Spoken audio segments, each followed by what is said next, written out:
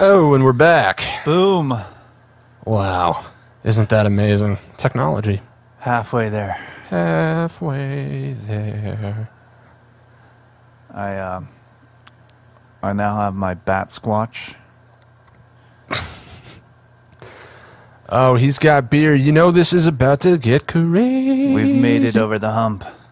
Let's do this. All right, so what are we doing next, man? The schedule. I'm not feeling the schedule anymore.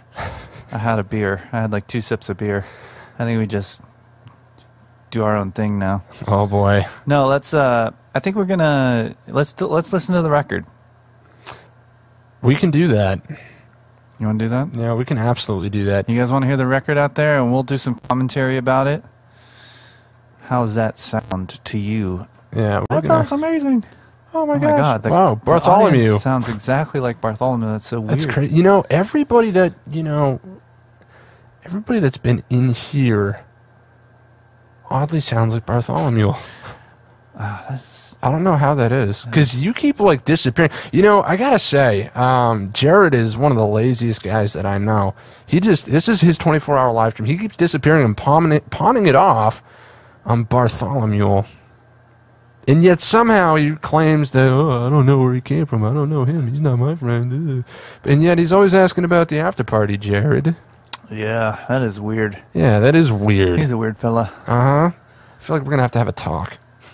But first, we're going to play some music. Well, so before, I mean, do I do the commentary before or after? Let's do it before. Okay. So we're going to start at the beginning of the record, guys, and we're going to go through, and I'm not going to talk while the song is playing. Because that would be annoying. Because that would be annoying. Yeah. I mean, but I've heard, like, Tenacious D and do that and stuff. They do commentary, like, over the movie. When you're Jack Black, you get to do what you want. You can do whatever you want. That's a good point. So, Gathering Clouds is the first track on the album, and it kind of... So, not very many lyrics in that one. No? I need my lyric book just to check. I think it goes like something like gathering Hold clouds. on. Oh, here we go. How long till the battle is won? Yes. Gathering clouds. Those are the lyrics. Oh. So, yeah. Some of my finest work. Yeah. It's really prolific.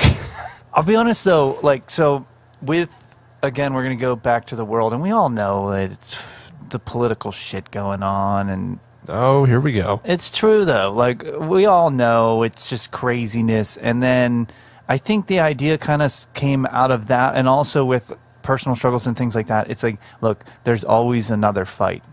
Yeah.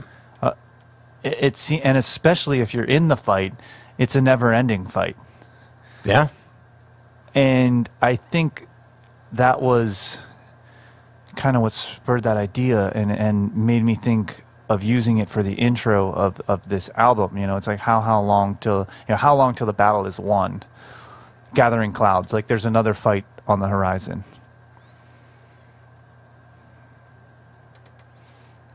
You looking at me? No, just leaving that there because that, I don't know. Yeah. So that's it. I mean, it's a cool intro piece too because it is very abstract. You know.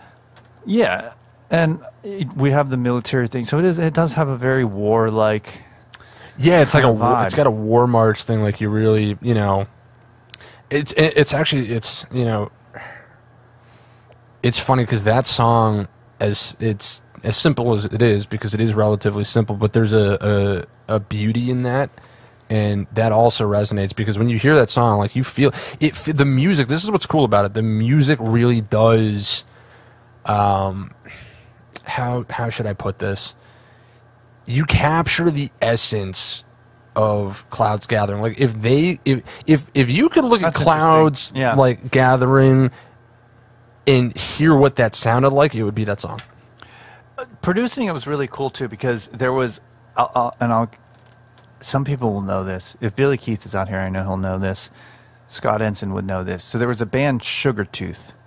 Probably not a lot of people have heard of that band, but I thought they were cool. They came out with 2 records, and they had this one song, and it was like, it goes on and on and on and on and on.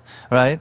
And it was just like a repeating motif like that. And it was a very similar, the guitar part reminded me of this. And when I wrote that guitar part, I was like, that reminds me of that Sugar Tooth song. And I love that it's just one very simple, sort of haunting guitar part that plays over and over. And then a trick that we did at Scott Studios, we added a nylon string guitar. He called it Bardcore. That was an ongoing joke when we were up there. He's like, Bardcore. And so we put a lot of really cool layers in there that just kind of build and swell up. And it's again, like a very cinematic intro. All right. I've talked enough about it, right? I think so. We could go on, but yeah, let's hear it. All right, here we go.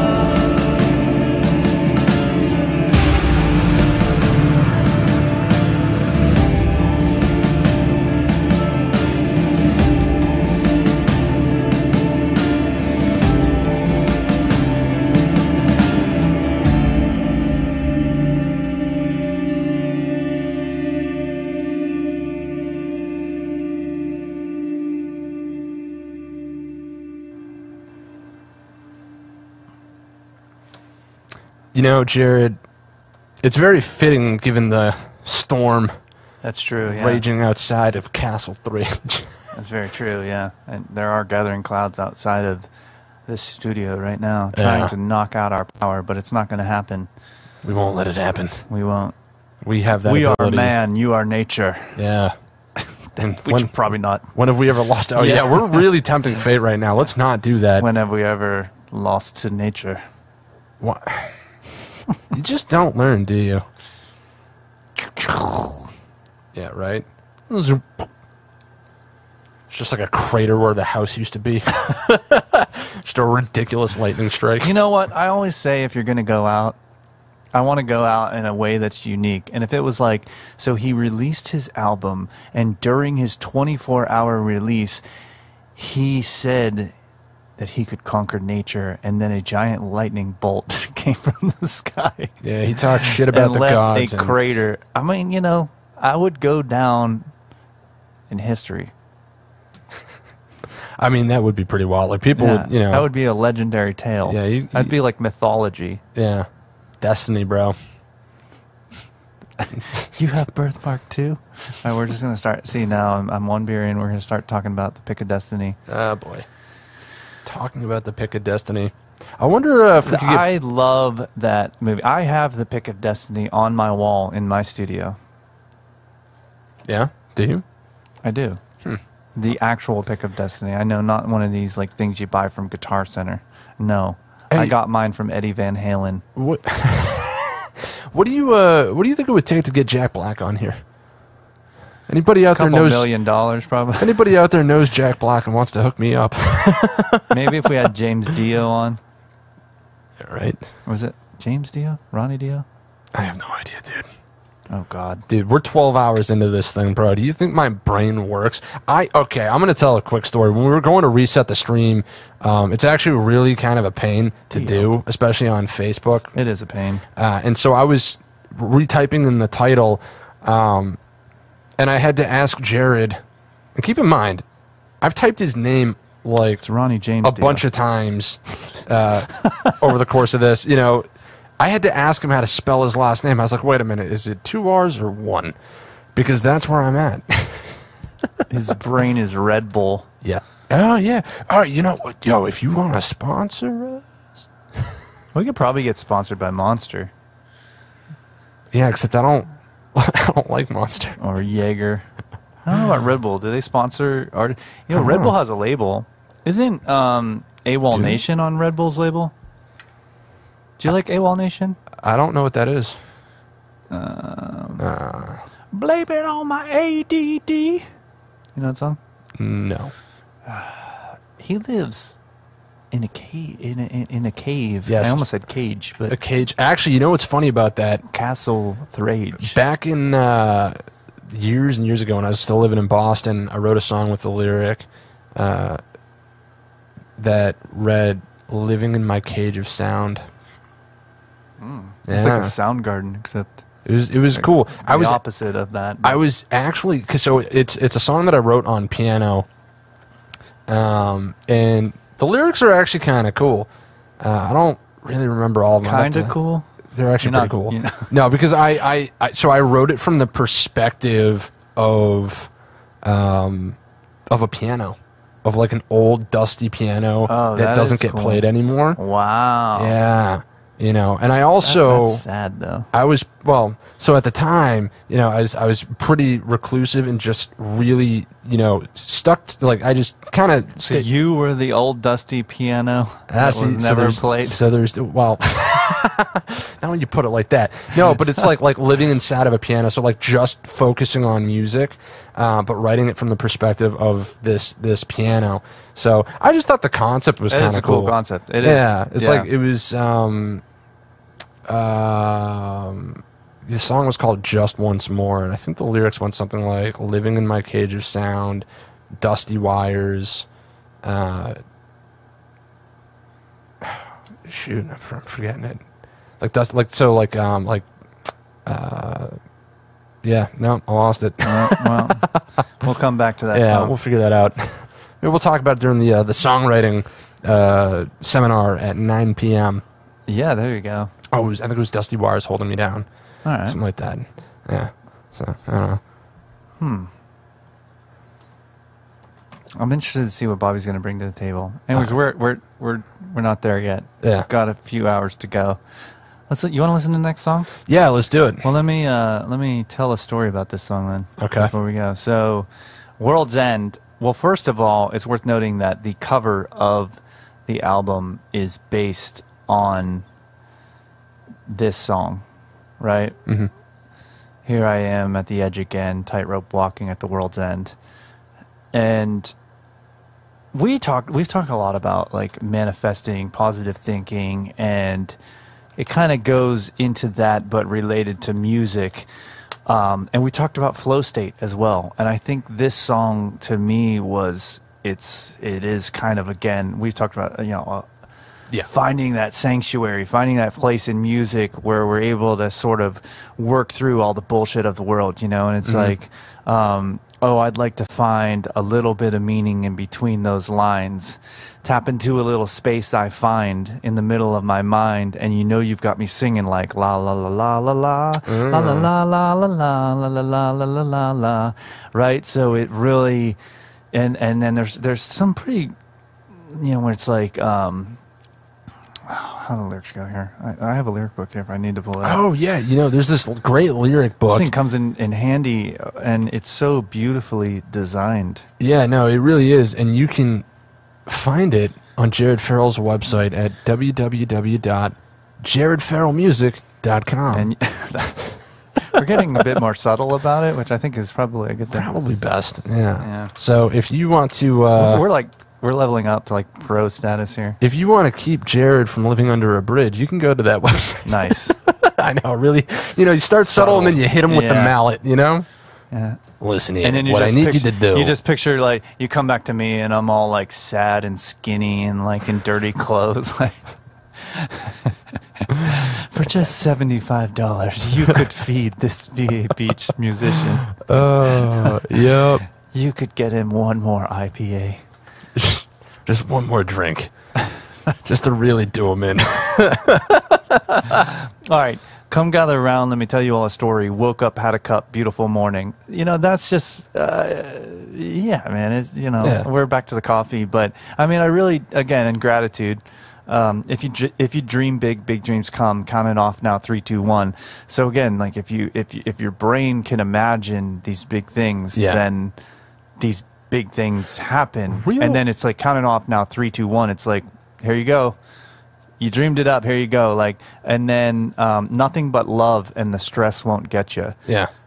Oh, there's a good some meaning in that lyric. That's a good line. There is some deep meaning in that. And I think, you know, when you go into, we talked on all this stuff before, and we're just rehashing it again, but I think it's powerful stuff to go over. Yeah. Is that when you go into an event with an attitude of gratitude and an attitude of love, and you're just having fun, you know, and you're bringing love to that thing, then you're not going to be so stressed out about it. You're not going to be like, oh my God, it has to be perfect. When you go into the studio, if you're like, yeah, man, this is like, let's do this. Like, come on, let's create art. This is awesome. And you find that flow state. Yeah, let's do a 24-hour live stream. Yeah. This line is my favorite, I think, in the song. Nothing but love and the stress won't get you. Never mind above. Try looking in the center. Yeah, I like that.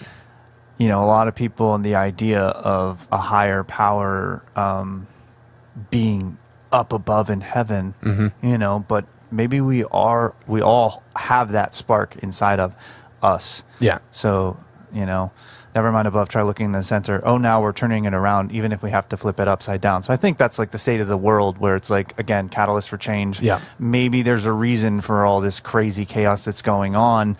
Maybe we are turning things around for the human race and we don't realize it. You know, it's like there's some reason why all this is happening. And then again, into the chorus, what'd you find? Should we dig a little deeper? Combat silhouette. Maybe I'm a dreamer. Right. That's actually, I take it back. That's my favorite line, because when I've talked a lot about the political thing, that line is like, what'd you find? So I'm saying, what'd you find when you listened to the song up to this point? That's literally what I'm saying. Like, what'd you find? Should we dig a little deeper? Combat silhouette. Maybe I'm a dreamer. Meaning, like, should we fight can we fight these demons within ourselves before we fight the demons with each other, or fight each other like we're demons? You know what I'm saying? Yeah. And maybe I'm a dreamer. You know what I'm saying? Like, maybe it's only me that is like thinking this or whatever. When the rain comes, or like how you know what you know is true. Dude, that's the point. It's a good point. But a lot of people are just like blatantly saying this is the way it is. Yeah. How do you know what you're saying is true? You know, Jared, I feel like you subscribe to my philosophies a lot more than you let on when we have conversations at the end of band practice. We have great conversations, and I think maybe sometimes I like to be a contrarian, you know, and just be devil's advocate. Because I like to philosophize about, well, again, like, how do you know what you know is true? Sometimes I think I'm always right, but it's how do I know what I know is true? Well, we don't. I mean, truthfully, truth is almost a, what's the word? It's not, I'm not going to say truth is subjective, because I don't believe that. I believe 2 + 2 is 4. I do believe there is an objective truth, but I do believe that some situations are. Say something and talk and save me from this, because I'm trying to think of the word, and it's like a technical term that I can't think of. I got you. Well, so here's where I was going with my point, because we have some very interesting conversations. You know, after you'd had a couple IPAs. But no, listen. Welcome to the second half of the live stream. Yes, this is where it goes off the rails, folks. So, when I say, you know, okay, so the lyric about, you know, flipping it upside down and not necessarily knowing, you know, what's true, or like trusting, like who's to say what is. I think that's where it kind of, like a thought experiment that I like to do every now and again is ask somebody like, hey, like, how do you know that, I'm going to pick like a really dumb example, but just to illustrate the point, like, how do you know Hawaii's real, right? Have you ever been there? No. I've been there. Well, okay, but assuming you haven't been there. All right, so it's real, bro. Let's pick. It's realer than real. Let's There's monkeys in those fucking waterfalls, dude. Jesus. The 7 sacred pools. The road to Hannah. All right, so let's pick. Wait, hold on. Let's talk about this real quick. Gosh, come on. So now. there's this fuck. All right, I'll let you finish your. No, go ahead. Finish my point. Okay. Don't switch back to me. I'm sorry. Go ahead. Finish your point. So sorry for interrupting. This is getting fun, guys. Yeah, this is great. I can't wait. All right, so the point is, pick like I don't know, some random thing out in the middle of like the Pacific, right? Some like small island nation that nobody's ever heard of. Okay. So if you've never been there, if you've never met anybody from there or anybody that's been there, how do you know that it's real other than it's on a map, right? You're just trusting that the person that put it on that map is giving you accurate information, right? That's just an act of faith. So, the question then becomes, you don't actually know. You trust that you know. True, yeah. But you don't actually know. So that's the point. And I think that's something that, so that's something I think a lot about, especially when it comes to, like the state of the world. And, we talked about this earlier too with like, we've taken what used to be looking out our window and assessing the world to now looking at a computer screen. We've replaced the computer screen with the window, and now we can see any version of the world that we want. And so there comes a huge responsibility with that level of knowledge and power that I don't think people are really ready for. And that's where you kind of have to get into that mindset of like, okay, if I can't actually see it or experience it like physically in my domain, well, how do you actually know that's what's happening? How do you know you're not being manipulated or toyed with? Or and when there's very, I think, complex, abstract concepts that we're working with that, it's hard to say that anybody really knows for sure. Like some of these, like politics, religion,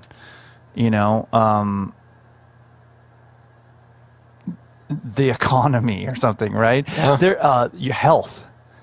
There are so many variables and people that are coming from so many different angles, and so many people that have, in a way, I hate to say that, but their truth, right? Because you can't necessarily say this diet is the best diet. Right. You can't, because somebody is different than you, and a certain diet might work for them that might not work for you. So you might be like, you need to eat this diet to be healthy, but we'd all be better the same. Yeah. So it's like, well, how do you know what you know is true? Yeah. When the rain comes, what you want to do, which is like when the shit hits the fan. Does it even matter? You know what I mean? Like we're fighting, and that's almost a miracle. Like we yell and scream of our failed philosophies, right? Yeah. And that's a lot of the stuff that we see on social media. We all see it. So I'm writing about it, Yeah. And I'm channeling some of this stuff that like I'm processing emotionally and mentally, and and I think that's then it's like nothing but fear, and the space won't let you. Change your mindset, man. It's gonna get better. Oh, now I gotta let it out, even if it means I gotta scream and shout. And there's some heavy shit in that second half of that thing, Yeah. It's if it goes back to almost what we were talking about. If you, I forget when we were talking about this, but if you go looking for hate, if you go looking for all the shit in the world, you're gonna find it. You're gonna find it. Yeah. Well, because everything. I mean, in we could even start getting into like my version of the multiverse theory. But bro, it's 6:30. Yeah, we gotta go like 3:60, which isn't even the time. Nope, you just made that up. Jared went off the rails, folks. We just flipped the clock. Big beautiful green clock. Well, so we can table this and we can get into World's End.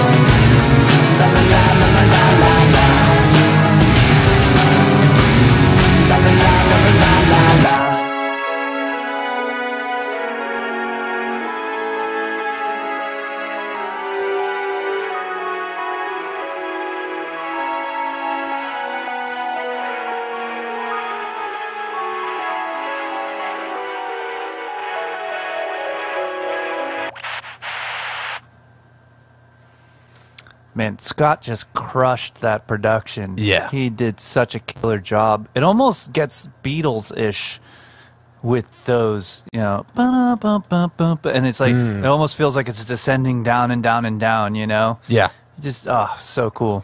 Yeah. That one changed a lot from the production that I sent him. He did a lot on that track. When he sent it back to me, I was like, oh my God. Like, Really? he did a lot on that song. So shout out to that, you know. Yeah, Kudos. dude, it's fantastic work. It really is. That shit's kind of hard, man. I love it. What, doing good work? No, that song. It's just yeah. I was jamming to it. Oh, yeah. Yeah. So let's talk about religion. Make them pay. You know, a lot of people, I think, there's been a couple songs, people are like, is he really religious or is he a Christian? So I will definitely say I'm not, but I have a tremendous amount of respect for the philosophy behind... This is a nuanced conversation, but this song, Make Them Pay. And I'm just going to flash this again because this was for Make Them Pay. Okay, cool. Yeah, throw up Alex's work. Yeah. Yeah. We're going to show... there it is. Yeah, Alex Best drew this for the art contest. Yeah, super cool, man. He did it in watercolor too, which is just awesome. Yeah. Yeah. Just to add some contest, you know, before context for when we play the song. Content. That's all we can think about here. Yes. Oh good Lord, are you listening? Please pierce through their blackened heart. Man, the thunder outside, like to this, is like kind of the perfect soundtrack. This is pretty gnarly. Yeah. They are fools, they are thieves, they are killers, they are snakes in the dark. You know, like I said, the spirit of tyranny, I think. But the whole premise of the song, I mean, you guys have probably all heard it. I guess everybody listening probably has heard it. Plus, we've already played it earlier and we've talked about it. But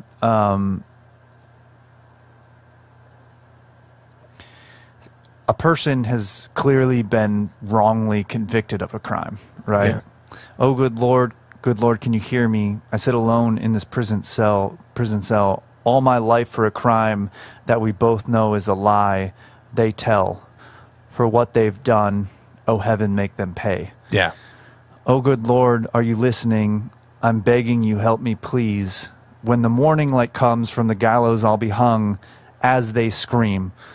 I want to point out, too, that I set it up so that they're screaming for what they've done, make them pay. So if you listen to that second verse, it's like they're pointing at the main character of the song who's been persecuted wrongfully, saying, for what they've done, make them pay.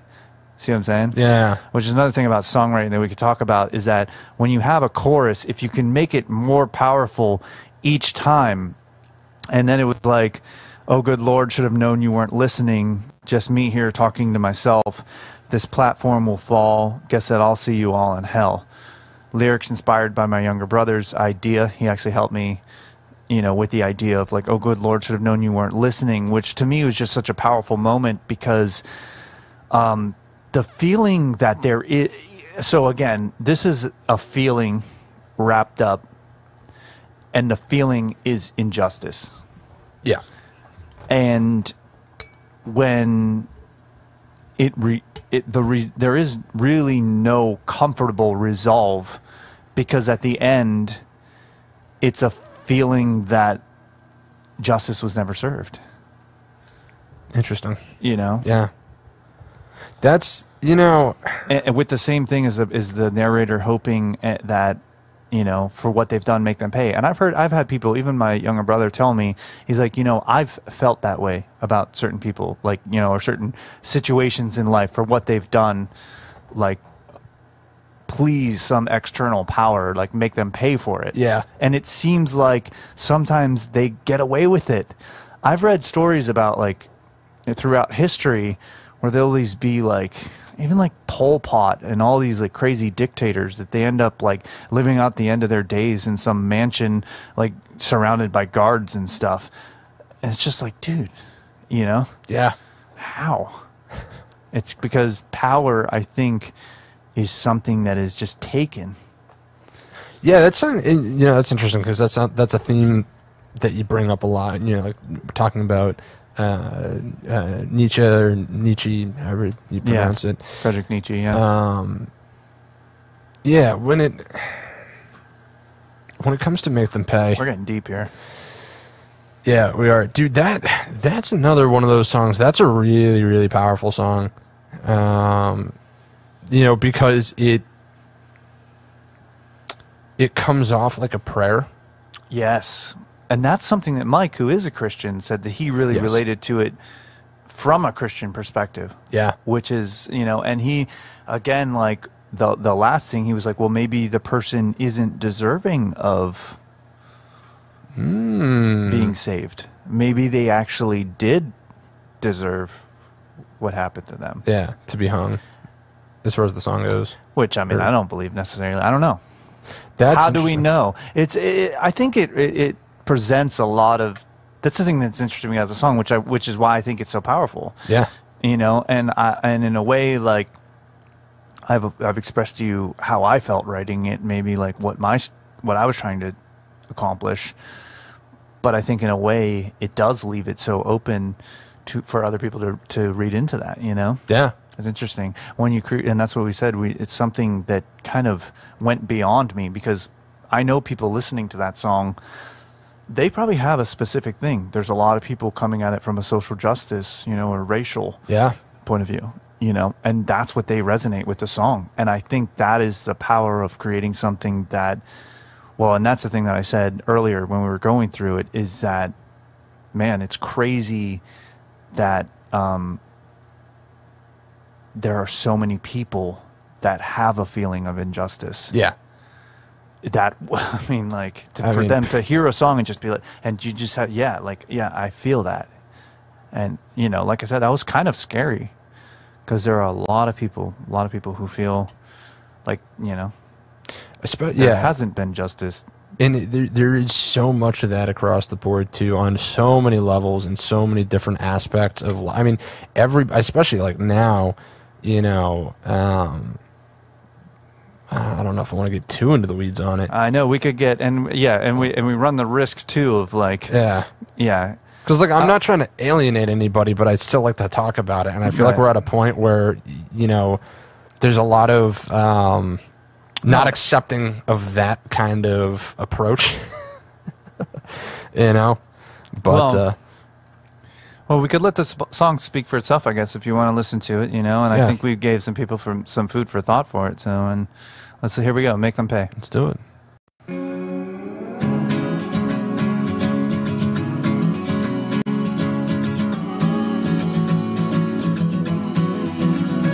Oh, good Lord, are you listening? Please pierce through their blackened hearts. They are fools, they are thieves, they are killers, they are snakes in the dark. Oh, good Lord, can you hear me? I sit alone in this prison cell. All my life for a crime that we both know is a lie they tell. For what they've done, what they've done, oh, heaven, make them pay for what they've done, for what they've done, oh, heaven, make them pay. Oh, good Lord,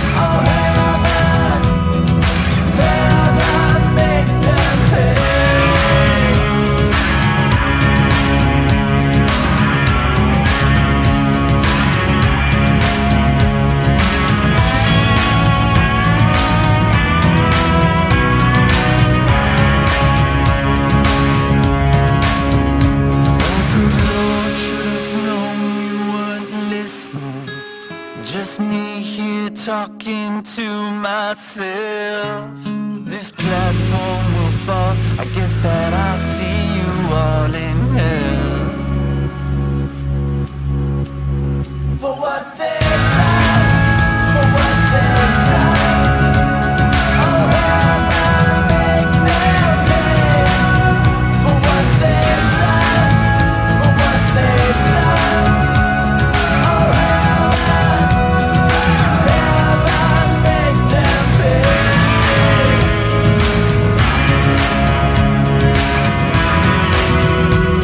Oh, have I make them pay.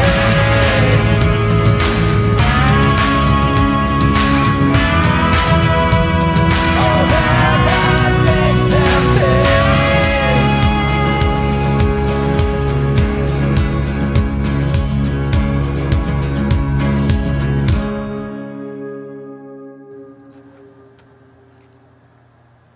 And we're back. Love that.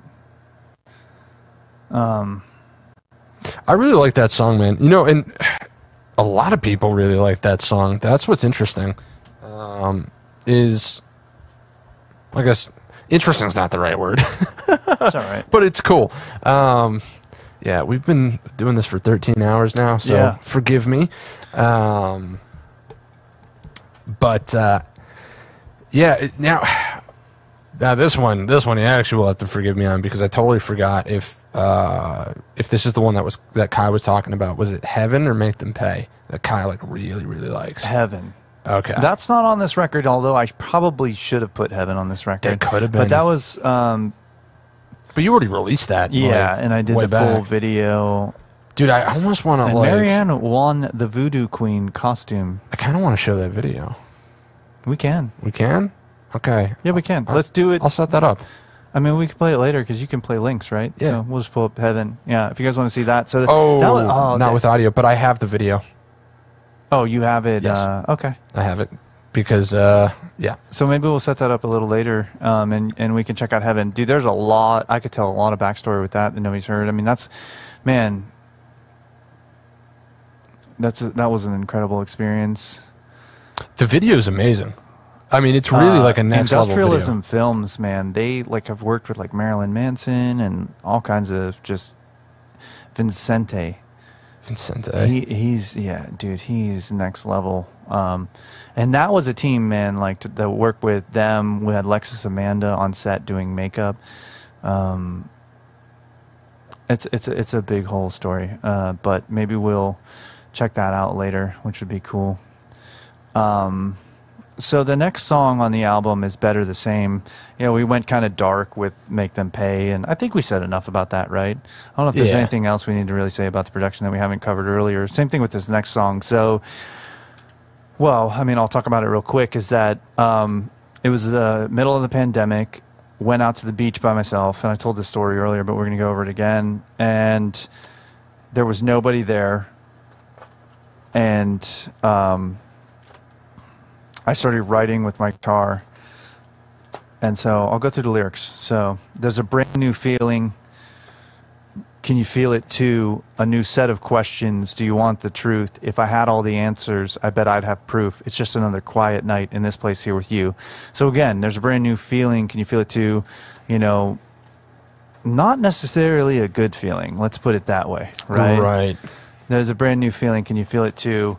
A new set of questions. Do you want the truth? Yes, we all want the truth. Can we find it? No.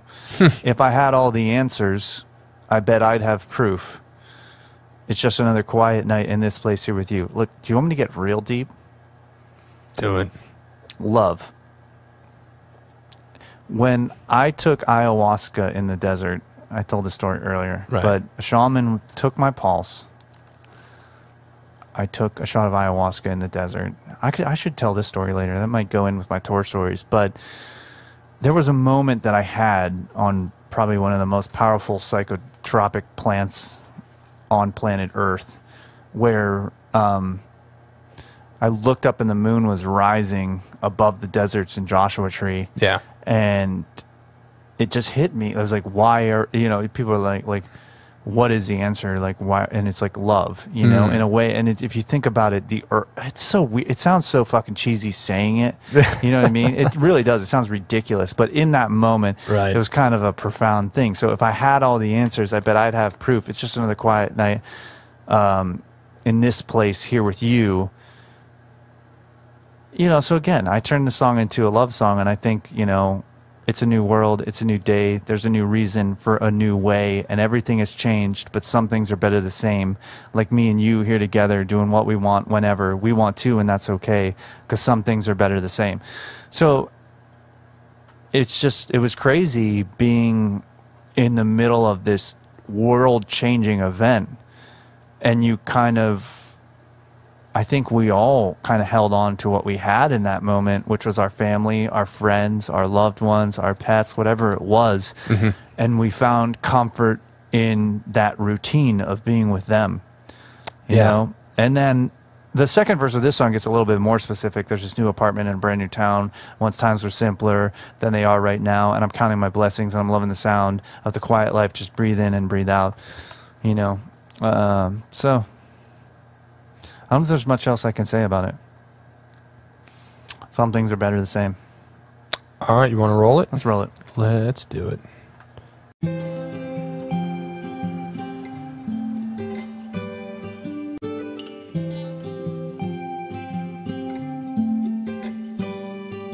There's a brand new feeling, can you feel it too? A new set of questions, do you want the truth? If I had all the answers, I bet I'd have proof. It's just another quiet night in this place here with you. It's a new world, it's a new day, there's a new reason for a new way. Everything has changed, but some things are better the same. Like me and you, here together, doing what we want whenever we want to, and that's okay. 'Cause some things are better the same.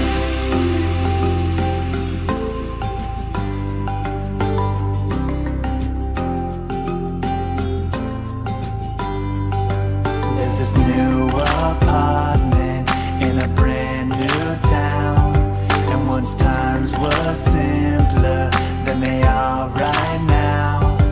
But I'm counting my blessings, and I'm loving the sound of the quiet life. Just breathe in and breathe out. It's a new world, it's a new day, it's a new reason for a new way. Everything has changed, but some things are better the same. Like me and you, here together, doing what we want whenever we want to, and that's okay. 'Cause some things are better the same.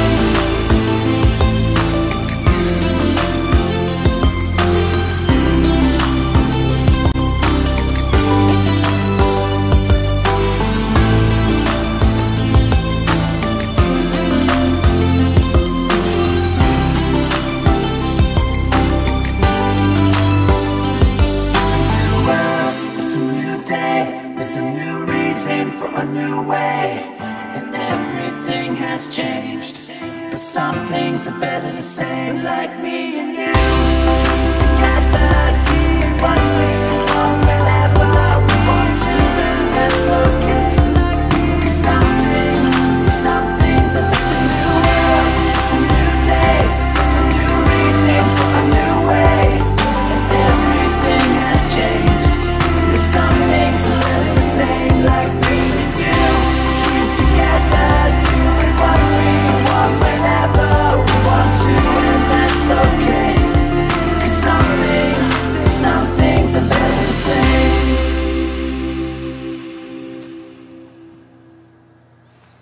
All right, better the same. There we go. So next up is It Ain't Easy. You know, this song, To be 100%, it's a story. Yeah. And again, it's one of those things where it's like, draw from personal experience, but don't rely on it. And I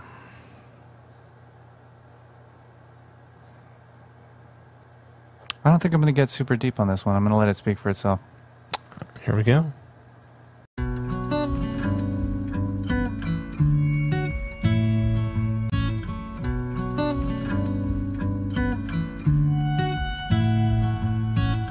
Memories like a carousel, throw 'em all in the wishing well.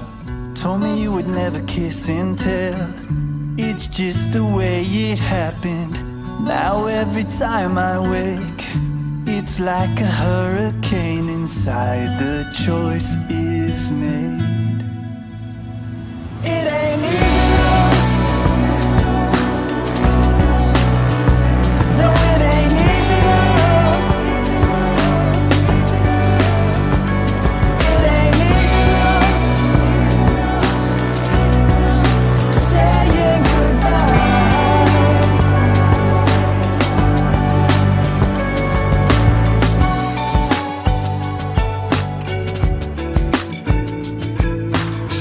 Looking back on the summertime, you and me in the open skies, Harlem Jazz, we were drinking wine. I can still see you laughing. Can we go back to it before the whole world split and opened up to pull me in? It ain't easy, love. No, it ain't easy, love. It ain't easy, love. Saying goodbye.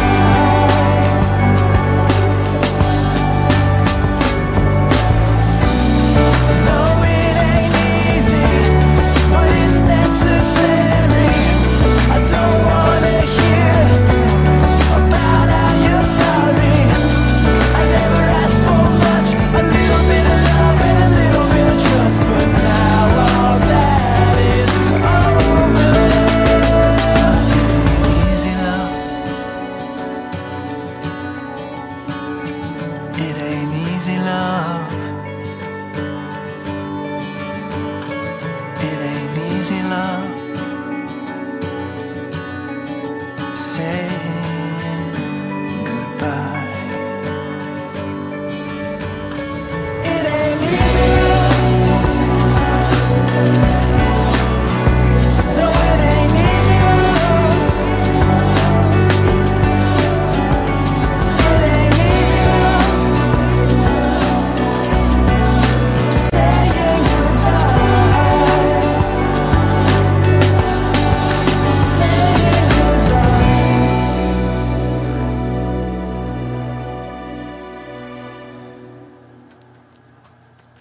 Boom. Boom. Yeah. It ain't easy. Neither is doing. No, I mean, like I said, I don't want to go too deep into that one, but I think that's one of those songs where draw from personal experience, don't rely on it. I'll just leave it there. So everything's fine. I think the whole world's crazy. We all lost our shit. I think we can all relate to those lyrics, man. Oh, yeah, dude. Well, especially after 2020. You know what's crazy? Here's what's crazy. It's almost 20. I mean, and I can't take credit for this because I saw this was like a meme that I saw. You know, it's almost 2022. Think about that for a second. It's almost 2020. Jesus, 2022. Yeah, 2022. And, you know, we're still all processing 2020. Yeah. You know? Isn't that wild? When you really think about it, like, that's how absolutely nuts. I mean, that flipped everybody's world upside down. Oh, It 100%, ripped yeah. families apart. I mean, it was... That year was just devastating on a whole new level, and I don't think anybody was ready for it, you know? That's true. That is true, yeah. I won't. So yeah, I think the whole world's crazy. We all lost our shit. I won't let it faze me. I just needed a little lift. High above the glowing lights of all that we created. In a cloud of simple silence. Nothing complicated. I'm trying not to think. It's pretty poetic, actually. I like that. It is. Maybe it's just the way that you're reading it, but the lyric book does come off as like a poetry book. Yeah. Yeah. I don't know the reason. I just want to leave this place, and all I'm seeing, it just hurts my eyes. I don't know why. Yeah, I'm fine. Thanks for asking. You're too kind. I just want to get so high that I lose my fucking mind tonight. You know, it's so funny how many people have like been like, dude, like I totally feel that song. TA is like, dude, like, yeah, like this song gets me. And like I said, man, it was just a moment. That's all I did. I think that is truly, with my experience songwriting, if there's one thing I've learned how to do, it's just get the fuck out of the way and let the moment just go out on paper and express itself, you know? Yeah. And so, I don't know. I appreciate this song for that because I really do think it was a moment captured in time. Just a little distraction from the pain I feel. No satisfaction from the spinning wheel, the phone. Right. As I stare at the reflection of a blackened mirror and the light within our eyes is slowly disappearing, I'm trying not to blink. All right, roll it. Everything's fine. Everything is fine. You know what?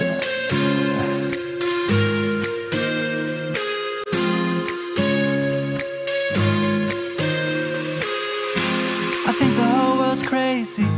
We all lost our shit. I won't let it faze me. I just need a little lift. High above the glowing lights of all that we created. In a cloud of simple silence, nothing complicated. I'm trying not to think. I don't know the reason, I just wanna leave this place, and all I'm seeing, it just hurts my eyes. I don't know why, yes I'm fine. Thanks for asking, you're too kind. I just wanna get so high that I lose my fucking mind tonight.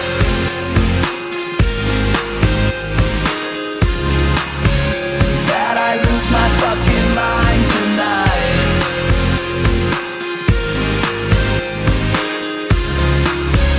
That I lose my fucking mind tonight. Just a little distraction from the pain I feel. No satisfaction from the spinning wheel. As I stare at the reflection of a blackened mirror, and the light within our eyes is slowly disappearing. I'm trying not to blink. I don't know the reason, I just wanna leave this place, and all I'm seeing, it just hurts my eyes. I don't know why, yes I'm fine. Thanks for asking, you're too kind. I just wanna get so high that I lose my fucking mind tonight.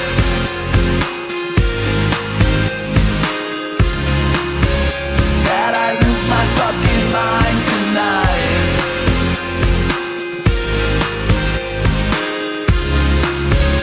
That I lose my fucking mind tonight. I got my head way up in the clouds. I hope my feet never even touch the ground. I don't care what they got.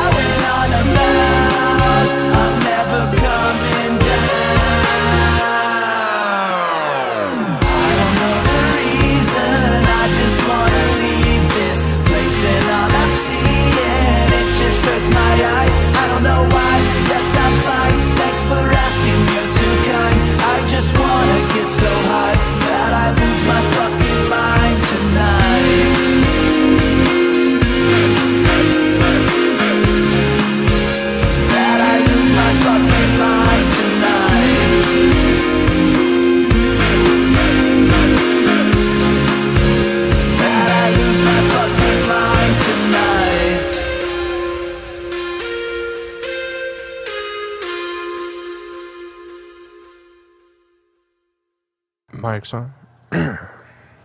And we're back. Yo. Everything's fine here.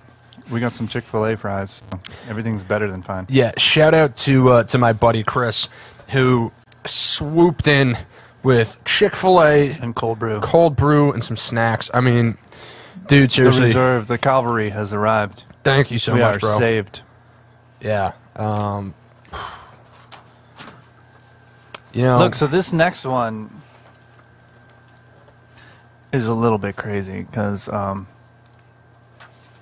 mean, yeah, we were talking about ayahuasca and stuff, but when I had COVID, afterwards, I was tripping out, man. I was seeing stuff like in the woodworks, which I talk about in Catalyst, but I wrote Catalyst when I had COVID. I had a fever from COVID. And then directly afterwards, there was this period of just being like sort of tripped out of my brain, you know? yeah. It was weird, man. I was like looking out my window and like seeing owls and shit, man. I don't know how to describe it, dude. It was not right. It was very weird.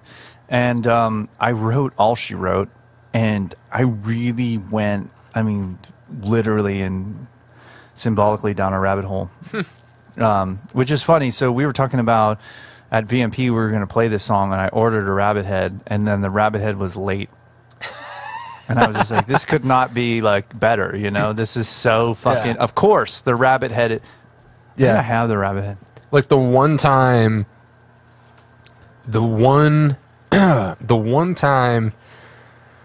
that you need Amazon to be on time, and it shows up late because, of course, it's a rabbit head. I mean, you know, why? How would it be any different? You know, it had to happen. Jesus. Oh, wow. This is what we do, folks. So, Yeah. Beautiful. jeez. Is it terrible in there? It's not too bad, but I feel like my ear's a little Yeah. floppy. Yeah, it's a little bit off.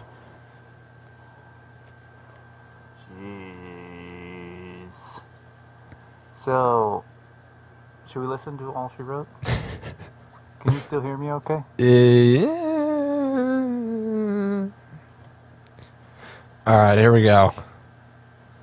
What, do you want me to keep you Am up I there? supposed to read the lyrics? I'll read it afterwards. Just play the song. Okay.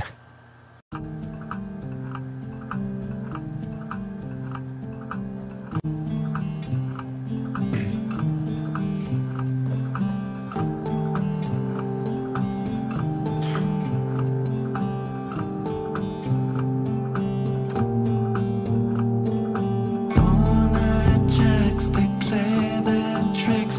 I took the path they travel less. The queen she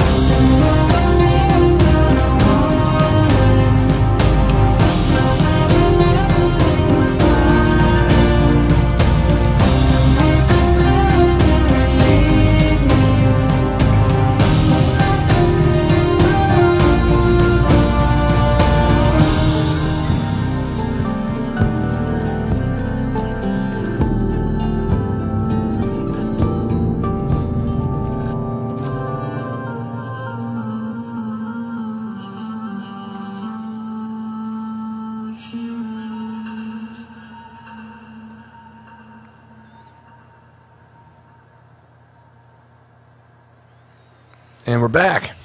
That is some trippy shit. A little bit. Yeah, we went out there with that one, and I mean, I could try to explain it, but I would just sound crazy. We just went full Pink Floyd, like, you know, lost our minds with it, I think. And Scott had a great time with it. That song almost didn't make it on the record. And, you know, there was some songs, and we were like having like a last minute phone call. It's like, are there any, you know, that that really inspired you that we think we should do? Like, what were your favorite? And he was like, well, look, to be honest with you, that song, All She Wrote, was one of my favorite, but, you know, I don't know if it's too out there. And I was like, I want to have one that's too out there. I want to get crazy with it. And I think we did. You know, I love it. I love, like, the sound effects. I love the part where it's like, strange eyes I don't recognize, staring back, and I don't know who this is in the mirror. And then there's just like maniacal laughter. I love that, man. Dude, it's, you know, it's fun. I'm glad he kind of talked you into letting them go, you know, get wacky with it. Yeah. Because a lot of people like that song. Oh my God. Yeah. You That's know? like been, I think so far, the most popular song that I've heard. Maybe that, The Darkness, Catalyst.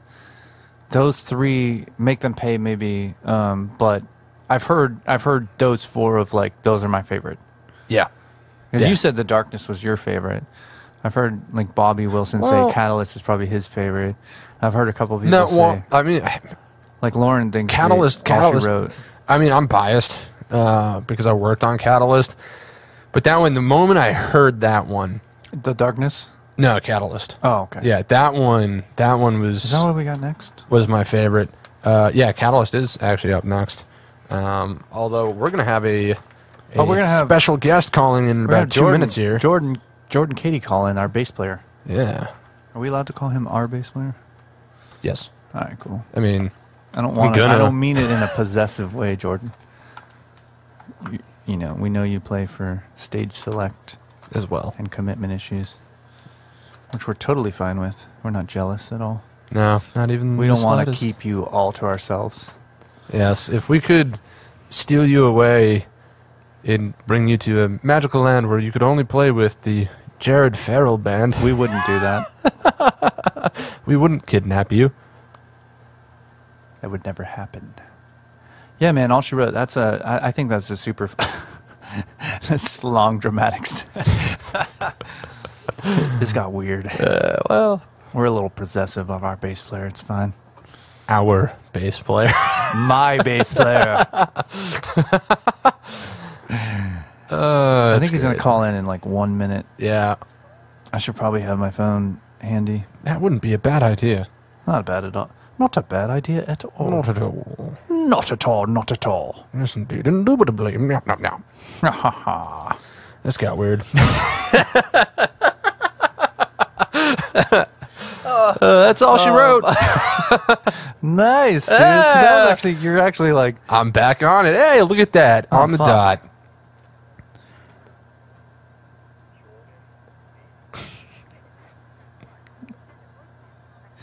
Of course I accept. Mr. Katie. What's up? Mr. J. Orden. What's up, dude? What's going on, fellas? Dude, we're hanging out, man. We are doing a 24-hour live stream. I don't know if you heard. Oh, I've heard. I've heard around the grapevine. Yeah, word's getting around. Yeah. Yeah, dude. And, I think we're staying strong. You know, we just got some Chick-fil-A, some cold brew. I'm drinking Bat Squatch. Yeah. Okay, is that one of your IPAs? Correct. Unfortunately, he gets me. Yeah. You know, Jordan, sometimes you really disappoint me. No, you really impress me because I know sometimes you'll share an IPA with me, which I appreciate. Mom and Dad, stop fighting. Yeah, those IPAs, man. I can't do it. They knock me out. You know, this call was going so good. Yeah, and then I had to ruin it. Dude, So yeah, man, congrats on getting past the halfway point. Thanks, Thank man. Yeah, we're well past now. Yeah. We're like, this thing's like over. We're in pain now. How many 15 minutes? I like to break things into segments of 15 minutes, so we've got about 15 minutes. We get to break things into segments of an hour. Yeah. When we got 24 I think guys. we're doing good, man. I think the Bat Squatch gave me a second life, you know. I may be getting more and more obnoxious as the stream goes on, but that's okay as long as I feel fine. That's good. Everything's fine. Paul, Paul's just consuming Oh, God, everything. sodas, like cold brews, Yeah. Red Bulls, like I'm surviving. Jeez. anything that's like some strange glowing color, he's just drinking. Nuka-Cola. Art. There's your pretty Stage art on- Selects reference for He's you. just like cutting computer wires and like, oh, shock him into Just chewing on them. Yeah, I got like a in between 9-volt songs, battery. Like, oh, fuck. Yeah. Oh, wait. I got this. Couple of 9 volts. Dude, it's early. We're not even like faded. Anyways, man, how you doing, man? I'm good, man. I am at my girlfriend's house. She's out of town, so I'm squatting at her house, basically. So that is where the after party's at. Oh, so I'm you letting get to... Bartholomew know. Yeah. Oh, yeah. I hope she's listening, too, man. Yep, it's going down. She. Is Bartholomew um, a she? You know, Breaking news. I don't Breaking know, news. I don't know what anything is anymore. Dude, we're, I don't know, man. Yeah, are you excited about Riff House? I am. I'm very excited. I just checked my calendar today. Noticed it's only 2 weeks away. So, yeah, man, I'm ready to lock in and fucking kick ass on that. Fuck yeah. Are we allowed to swear? Yes. I don't fucking know, dude. I mean, I think we're fucking allowed to swear here. You know, we are now. We're keeping it very kid-friendly, actually. Yeah, for the most part. For the Now, most part, as yeah. this gets into the night, it's been families just- might want to turn this off, but No, Oh, it's, just okay, yeah. it's anything goes, I think. But yeah, man, I'm looking forward. So we got Star Crown, right? And then we got Commitment Issues. There's another act on there too, as well. But And Star Crown, that's Jade's band, right? yeah, she's killer. It's Yeah, gonna be yeah, I a met great her. show. Yeah, I met her through Brandon, and we went out to lunch one day, and we just shot the shit with her. Yeah, she seems really cool, so it's gonna be an awesome night. Are they the headliner? I think so. So they're pretty big, huh? I have no. I think they're debuting, but I don't know. But Well, 'cause I know they're were not you here local. that day? You were here for that barbecue, weren't you? I'm pretty sure you were. You might have been. You might have been practicing with Stage Select, though. I'm not sure. But she got up with her drummer, I think so. Yeah. and they did like some Alice in Chains and stuff, and it was killer. Just off the hook. Oh yeah. Yeah. Yeah, 'cause I know they're out groups. I didn't know if they were big in their local area. Right. Where are they from? Uh, Georgia. North Carolina, I believe. Okay, North Carolina. Anyways, yeah, August 28th. You know, it's gonna be the JFBs. See, Jordan, we wore him down. It's the Jared Farrell. It's not JFFB anymore. We're just gonna go JFB. Yeah, let's just get. I mean, I don't want to, but you've won the marketing war here. So I'll just submit to the Being a group, man, Yeah, the JFB will be at our second full band show. I'm excited. I'm excited. Yeah, I am too, and we couldn't have asked for a better first show. That's true. Yeah, that went man. pretty well. Yeah, I tuned into the live stream earlier when you guys were talking about Make Them Pay, but had no idea, one thing I like about you, Jared, is like your music has meaning behind it. You're kind of like you kind of take like the Beatles angle at your music, where like you're kind of sacrificing, you know, stellar play, arpeggios, crazy instrument shit. You're kind of sacrificing that and focusing more on like the poetic, lyrical side of music. And like everything in your music is saying something and it's telling you something. It has ideas, and I really like that appeal with your music. I think it's very neat. I appreciate that, man. Hell yeah. Yeah, because like I'm always looking for, you know, like Between the Buried and Me, like just music where like the instrumentation is just out of this world. But it's always nice to hear the lyrics, feel things, hear things. It's good, man. And it's true artistry. Thanks, man. Yeah, Between the Buried and Me, dude, they're pretty awesome too. I love that stuff. Oh man. Yeah, I do appreciate that, you know, and I just, you know, I don't know. Yeah, that's just, for one, I can't do it, so there's that. You can, man. There's all those YouTube things, like, it's out there. You just got to put in the time. It's like anything. That's fair. But, you know, I try to capture a vibe. I feel like it's like painting with sound. Yeah, there you go. Exactly. And you're already good at painting, so, you know, and you're already musically inclined, so you're just combining your... we talked about this Davey talked about it in the interview with him. Like, I think I'm more visual than I am even musical.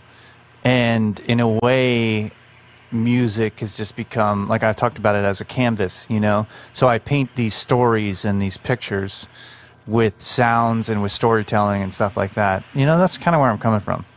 So, but I do also appreciate that musicianship, you know?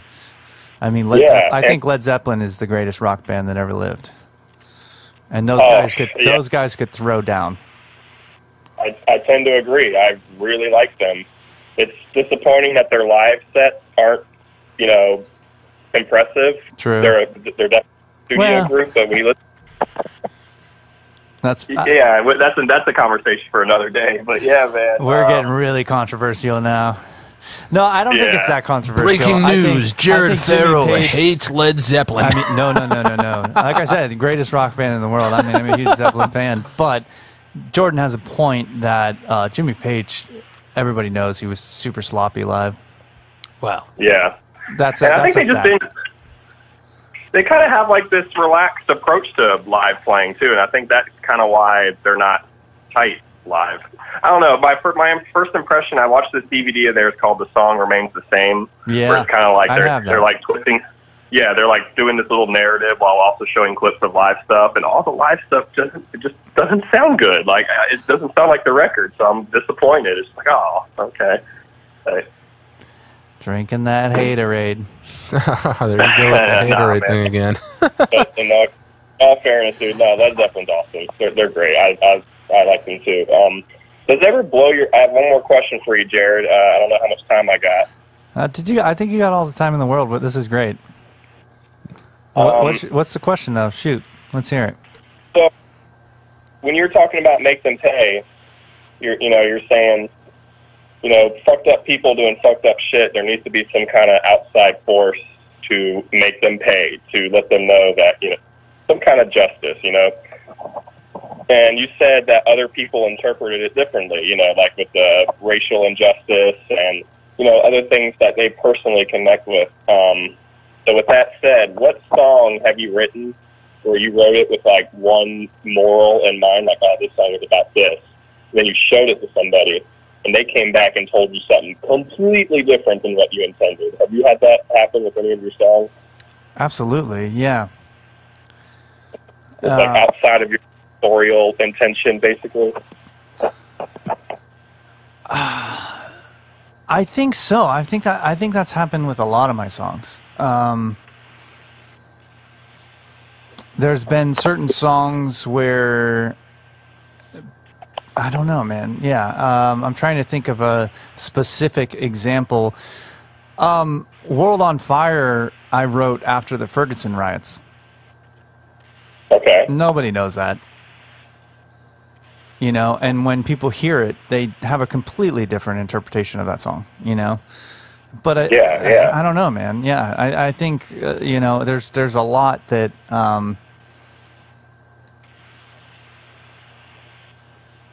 I don't know. I'm trying to think of another example, but I know there's a lot of examples of people like, some people think things are about, a love song or relationships, and like really when I wrote it from was something completely different. Yeah, exactly. I wish I could give you a more specific example, but it's just not coming to my mind right now. But I think that is one of the things I try to do, and I've learned to do throughout the years, is like kind of leave things open to interpretation, even though I may write it inspired by a certain event or by a certain feeling that I'm having. I do try to leave, and Davey talked about that in the interview as well, is not being too specific so that people can put themselves into the story, and I think that's the most important thing. Yeah. Yeah. Let them write their own ending, so to speak. Mm-hmm. Yeah, that's a great question, though. Very great question. Yeah, I didn't know if there was one that was like really jarring, where it's like, what? You thought all she wrote was about Parmesan cheese? How the fuck did you get that? Like, you just like something really jarring like that. Let me think about it, man. I can't think. It's my favorite example of the night. Yeah, totally. Yeah, man. Let's see. Well, yeah, I don't know. So, yeah, I guess you got the rest of the live stream to think about that one, I suppose. Yeah, we have all night to let that one stew. If I think of it, man, I will definitely let you know. I'm trying to think. I mean, I can't think of anything specifically off of Lights of Babylon. Yeah, and I'm gonna tune in at like 3 a.m. tonight just to be like schadenfreude, just to be like, these guys are so fucking miserable. Yeah, dude, you can call in at 3 in the morning, bro. We're gonna have a chat. You gotta keep us going. We want to hear your philosophies. Yes. Right. You ever see that episode of Beavis and Butthead where Beavis had to go to work and Butthead got to stay home, but fucking Butthead didn't know what to do with his time, so he just went up to work and just watched Beavis work. He's just like, it's like that's what you're doing. Oh, that's awesome. Jordan, are you playing tomorrow? You playing a show tomorrow? I'm going to be on Beach Street tomorrow at Stage Select if weather holds up. Okay, Nice. So if the weather holds up, if you guys don't know, Stage Select, they play video game like Sonic the Hedgehog and shit, right? Like, yeah. But it's like gnarly. Like Yeah. they speaking of, they throw down, so it's really cool. If you guys want to go out to Beach Street and support Stage Select, support our bass player, Brandon. Yes, sir. Yeah, they found me first. Sorry, Brandon. Jordan. That's right. Yeah. Dude, thanks for calling in, man. Are you going to call back? Yeah, if I'm still awake at 2, 3 a.m. and I just want to be like schadenfreude or my You mean when you're still awake? Yes. At 3 in the morning, you're going to call in? Awesome. Deal. Well, I can't we shook on it. We shook it. Hey, you know what? Jared and I shook on it, so you got to... We all heard it. It's on tape. Everybody heard it. This is recorded. Oh, fuck. All right. I've sent it to my lawyer. You can be expecting a letter. So we'll talk to you at 3 in the morning, dude. No problem. All right, man. Yes. Appreciate the time, guys, Dude, and thanks enjoy the rest of the live stream. Thanks, brother. All right, later, man. Later, man. Later. I love Jordan. He's great. Dude. He's awesome. What a cool guy. The first time he came into practice, he just had charts, totally prepared, super great attitude. We're like, all right, you're hired. Yeah. Yeah. No, helping us carry our amps to the car and stuff. It's like, really? Yeah. You're already hired, dude. You got the job. Like, Jordan's, stop being so nice. He's on another level of just preparedness and professionalism. He really is. He is, yeah. And we like get into practice. We start ranting about crazy shit, and he's just like, right. The dynamic of this all works. Like, you guys are nuts, and I'm just like super chill. I'm like, thanks, bro. Yeah, pretty much. But it's good. It's good to have somebody that like kind of, balances our crazy, balances it out, and just like has kind of a mellow thing, because you're like, he's just like, you're like artistic crazy, I'm like technical crazy, and he just hangs the fuck out and keeps us from like going off the deep end. Yeah, he's just chilling. He's like, well, look, I'm just gonna throw down on this bass when you guys talk about all your dumb shit. Yeah. All right, what song do we have next? Catalyst for Change? Catalyst for Change. Should I tell the full story? Ooh, that's a good question. That is up to you, my friend. I'm not going to. Okay.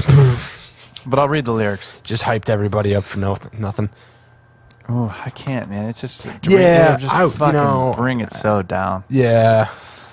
We'll go through the lyrics though. If you want. Well, so, cat's teeth grind, funny feeling in my side. So this is one of those things. I just grabbed the guitar. This was really what was going on. So I had COVID when I wrote this song. Yeah. And my cat was having teeth problems, which thankfully have been miraculously healed when we changed his diet. But we had changed his diet multiple times and we're giving him medicine. We brought him to a specialist and we could not figure this out.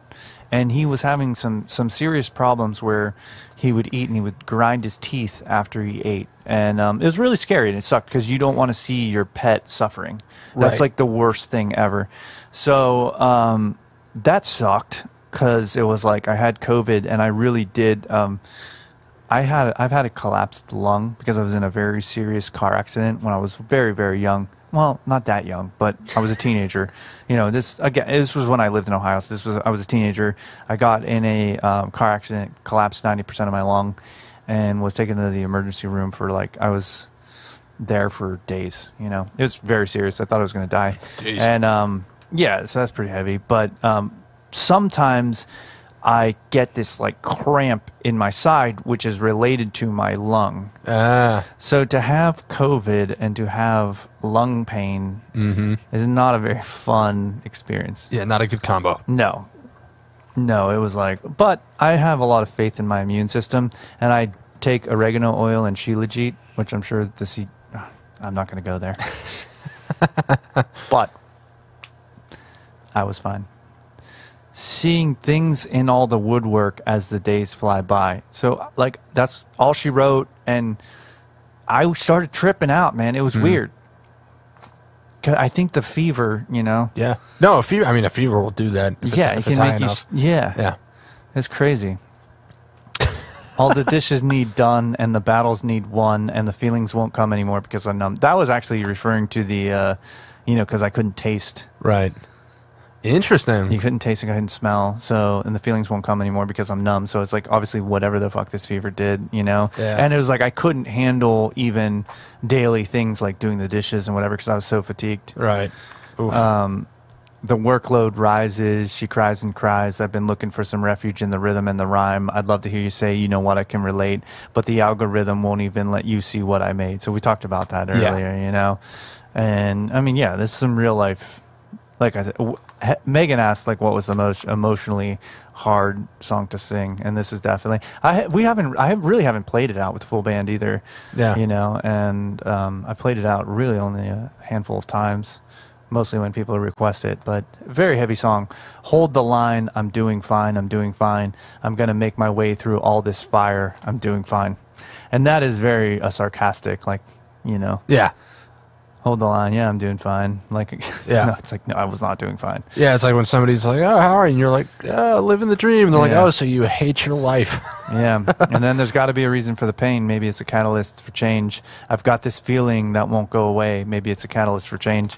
You know, and that's what I kept telling myself in that moment of wow, life just totally smashed me with a sledgehammer into the ground, and I was like, well, there's got to be a reason.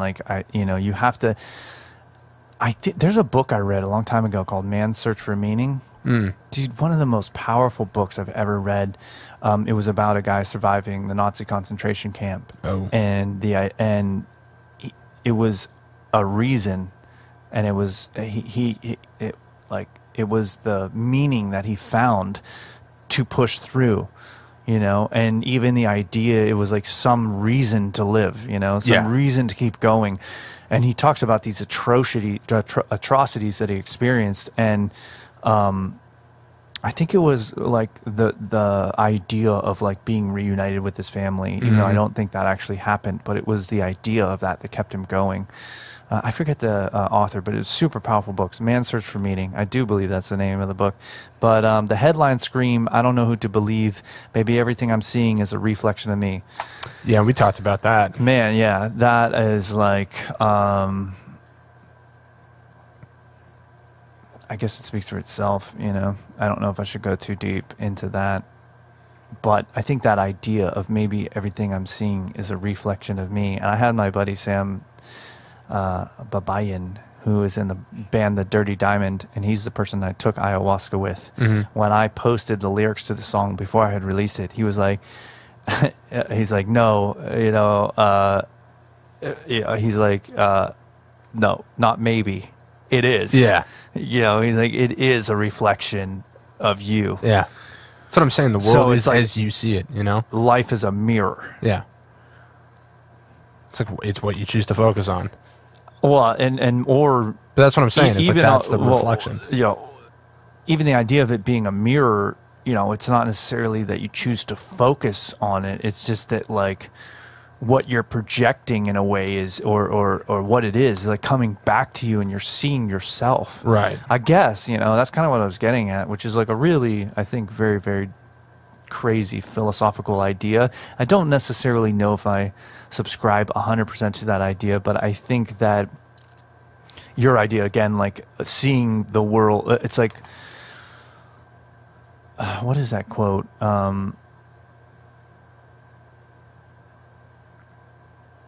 I don't know. I forget the quote, man. It's like, but essentially, yeah, like you're like life. You're seeing it as a I don't know. I forget the fucking quote, guys. Come on, it's almost 8 p.m. here. Give me a break. But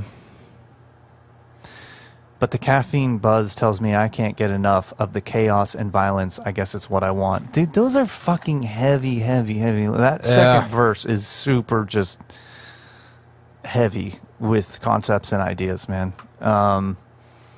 Say a prayer for me. I'm a tortured soul. Give me your love and attention. Let it fill that hole for a minute or so. Then I'll start to feel alone, and I'll push you all the way and start the cycle once more. Okay, fine.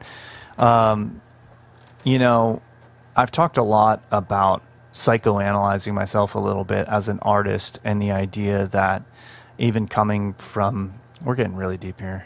We're going way into the deep end of Catalyst. And honestly, we're not, in a way, with this song, we're scratching the surface because there's, and maybe that's why people relate to it, because I think I said things that I was afraid to say. In other contexts, I wouldn't have written those words in a way because it was like, you know, so real and so raw at the time of like, okay, you know, and, that idea of say a prayer for me, I'm a tortured soul, give me your love and attention, let it fill that hole, is the idea that being an artist, in a way, like possibly the reason that I am so productive and the reason I put all this art out there is because that's what I learned at an early age, how I could get attention and respect and love. In a possible, and that gets super heavy, psychoanalyzing yourself, you know. And I came from like a, you know, I mean, my family, we had our problems or whatever, but it's not like, oh, I was raised in some horrible home and neglected or anything like that. But I think, you know, potentially any child, you know, and there was 4 kids in the house, and I think I learned that I could be like, hey, look at this shocking art I made, you know.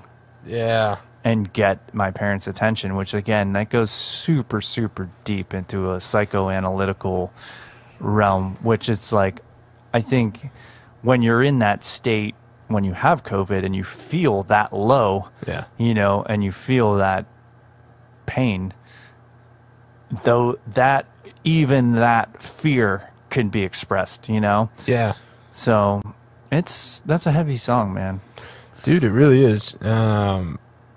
And again, that was, that's why as soon as I heard it, I was just like, oh yeah, this is the one. Like you said, emotional content. I definitely think it's there. Yeah, and it really resonated with me on a lot of levels. And with, I mean, a lot of people. Everybody that was there that night that heard it originally was like struck by it, you know?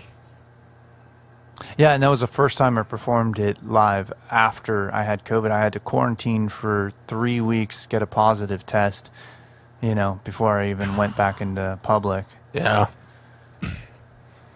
That's wild. It was wild. Yeah. All right.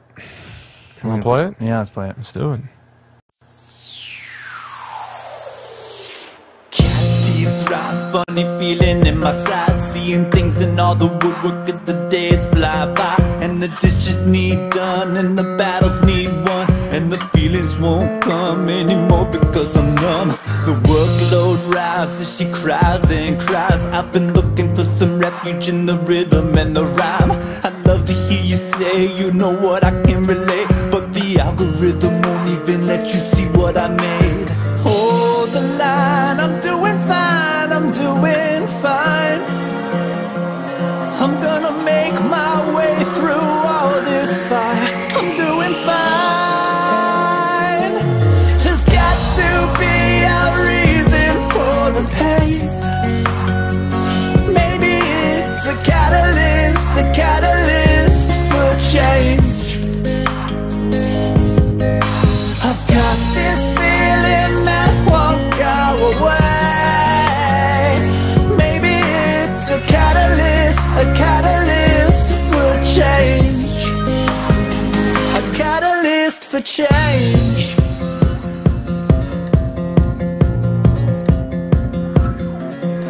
The headlines scream, I don't know who to believe. Maybe everything I'm seeing is a reflection of me, but the caffeine buzz tells me I can't get enough of the chaos and violence. I guess it's what I want. Say a prayer for me, I'm a tortured soul. Give me your love and attention, let it fill that hole for a minute or so. Then I'll start to feel alone, and I'll push you all away and start the cycle once more. Hold the line, I'm doing fine, I'm doing fine. I'm gonna make my way through all this fire. I'm doing fine. There's got to be a reason for the pain. Maybe it's a catalyst for change. I've got this feeling that won't go away. Maybe it's a catalyst for change. A catalyst for change. Hard times, they're just blessings in disguise. I'm not suffering, I'm just getting stronger. Hard times, they're just blessings in disguise. I'm not suffering, I'm just getting stronger. Hold the line, I'm doing fine, I'm doing fine. I'm gonna make my way through all this fire. I'm doing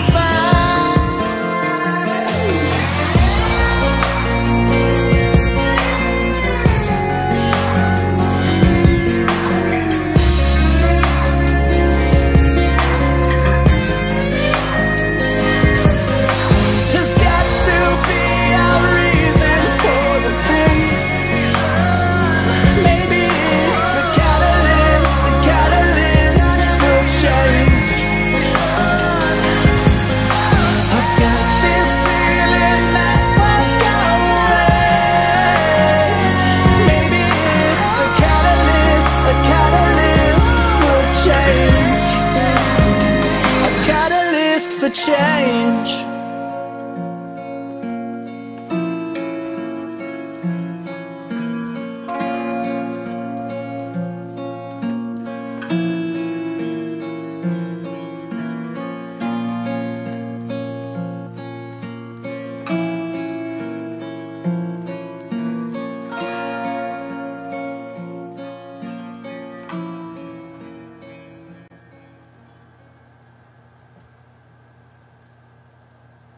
Oh, and we're back. And that was Catalyst for Change. Yeah, that was a crazy experience working on that song. I know we talked about this a little bit earlier. But yeah, working on that song, I mean, man, we hit the ground running with that one.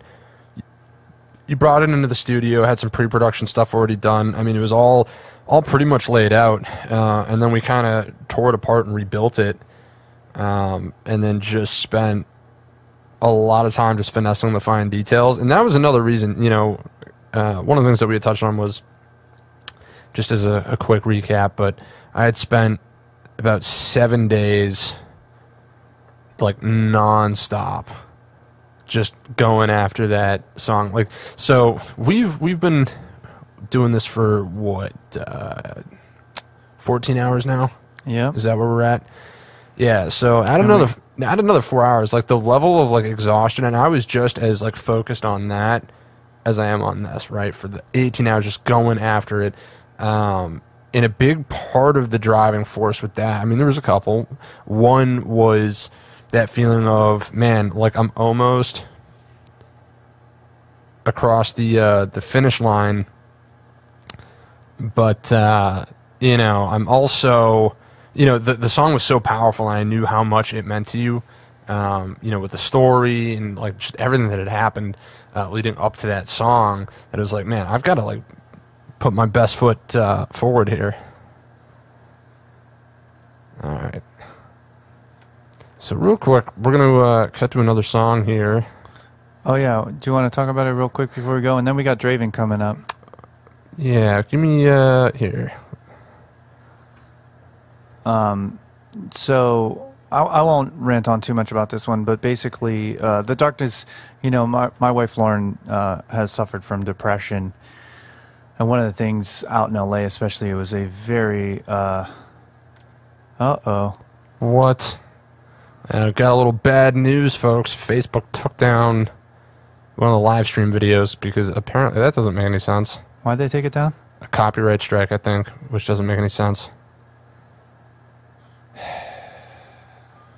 Wow. Are we still live? Yes. Yes, we are still live on YouTube. So if you're on YouTube... Oh, we're not live on Facebook? No.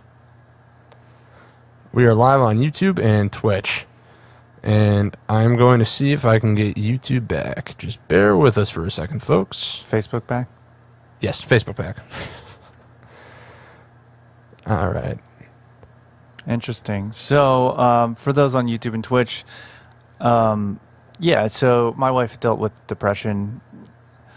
And it being in LA towards the end of living there, it got particularly bad with just, dude, it was crazy, like the pace that we were living, you know? Yeah. And I wrote this song, again, it's another very personal song, and I know that's, I think, one of the reasons why going through Catalyst and then The Darkness and then ending up with the song Miracle, you know, I think it kind of lives in on it ends the record on a very hopeful note after two pretty dark songs. And I know Christy K has also talked about struggles with depression, so, you know, she was interested in doing that song so we could kind of spread awareness about it, which was cool. So we're going to try to get our live stream back up here on Facebook. And then we've got about 6 more minutes, and we're going to have my partner in crime from The Danger Within.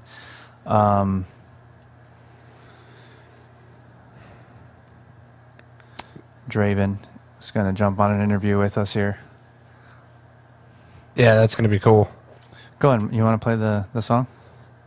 Yeah, give me 1 second here. We're going to give this a shot with Facebook. See if we can relaunch here. Yeah. Let's see. Let us see. I wonder what we got the copyright strike for. I mean, you've got all your music registered. So it could have just been an automated, you know. CD Baby. Yeah. Are we live? It looks like we're live. Yeah, we are back up on Facebook. Sorry about that, folks. Facebook it's just not friendly. It's not like us. Maybe we should avoid the bumper from now just in case it was that. It could possibly have been the music because it's registered with CD Baby. I wish they told you why. That would be nice. Yeah. That's an interesting comment. So this commenter on YouTube is saying I related Catalyst to mental illness. That is interesting. Yeah. Wow. So if you want to expand on that, if you feel comfortable expanding on that, enter chaos. Leave a comment and we'll see if we can talk about it a little bit. And real quick, just for anybody joining the Facebook live stream, unfortunately the stream went down momentarily there. Yeah. Due to Facebook. Some sort of copyright strike. We don't know why. Being annoying. So. But it's okay because I feel like maybe we shouldn't play the rest of this record then. Maybe we should just go to Draven. Is he up? You want to check the calls and. Yeah. Let's take a quick look. It could possibly have been because, I mean, well, I don't know. We were playing the videos earlier and that was fine. Yeah. Yeah, I don't know, man. Facebook is annoying. Don't play the bumper anymore either. Gotcha. Possibly even that. Yeah, Draven is, looks like he's just getting ready here. All right, cool. Yeah, so Draven, I've toured with him with Davey Suicide. He was the drummer for Static X, then Davey Suicide. Then he started working with Twisted. We did a bunch of music production for Twisted. When I moved to Virginia Beach, we started a production company doing lyric videos, music production, artwork. We've been super busy. Are we ready to go to that, you think? He looks ready. All right, here we go. Hey, Draven, can you hear us? Yeah, what's up, everybody? What's going up, man? on? Can you guys hear me all right? I'm coming through okay? Coming through good. Gotta sip my cocktail here. Oh, nice. Yeah. So you're still alive. Good job, man. You made it this far. Right? We're doing pretty good, I think. You know, it's 8. How many Red Bulls are we in? How many coffees? So, how many Red Bulls have you had? You've Just had one. One coffee, one Red Bull. You had a Nitro Cold Brew, Yes. a Red Bull, Yes. 3 sodas. Yes. I have had my morning coffee, which is probably like a big mason jar full of Like iced a gallon coffee. of coffee. Yeah, and then I've had 2 bat squatches, and the bat squatches really, I feel like they're setting the pace here for this second half. We got to 6 p.m. We got over the halfway mark. I had 2 bat squatches. All of a sudden, my back pain went away. My knees started feeling okay. I'm like, this is just like being on tour with Draven. I got this, man. Yep. Dude. It's good for what ails you. I have cheat sheets here somewhere. Hold on. Uh-oh. I didn't get any cheat sheets. Dude, so, all right. Thank you. Dude, this year has been insane for us. And it's another one of those things where people it's hard to explain what we've accomplished in a year. Yeah, and we could get into our backstory of how we even got here, maybe first, and start them at the beginning, and then talk about this year. Well, how do you feel about that? Like you were saying, we met during the Davey Suicide days. I was playing for Static. You were out hurting yourself on tour with Davey and playing keyboards. And then, pretty much, we were in Davey Suicide together for a while, and then just stayed in touch. And then I started playing for this group Twisted, and they wanted to kind of go with more of like a rock sound. And I was like, hey, I need, someone to help me come up with some songs and write some songs for these guys. So I thought of you. We started writing a bunch of songs together and dabbled with, should we just put out an album? Should we just make beats? What should we do? And Twisted bought a bunch of our songs, and then we started doing lyric videos, and you found this website for kind of like a one-stop shop for bands for, production and graphics. And we're like, we could do something like that, with your talents and my talents the combined talents, we could easily do something like that. So we kind of, came up with a production company and started putting out artwork and songs and beats and, social media content and lyric videos have been kind of our bread and butter this year. It's just, Twisted has their whole record label and they put out music. M&E. Yeah, Magic Ninja Entertainment, and they put out music constantly, like every month. I don't know, they're like the most prolific writers I've ever worked with. It's the amount of music that comes out of those guys is insane. And they're they were like, and that's what I was telling Paul. We've done over 40 lyric videos. Is it that many? I never counted them. I counted it. We've done over 40.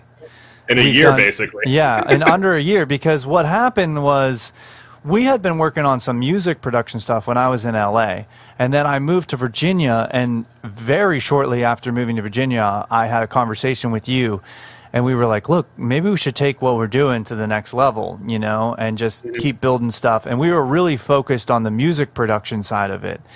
But we were like, you know, it would be cool to offer all kinds of stuff, you know, offer possibly lyric videos, animation, whatever. We had the idea. And one of the things that I think is really powerful about what we did that people can take away from this is we had weekly meetings every Sunday. We would talk and we would discuss the ideas of what we were going to do. We were like, well, maybe we should become an official LLC, you know, have a joint bank account, you know, really get this thing professional looking, put up the website.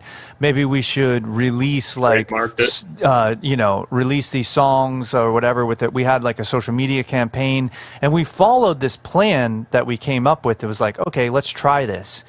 And within a few months, we had regular client, you know, we had, I mean, Twisted giving us tons of business. We had regular business. We had people buying our beats. We had lyric videos, which we didn't even know how to do a few months before. We just taught ourselves how to do them, and we just got better with each one, pushing the boundaries, you know, me learning After Effects, you pushing the boundaries with Premiere. I mean, it has been just insane. You know, we've really pushed ourselves, and it started with like, hey, we should try and, you know, make some visuals for our songs just to make the content more interesting. And then we showed it to Twisted's manager and stuff, and he's like, dude, this is awesome. I could use something like this for this video. We're like, oh, okay. And then it just snowballed from there. And yeah, 40 and we do have videos later, and dude, yeah, and we have some pictures, and we have the video for Redefine.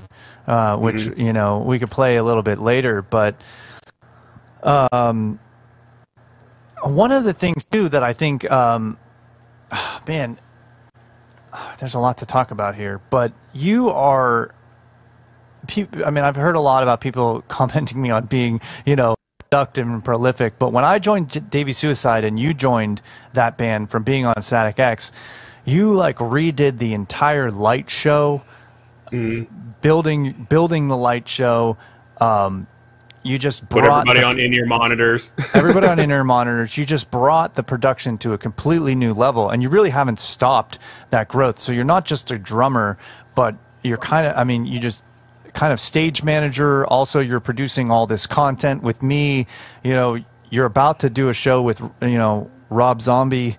You know, Twisted is opening for Rob Zombie. I think Chevelle or something is on that show too. Yeah, it's a huge festival you guys are playing. It's a festival in Detroit called Riff Fest. It's Rob Zombie, Avatar, Chevelle, I think Gin Blossoms. Like, it's a crazy cool thing. So I mean, getting to share a day with Zombie has been a dream. Yeah, you know, since I was a wee lad. So I mean, it's awesome just getting to, you know, play festivals with these guys. And Avatar's killer. I've loved Chevelle since their first record. So yeah, that whole lineup is super excited about that. Dude, that's killer. So how did you get into that side of things? Because obviously, you know, you started off playing drums, but how did you get building light racks and just, you know, just pushing the envelope like that? I mean, it was just kind of from like a punk rock DIY frame of mind. It was, you know, we didn't have a ton of money and we didn't have a ton of space or anything, but I'd seen some other bands kind of doing stuff, and I just started asking them, like, how are you doing that? And you know, looking at just, and honestly, I'm a graduate of YouTube University.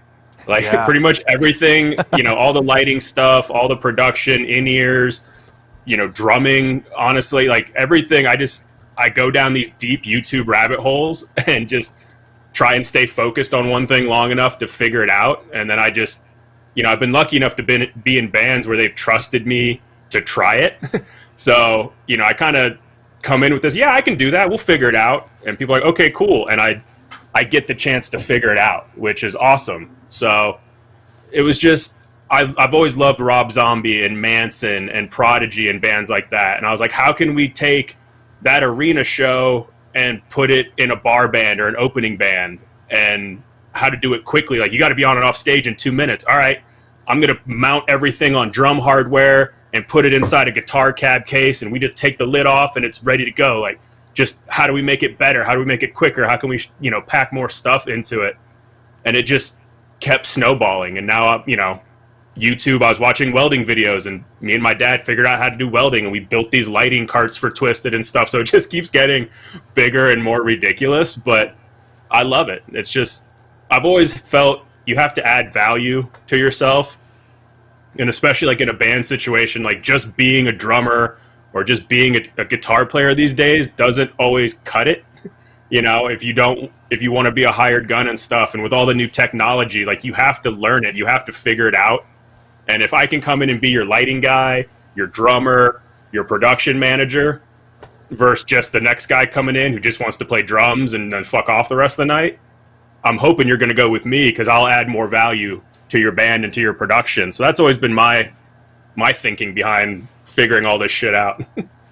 Yeah, and I think that was kind of what we talked about with the Danger Within. We're like, look, we want people to be able to come somewhere for a one-stop shop. We want to help them get their music produced, but they can also get videos to help them launch. They can get social media teasers. They can get artwork, you know. So you're not just going to like, you know, 10 different people to piece all this stuff together and paying different prices. You're coming to one place, you're paying one price, and you're leaving ready to launch your product, you know? And I think with them and me, it's been a little bit different because they're just like, hey, we want to, you know, we want a lyric video for this, and they want a lyric video for every single song, you know, which is great. But those guys are crazy. They're so prolific. That's what people like. They don't understand how much music these guys are putting out and how much better they've gotten. It's pretty crazy. And just, I mean, they're willing to take chances. You know, like they've invested a lot in this next rock record called Unlikely Prescription that comes out September 10th. And, you know, we've got Danny Filth from Cradle of Filth on it. We've got Spencer from Ice Nine Kills, Matt B from Ashes to New. You know, we've got Johnny Andrews as one of our producers. He's out of Atlanta. He's produced basically, if you listen to anything active rock on Octane or anything like that, every other song is one of his songs, like Evanescence, From Ashes to New, Motionless in White, the list goes on. So, I mean, they're branching out in such a big way and taking big risks, you know, and they catch some shit for it, but they're like, hey, this is what we want to do. You know, this is what we want to sound like, and this is what we want to try. And, you know, they've got the balls to try it, so I'm happy to be a part of it. Yeah, and I don't think a lot of bands that make it to that stage would be willing to take that risk, and I think the fact that they're reinventing themselves in a way, but still, at the same time, I feel like they are kind of being true to their roots still, you know, to a sense that I feel like, you know, they're one of those bands that have been around for so long but are still relevant. You know, they really are, and that's hard to do, man. Yeah, and there's not a lot of, you know, bands and that as a band, like they never just sat back and just, you know, we could just put out a couple greatest hits and just, you know, tour the same songs. Like, I mean, like they put out an album every other fucking year, it seems like, while doing 9 side projects in between with the guys on the label and features and everything else. So I mean, like honestly, the work ethic they have, and then, you know, they organize this thing called Astronomicon, which is a pop culture convention. You know, this year they've got Corey Taylor there, they've got Mick Foley, they've got Kane Hodder, you know, so it's horror, wrestling, music, you know, collectors, all kinds of stuff, and it'll be their 4th year. And when they first told me about it, I'm like, you guys are insane. Like, why would you waste your time on that? And they're like, fuck it, we want to do it. This is what we love. We think we can make a badass convention. We're like, okay, cool. And 4 years later, it's bigger and bigger. And, you know, so in between all that, they're doing comic books, they're doing games, they're doing conventions, like toys. It's crazy. Yeah. You know, most bands can't even put out an album in 5 years. So it's true. It's crazy. And touring on top of it. Yeah, man, it's pretty insane. But yeah, I mean, you know, and seeing what all they could do, and trying to kind of keep it in-house. Like, they've got a pretty tight-knit group of guys that they have doing artwork and video work for them. So, you know, when they brought us in, we're like, you know, I think we could really add something, and I think we're on to something that we can offer other bands. And, you know, we get the emails weekly about, hey, you know, looking for a beat or looking for a song, looking for a lyric video. So it's really cool seeing how quickly the Danger Within was embraced by people, since it was just kind of a let's see what happens kind of thing between you and me. And this is, you know, maybe there's some people, if they are tuned into the stream, the dangerwithinmusic.com is where you can kind of go. We also have a YouTube channel, Facebook page, and, you know, I don't think we can play the Twisted video. We already got one copyright strike on Facebook, and they took our stream down for who knows what.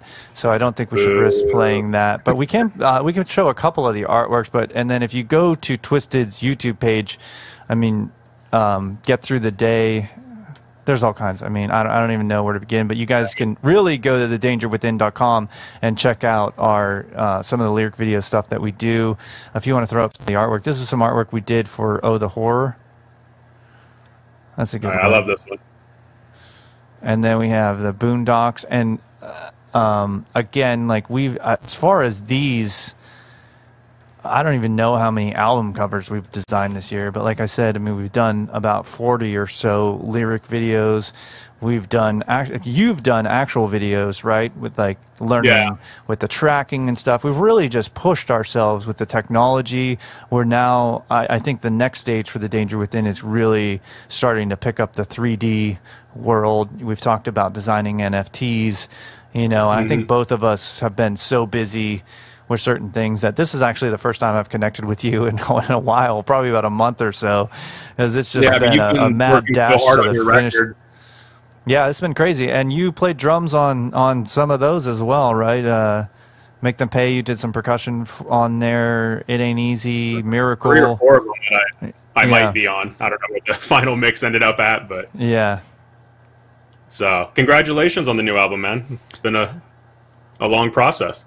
Yeah, it's been a pretty long process, but I'm definitely, I'm happy with the way it turned out. And, moving here to Virginia Beach, I think my productivity level is just, I'm able to focus on things more, So the output is increasing.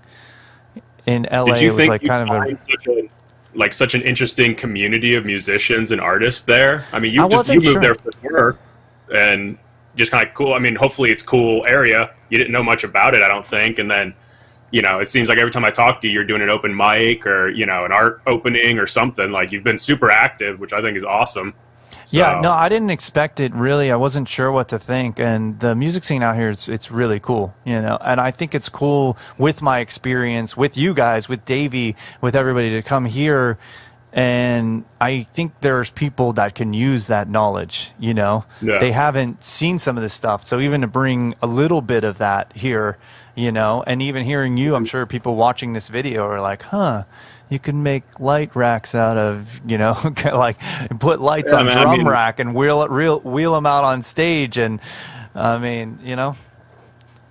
And I mean, like my old band in Ohio, we were taking old TVs and like making a transparency. It's that way like the static would do our logo, and mountain lights to my drum. And my drum kit used to look like an alien spaceship. Like, we had CD players for intros and like all kinds of just trying crazy shit, but we were just able to do it.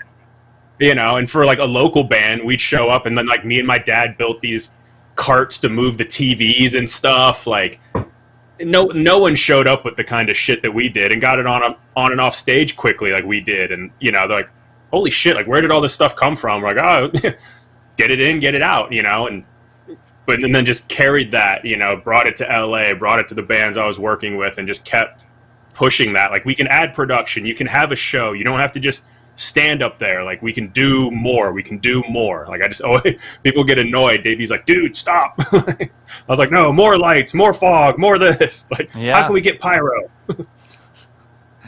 Raising the bar, man.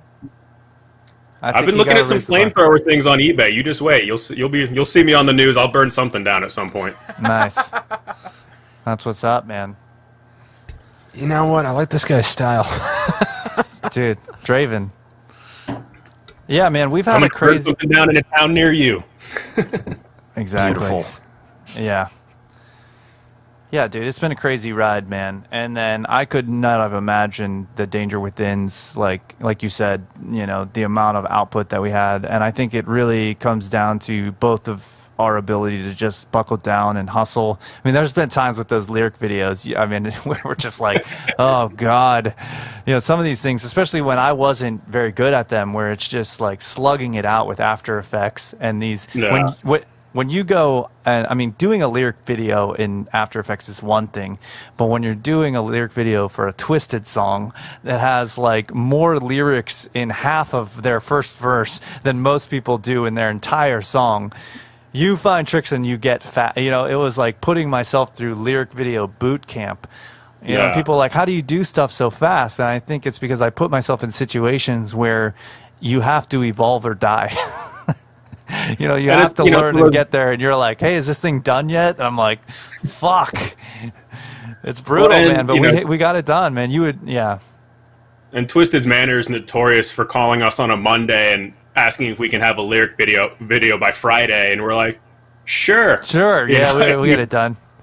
You know, I know, I'll drink a 5-hour energy or two at around 8, 9 o'clock at night and just stay up all night and tweak out and edit, and I know you basically do the same. You'll, you know, do graphics all day, and then we'll tweak out on lyric videos all night. So it's a lot, but I mean, for as kind of disorganized and ADD as we can be, the fact that we were able to hone in and like do that whole social media campaign, posting 3 to 4 times a week, you know, like you were researching like optimal times to post and numbers, and like, you know, we were taking minutes at our Sunday meetings and stuff. Like we ran it like a business.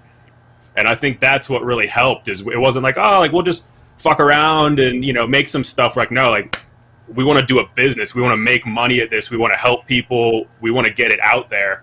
And here's how we do it. And we followed through with it. And like you said, it was hard. There was plenty of times I'm like, I don't feel like posting anything today. We're like, no, we got to get it out. You do it. I do it. So it was cool. We always pick up each other's slack, which I think is what really helps us. Like if you're swamped, I'll pick it up. If I'm swamped, you'll pick it up. So I think that's what really helps us, is it's not like, dude, you didn't get it done. It's like, man, I'm swamped. Can you handle it? Yeah, I got it. And we'll get it done. So we always hit our deadlines. Yeah, absolutely. The other thing is that we're constantly, like, as anybody watching this interview can tell, we're constantly pushing ourselves. You know, like we never got satisfied. I started out doing the lyric videos in Premiere, you know, and we found out all kinds of tricks about doing animations in there and cool tricks we could do in there. And I was like, look, this isn't good enough. I need to jump into After Effects. I need to learn After Effects, you know, doing all kinds of tutorials, and we're starting to get more into it, and it's like constantly pushing it. You're constantly pushing yourself with the video, with what can we do, you know, just again, I think that's the next chapter for The Danger Within. You know, this year was monumental for us. This was our first year in existence. Yeah, that's and I think wild too, like, to think about. It's just crazy, and I feel like the next year, you know, I have no doubt in my mind, because of the way that our personalities are, that we'll double down and we'll do something twice as big. You know, somehow. I don't know how we'll do it, but we'll probably have Sunday meetings at some point again, now that my record's out, you know. And I know that some of this stuff, some of the cinematic stuff, we're talking about releasing under the Danger Within name, which I think would be really cool. Yeah, I mean, we've always, you know, talked about that, like, cinematic / Prodigy album that's been, what, probably a decade in the making? and you did finally find that one Prodigy synth. And we used it for one of the Twisted songs, and it sounds awesome. And that's Danny Filth. It's called Neon Vamp. That is true. There's a killer Prodigy. You know, after Keith died, we both got super sad.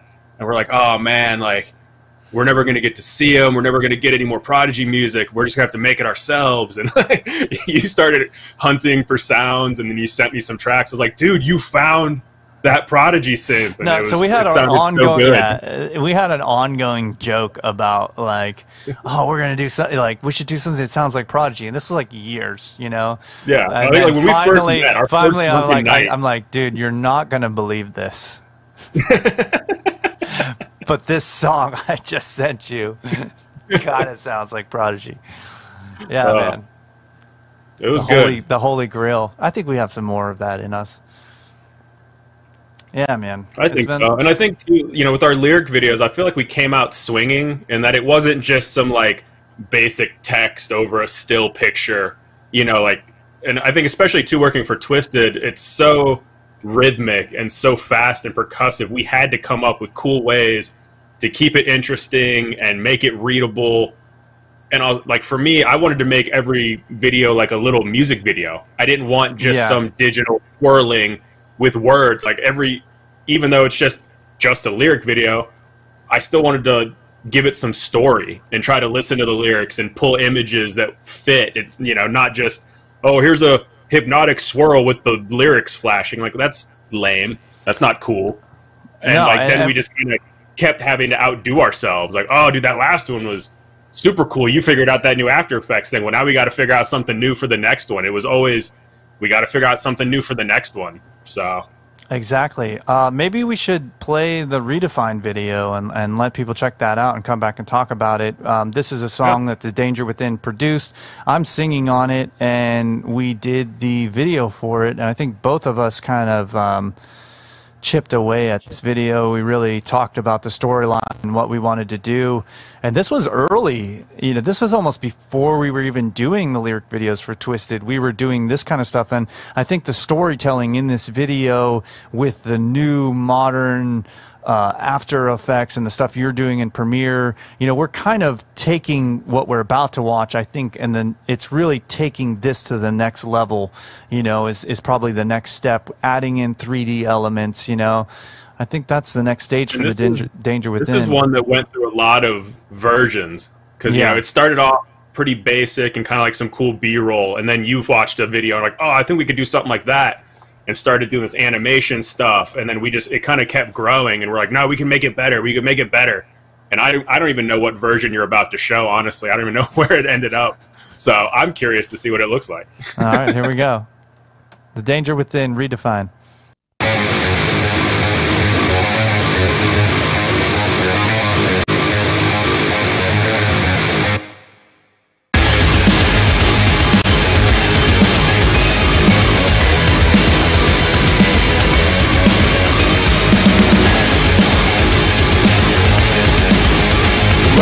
Searching for someone to be, take another hit of dopamine. Now you've got it all, to the ground it falls from beneath you. Now you're falling like the scales fall from my eyes. Had enough, I'm trying not to lose my mind while you tell your lies. I above the fires of this burning hell. Watch me redefine myself.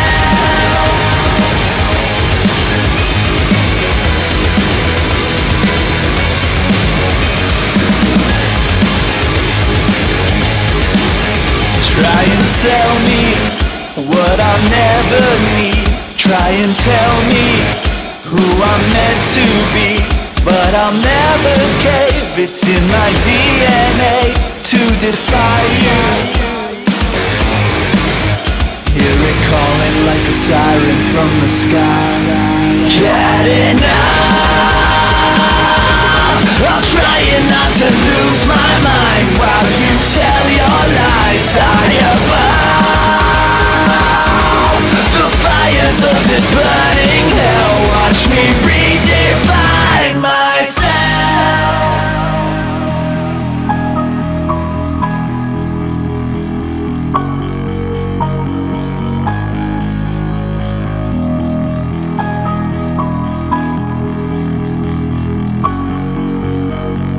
All I ever was before this, dead and buried in the dirt. And all I will myself to be is rising up just like a phoenix now. Had enough,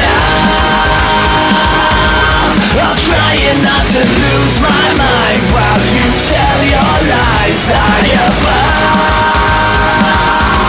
the fires of this burning hell. Watch me redefine myself.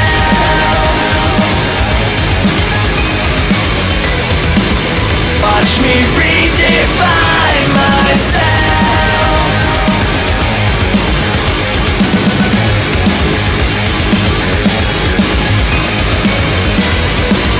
Watch me redefine myself.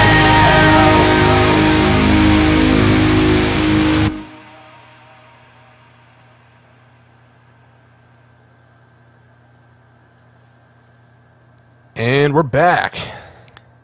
That was cool. I think so. That's pretty much like the only real Danger Within song that has vocals on it, right?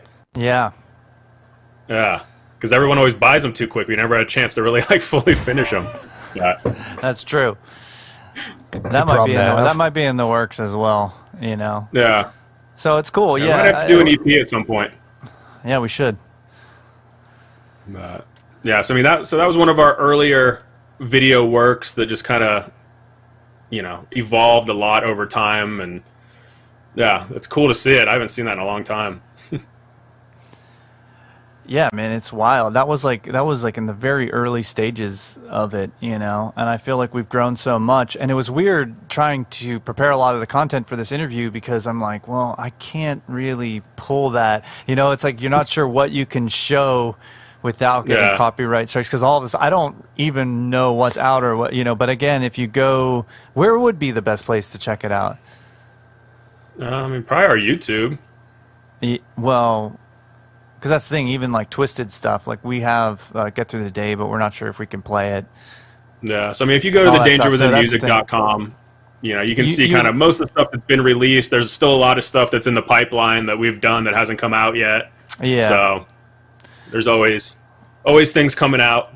But we need to get better about we've been slacking on social media. We've both been so busy, but we have been so busy, yeah. Well, I think the next, you know, it's one of those things where we had a huge productive period in the beginning of the year, you know, and now we're having a period of rest and recovery. Well, not so much rest, but resting from the business. I was going to say, this is you resting? Yeah, this is me resting. This is a 24-hour live stream. I just mean as the Danger Within. He doesn't understand the meaning of it fully. Yeah, that's very true. And yeah, man, I think the next push, you know, we'll see where that leads us. You know, I think we're going to push bigger and better. And anybody out there listening, you know, if you are interested in lyric videos and you'd like to approach the Danger Within or graphic design or music production or any of your band needs, give us a call. Exactly. Yeah. All right, dude. Well, dude, thanks so much. Dude, it's great catching up with you because, like I said, we haven't. My friend. I know, time. Seriously, we haven't talked for a while. When is the show with Rob Zombie? September 17th in Detroit, Riff Fest. Okay, sweet. And tonight I'm going to see Beartooth and Wage War. I am super excited. I have not been to a show in a long time. And we've got a Vegas. babysitter. Yeah, nice. So I'm in Vegas. They're at the House of Blues tonight. Some friends from tour that, you know, we did. When Twisted did Warped Tour, met a lot of great people, so getting to see a lot of those guys tonight. So it's going to be fun. I'm super excited. I love Beartooth. Hell yeah. Dude, thank you for coming on, man, and celebrating the release of Kira. Thank you for, you know, all your hard work on it. And, you know, it's great to be partnered up with you and doing some fucking epic shit, man. Let's make more music, brother. Congrats on the record. Congrats on the live stream. You're a crazy motherfucker. I love you. Good night. Same, brother. Later, dude. Alrighty. Draven. He's a madman.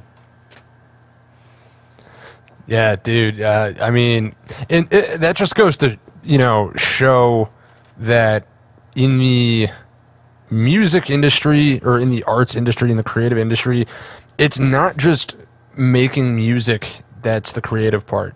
It's how you showcase that music.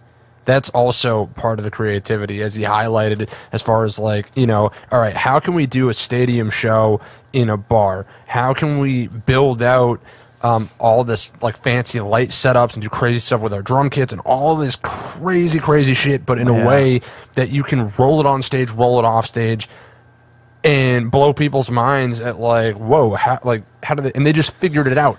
You know, that's all it is. His brain is like on another level with that shit too, man. And when he came into Davy's Suicide, he was talking about how he got us all on in-ears. I told you about that, where we had a console on stage where we all had our own mix on stage, and we just ran a snake out to the front of the house. You know, so we would like just roll our rigs on stage, roll our lighting, plug everything in, and it was just like boom. And then when it was getting off stage, we were just like boom, just off stage, you know. And that's, you know, you get respect when you do that, you know. Yeah. So yeah, he's on a level, man, for sure. No, clearly. I mean, it's, you know, I mean, both of you guys, you get like, just hearing that interview was super interesting. I learned a lot just from kind of absorbing some of the stuff that you guys talked about again, and how like creativity is not limited. And I think that's people think because they see it one way that that's the way it has to be. Yeah, and I think too what he was talking about is a mindset of like just raising the bar, you know, and man, it's powerful, you know. That's why we're here. That's why we're doing a 24-hour fucking live stream instead of like, you know, some, I mean, you know, yeah. We're raising the bar, man, and it's just like it you know, we'll figure it out on you know, build our wings on the way down. Yeah, I love all these leaping metaphors, dude. Yeah, you really do. Them out there, dude. I love it. Fucking leap, the net will appear. Build your wings on the way down. What other ones? Spread your wings, I can fly. I believe I can fly. Oh, yeah, I believe I can get another copyright strike. If I Oh sing yeah, the we lyrics. can't even sing it. Jeez. You know what it probably was? It was probably fucking Lord of the Rings. But I don't even think we did it in that segment. Are you saying you can't perform the Lord of the Rings song on a flute? Poorly on a flute. Is that what I said? No, I added poorly into that. Where's my schedule? Right there. I gave you mine. Did you lose that too? This is. Oh, come on now. So we have a promo. Do we? Yes, we have a promo, and then Hopefully it's on screen. at 9 o'clock we're going to have Bobby Wilson joining us to do a I think I have tour songwriting stories before that. seminar. So we've got the promo, and then we've got tour stories, and then we've got Mr. Bobby Wilson coming on. I'm glad you're on it, man. 'Cause Yeah, man. I'm lost at this point. It's just it's what I try to do. I found it. Yeah. So, real quick, guys. Oh no, this is not just any promo. This is still more promo. What? What does that mean? On the schedule, it's called Still More Promo. Never mind. All right, let's go. What do we got? All right. So, if you guys head over to www.jaredfarrellmusic.com, we have an assortment. And listen, anybody who buys this, I'm considering it a pre-order if you buy it today. So if you want some unreleased material, and it may or may listen, the unreleased stuff we haven't even played here. There are some songs.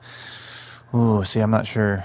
We've got some unreleased stuff. No, we have unreleased stuff, but not the stuff that you will get if you buy Kira today. Right. These are newer songs. Potentially, they might be in a later segment of tracks that didn't make it. I'm not sure. Because I think I'm going to give about 3 or 4 bonus tracks away to anybody who has a pre-order. So if you've ordered a pre-order, you're going to get what you got. You're going to get some, some unreleased stuff. And if you head to the website now, and again, look, this is going on for tonight only.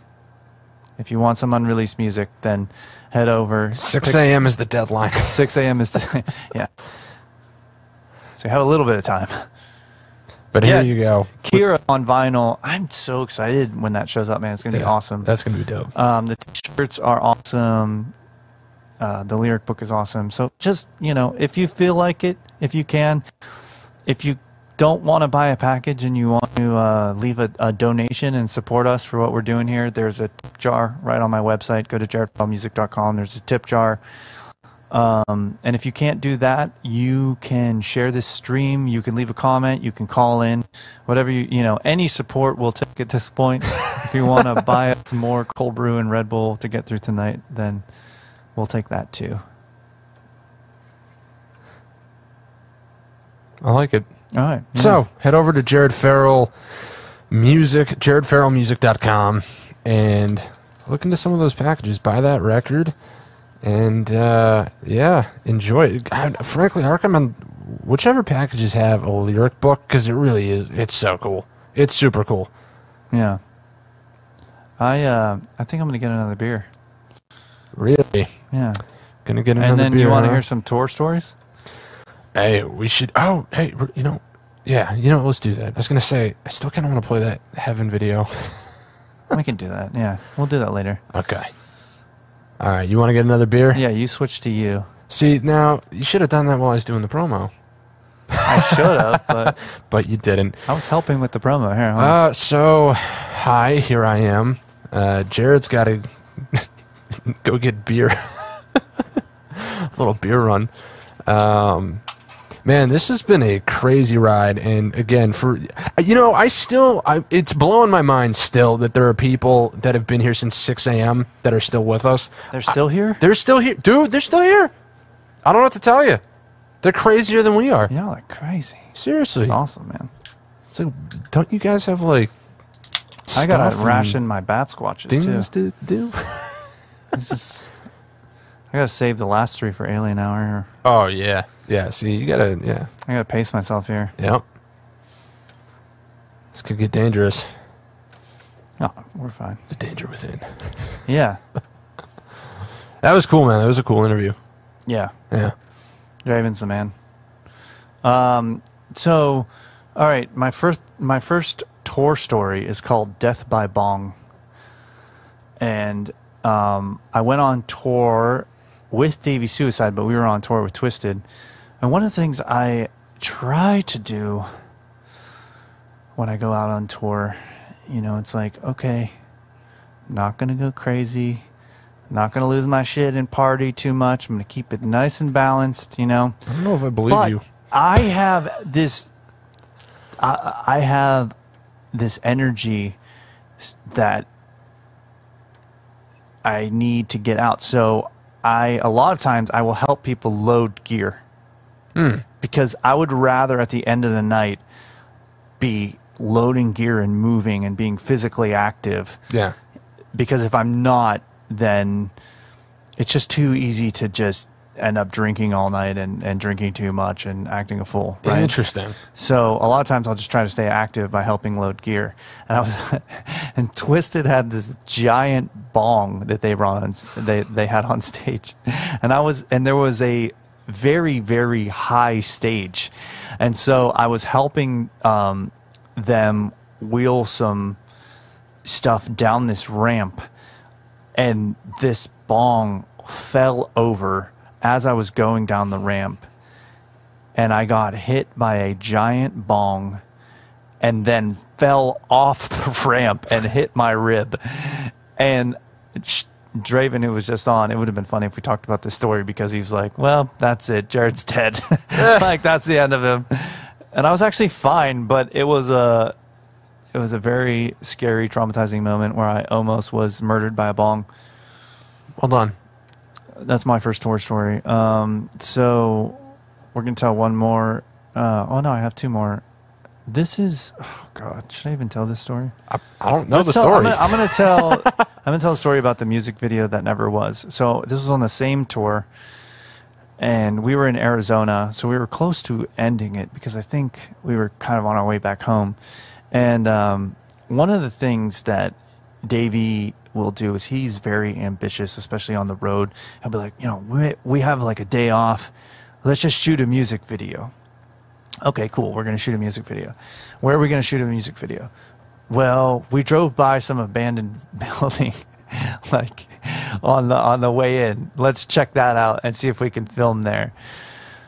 So we basically break into this abandoned building in Arizona, and Draven was there, and we start shooting this video, and all of a sudden we see these pickup trucks just like zooming in, and they're like, hey, we're gonna come in there and we're gonna kill you. And that's like, we're like, oh God, like, what did we do? Yeah. We're gonna get murdered in the desert of Arizona. This is not good. These guys are not messing around.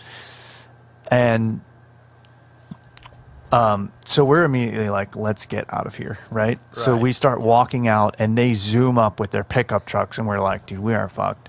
And they get out, and they're very aggressive. We're thinking, like, this is some bad shit's about to go down. Yeah. And as this guy's talking, he's like, look, I don't fuck around, man. I'm a juggalo. And we're just like, we're on tour with Twisted. Yeah. We're like, wait, what did you just say? And we're like, did you just say you're a juggalo? Yeah. And he's like, yeah, man, I'm crazy. And we're like, dude, we're on tour with Twisted right now. He's like, what do you... And so he starts piecing together the story. And next thing you know, this guy's like, oh, come on, let's finish this video, you know? And he tours us around this building, and we start filming the rest of this video with this guy who ended up being super cool. We gave him like posters and like signed a CD, and this guy was just awesome. He's super fan by the end of this thing. Jeez. And the video never got released. It just didn't turn out the way we needed it to. But all of that, but it makes a killer story. Jeez. Man, that's almost getting murdered for a music video. Yeah, it was wild. Turns out it's your number one fan. It's kind of poetic. It was so crazy. It was like, I can't even describe it. All right, what else you got? Oh man. I don't know if I want to dive into any more yet. Maybe we'll save it and we'll tell them later. You want to watch the Heaven video? Yeah, let me actually, so there's a comment here if you want to take a look at this. Yeah. Faded Gray, unreleased now, re-released version. So this is our friend Brian, who's going to be on for Alien Hour. And he also has followed my musical career path, and he's talking about a song, Faded Gray. Man, it's a very old song. I don't even know if I have a recording of it anymore, and I don't really play it that often. So he's asking if, it's unreleased. I think maybe he's asking if I have it to play it, but I do not. So sorry about that, Brian. I know that was a favorite way back in the day. Way back in the day. It's very heavy. I don't know if I would say heavy, but not sure what else to say about that one. All right, you want to check out Heaven? You want to talk about it after we play the video? Yeah, let's do that. We'll watch the video and then we'll talk about it. Here we go.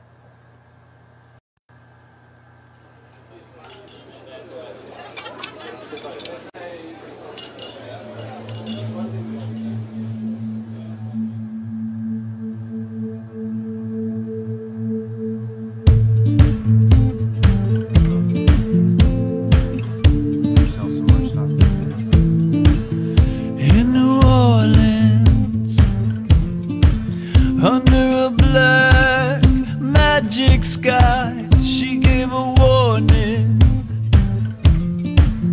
I was playing with fire, I didn't heed it, 'cause I'm a dice rolling man, big city dreaming, want the world in my hand, and my soul on the table.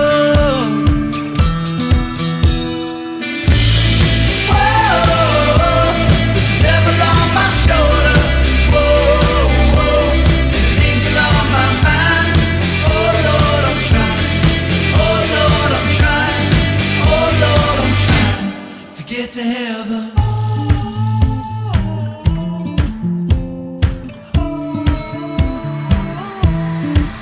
What I was seeing, was it there? I'm not sure. I made a deal that no one can afford. I hear her laughing, men like you never learn. They want the fire, but they don't want to get burned.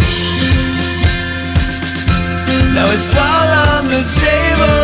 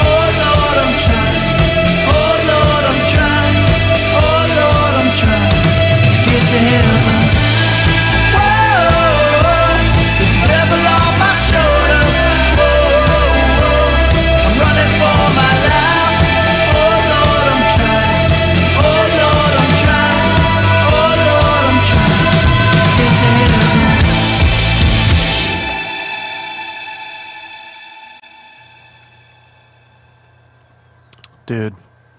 Yeah, so speaking of Brian Buckley, he's playing drums in that video, and he's also the security guard. What? Yeah, Brian Buckley, who's going to be on for Alien Hour. Oh. He's playing drums in that video. Nice.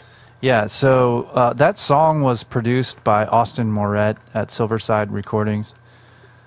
And Lilith Bathory is the voodoo queen. Jesse Calhoun is the devil figure guy. Alexis Amanda is in that video.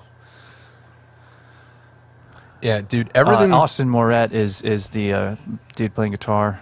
And then Industrialism Films actually shot it, and the crew that we had was just world class for that video. Man, we spared no.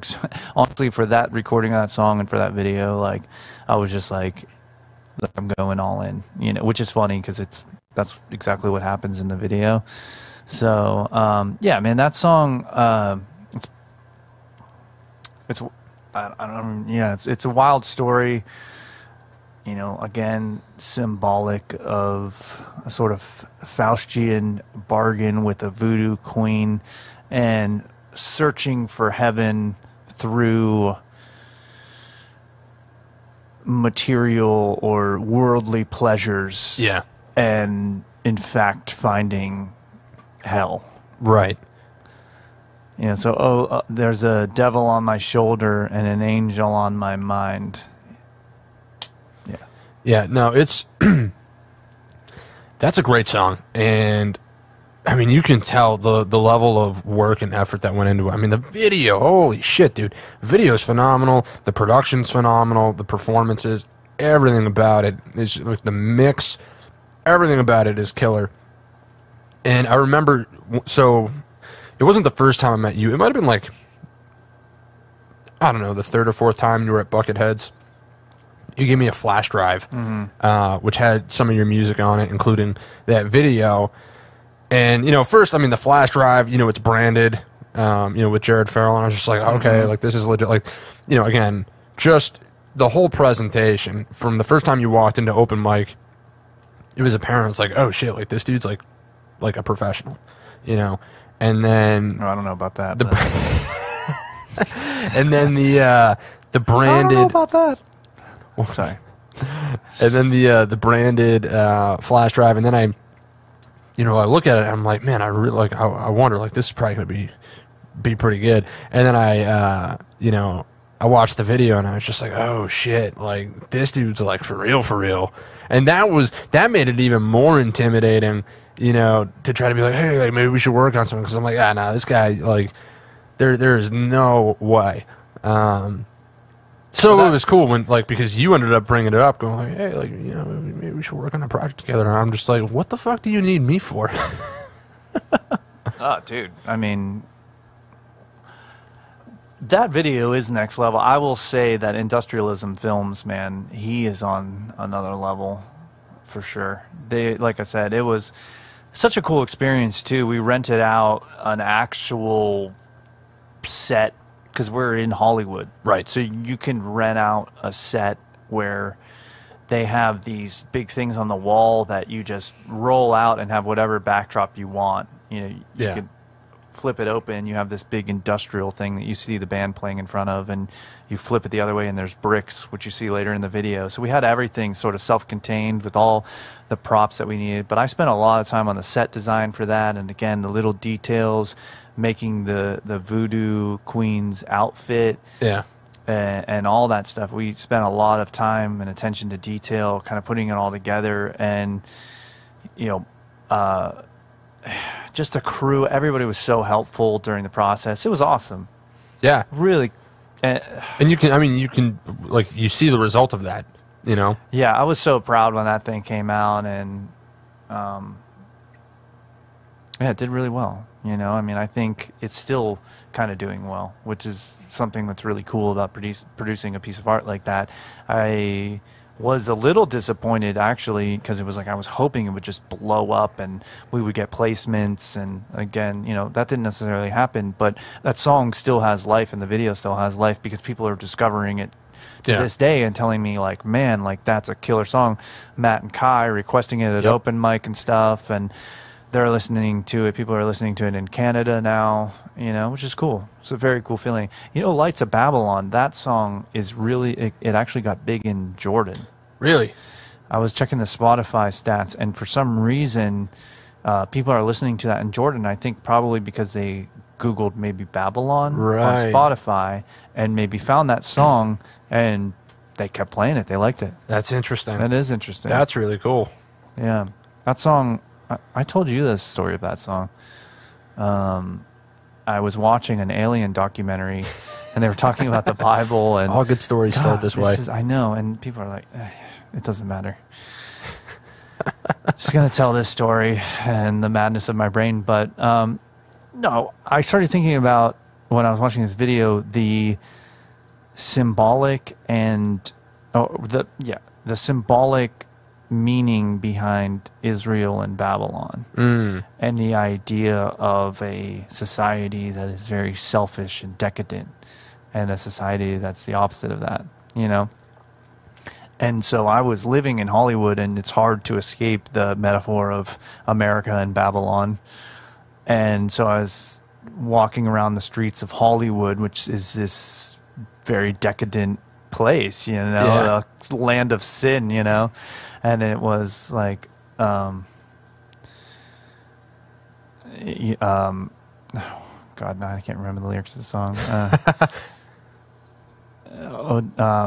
Say you're wrong, say you're wrong, say I'm sorry, dear God. I was lost within the shadows of the lights of Babylon. Yeah. I don't know. It's a clever line. I mean, there's a lot to unpack there. Yeah. Yeah. Yeah, I know. It's, you know, we're getting deep here.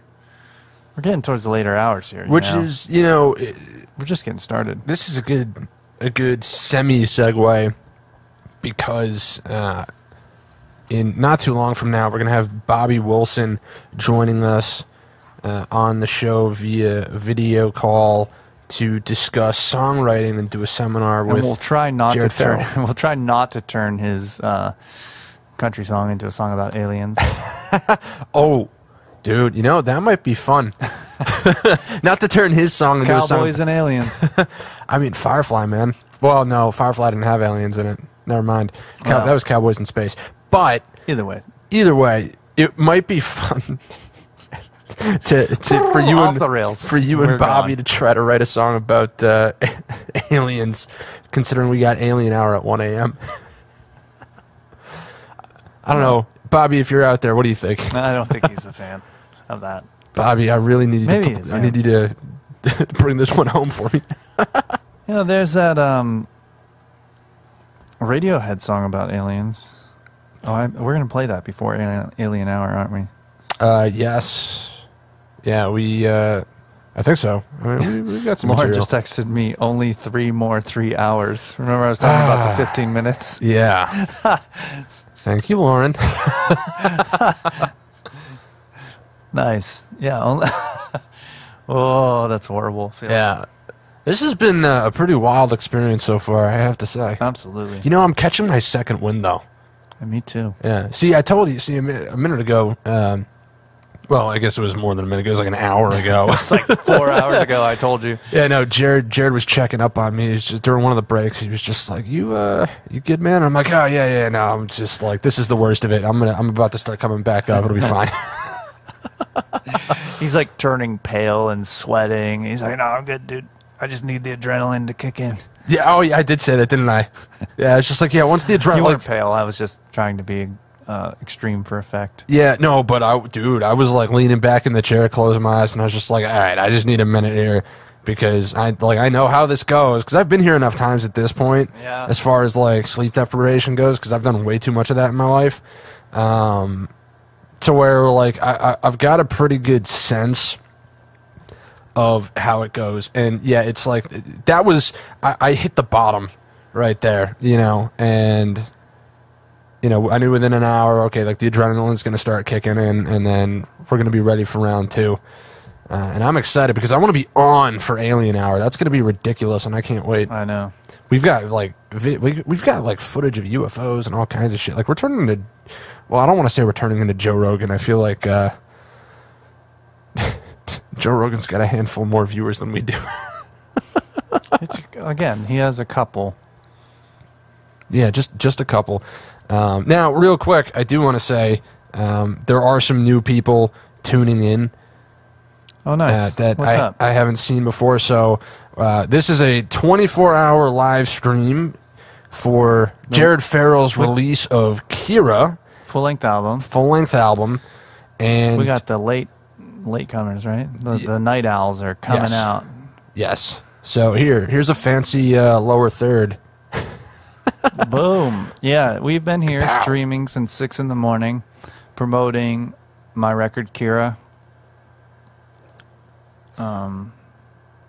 We're about to have a songwriting workshop, which should be fun. I sent him the link, yeah. Are we not? Yeah. Now we're just saying this stuff straight on air. No, I muted. Oh, I should have muted yours. I muted mine. Beautiful. Yeah, Bobby, just an FYI, we sent you the link for the call. So just check your Facebook. Fuck it, dude. I mean, fuck it. But yeah, so listen, if you want to check out Jared Farrell's newly released album, you can go to jaredfarrellmusic.com, where there are an assortment of packages that you can purchase. He's got CDs, he's got it on vinyl, there are sick fucking t-shirts, and a lyric book that is just like super high grade, like magazine quality. I mean, it's really, really, really pristine with just incredible art. So if you're interested in that, I highly recommend going to jaredfarrellmusic.com and picking out one of those packages. Because one, it's going to be an enjoyable experience, and two, you're going to help Jared continue to do what he does, which is ridiculous 24-hour live streams with lower thirds. Yeah, exactly. Kaboom. Yeah, man, we are here, and I mean, let's talk about songwriting. I mean, we're gonna wait for Bobby to jump on whenever that's gonna happen. Yeah. But so Bobby, okay, we got Bobby here. We've got Bobby. All right, we're cutting to you now, buddy. Here we go. And Bobby Wilson, welcome to the stream. What's up? What's going on, man? Man, I've been enjoying the show all day. It's been it's actually been very informative, and everybody that's come on has been awesome, and I've enjoyed it a lot. So thank you guys for putting this on. Oh, thank you, man. We appreciate that. Dude, yeah, that's awesome to hear. And you are here. You're here to write a song, right? Yeah. Hey, write something. What do you got your guitar with you? Hey, wouldn't you know? For some reason, I just might have something right here. So look at that. Here we go. Yeah. Whoa, where'd that come from? So what are we working? I don't know. It just appeared. I gotta ask you this too. We're doing magic tricks now, Jared. So you're gonna how's it, we've planned none of this, guys. So we have no idea how we have not. And I purposely did not plan this to try to flex my songwriting skills. But really, we don't know what's gonna happen. And you know what? I'm gonna follow my own advice from early in the stream, and we're just gonna have fun. Perfect. Yeah, that's the way it is for me too. Do you have some lyrics that you can send me over Facebook? Oh shit! Curveball. Yeah. Beautiful. See, what had happened was you wrote them on actual paper. Listen, I actually if you've learned anything from the stream, that's good because you can sell them as the original lyrics. Yes. All right.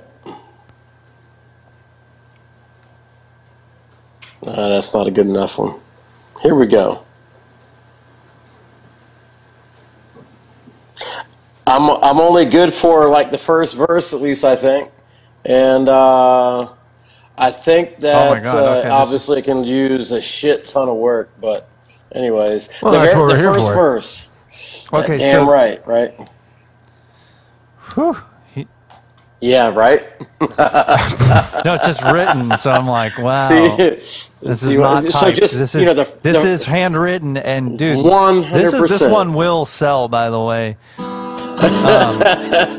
Will sell You too. got the chicken scratch and everything. This looks legit, man. You gotta like just pour some coffee on it, you know. Oh man, hold on. Here we go. I've got this. I'll pour on it. Perfect. Yeah, there you go. Put that on your lyrics. All right. Good stuff. So what's the song called? So I honestly, I haven't even put, because I haven't really, I know there's a lot of words on there, blah, blah, blah, but I just tend to, I get the, you know, the tone or the sound. That's kind of how it gives me the inspiration. But I just write a ton of things down, and I write, you know, kind of what I'm thinking or what I'm feeling over the course of the days. And about the only thing that I'm actually in love with is the first 4 lines, which is that first paragraph that you see. So it just, I don't know if you can hear that. I give it another one, another shot, give it all I got, baby. If you take a chance, give me one more dance in the midnight sand. Have to hold your hand. It's been a long time since I've seen your face, driven to your place. First night I stayed. And that's pretty much what I've got that I'm comfortable with. Everything else is just kind of like trying to force something. So it's, this is good. What are the chords? D, A minor, C, G.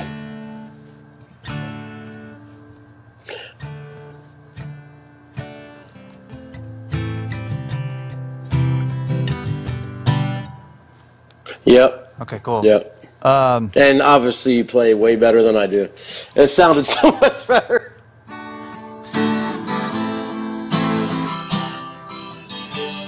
I'd give it another one, another shot, give it all I got, baby. If you take a chance, give me one more dance in the midnight sand. Let me hold your hand. It's been a long time since I've seen your face. Yep. Well, so I think that is the hook, right? So. Okay. Because that's catchy. It's great, right? Yeah. So. Yep. I'd give it one time, another shot. Give me one shot, baby. Yeah.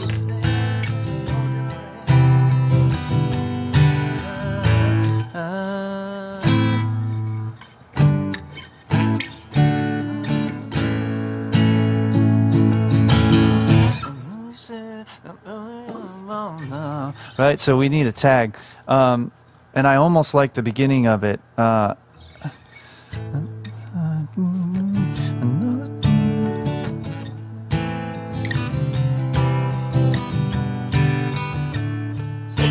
Dance me one more dance in the midnight sand. Let me hold your hand. It's been a long time since I've seen your face, driven to your place.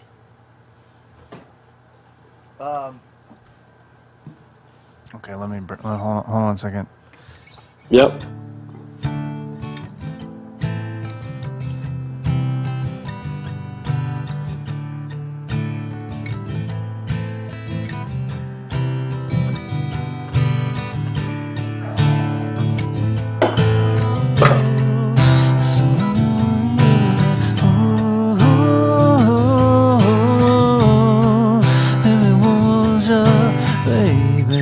So, okay, so you know what I'm hearing is like, I'd give it another shot, everyone I got, baby. If you take a chance, give me one more dance in the midnight sand.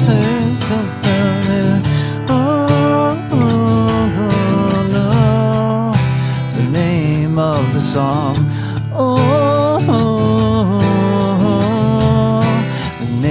Of the song, right? Yep. I think so, because I love that melody, and then it's okay. So, what do you think this is about?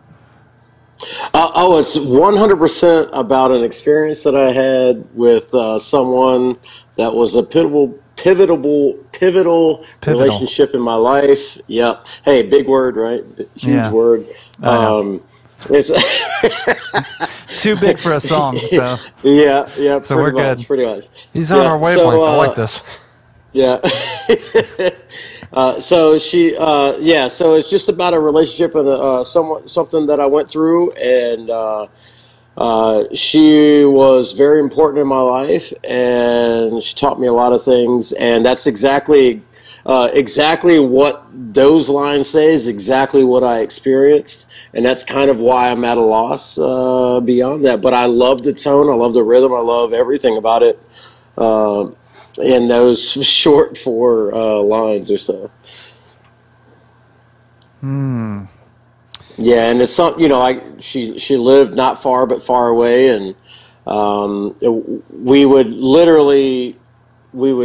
meet each other at a bar all the time, and then it became more than that, where she was teaching me about life and all kinds of stuff. So.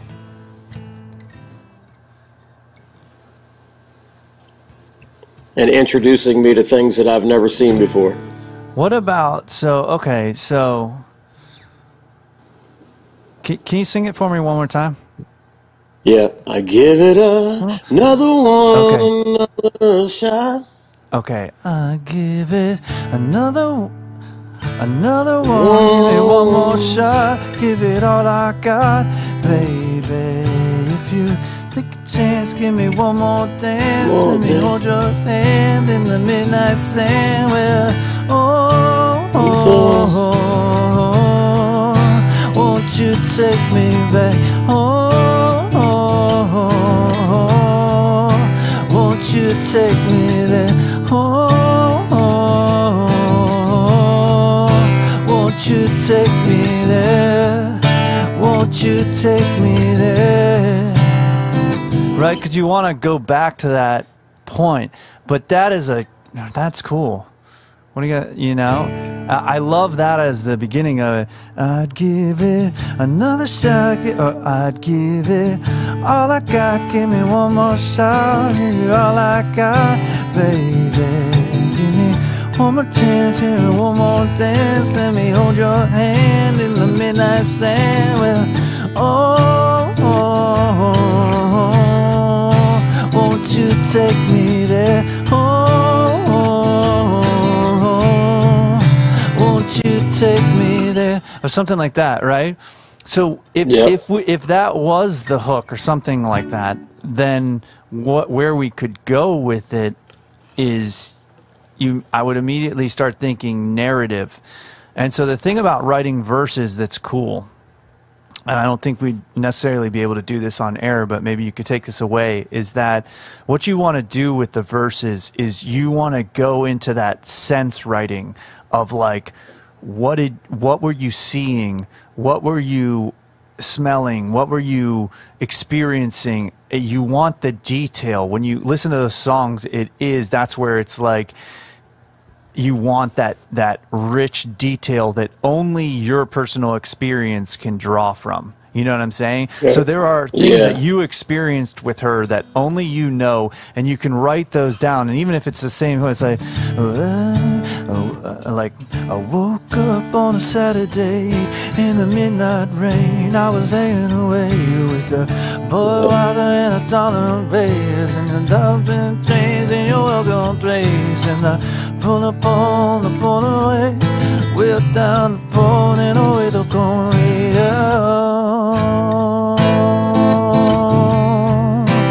Right, something like that. One more shot, give me one more shot, live it all I got, baby. Another chance, give me one more chance in the midnight sand. Would you take my hand? I don't know the lyrics right, but you get that vibe, and it's like, won't you take me there? Because now when you're like, won't you take me there? Everybody can go, yeah, take me there. Whatever there is, you know? And so where we go from here, I think where you can start to build this out, because that's a hook, man. I think we can. I mean, I think if you get that hook with the right sounding production and you have that strong vocal, it's a super strong melody, and you have a concept here that it is kind of like a country love song in a way. It's that Americana country love song.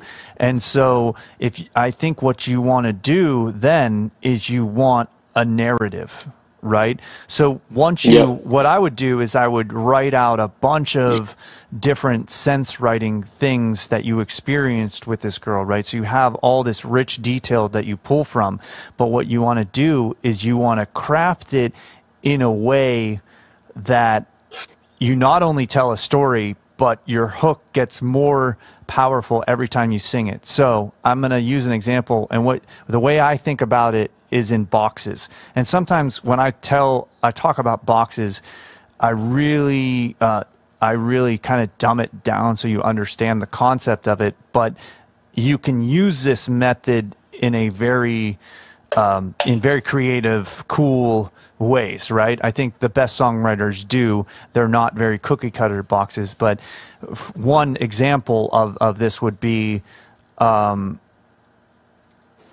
you met this girl and you guys hooked up, right?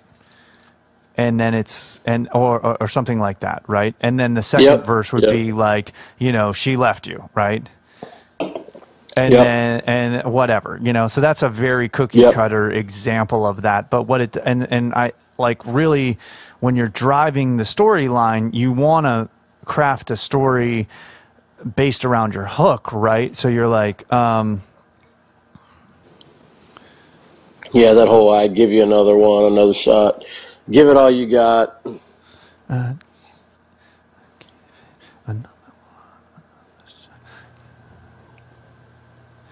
So maybe it is in a bar, right? You approach her, blah, blah, blah, right? I give it another one, another shot, give it all I got, baby, and then, maybe the second verse is a more, the relationship has gotten more serious, right? And then maybe there is a bridge that's a breakup. And a third verse is you see her again in the future, right? And this is like a very rough idea, right? But each time that hook gets reintroduced, and it's like the first time, it's like you're in a bar, so it's like, I'd give it another one, another shot, give it all I got, baby. If you take a chance, give me one more dance. Let me hold your hand in the midnight sand. Won't you take me there? Right? The relationship gets more serious. And then, you kind of like, next time you sing that hook, it has a deeper, more rich meaning, And then again, maybe a bridge is you guys have moved on, you guys have parted. Again, you see her, maybe she's with somebody else. You know what I'm saying? Yes. Yep. Exactly. I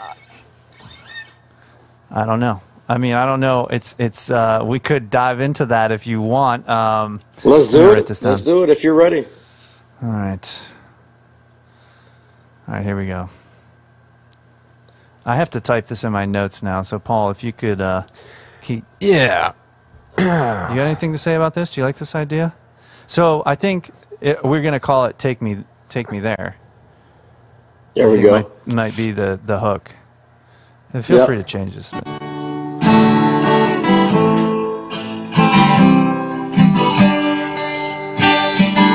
Walked in a bar, sat down, drinking a beer. Saw you there, standing there.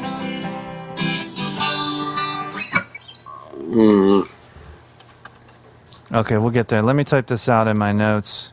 Yeah, so real quick, I'm gonna break up the flow here while you're doing that. Please do. And just promo. Yeah, a little promo. Well, after all, this is the Jared Farrell 24-hour live stream. Oh, thank you, Bobby. Bobby, you want to do the promo? Yeah, Bobby, do you want to do a promo? Here, you can call in at 7575. You know the number? We plugged the number. I almost do. I've heard it like 7 times today. 757-550-1814. Call 757-550-1814. That's it. Beautiful. Bobby, you're the man.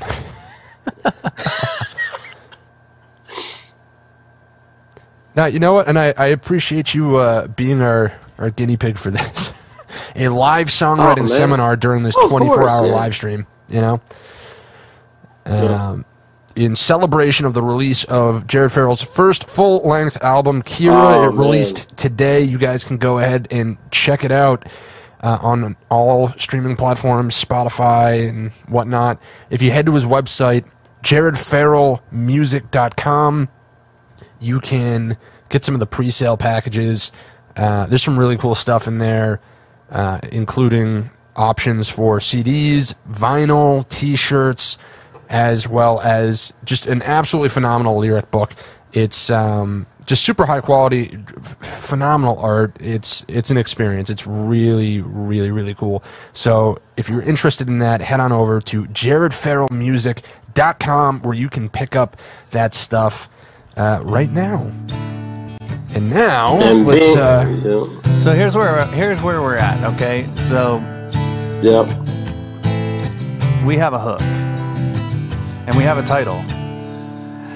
I'd give it all I got, give me one more shot, give you all... Wait, so it's like, I'd give it... What's the first line? Give it one... give it another one. Oh, one more... Wait. Give it another one, another shot. Give it all I got. Guys, this is live. We're doing this. Yep. Little songwriting seminar. Right. I'd give it another one. Give me one more shot. Give you all I got, baby. If you take a chance, give me one more. What? Hey, Bobby, we got a little latency. Oh, I'm sorry. Go ahead. Go ahead. All right. You want to run through it, or yeah? So no, do your thing. Do your thing. Okay, so. I'd give it another one, give me one more shot, give you all I got, baby. If you take a chance, give me one more dance in the midnight sand. Won't you take me? Oh fuck, I fucked it up. Hold my hand. See. No, you do, man. Just keep it moving. If you take a chance, give me one more dance. If you'd hold my hand. Yep. Hold on.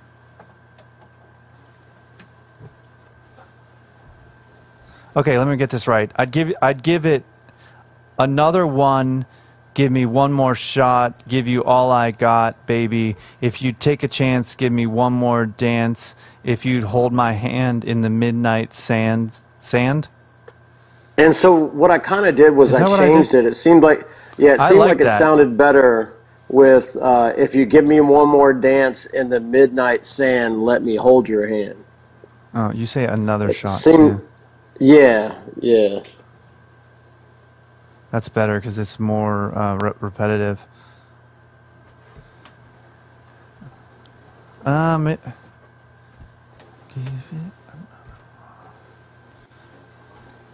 Let's go on what you're feeling though, and we'll work through it. So, Bobby, real quick, let me ask you: when did you start coming up with this? That one, you know what? I write dates on every time I start something. This was 6/28/21. Nice. And I worked on it for about a week and a half, and then I haven't really touched it since. Because it's almost like the whole Prince thing where Prince works on a song and he works on a song and he works on a song, and then like when he's done with it, he moves on and he goes to the next one. Right. And it's almost kind of like how I've been with, because for me it's about sound and feeling and what I can think. And then when I get another sound and I get another feeling, I'd move on to the next one really quick. Gotcha. Okay, we got the hook here. All right, we got it? All right. I'd give it another one, give me one more shot, give you all I got, baby. If you take a chance, give me one more dance, if you hold my hand in the midnight sand. Oh, won't you take me there? Oh, won't you take me there?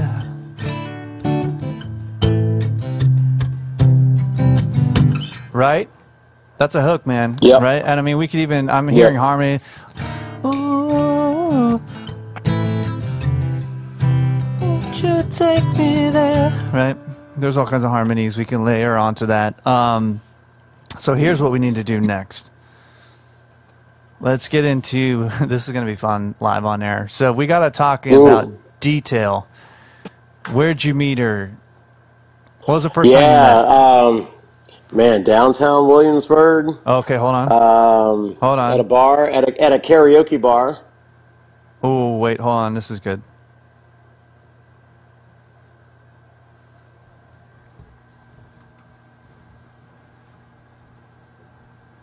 Karaoke bar. Keep going.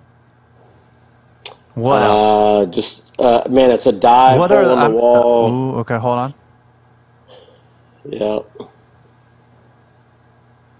No cell phone service in the area where the place is. Yeah. What any songs on the radio, anything like that?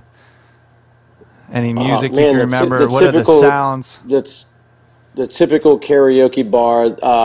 I would say the first night was that was important was what's the Irish freaking holiday for America? St. Patty's Day? Yeah, St. Patty's Day. Oh my God, she was wearing a little slut costume. It was amazing. Yeah, big boobs, beautiful smile. Nice. Yeah.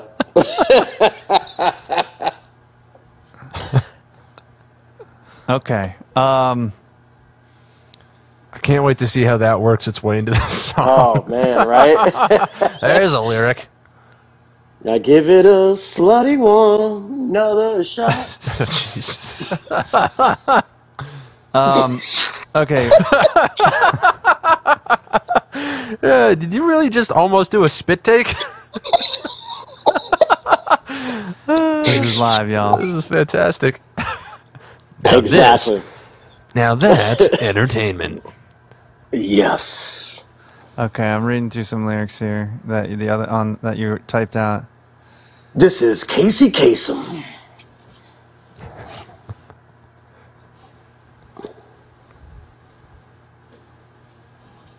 Man, I'll tell you what. Okay. What's some of the greatest things, man? Go ahead. Oh, you do your thing. I was trying to fill the space. No, go ahead. Go ahead. Fill it. Go ahead. Fill some space.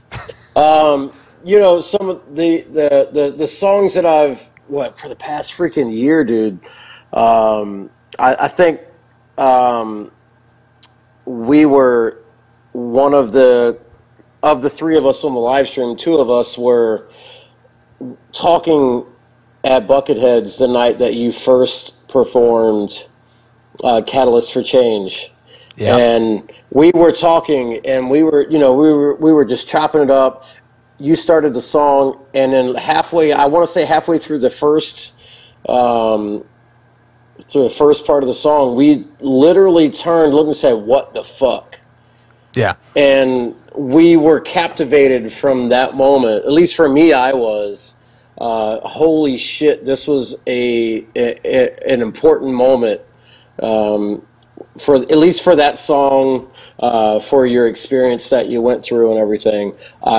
I was honored to be there and be a part of it. I knew that it was a special moment for that song, and that's part of why, every time that you're around, you're like, "Hey guys, what should we play?" Like, I want to hear that song because that song is.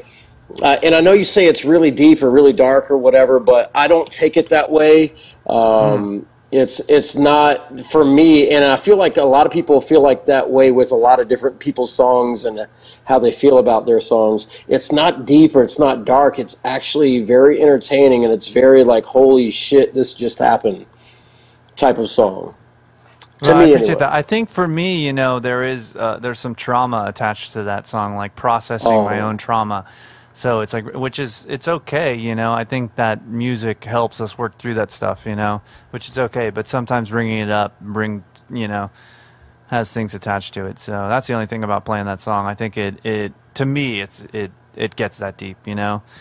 Yeah. But dude, we have some stuff to work here with this song. I'm getting there. It is hard to do this live on air, but we're working through it. But I'm thinking, Let's do it.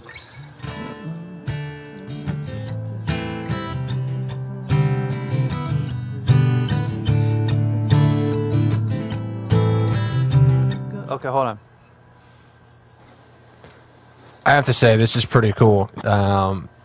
Watching watching you two write a song live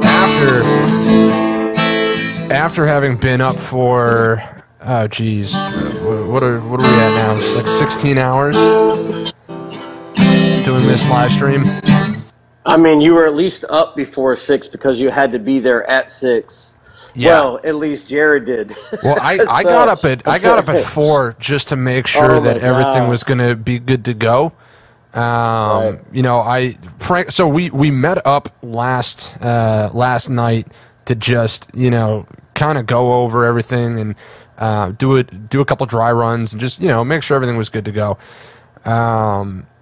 You know, and so we got everything set up in the studio exactly how you wanted it. So I didn't turn anything off. I left everything running because I didn't want the opportunity to screw anything up. I wanted to wake up with the same exact setup as I went to sleep with, right? But regardless, I still got up at 4 just to, you know, make sure. And then, you know, there was a couple things that I had thought about last minute that we needed to do, just some touch-ups, you know, that during the rehearsal quite hadn't set in, like, you know, in my mind. And once I woke up, you know, I had slept on it, processed it, and was like, I need to do this, and that. So we went ahead or rather, I went ahead and, you know, made those alterations, and then Jared showed up, and, you know, we just went straight to it. You know.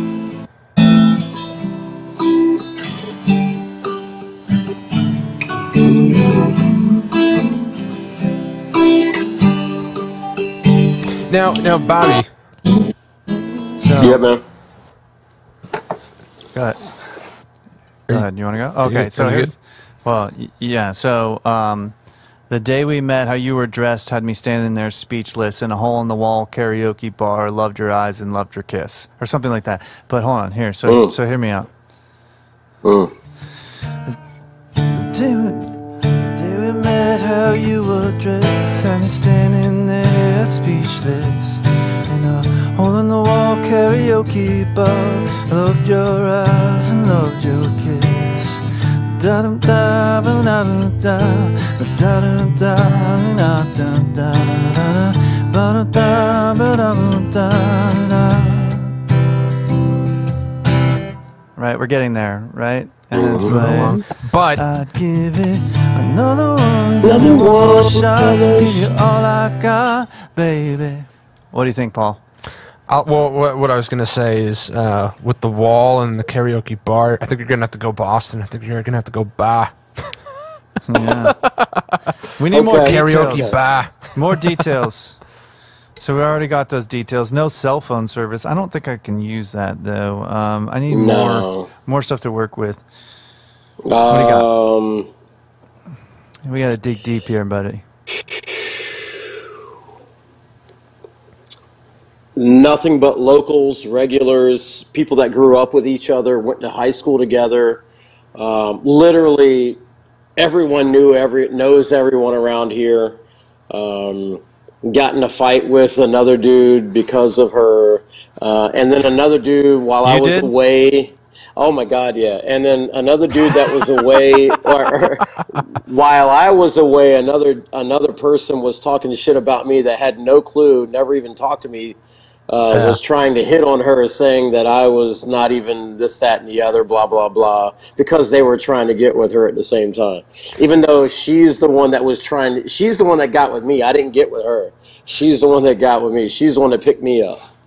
Now, Bobby, I might have missed the first part of this. So if you already addressed this, I'm sorry.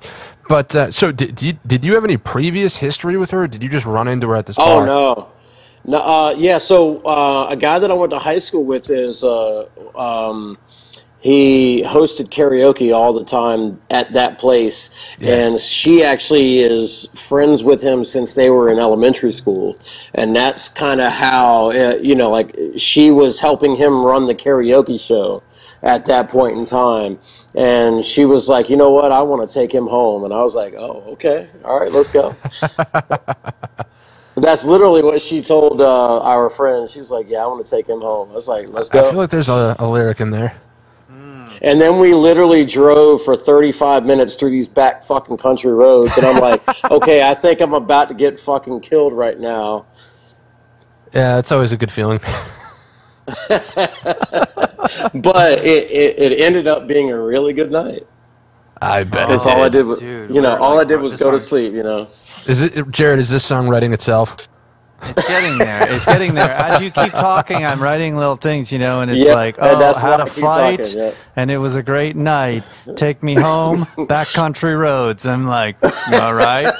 What else are you gonna say? Sounds a lot like country roads. Take me home to the place I don't know.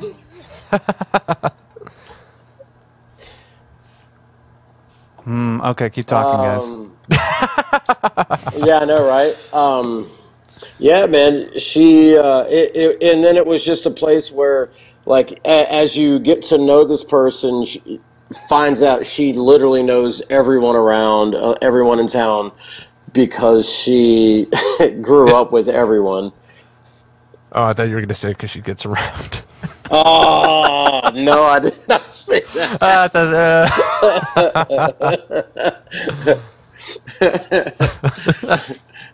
She is not Tupac. I get around. D, Bobby. My house is going to be caught on fire right tomorrow. Yeah, right. A mysterious fire happens on Teal Road. Well, now, why would you say that? Just giving away where you're living.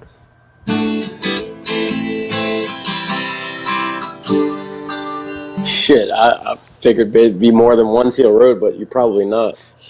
Oh well. It's TIOLEST Road.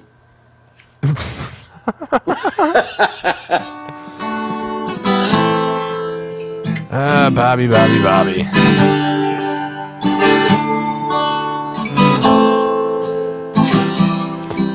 All right, I think Jared almost has something here. What you got? I'm still working. I'm still working out the second half of the first verse. So we have the day we met, how you were dressed, had me standing there speechless. A hole in the wall karaoke bar. Loved your eyes and loved your kiss. Too many drinks. Something fight. Take me home, backcountry roads.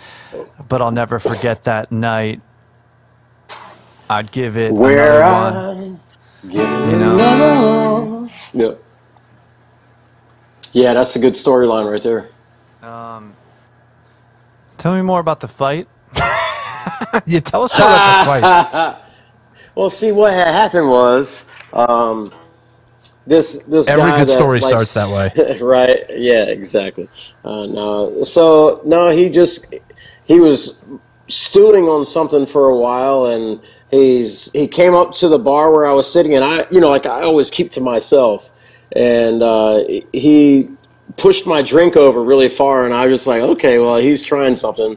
He was trying to, draw me in. I'm just ignored it, whatever. I just drank my drink.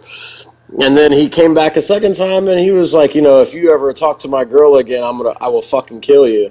And I was like, oh, really? So okay. Lauren just chimed in. Lauren just chimed in with the lyric, "She was worth a fight." There we're you getting go. doing some. There we go. Oh man. Okay. That is good. Yeah, no, like, and that's just, oh, so here we go. So it's a. She was worth the fight. Take me home back country roads, but I'll never forget that night. Oh.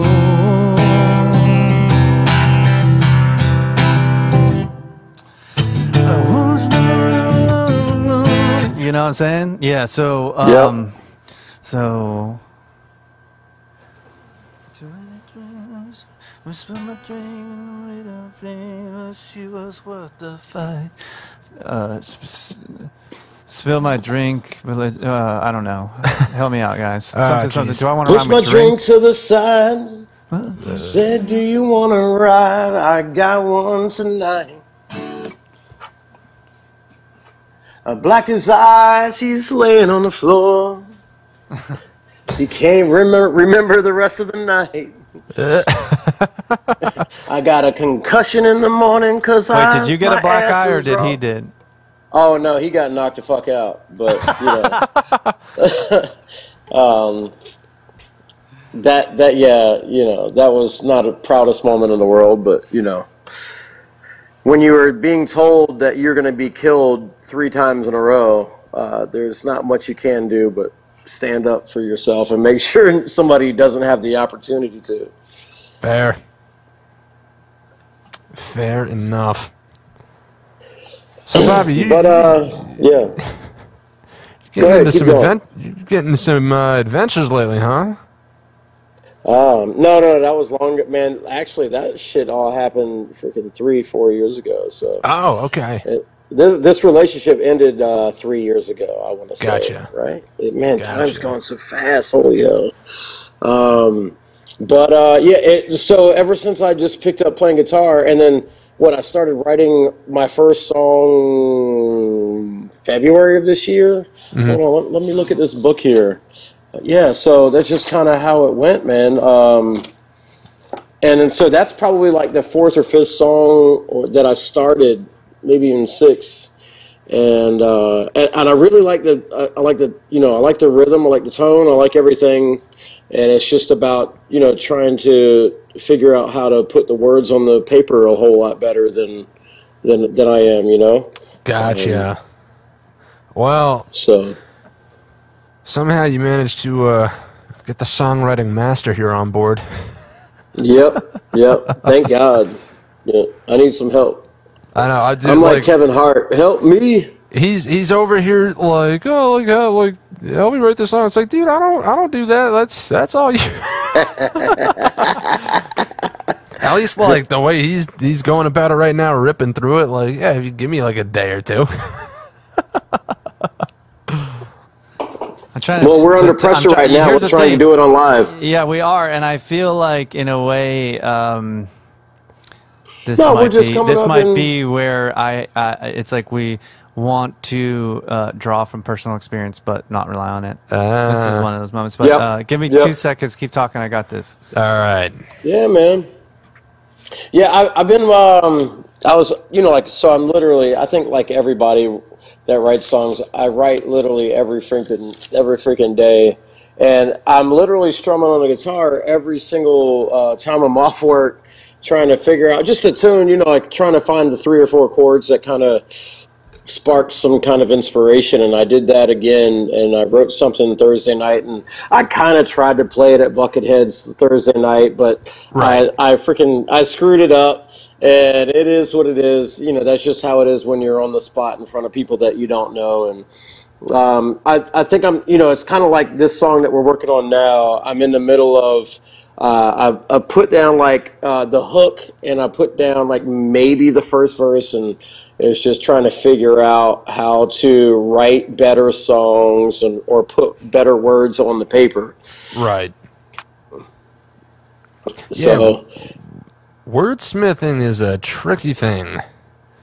And then so how I know that is that song where Jared actually it seems like he took a hit of acid and he's writing that song. You know, he's speaking that song, and I put it back to the Lighthouse's Rule. You know, back in 2010, when you know, like when YouTube and all that stuff kind of just came around to being, you know, really relevant. And this one guy took a hit of acid, and he's got this gecko on the video, and it's like all these like crazy background themes, and he's just like Lighthouse's Rule, dude. And all kinds of shit. And that's kind of like, and I'm not talking down about what he did. It just put me back on that moment of like, it really sounded like, you know, he was trying to hone his craft through that, you know, song that you guys were playing, or song, or was that a song, or was that, I don't know, a monolith or something? I don't know a whole lot about everything, but, whatever that was playing, I don't know, what, 4 hours ago. Where are we talking about All She Wrote? Yeah. Oh, the Alice in Wonderland sounding. Yeah, yeah. And it was cool in a sense. Like it seemed like you just got on this like mental path of like, I'm just gonna put this on paper and then put it on video, and then put it on, you know, sound or whatever. And it seemed like you were really trying to hone your craft in that moment. You know, it was a learning experience for you. And that's kind of what I put, you know, like with writing these songs or whatever. For me, it's, you know, everything that you do is you're learning from it and building. Yeah, 100%, man. That's an interesting one. I really just wanted to, sometimes, man, that was after COVID, so I was kind of tripping out anyways, you know. It was a weird moment, and I think I really mentally did just want to get out there, Pink Floyd, and let the sort of madness, and that's how I felt. I felt like I was going out of my mind.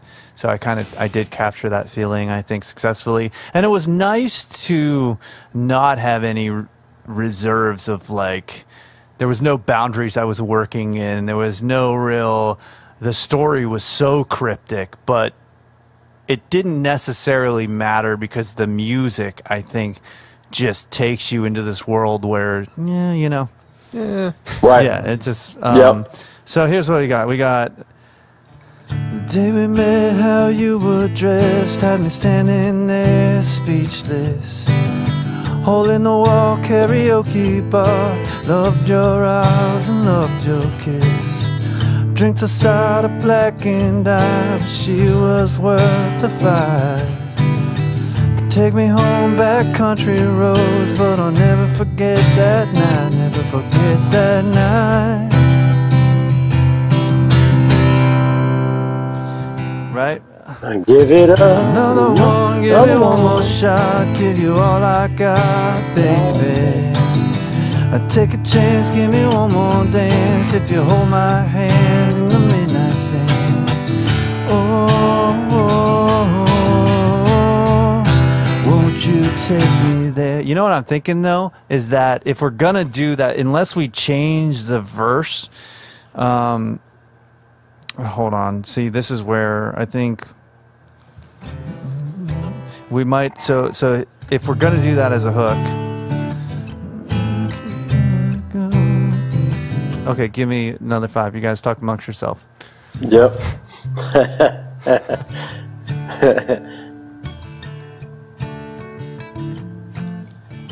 So, shamelessly, I'm gonna be playing as part of a showcase at the Riff House on the 20th. What's next Friday?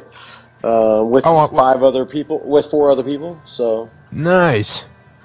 Yeah. 20th. That's the 20th, and so it's going to be awesome to go and see the 21st with everyone at VMP. That's going to be amazing.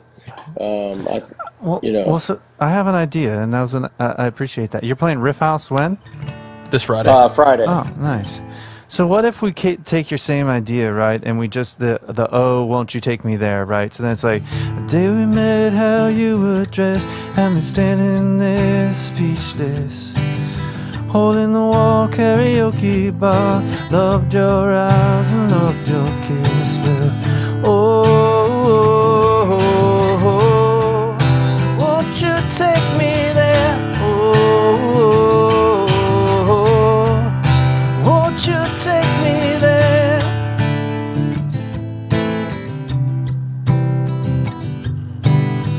Drinks aside, blacking out, but she was worth the fight. Take me home back country roads, but I'll never forget that night. Well, won't you take me there? Right? It could be a motif like that. I don't know. No, I like idea. that. Yeah, that's pretty cool. I like that. Yeah, that's really good. I mean, you definitely, I really like, give it another one, give me one more shot, give you all I got, baby. Baby. Take a chance, give me one more dance, if you hold my hand in the midnight sand. Well, won't you take me there? Won't you take me there? I don't know, there's something, right? Yeah. That might be the hook. That's cool. There it goes, right there. What do you think? Well, I mean, so you... I like it. Yeah, I mean, there's a lot of... Then I think really... I mean, I know I wrote some lyrics here, but I think, you know, you need to take that and build your own storyline, you know? But maybe that is what you needed. You had the lines, and you can keep that same chord progression, right? Where are we at here? We're in a 948. That's correct. But the songwriter in me wants to keep digging for something more. Well, we got a little bit of time to play with. I don't know. So It took me home down a long dark road, giving it long roads. You took me home on that long dark road, taking off your clothes. I like that. I like that. Wait, what was that?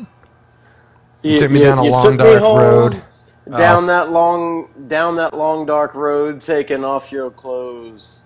Oh, hope you didn't feel like a hoe. I mean, now, Eric Hawkins, from JD3, he in the comments he put winding down a black copperhead road, taking me as far as I would go. Not my lawn chair, not my problem. Nice. That's a good. Yeah.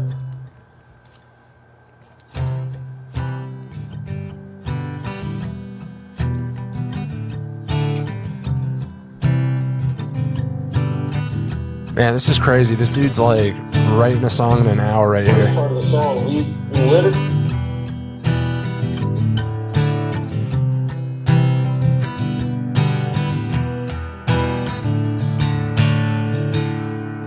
Yeah.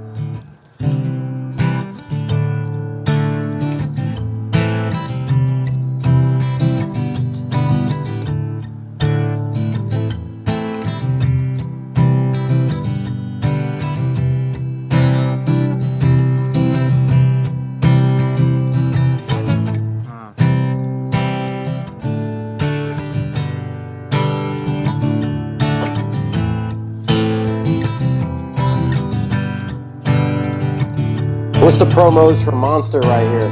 Yeah. I think we're getting paid by Monster and Red Bull, right? I wish. If you know any, if you got any connections, hook us up, Bobby. I think that's it, man. I don't know. Like, won't you take me there? I guess. I don't know. What are you guys' thoughts? I'm gonna send you these lyrics, Bobby. Yeah, I like it. Yeah, please do. Let's. You know, I'm always down to work on anything and everything, so I'm always grinding. So, yeah, that's really cool, man. I like the lyrics and I liked how you changed that up because it does actually sound. To me, the way that you've arranged it, it sounds a lot more universal, not just country, but actually could be something a lot more mainstream than just only country. So I like that done part it again, of it. Jared. I just feel like maybe there needs a pre or something, unless it is like sort of Bob Dylan, where we have like 3 or 4 verses. So here's what we got, guys. This was songwriting hour, and Bobby came with an idea. Obviously, this is a work in progress, you know, but we talked about how we could take something, an initial idea of, again, we talked about bottling up that feeling, your experience of this girl. You know, you brought some lyrics. I think the strong, like, I'd give it another one, give me one more shot, give you, I wonder if that should be the first verse or what, or. Ooh. Wait, what's the line? I'd give it another one, give me one more shot, give you all I got, baby. If you take a chance, give me one more dance. If you hold my hand in the midnight sand. Or maybe that is like sort of a motif that happens after both. Let's try this. I don't fucking know if this is going to work, but. I give it another one, another shot. Give it all I got, baby. My only thing is I just wish there was I wish there was a separation between these two parts, which could happen with production, but it would be nice. And again, I can't have anybody here scrolling this thing, so I'm going to have to see how I can do it. The day we met, how you were dressed, had me standing there speechless, holding the wall, karaoke bar, loved your eyes and loved your kiss. Give it another one, give me one more shot, give you all I got, baby. Take a chance, give me one more dance, if you hold my hand in the midnight sand. Well, won't you take me there? Won't you take me there?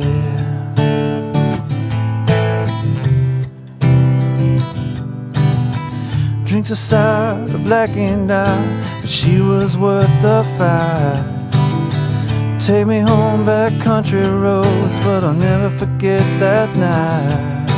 Give it another one, give it one more shot, give you all I got, baby. Another chance, give me one more dance in the midnight sand. Won't you hold my hand?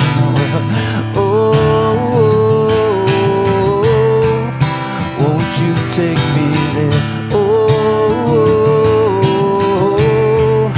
Won't you take me there? Won't you take me there? Won't you take me there? Won't you take me there? Won't you take me there? I mean, it's wide open from there, kind of, you know. I mean, that could, yeah. I mean, there's a lot. I think that hook, "Won't You Take Me That's There," cool. That could be what you kind of, you know, because you have a really strong motif with that. Da da ba da da ba ba da ba da ba boo da da. You know, that's a strong melody, dude. And so, yeah, you sell that story then, you know, and you sell the dream. Yeah.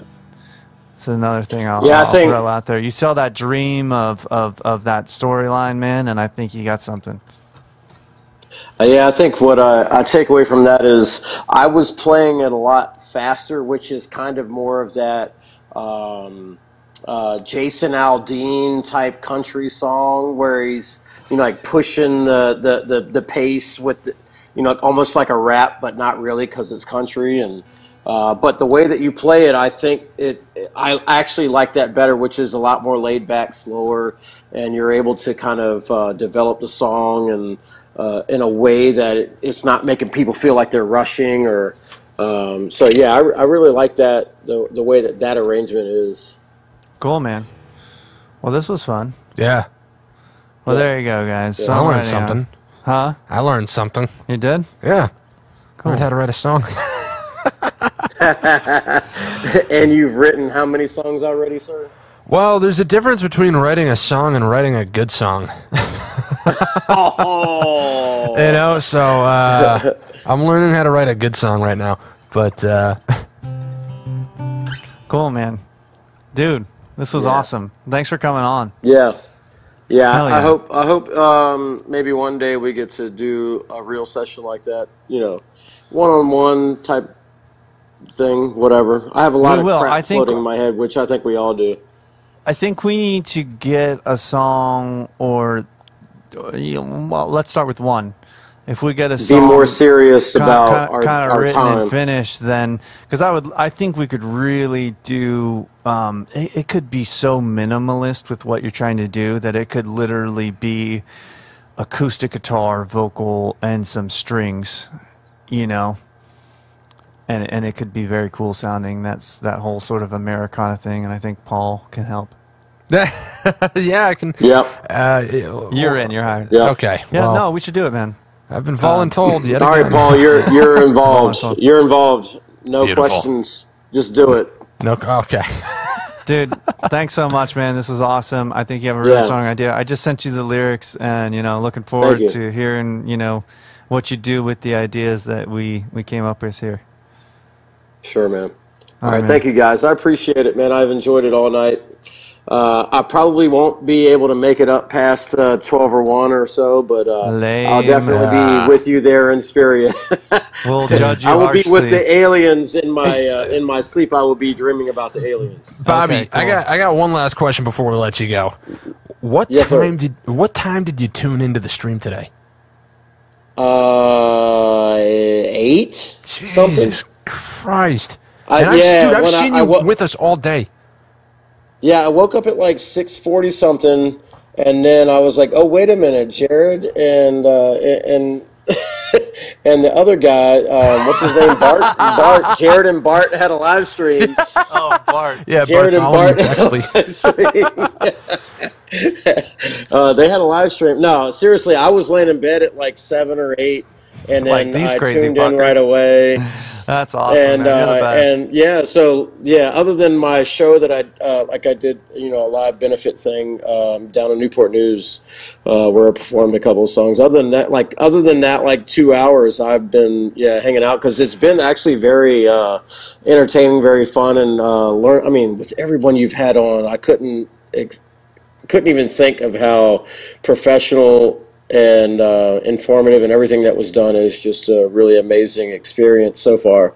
I think everyone's that's tuned in has will say probably the same damn thing. As this was very well thought out and by two really amazing people. Put everything together. So thank you for putting this together, because I think all of us, especially in Virginia Beach, need this kind of exposure from people outside of the area, which is, I'm pretty sure, that's why you kind of put this together based on things that you said. So that's cool. Thank you. Dude, thanks, brother. Dude. Yep. Well, first off, you hear that, Jared? We're professional. No, but dude, seriously, thank you Give us a so couple much. hours. Yeah, dude. And I'm gonna totally bash this fucking show if you don't put Bartholomew back on. You want to say hi? Hey, tell him this is the after party.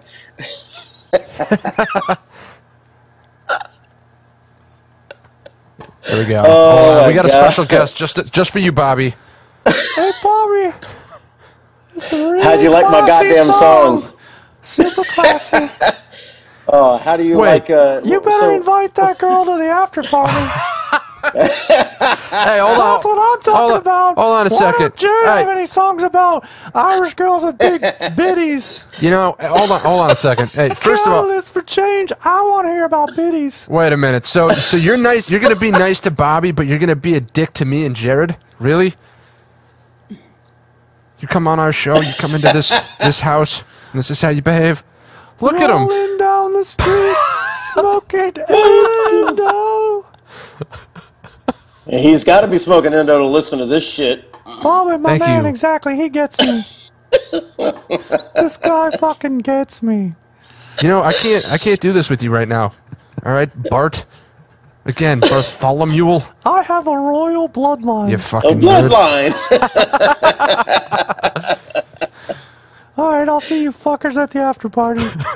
All right, let's go. Don't count on it. All right, thank you guys. Appreciate Dude, it. thanks, Thank man. you so much. Dude, seriously, Yep. Bobby, again, for just all the support all day long, sticking with us, man. It's really meant a lot. Yep. And for everybody else that is tuned in, that is tuning in, and that is stuck with us since the beginning of this thing, holy shit, you guys are just so on point. It is unbelievable. I am so grateful. I believe I can speak for Jared Absolutely, as well man. on that. This is crazy. Yeah. We Yeah. are here at 10 p.m. still going strong. Bobby, thank you so much, man. Yeah, man. All right. All right, Thank you. I Bobby. appreciate everything. All right, see you guys. All See right, ya, Have a good take night. care. All right, there you go. Dude. Bobby Wilson writing a song live in real time with Jared Farrell. I almost This like. is I liked cool. it. I liked it when it was. Oh, let me get the guitar going. There we go. Won't you take me there? I like that. Yeah. Won't you take me there?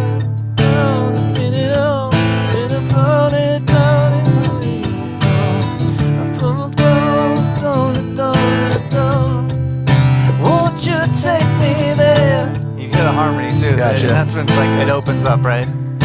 Won't you take me there? I don't know if that's the right harmony. I liked it. Won't you take me there? Won't you take me there?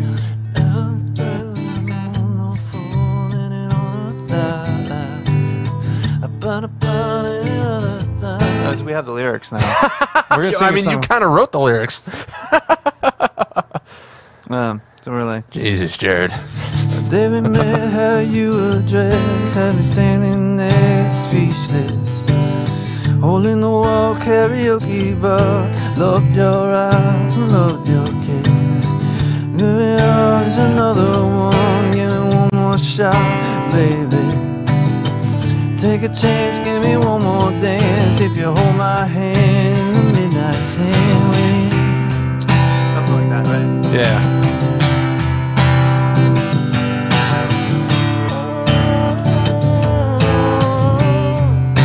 Won't you take me there?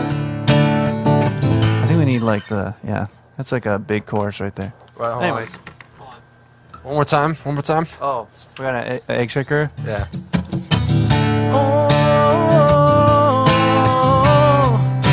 Won't you take me there? Won't you take me there?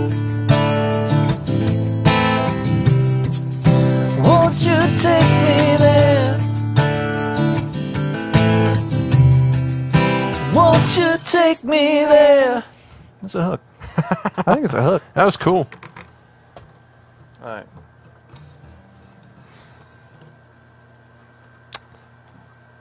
We learned some things today, folks.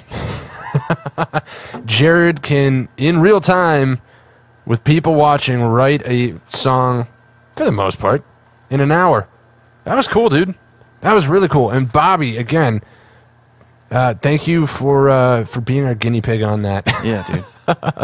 Seriously, because we had no idea. I mean, he's talking about all professional and planned out. Yeah, we did not plan that No. at all. That was off the cuff, but it worked, I think. I don't know. You guys tell us. Did it work? Yeah, did you guys like that, or were you bored to tears? Yeah. I mean, I don't know. We had people Now, here's texting us lyrics and stuff, so. a way where you can tell us if it worked. You can go over to jaredfarrellmusic.com. And you Oh, can, come on. Enough. I mean, this is too the shameless. Listen, hey, you know what? That's my job right now. My job is to sell your record on this 24-hour Jared I Farrell don't live think. stream. I think we sold it enough. I think now we're just here partying. You know? just screwing around. Oh, so this is the after party? Oh, you know what? I see what you've done here. See, Bartholomew Bexley, fucker.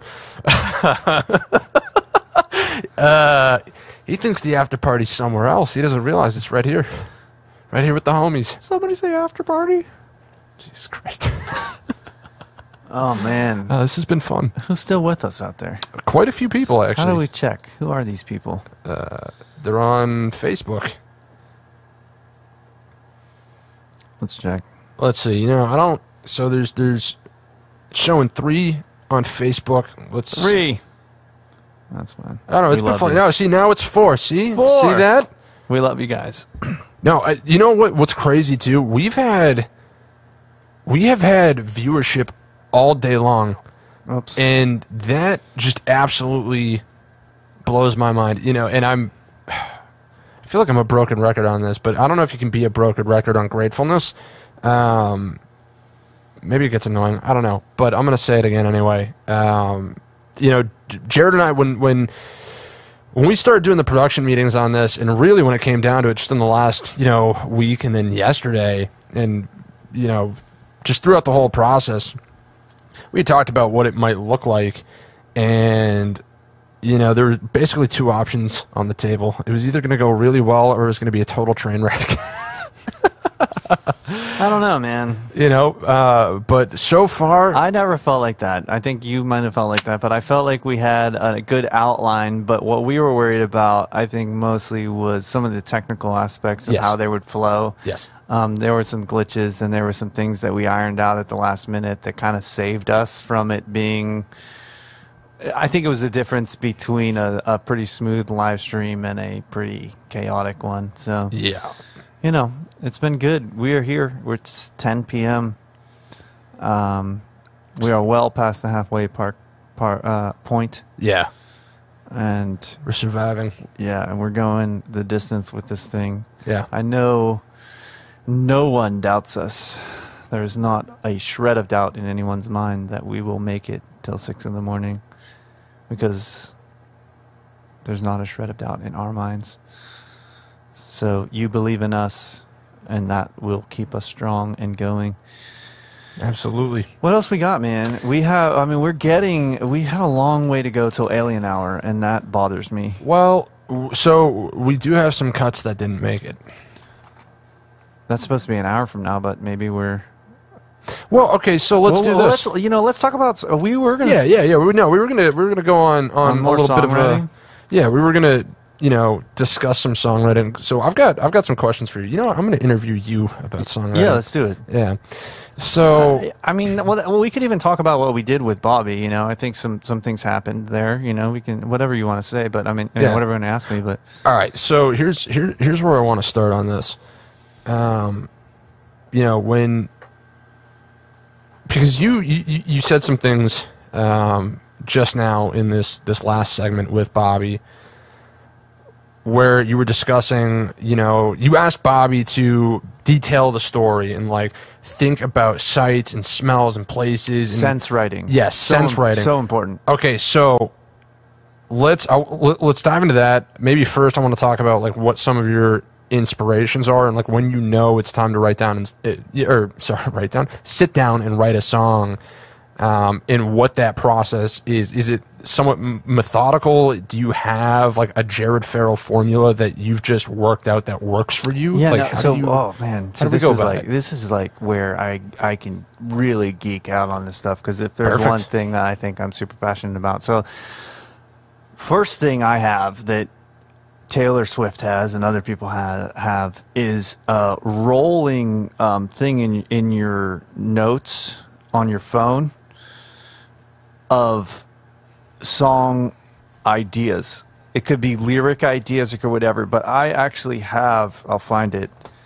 I think it's on this part. It says lyric forever sheet. And so I could scroll down this lyric forever sheet, and let's see what I got here. You can make a million mistakes, just make sure that they aren't the same. You can be a gazelle or you can be a lion. If you're a gazelle, though, better run like lightning. So that, here they come, which I almost think I might have used for BLT or something. There's all kinds of ideas in here. Just some of them are really dumb. Some of them are good. And so whatever idea, you may have it when you're at the gym. You may have it, you're listening to music. You may hear somebody on a podcast and you'll be like, that's pretty profound what they just said. Even if it's not a lyric, put it in the lyric forever sheet, And so you can, when it's like, number one, when you're sitting down to write a song and you're like, oh, I need a concept of an idea, you have a ready supply. Now, another thing that happens to me a lot, I've talked about this, I call it the mumble method. So when you have your guitar and you're like, blah, blah, blah, blah, blah, blah, blah, and it's like, oh, it almost sounded like I said this, you know? And sometimes, so that's kind of sometimes how the initial concept can form. Right. There's another really cool thing you can do. You can go to, I think it's wordcloud.com, and you can take any article. Let's say you want to write a song about fighting, right? You could take an MMA article, somebody who's being interviewed about MMA, copy the entire text of the article and put it into a word cloud and have it randomize the words. And then you're looking at that word cloud and you'll see connections of words that you would never see before, and go through and like pick out, this is a cool just writing exercise, you know, to get ideas flowing. And you can make connections between these words that you would never think of. So all of a sudden you have a list of song titles that are just cool, thought-provoking ideas, you know? Yeah. And let's say you do finally have a concept that you're going to write about, right? You can then start asking questions. Where is this taking place? When is this taking place? Who are the characters? How are the characters reacting to the situation? You know what I mean? Yeah. You can ask all kinds of questions, you know? And that's where I think you can start to I call them boxes. Yeah. And that's kind of like where you can stack your narratives. And the idea, I think, is to be as creative as possible within those boxes, because you don't have to have everything make total sense and flow with a narrative. Right. You know, I think Nashville songwriters are very good at telling that story, but maybe that's not your genre. Like maybe you're like the Deftones and you don't really need that. But I still think you can use some of these techniques to your advantage. Yeah. So we didn't really talk about sense writing, but if you wanted to get into that, I kind of jumped all over the place there. No, that's good. I mean, first of all,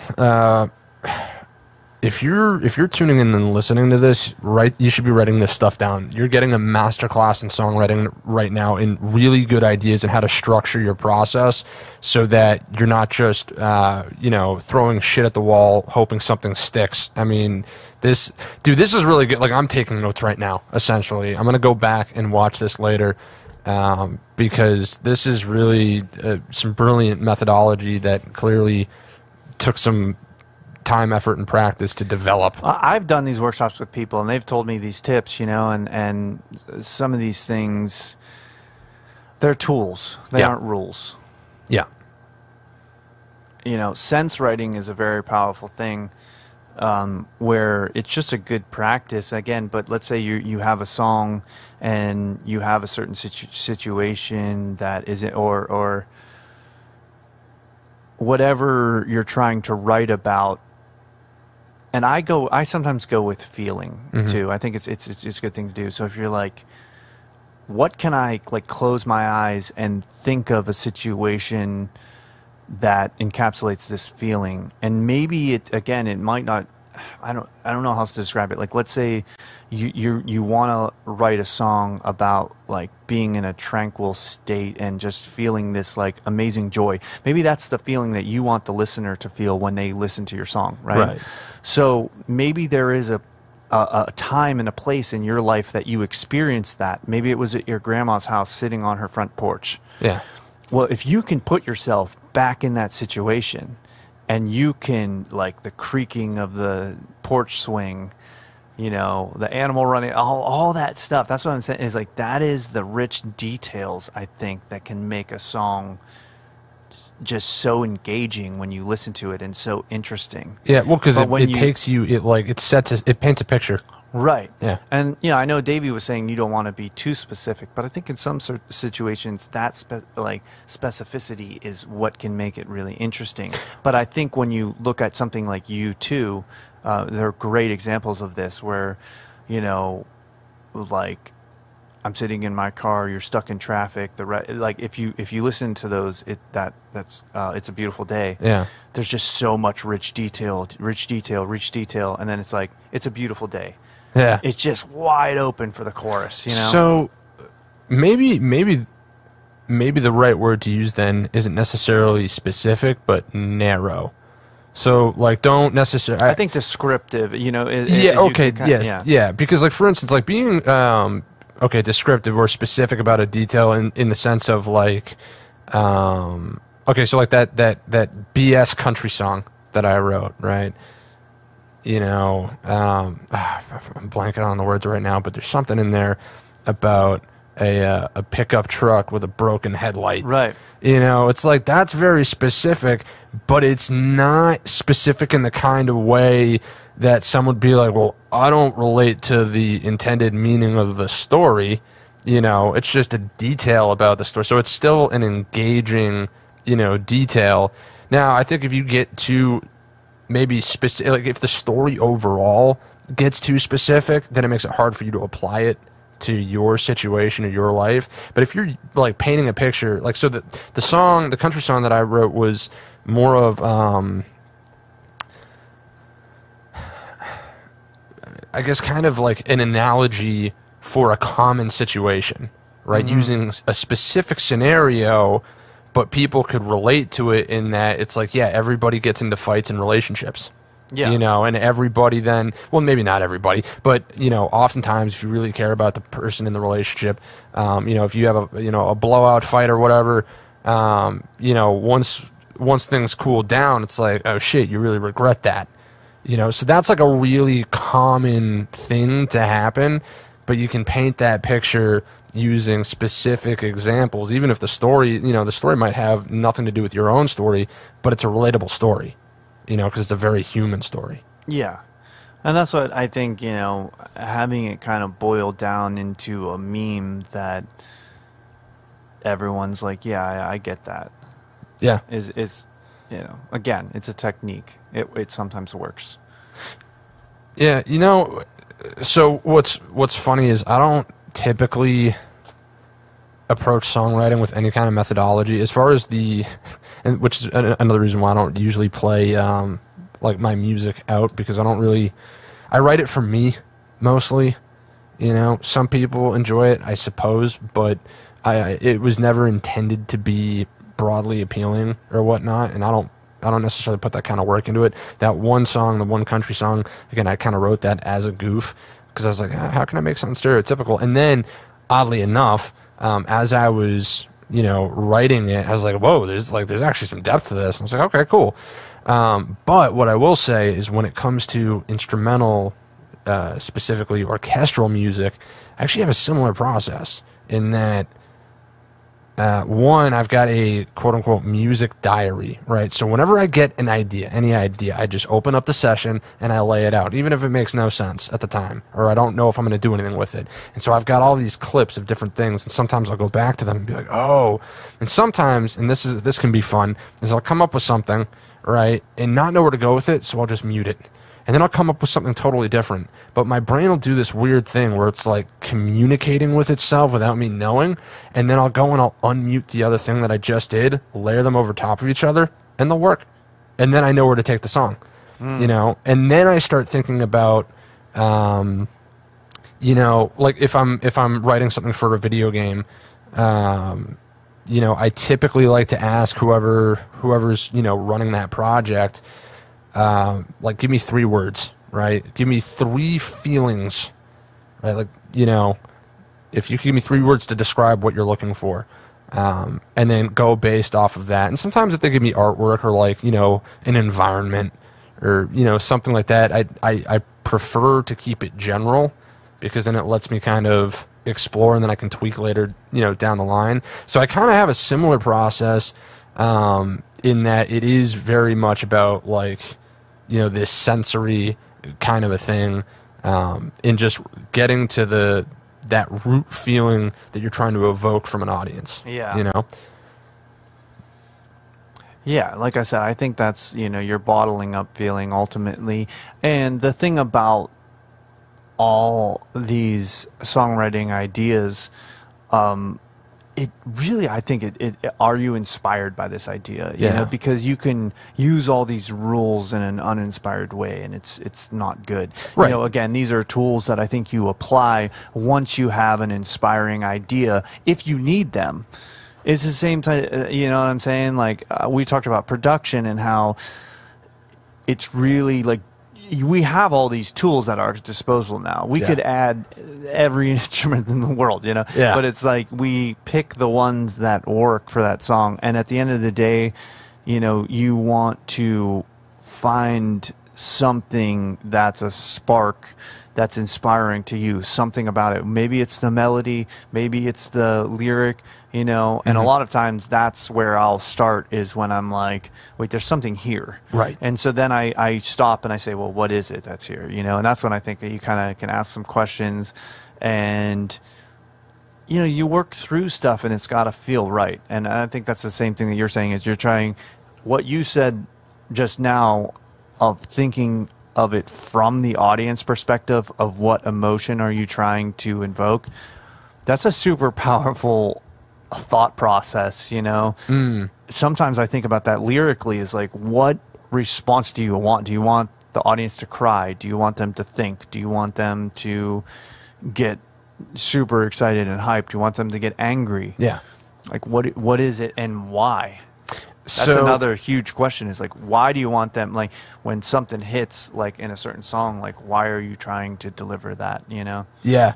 No, I think it's important that people ask themselves that question, and try to find the answer to that question if they're going to be effective and deliberate in their writing.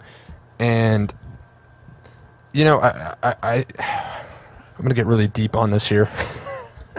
Nice. You know, ultimately, one of the things actually I've started to notice recently, and I've been doing music more often and more regularly in the last month than I ever have in my life at any point, right? Just quite literally every day for ridiculous hours, working on music. And it's not just like, you know, trying to work on one thing. It's like working on like 10 different projects, right? A bunch of different songs with different people, and just constantly bouncing around and doing a lot of mixing and whatnot. And what I've started to realize is that, you know, listening to music, it's a physical experience.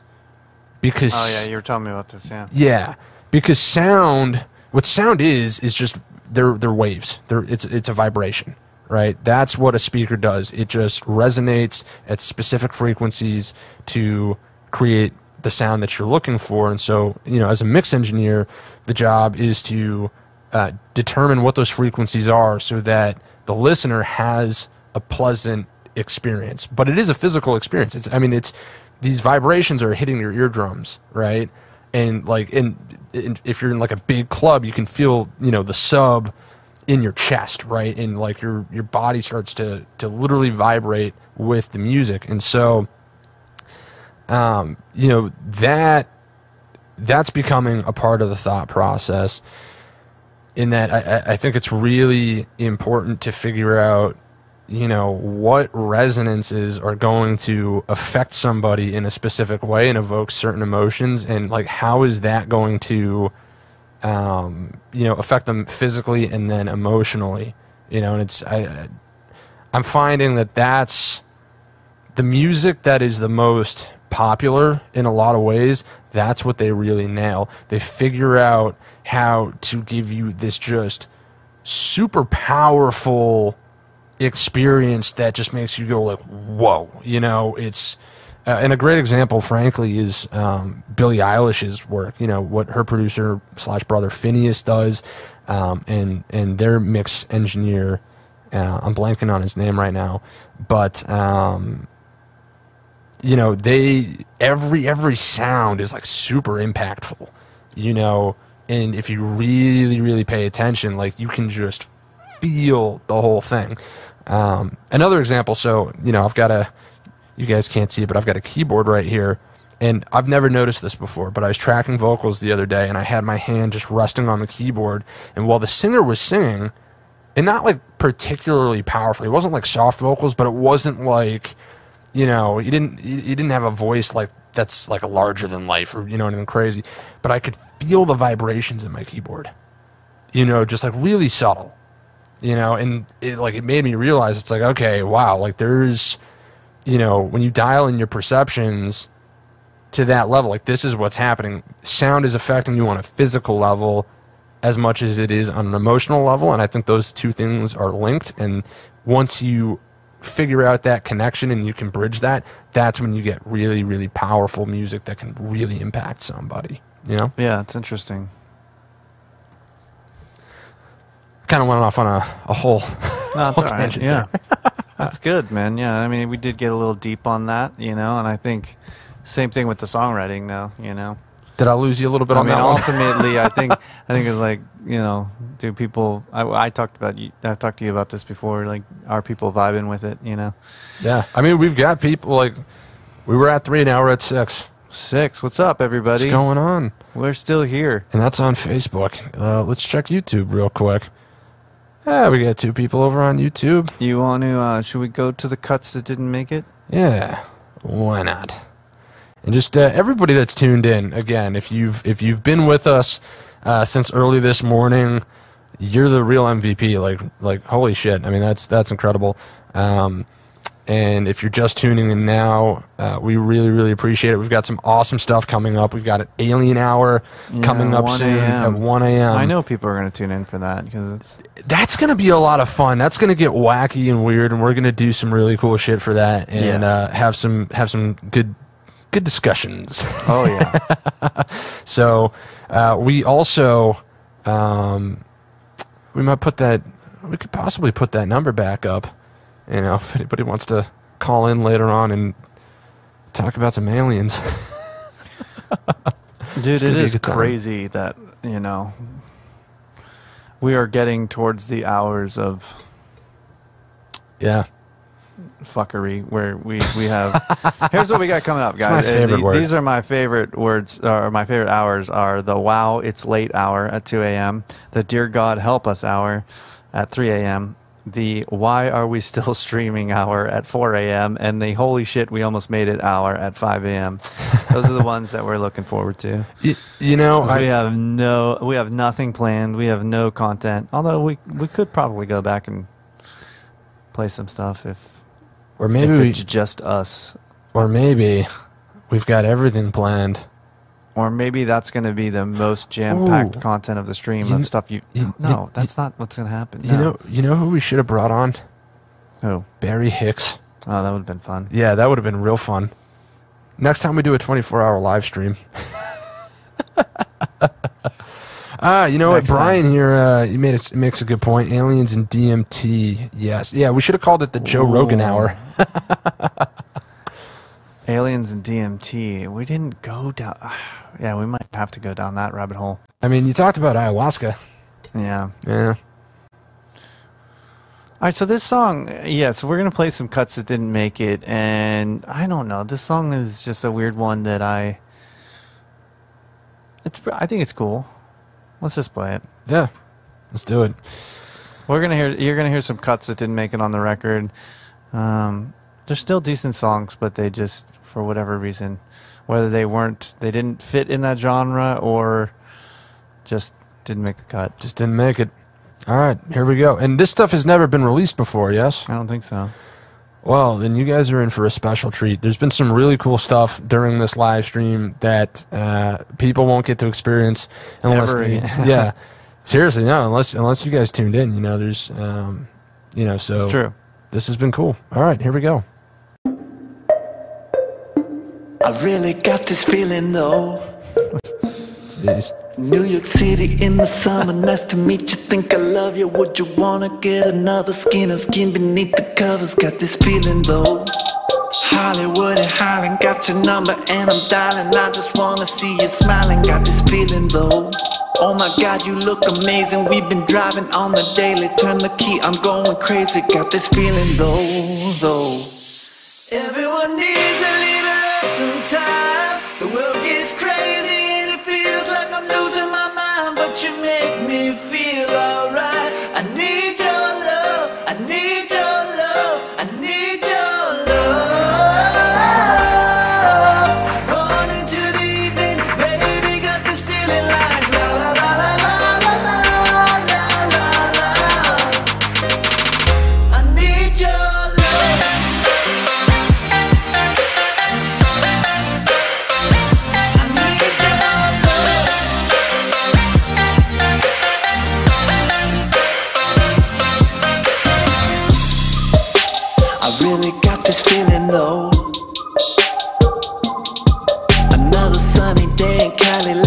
myself an out and alley, shopping down in Santee Alley, then go drinking in the valley. Got this feeling though, helicopter in Hawaii, on the freeway doing 90, baby, you're my Aphrodite. Got this feeling though, we'll be settled in the subbies with 2 kids and lots of money, looking back like it was lovely. Got this feeling though.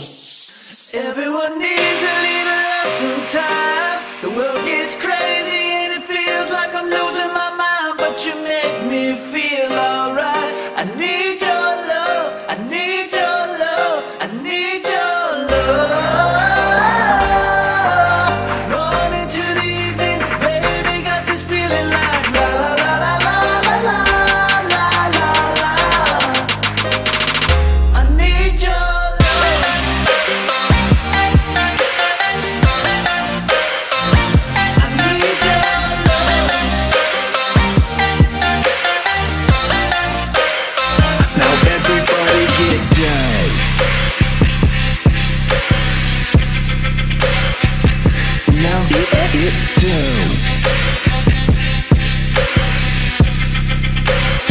Now everybody get down, down, down, down, down, down, down, down, down, down,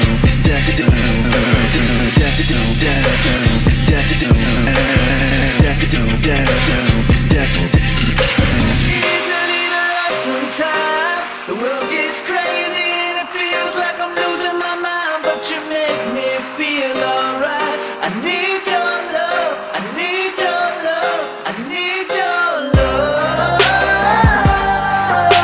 Going into the evening, baby, got this feeling like la la la la la la la la la. I need your love.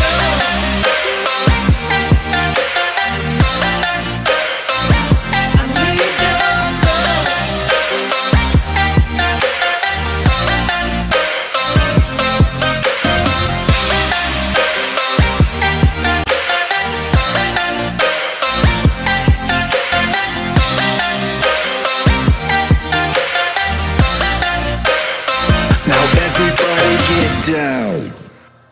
Oh, Yeah. That production's interesting for that song. that was cool. Next one, totally new genre. Draven played drums on this, and you know, it's pretty rocking. It's just like I don't know how to describe it. Let's just play it. Let's listen. Yeah, Here we go. This is called The Devil Can't Keep Up.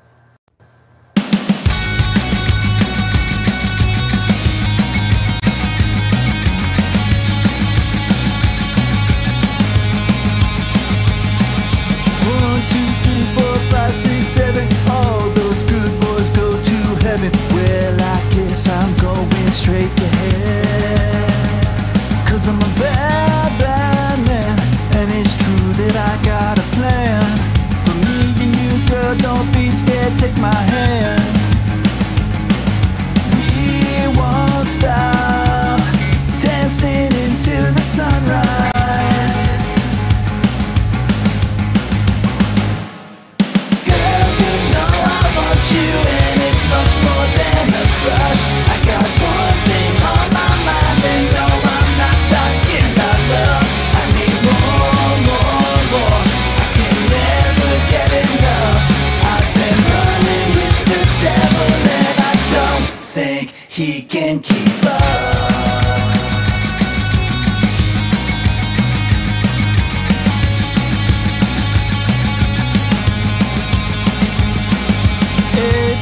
A-B-C-D-E-F-G, I'd really love to buy you a drink. If that one drink turns into 10, we'll wake up and do it again. 'Cause you're a good, good girl, living in this boring town. Don't you be shy, girl, let's get wild. I'll show you what it's all about. All night long, I just wanna have a good time.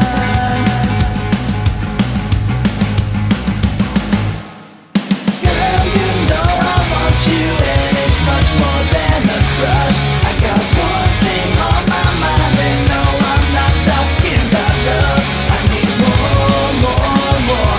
I can never get enough. I've been running with the devil, and I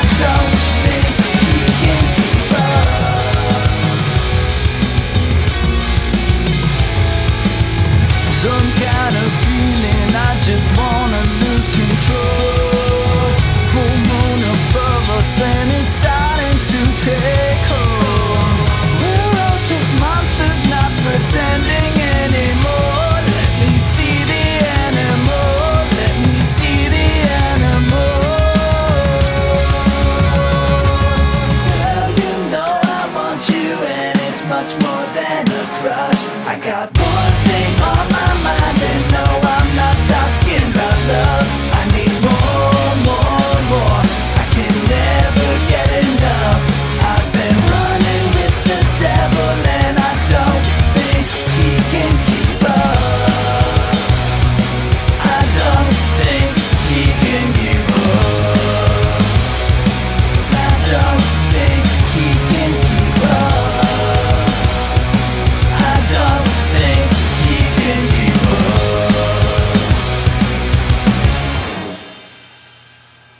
up. Ooh, Pretty rocking. that's a banging song, dude. Yeah. How did that not make the cut? I mean, maybe not for this album. Yeah. I don't know if it would have worked in this album, but it's a cool fucking song. It is a cool song.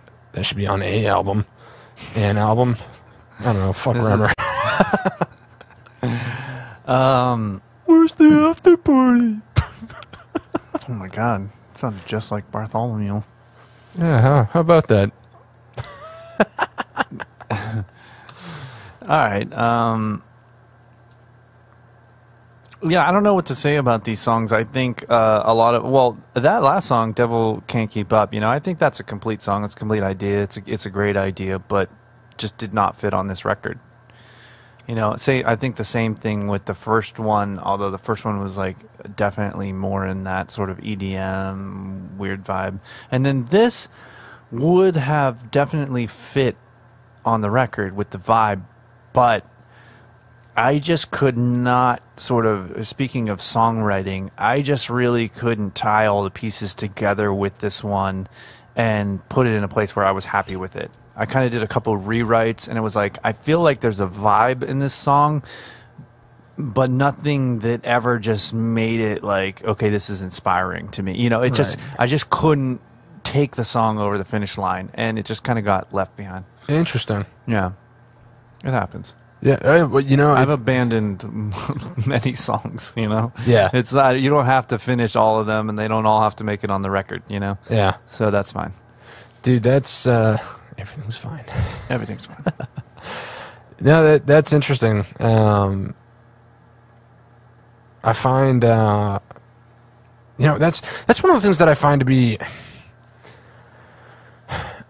I feel conflicted about it, because I've got work that I have gotten to a similar phase where it's like it's close, and then I run out of steam on it. I'm like, you know, I don't even, like, I know I put like X amount of hours into it, but I can't do anymore. But I'll take the lessons that I learned from it and apply it in the next project, which usually makes the next project better.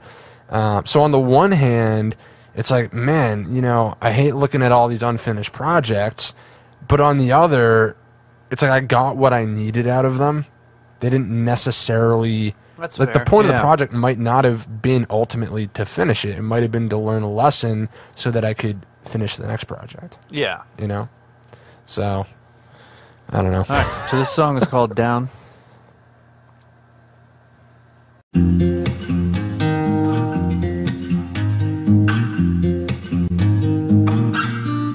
There's a line like a razor, a bullet in the chamber, whiskey drink to numb my pain, for a decade worth of my mistakes. And I'm still dancing with the one I love. Color my own shadow, help me heaven above. I'm just running with the wolves, and the blood on my tongue has never ever been sweeter. Down, down, well I'm sinking down. Deep inside the valley there's no love to be found. Looking for the center while I'm making my rounds.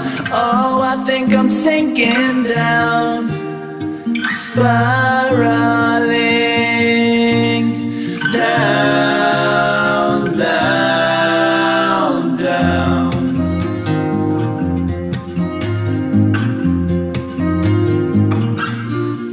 There's a girl, she's a giver. Jealous man, he gonna get her. Cell-block where she carved his name, and the innocence poured down like rain. She's still running running from the things she fears. Swim a silent river full of nothing but tears. He's still talking to a broken mirror, and the truth has never ever been clearer.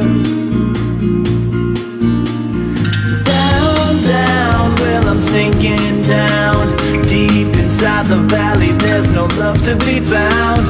Reaching for forever but I'm stuck in the now. Oh, I think I'm sinking down. Spiraling down, down, down, down, down, down, down, down, down, down. Oh, I think I'm sinking down. Spiraling down, down, down, down. Well, I'm sinking down. Deep inside the valley, there's no love to be found. Reaching for forever, but I'm stuck in the now. Oh, I think I'm sinking down. Spiraling down, down, down.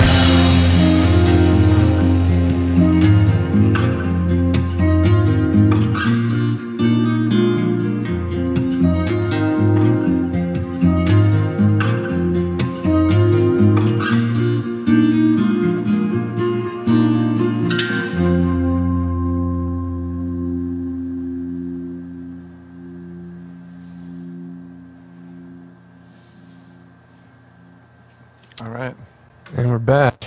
we're back. So, I think here's what I'm thinking. I'm thinking we're gonna play a few more of these for you guys, and then we've got maybe some live performances coming up, and oh yeah, we've got a midnight special. That's right. That's right. Yeah, so these next four, you want to just, what do you think? You want to just let them roll? Yeah. And I don't know if I should talk about them at all, but we're I think the two of us are in need of a little break here. I think we're both starting to come a little bit unraveled. But we're going to play a song, Mad World, Shine, Take Me Away. That's Take Me Away is a good one. That Take Me Away will probably make it onto another album. And Silhouette, we're going to end it off with a full music video that I made. Not the greatest music video in the world, but it is a music video that I made and never released for a song called Silhouette. So we're going to start off with Mad World. We're going to let this play for a while. And yeah, 4 songs. And then we will be back with more Entertaining ridiculousness. entertainment, and we will keep you glued to the edge of your seat until 6 in the morning. No, I'm just kidding. People are like, all right, I'm out. This is too much. No, thank you guys for hanging out with us, for real. We're going to take a short little break as we play these unreleased songs, and we will see you on the other side of this block of songs. Here we go.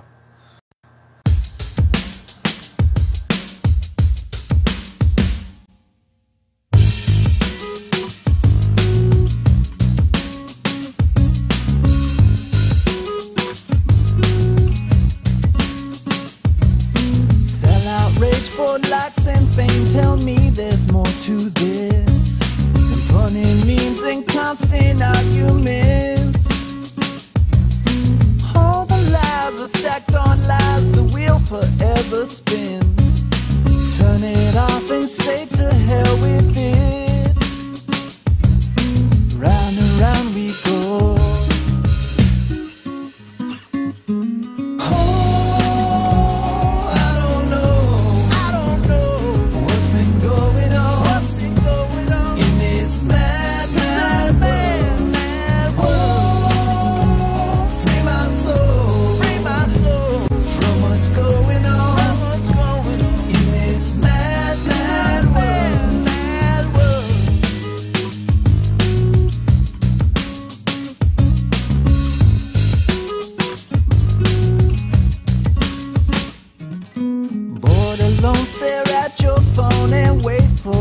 response.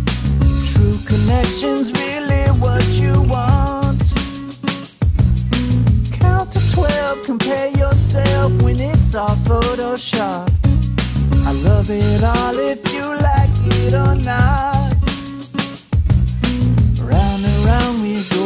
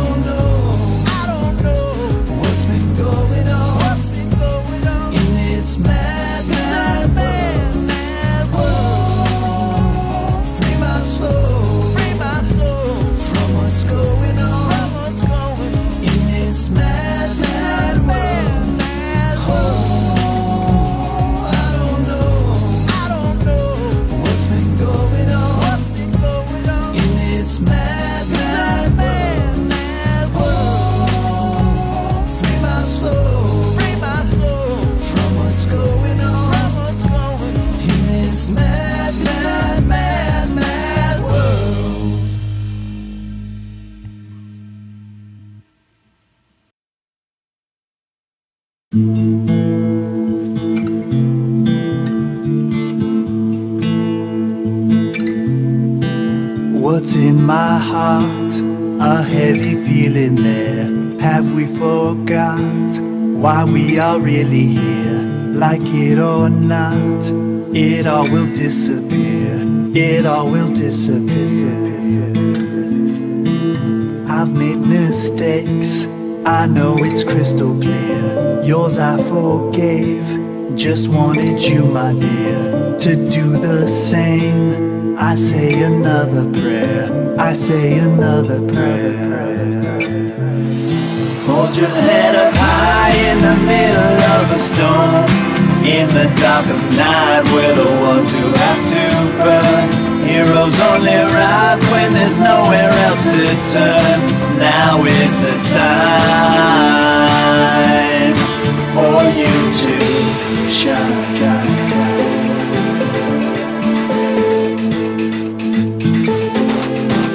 Come on, my love, we've got a ways to go. Down from above, watching it like a show. Was it enough? I'm really hoping so. I'm really hoping so. Hold your head up high in the middle of a storm. In the dark of night, we're the ones who have to burn. Heroes only rise when there's nowhere else to turn. Now is the time for you to shine.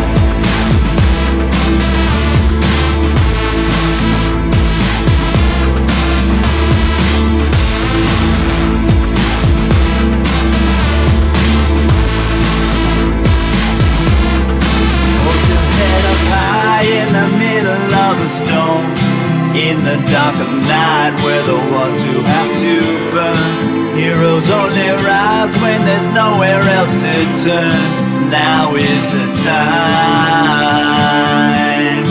Hold your head up high in the middle of a storm. In the dark of night, we're the ones who have to burn. Heroes only rise when there's nowhere else to turn. Now is the time for you to shine.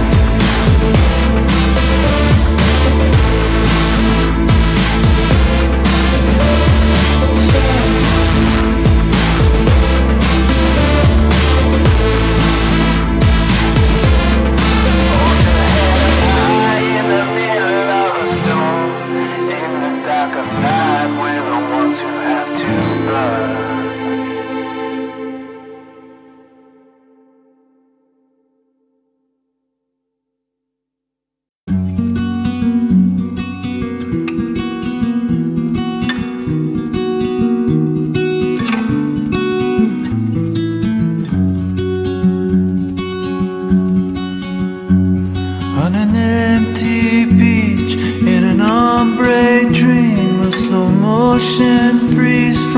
stares at me, you're perfect. And your floral dress seems to laugh and dance with your every step. Every moment feels like magic. Take me away, take me away, take me away.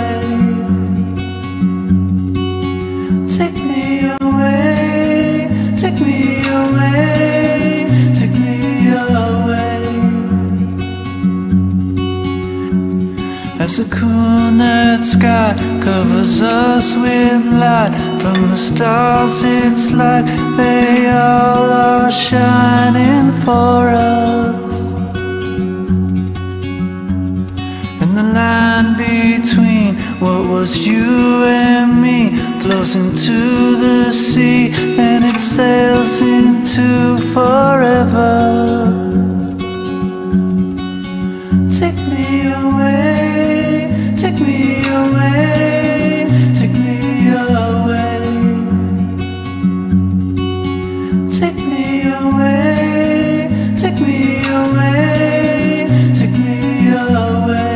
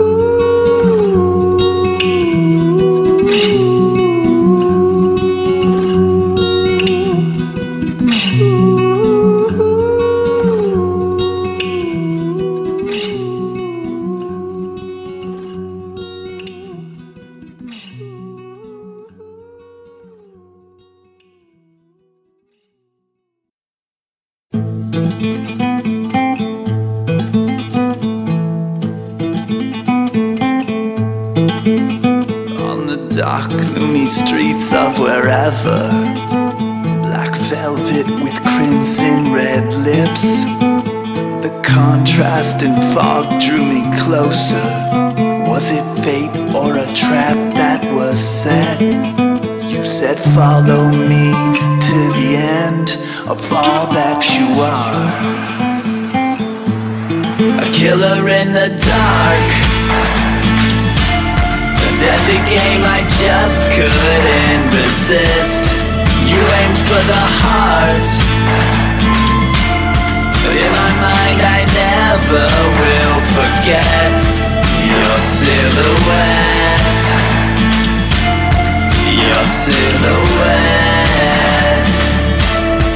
Your silhouette. Your silhouette.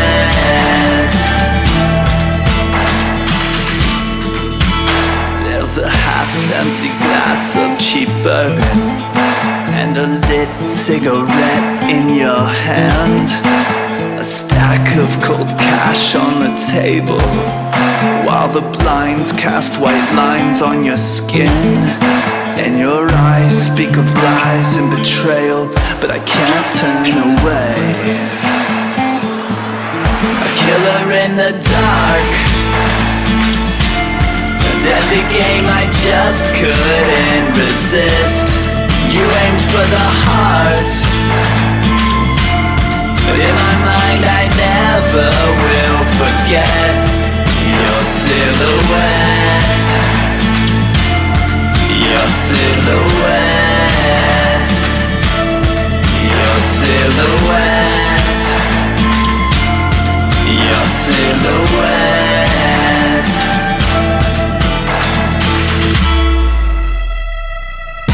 You've been running with the devil. You've been running with the devil. You've been running with the devil. You've been running with the devil.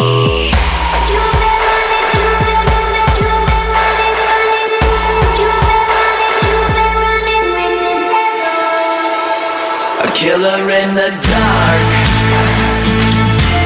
a deadly game I just couldn't resist. You aimed for the heart, but in my mind I never will forget your silhouette. Your silhouette.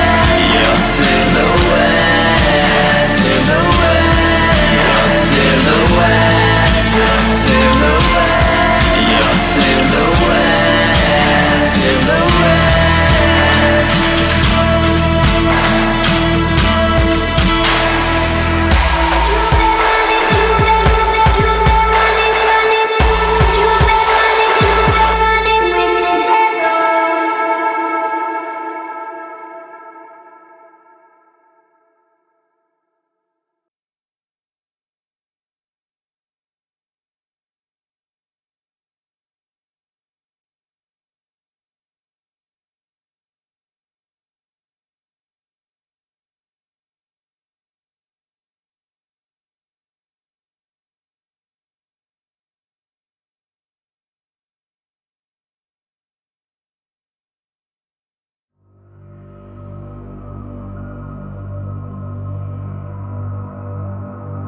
Start fresh, deep dive, all for love. I've taken a one-way flight, dark to light. New time zone, the prose flows reflective, and everything's connected. Doing a backstroke into the infinite collective. Select the current scene, invest the currency. Plant the purest seed, upsprouts the purest tree. Create, imagine, believe, have faith. The change starts within, your true life awaits. Thy kingdom come, it will, because all is really one. But like you, there's no other. Deep ancestral anger from my brothers. I can't say I understand, only that I love you. Yes, it was the past, but it feels like right now. I'd go back and change it all if I only knew how. But isn't that the lesson? That everything that happens has to happen, happens for a reason. The changing of the seasons. I want to be alright, but maybe it's a time for grieving. Time for my eyes to see yours, and in a future keyframe we can both change course.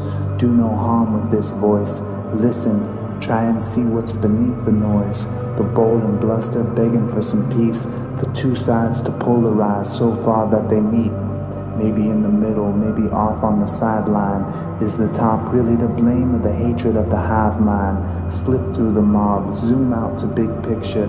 So deep-rooted I write my own scripture. I'll let you, mister. Yes, sir, Mr. Super Subconscious. Figure out the nonsense, but be cautious. The best defense is a good offense. Maybe we can all learn to just enjoy the process. It's a lot to process, but I think it's sinking in. Switch back to where we're at and should be focusing. I'm talking about hocus pocusing, mind opening, grand plan, world in the palm of our hands. Health, beauty, love, helping people understand. Doing what we love and loving where we're standing. Let's paint it in our minds and manifest it on the canvas.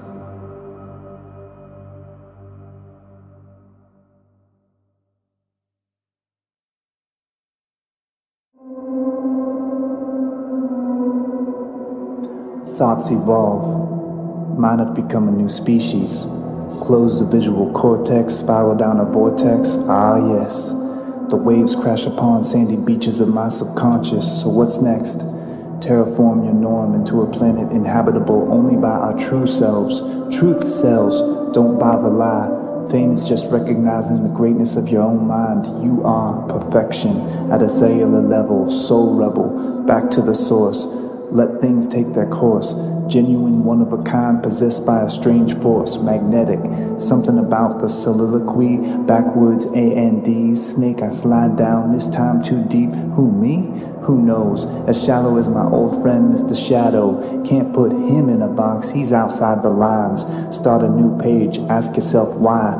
Riddle me this, I write one word then another, just for kicks, as spontaneous as a master plan. Slice one up just because I can, and the prose flows majestic, impressive. My internal narrator knows all things are sacred. I'm redefining creative, down through the ages. Cosmic confessions written in stone on these pages. Two's a perfect number, zero disappears. Feeling like the only one, then who's this in the mirror? Just a reflection, just a prayer to the air. Sphinx with no mouth saying, listen up, can you hear? No, this one here is one that no one can solve. But sit back and enjoy, cause like you, thoughts evolve.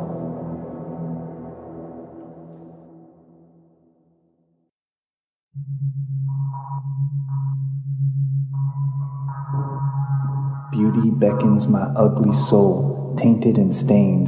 What remains? Somewhere you infinite, you all, you everything. I a moment, a glimmer, a spark. We are one. For you I write this, a spell cast into your greatness. 7,000 stars I call your name, 7,000 times in 7,000 ways. Angels are mine, your holy symbols upon my altar, for I am not dead yet. I will cast a light so bright even you will shield your eye. And when things go wrong, we'll fix them. Unexpected turns, but the higher mind learns. Sparks burn and the world turns. No interrupting this program with a synthesized AI. Pure as gold the words I write, digging deep till I find the magic of I will and nothing can stop me. The beauty of I am and I'll reach the top, see. The top's a new bottom, we all rise, we all fall. A stream of conscience on the keyboard, oh the madness of it all. But oh how they love me, how the images shine, how the music enchants them, how they hold me up high. And oh how I love them, this next one redefines. I am you, you are me, we are one, now divine. So put the paper to the pen, I write, therefore I am.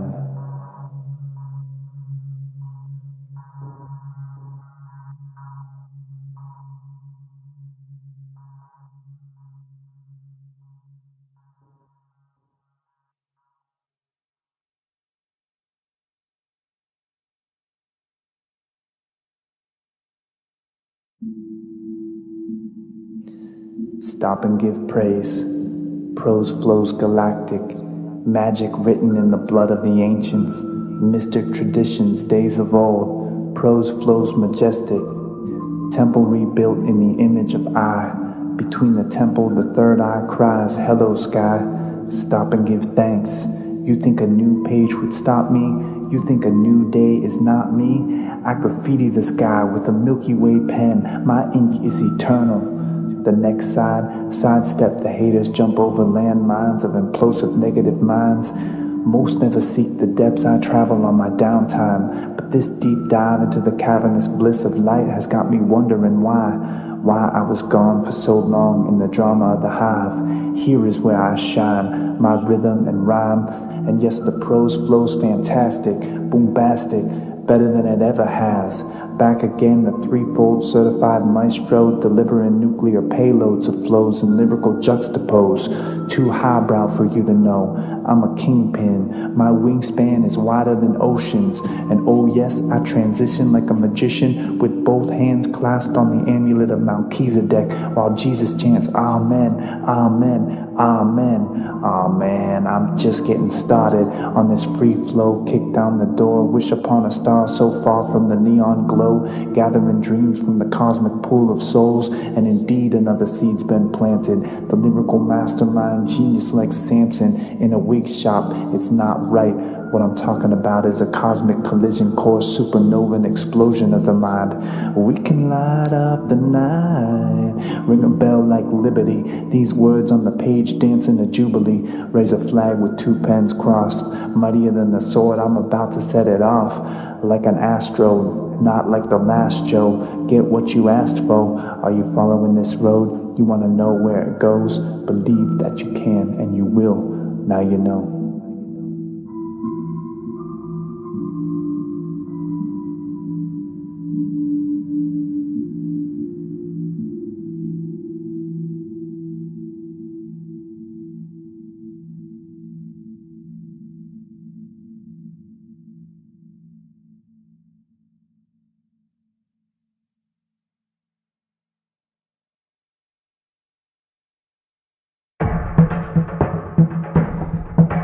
Gotta change this mindset.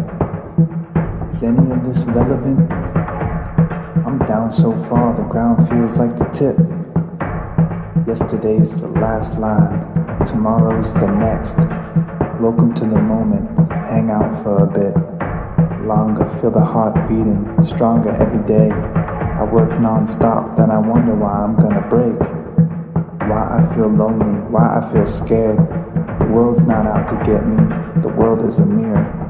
And it couldn't be clearer that I muddied the waters. Political drama, so far I'm a goner. Tell me who I am without the pictures of the songs, huh? No voodoo can make a new you. This gravitational pull is cruel, and I'm feeling the weight. Yeah, I got talent, but no plan in place. Up to my waist, sinking in quicksand with the morally damned. Damn. I understand the law's been violated. I curse the sky because my desire was never satiated. I've hated and loved, now I can't unplug. Can't change what's already been done. Do I make art only because it's how I seek love? Don't know where I've been, afraid of where I'm headed. Forget it, no, go get it, you got this. Fuck, I'm off it. God damn it, just stop this and do your best. That's what mama told me. But mama's now barely holding on to the memories, and I'm barely holding on to the end of me. The last thread, pull it a bit more, unravel into the pure, the unknown, the blackness, infinite bliss. Goodbye, goodbye, goodbye, goodbye, goodbye. Ooh, and we're back. We're back. That was a much needed break. Yeah. I got some more cold brew. We're getting caffeinated. Yeah, seriously. And for those who are sticking around, really? Really? No, seriously. Holy shit, guys. You guys are amazing. Dude, I can't believe what this is like turned into. All the people, like, man, you know what? I love you guys so much. Thank you. This would be really, really sad if there was nobody here to, like, help us get through this. So, we have about 50 minutes to slay before the midnight special. Yes. And it's going to be special. Yes. That's why we called it the midnight special. Oh, is that why? Yes. Oh. And then, it's 11:11. Make a wish. I wish.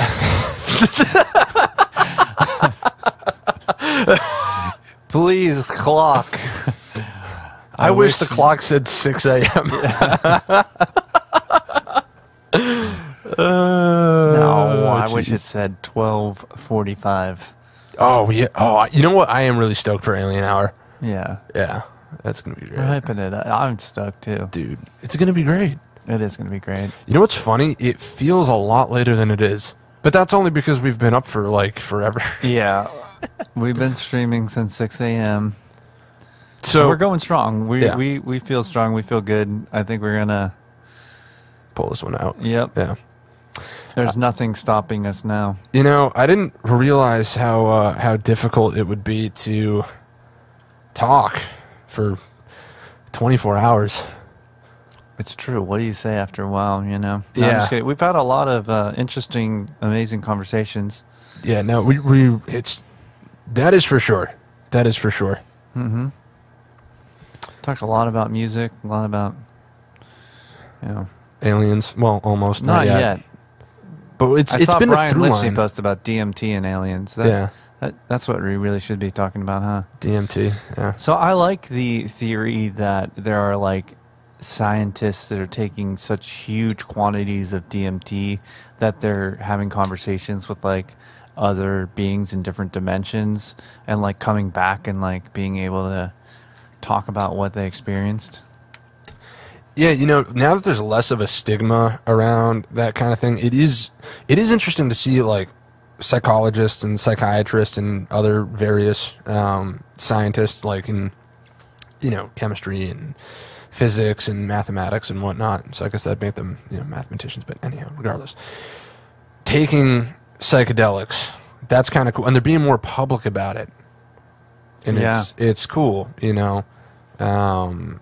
That is very interesting. Have you ever read the book The Spirit Molecule? No. It's pretty it's like crazy. The people what they experience with an injection of DMT, it's just straight up through a tunnel, of light, and the experiences that they would come back and talk about it. And the guy wanted to stop the trials because he realized that although some people were experiencing like union with God and this love and communication with other beings and all this like pure bliss and whatever, other people were being traumatized with like, the opposite of that, demons and horrifying experiences. Really interesting book. Yeah, I might have to check that out. Yeah, Spirit Molecule. It's a good one. Spirit Molecule. Well, what do you think? So I think it's time for the multiverse conversation. Do you think there are other dimensions, and you think you can access those dimensions through psychedelics?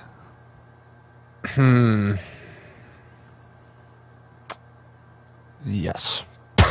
I think so too. I mean, that is man. Does that answer your question? Good talk. Thank you. I like to keep it short and sweet. I was watching this one video, and this guy was talking about how he had taken DMT a bunch of times, right? Mm-hmm. And he would say, I just have the same experience every time, where again, like you shoot up through this like tunnel of light, and from there it could be very different, but it was always the same beginning. You hear this whooshing sound, and so he said that he heard the sound, but then he didn't experience the blast off, is what he calls it. And he opened his eyes, and he sat up, and he stood up, and he turned around, and he looked down and saw his body there. Whoa. And then he looked over, and he saw like a big gray alien basically in the corner. And he said that what it appeared like it had been there. But when he saw it looked at him and was like, what are you doing here? Yeah. Yeah, pretty much. And he said that it like kind of glitched over to him or whatever. Horrifying story. Whoa. Yeah. It's pretty wild. Yeah, I'd probably not take that again. Might be time to lay off the DMT at that point, I think. Maybe, probably a little bit, So here we are. Yes. Here we are at 11:16 p.m. Not 3 a.m. We're already diving into DMT and aliens. Oh man, dude, this has been quite the task. Yeah. I think, we're almost at that point where we're like, we've already pushed past our wall, I think, Yeah. We've hit a couple highs and lows, and most of the content, aside from Alien Hour, that's our last like big push of content, I think. Yeah. And then after that, it's just a free for all. Yeah, it's just we're just gonna make it. Yeah, we're just gonna hang on for dear life. Yeah. Go AMC. We do have the midnight special coming up too. We do have the midnight special coming up, which I wasn't excited about until about 5 minutes ago when we decided what that was. And once we were like, yeah, that's the midnight special, I was like, oh man, that's exciting. This is going to be awesome. That really is going to be special.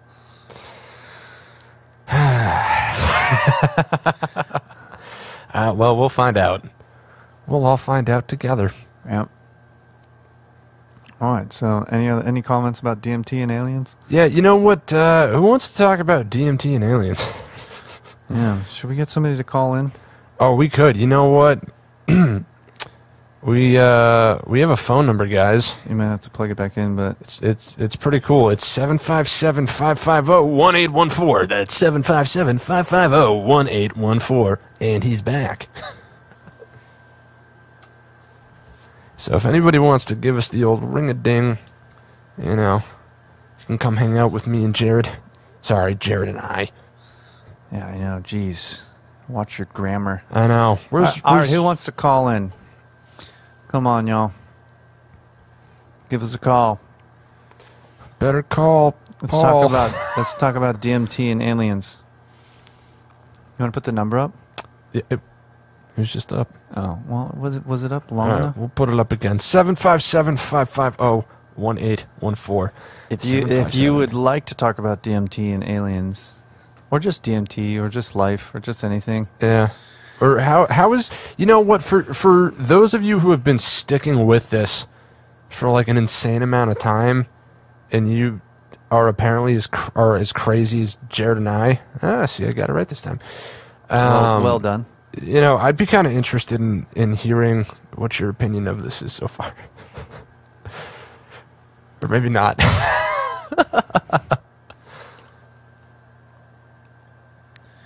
Well, no one loves us. Oh. Should I post it on Instagram? Well, no, I'm set. Well, then this might really get off the rails. Why? Go for it. Exactly. All right, let's see here. See, that's my my winning attitude just shining through.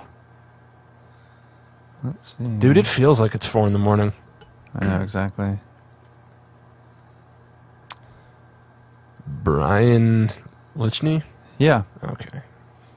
Why did he comment about DMT and aliens? No, he just said good stuff, guys. Thank you, Brian. Thanks, Brian. You know what? I've known Brian since way back in the day. Oh, yeah? Yep. Many light years ago in this live stream, we talked with Scott Ensign. Remember that? Oh, yeah, that was like another lifetime ago. Yeah. And we talked about 23 Shade. And Brian Lichney was actually the guitar player for 23 Shade. Oh, shit. Yeah. Dang. Small world, man. Hey, Brian, if you ever want to move out to Virginia Beach. That's cool. No, you know what? There's been so many highlights. Like, Frank, dude, I can't wait till we put together a highlight reel. Yeah. We should. We will. There's been some really What about good the one that moments. was taken down on Facebook? Will you still be able to access that or no? It wasn't taken down on YouTube or Twitch. Oh, that's true. Yeah, we got zucked. That's messed up. Yeah. Mark Zuckerberg hates us. So, yeah, I don't know what to tell you. Yeah. Oh, Brian's like, hell yeah, man. Hell yeah, dude. Brian, why don't you call in? Isn't he the aliens guy? Oh wait, that's Brian Buckley. Oh, too many Brians. Too many Brians. Brian Lichney. Man, Jesus, what? You should call in. You're all Scots and Brians. Why don't you comment? Do you have the number? Yeah. In the no, I mean like in your comment section. What? Oh, I can. All right. Here we go. Check this out. Are you ready? 757 550 1814. Boom. Boom. So the call-in number is now in the chat. It's in the chat. So if anybody would like to abuse it, now's your time. Now is the time. This is your moment. This is the moment you've been waiting for. You wanted that 15 minutes of fame? Here it is. for all like 7 of you. Well, this is heartbreaking. We're just all alone on our live stream. I just like that you're guilt tripping people that have been here like all day. Like, participate, bitches. Oh man. I know, man. We're it's a dogfight now, you know. We're fucking hanging on for dear life. What do we got over there on Twitch? Oh man, this dude. Sorry, we can't all be Paul. Nothing's stopping you except the fucking aliens. Oh.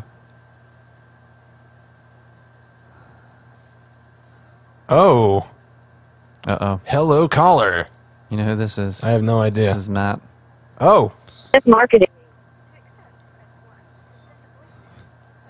Dude, you're back. You guys are closing in on hour 20, slowly but surely. Bro, dude. How did you know? Dude, like, you know what? I think you can be our Superman. Yeah, that is true. You are my Superman right now. Yes. Because you bailed us out in our hour of need. Dude, you guys are the Superman. And right now, I mean, sleep is your goddamn kryptonite. It's so I true. don't know how you guys are making it. I am thoroughly impressed. And still being coherent at that. We're still coherent? That's awesome to hear. Wow. This is so cool. I mean, relatively, right? Yeah. Relative. Everything's relative. That's a really nice thing for you to say, Matt. Thank you. Yeah, man. So you've been, I mean, what else have you tuned into? I mean, have you been checking in here and there? Yeah, I was on for several hours at the beginning of the day, and I had some work, errands I had to run, stuff like this. I've actually been like whenever I've been driving around and stuff like that, I've been listening along the entire time. It's been a trip, man. I'm loving it. Cool. What do you think was your favorite part so far? I mean, the one part that I really want to go back and actually listen to, and I missed this, was the songwriting part. Because I think as a songwriter or aspiring songwriter, I feel like that's gonna help out answer a lot of questions that a lot of times I struggle with. But I really like the interview with what was it, Davey Suicide. Yeah. That's so right. that was really cool. Like that was an awesome interview. The one with Scott as well, which that was all back to back. Obviously, hearing all the Earman songs. By the way, I had no idea you were a big Dustin Kinsrue fan. I've been following that guy for years. Oh yeah, Thrice is such a great band, and Dustin Kinsrue, when he went off and did his own solo stuff, was so awesome. And by the way, you did a great cover of I forget the Blood and Wine. Yeah. Dude, great song. Well, I think one of my favorite song on that album is probably like Consider the Ravens. But I haven't. Dude, it was funny. You said, yeah, this is like Dustin Kinsrue song. So I've loved the live performances, everything. You guys are killing it. Dude, thank you. That is awesome. Yeah, killing our brain cells. And thank you for calling in our time of need. We're trying to make it to the midnight special right now.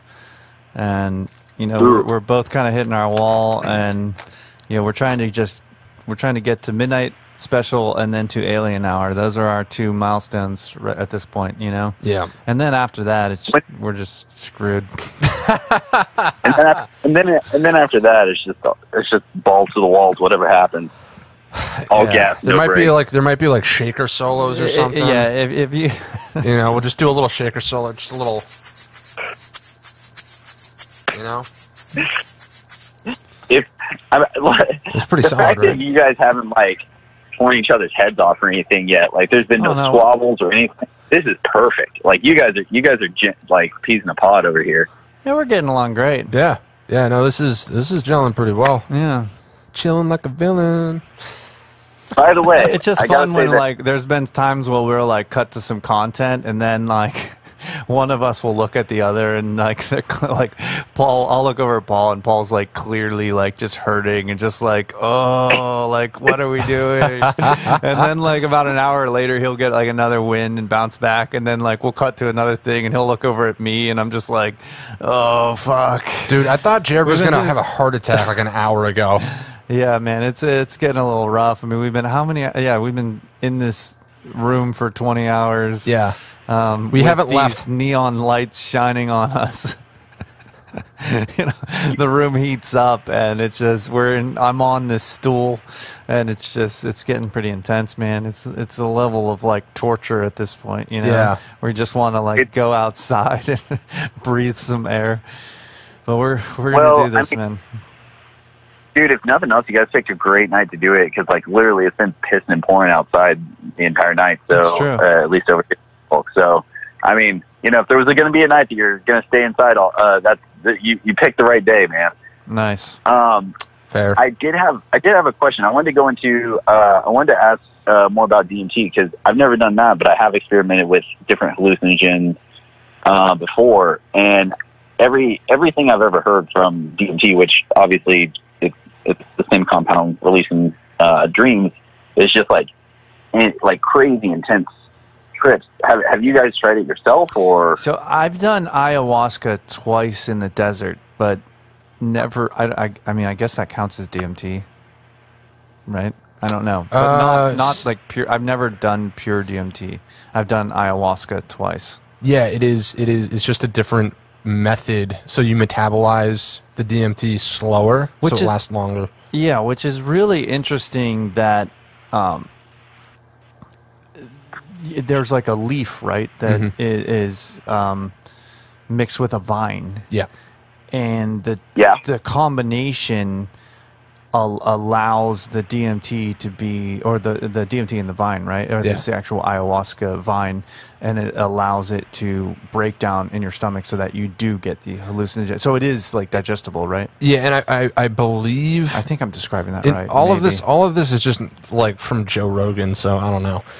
But I believe that one of those components is like super, super poisonous without the other. Yeah, exactly. So like and you'll die if you don't do it right. Like the thing where even scientists are like, how did you know to mix these two things together so that you don't die? And they're like, well, the plants told us. Literally. Yeah. I mean, it's like, okay. All right, well. I mean, everything living has some sort of vibration, so not unfathomable. That's interesting. That's crazy, though. Isn't it though? I haven't experimented with ayahuasca. I've had my experiments with LSD and shrooms quite a few times, but DMT is one that I've heard it's for a lot of people it's a spiritual experience. Some people it's just a whole life-changing experience. So, it's always been on my one of the curiosity drugs. Yeah. Oh, sorry, buddy. That's good. I had a pretty wild experience on it the first time I was there. I mean, you said it in tension. What was that? Jeez, you just like somebody get murdered in the background?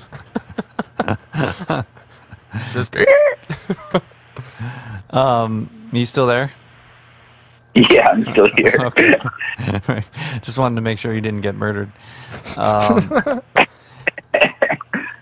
yet. Not yet. I forget exactly what my intention was, honestly, at this point. But my buddy Sam was there, and that's who I went with. And there was this moment where it kind of started to kick in, and we were all in this tent.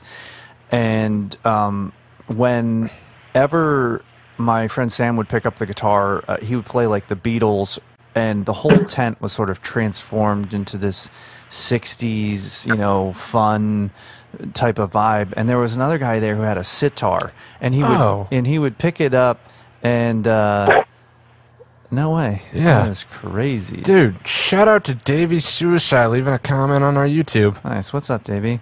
And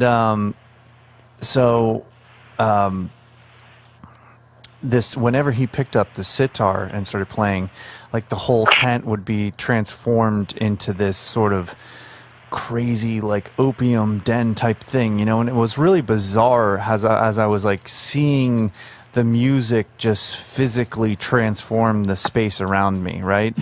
And then there was a moment where my friend Sam broke down and he kind of collapsed over his guitar, and there was a guy who grabbed the guitar from him, and Sam was obviously having this like emotional moment, and the whole tent just became very concerned, and this guy was holding the guitar, and everyone had this look of panic on their faces. And I knew right then it was weird because it was like, it's not like I like thought about it, but I just walked straight up to the guy and I said, I can take that. And he looked at me with these eyes and he's like, are you sure? Like, can you play it right now? Like, are you too messed up to play it or whatever? I didn't say anything. I just looked straight at him and he was like, oh, like, here you go, And I picked up the guitar and I played Jeff Buckley's Hallelujah. And there was just this insane, like, everyone started singing along. Sam was fine. You know what I mean? It just sort of brought this healing to the whole tent, and it was such a crazy experience, and it was so intense for me that after that song I immediately gave the guitar back to somebody else, and I was like, I've got to get out of this tent right now, right? So I walked out and I see this guy throwing these Polaroid pictures into a fire, and I'm like, holy shit, this is intense, I'm like, dude, what are you doing?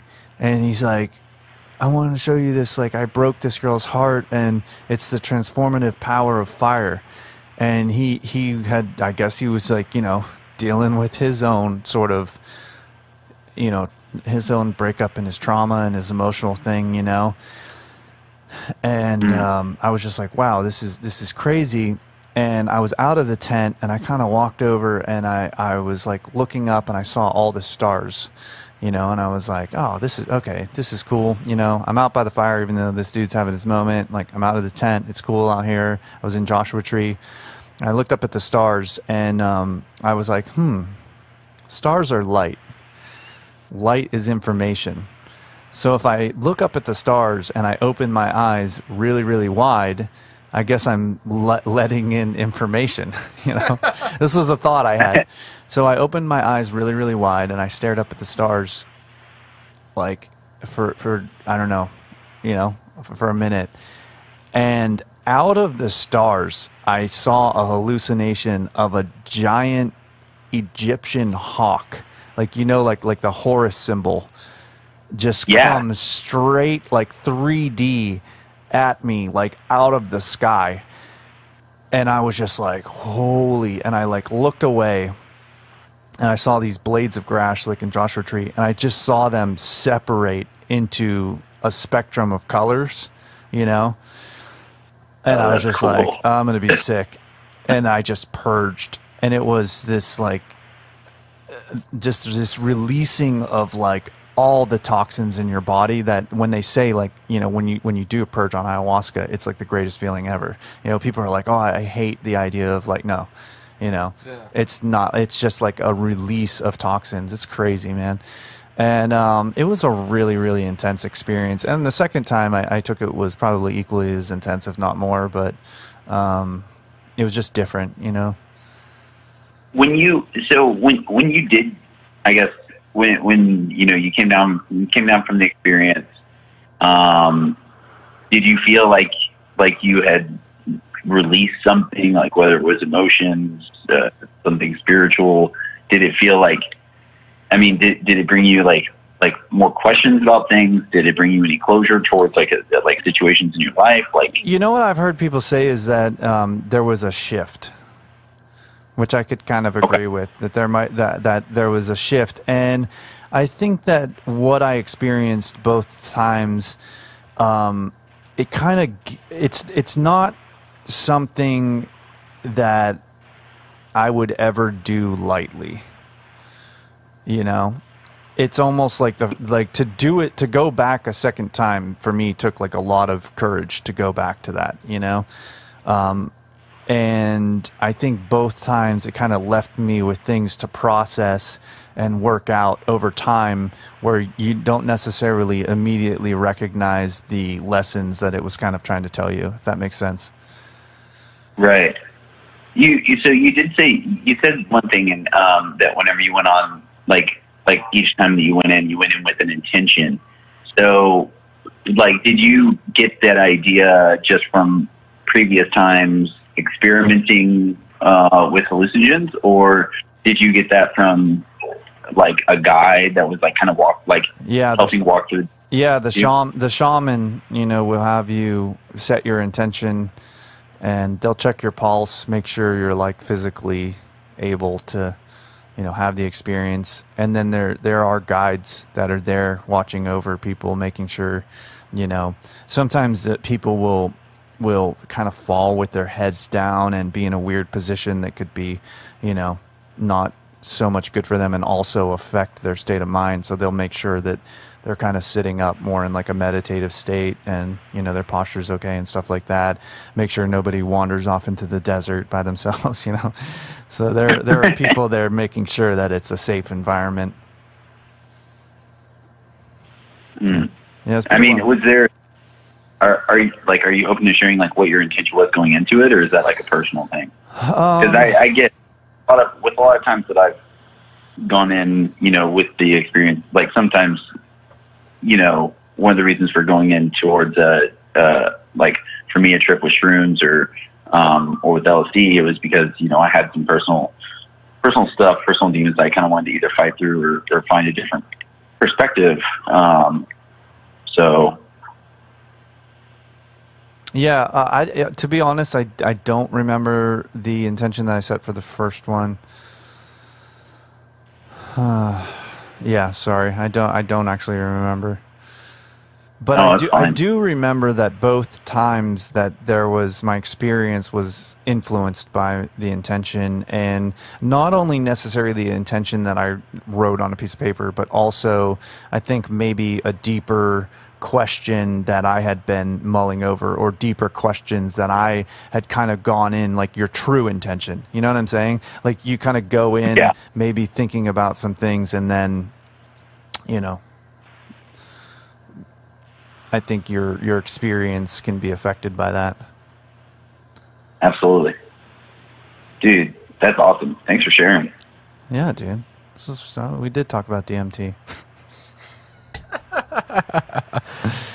You know, so I had to lead into it eventually. Like I was like, oh, all right. I was like, I can. Hey, dude, you led us into pretty close to the midnight special, man. I appreciate it. Hey, ooh, if only I'd asked that question, you know, in like 15 minutes or 20 minutes, we could just do like a whole lead in. So. That's awesome, though. Yeah, dude. Paul, how you holding up? Here, yeah. Let me hold the phone right. Oh, Jesus. Hold on a second. I'm doing great. Beauty. Yeah, man, dude. This has been a pretty wild experience. I'm not gonna lie. Yeah. It's been a rewarding experience, though, man. This whole day's turning into a blur because my mind's turning to mush, but it's yeah. Let's put it this way: it takes quite a bit of focus, like sustained focus, and to do that for this amount of time it's a challenge. Let's put it that way. But man, yeah. For what you pulled off today. So that again? You said you guys have my absolute admiration and respect for what you guys have pulled off and are continuing to pull off right now. Wow. It is Dude, awesome. Thank you. I appreciate that, man. And thank you for not calling in just once, but twice, especially now in our hour of need, because holy shit. Yeah. Bro. I mean, this has really been a wild ride. I mean, Jared, how are you feeling, man? Yeah, I'm sorry. I'm definitely starting to feel the effects of this experiment on myself. Yeah. Yeah, it's well, you guys are making magic happen. Has there ever been a 24-hour live stream on YouTube? Has that ever been a thing? I think so yes. As far as like video games and whatnot, and of course there's like 24-hour news.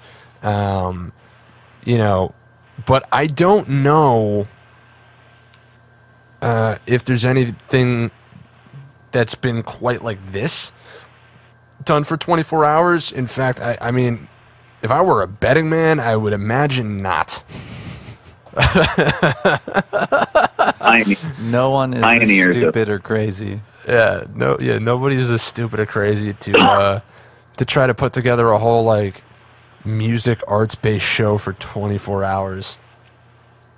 You know, so who knows? We might be like really doing something here. I don't know. That or maybe if you just look it up, if you look up like 24-hour music talk show, maybe there's like 1 million of them. You never know with the internet. You never know what you're gonna get. It's like, oh, these happen like literally every day. Yeah, it's like there's just like this like group that they just switch off every day, and like they just live for this shit, and you know it makes us look like total amateurs. I don't know. Well, everyone started somewhere. I don't think that this is. I mean, I've never heard of this before. This is like me. Like you guys are like, oh. Like a 20, and like when Jared first had a 24-hour live stream, I was like, "Oh, okay, that's gonna be intense." And I mean, like I don't know anyone that's ever done anything like that, and I've never heard of it happening before. Yeah, well, you definitely hit the nail on the head with the first part of that statement. It is definitely intense. I mean, oh man, like, yeah, I mean, it was like inspired by people doing. I've heard people doing video game ones of 24-hour live streams. You know, yeah. And so again, we're just like, well, let's plan it out. Let's see if we can do it. You know, and then I feel like it was one of those things where we kind of, or at least I committed to it mentally. To a point where I was like, yeah, we have to do it now, you know? Yeah. And then we started really doing the production meetings, and we're like, okay, I think we can pull this off. And here we are, man. It's almost midnight, you know? 6 hours. I think we have to reset the stream then as well. It might be easier to just do the midnight special and then reset the stream after it. Cool. Yeah. Yeah, I don't think anybody will boot us off until we're at 8 hours anyways. Yeah, exactly. Yeah, so we have a little bit of leeway as far as the tech side goes, which has been, that's been an interesting challenge. Trying to figure out the tech side and stream to 3 locations at once that all have different formats that they want streamed to them, and they also have different time limits. And apparently they have like different content requirements because Facebook booted us off for like no reason, which was really annoying. Especially considering, really? they shut down. I've been watching on YouTube, and I mean it seemed like it's actually gone pretty smooth on YouTube. Yeah, on YouTube was fine. Facebook, there was like a copyright issue, I guess, where they killed the stream, which is weird because. You know, like everything we've been playing has been like all the recorded tracks are all original music. Yeah. You know, so that's pretty annoying. And it's not like it happened, you know, in the beginning. It's like, you know, we're like 75% of the way through this thing, and all of a sudden Facebook's like, go fuck yourself. Oh, okay. Thanks, Zuck. So what you're saying is Jared's lawyers saw the stream and they were like, they don't have the Paul doesn't have the rights to that. Cancel. That's correct. Well, possibly because I'm registered with CD Baby. They are kind of on that stuff.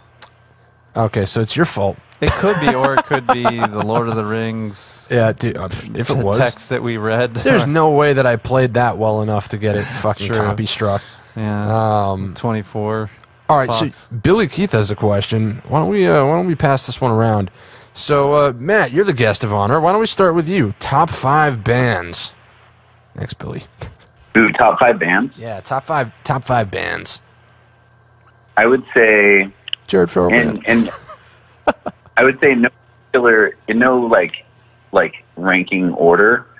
Modest Mouse, Radiohead, The Killers, Red Hot Chili Peppers, and number 5. What do I want to throw in there for number 5?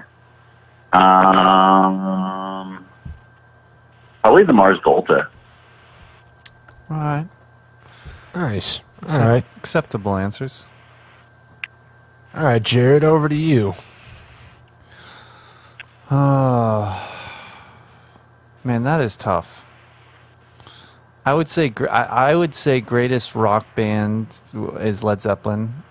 I think Chili Peppers and Radiohead are both great choices because both those they both have albums that would be on my if I only had one album to take to an abandoned island list. OK Computer and Blood Sugar Sex Magic would definitely be albums that both would be albums that if I could take one album to an island, they would be up there.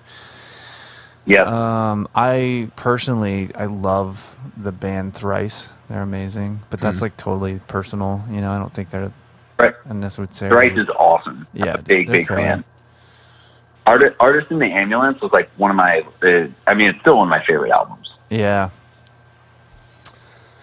All right, so let's see. My top 5 bands: Catatonia, Daughter, Pink Floyd, Lanterns on the Lake, and I'm blanking on the let's see,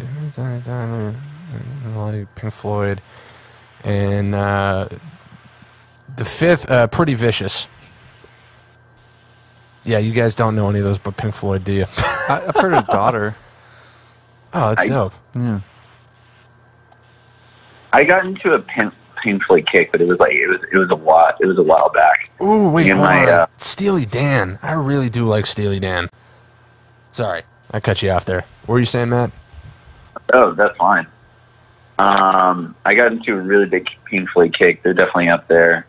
But yeah, one of the reasons that for the bands I have is because a lot of them, and if you've listened much of a lot of the bands that I kind of brought up, is they all have changed a lot throughout their musical journeys. Mm-hmm. And I think that's really interesting to find is bands that really focus on evolving. And, sometimes bands just kind of end up finding a niche and really just drilling it in. And while it becomes a little bit monotonous. Having said that, I'm actually going to change my top 5 to Creed, Nickelback, and then Creed another time. So right there, because they definitely evolve. All right, I can respect it. All right, dude. Thank you for calling in. Absolutely, guys. I'm looking forward to getting into Alien Hour, and then also this super secret special soft time that we're about to get into. Yeah, dude. Oh, are you sticking with us? I'm in shit. I've been here for a good chunk of it. Mary Ann's the trooper though. She's been on here literally the whole time. Dude, I know. It's wild. I think she was the first one on the stream at 6 a.m. Kudos to the massive respect to a lot of the people in this area. Because being someone that is like that hasn't lived here that long, it's amazing how much the support group, and I've been in a lot of different areas where it's hard to break into a scene. Yeah. It's very niche and cliquey, and that is not the vibe. That's not the feeling at all for what we actually have working here in the 757 Underground. And yeah, dude, people are cool as shit. Super supportive of each other. As like we were listening earlier, and TA was talking about it. And, people go to see each other's shows, but like also like help each other out. Like it's a really, really cool community, and it's really fortunate to actually have that in an area. Dude, absolutely. Absolutely. I mean, I am still just stunned and blown away. I figured that people would tune in. I figured it would just be like every now and again, periodically, because it's a Saturday. People have shit to do, and I don't think, and maybe like I don't want to speak for you on this, but I'm gonna take a leap here, and the net will appear. I'm gonna, I don't think Jared or I really expected to have the level of consistent viewership that we got from a lot of people. I mean, again, like that's a big ask. If somebody tunes in for an hour, like that's really, really awesome. Somebody tunes in for 2 hours, that's amazing. Somebody's sticking around for like 18, 20 hours. Oh, I know. Like, what are you doing? I mean, that's like just mind-blowingly amazing. Yeah, I kind of, like I said earlier in the stream, I thought people would kind of tune in, hang out for a bit, jump off, go about their day, which I think some people did, which is cool, and then jump back on. But yeah, some people have just been absolute troopers with us, just yeah, it's going like the distance. It's really been really quite remarkable, and yeah, I never imagined that we'd see something like that, just because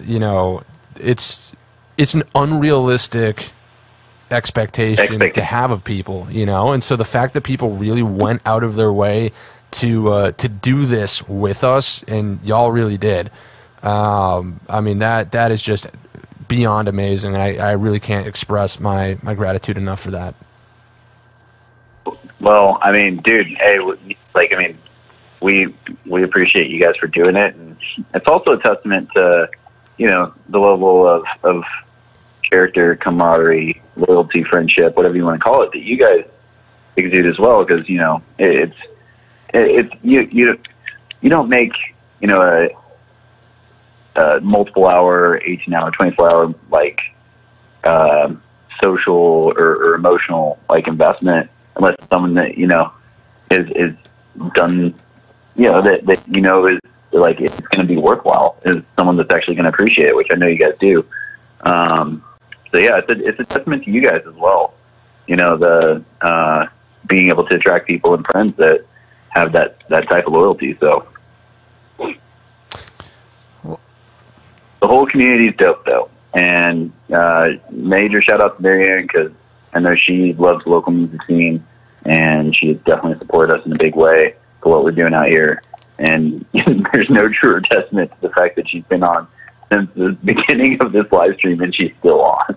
Yeah, man. No, it is awesome, and this scene it's amazing, and the support, the people that have showed up for this, man, it's just incredible. And thank you for calling in twice, man. Really appreciate it.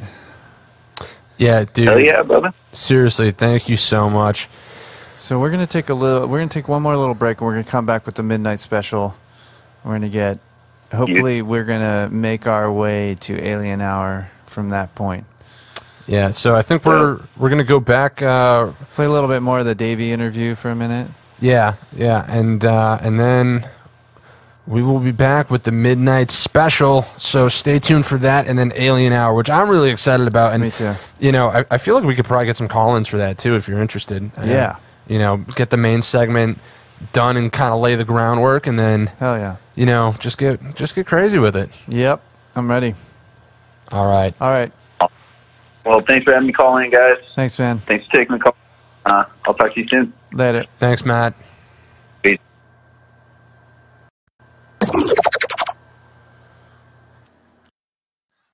Mr. Suicide. What's going on, dude? Hey, buddy. Reporting live from Las Vegas, Nevada. Yep. Doing a little visiting of the great Michelle Starr. For those of you who don't know, Michelle Starr is like an amazing photographer and person. Did like all of our big photos and did your solo stuff too, right? Some stuff, yeah. She's done some photos. She's the GOAT. Yep, she is. Her and Chad Michael Ward, my two favorites. Yeah. So we're here celebrating the release of Kira, which is my full-length album. But I wanted to bring you on. You know, we have an extensive musical history, and you've also been integral in pretty much every step of my solo music as well. You were, helping out with Lights of Babylon, Illuminate. You gave me tips all throughout that. And then even with Kira, I know I sent you a batch of songs right before I left LA, and you're like, yeah, I'm not really feeling that batch, and kind of steered me in a completely new direction. I kind of tossed all those songs and kind of started fresh, and I think it definitely worked out for the better. But I wanted to give everybody a little taste of our history. For those who don't know, especially watching in Virginia Beach, real quick. So I met you in Hollywood.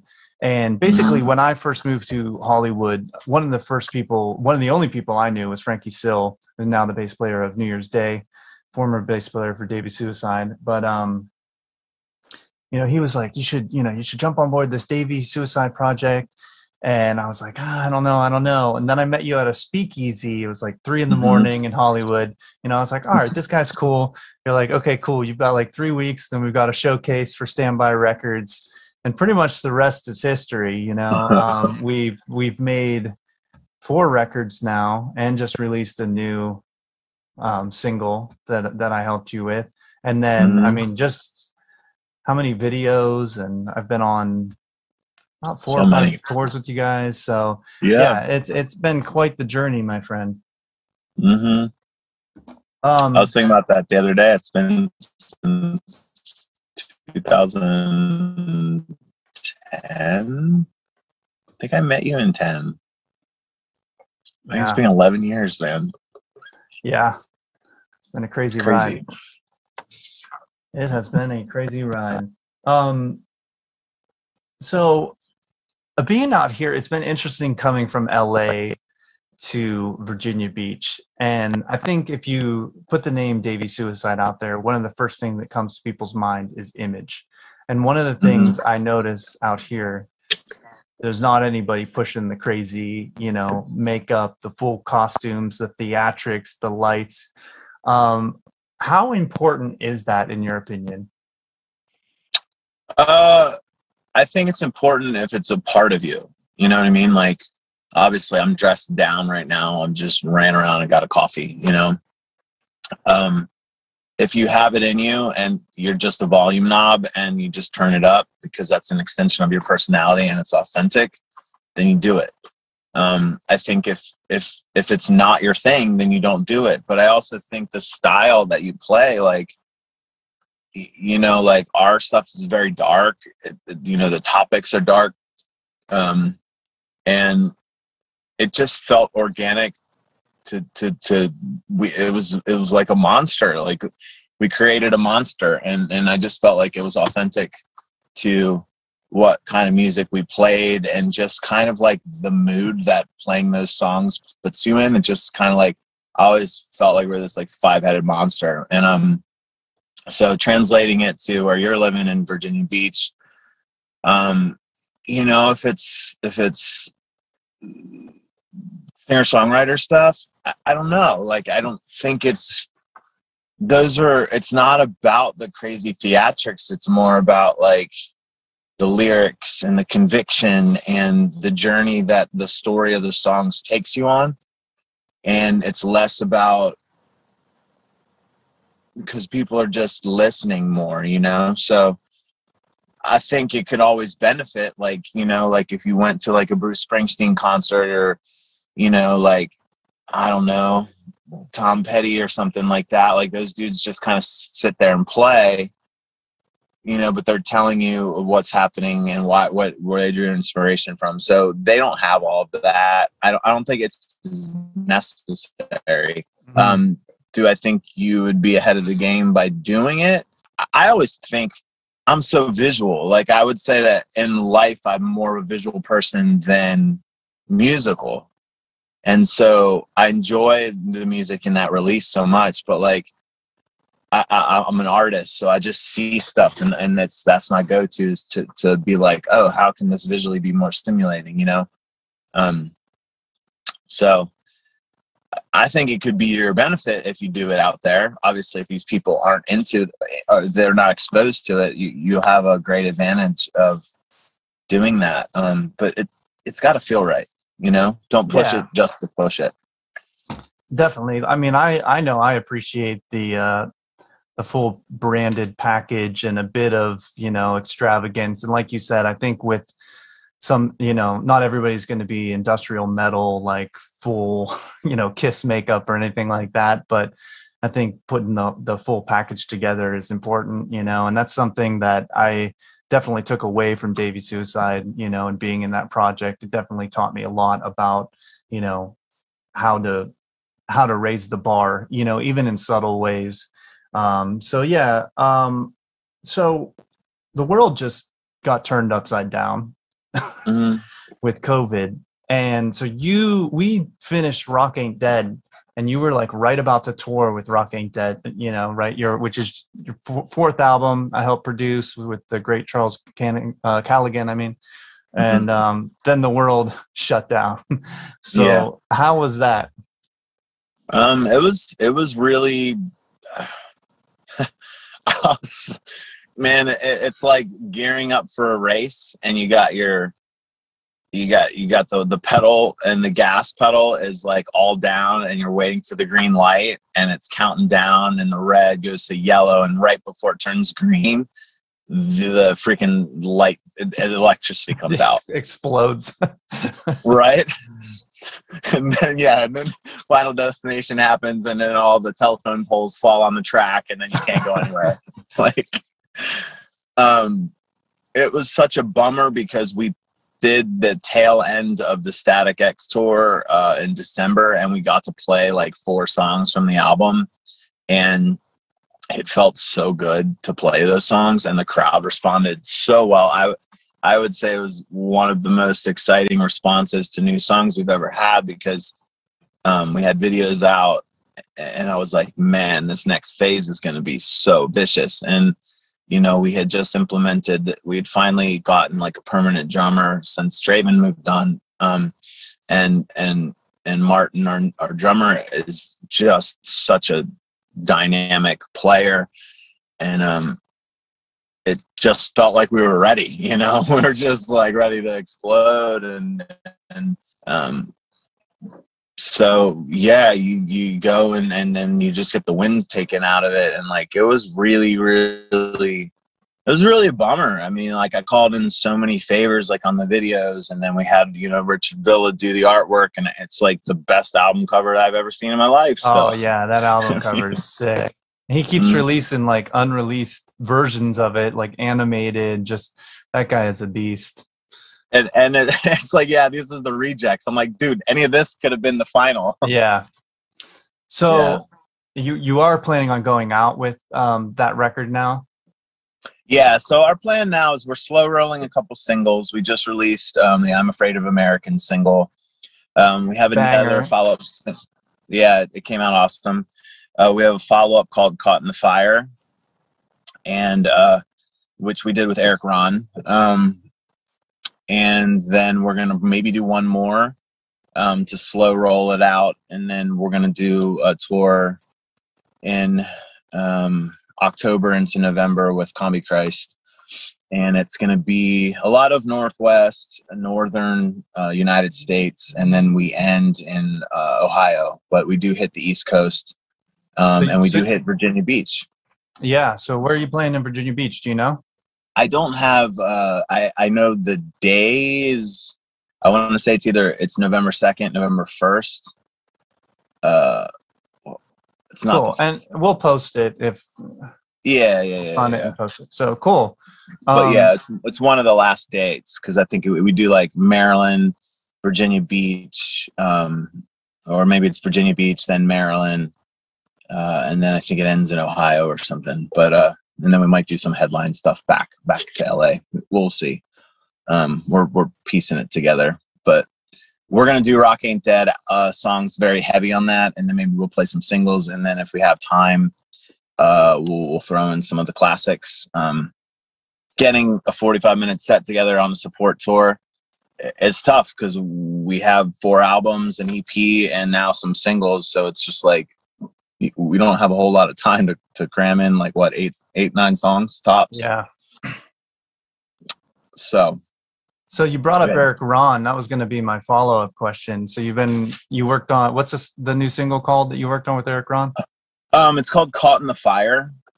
And, it was a really eye-opening experience because, like when we do songs together, me and you, I'll send you my vocal tracks or whatever, and I'm doing it at home. And like, if you have adjustments or we'll go over some melody stuff and we'll either like voice memo it or whatever. And then you drop them into the mix and then we send them to Charles, and then Charles will go and be like, hey, you got to re-sing this line. And, why don't you try this melody here?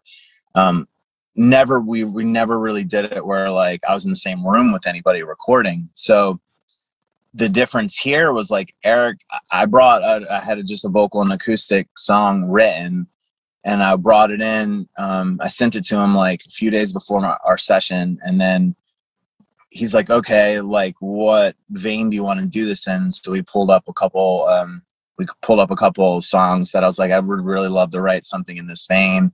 So then that's how we got these 2 references. He kind of figured out, I told him what key I do well in range-wise, where we can kind of go to the top of my range and also use the lowest register. And then we picked the tempo, and then we just started building the track. And then by the end of the session, it was like the music was built, and I had already been in the booth tracking the vocals, and the vocals came out way different than I anticipated. A lot of the hook was still in it, but like the verses and the pre's were totally different. And just organically, we just wrote it on the spot. And then like, he would tell me what lines weren't stronger, be like, hey, like this line, you could do a different word here and mean the same thing, but it, and having that was so interesting because when I got in the booth finally to sing these things, he's coaching me through like delivery and be like, hey, put more inflection here, a little vibrato there. And I never had really sung all out like that before. I've normally had a real gritty kind of like rasp to my voice. And this, I was just more just cutting loose and singing. And so I'm interesting to see now, like, I just kind of want to do a couple more new songs and just see where this is. I feel like we just chipped away something new, and I want to see where it continues to go.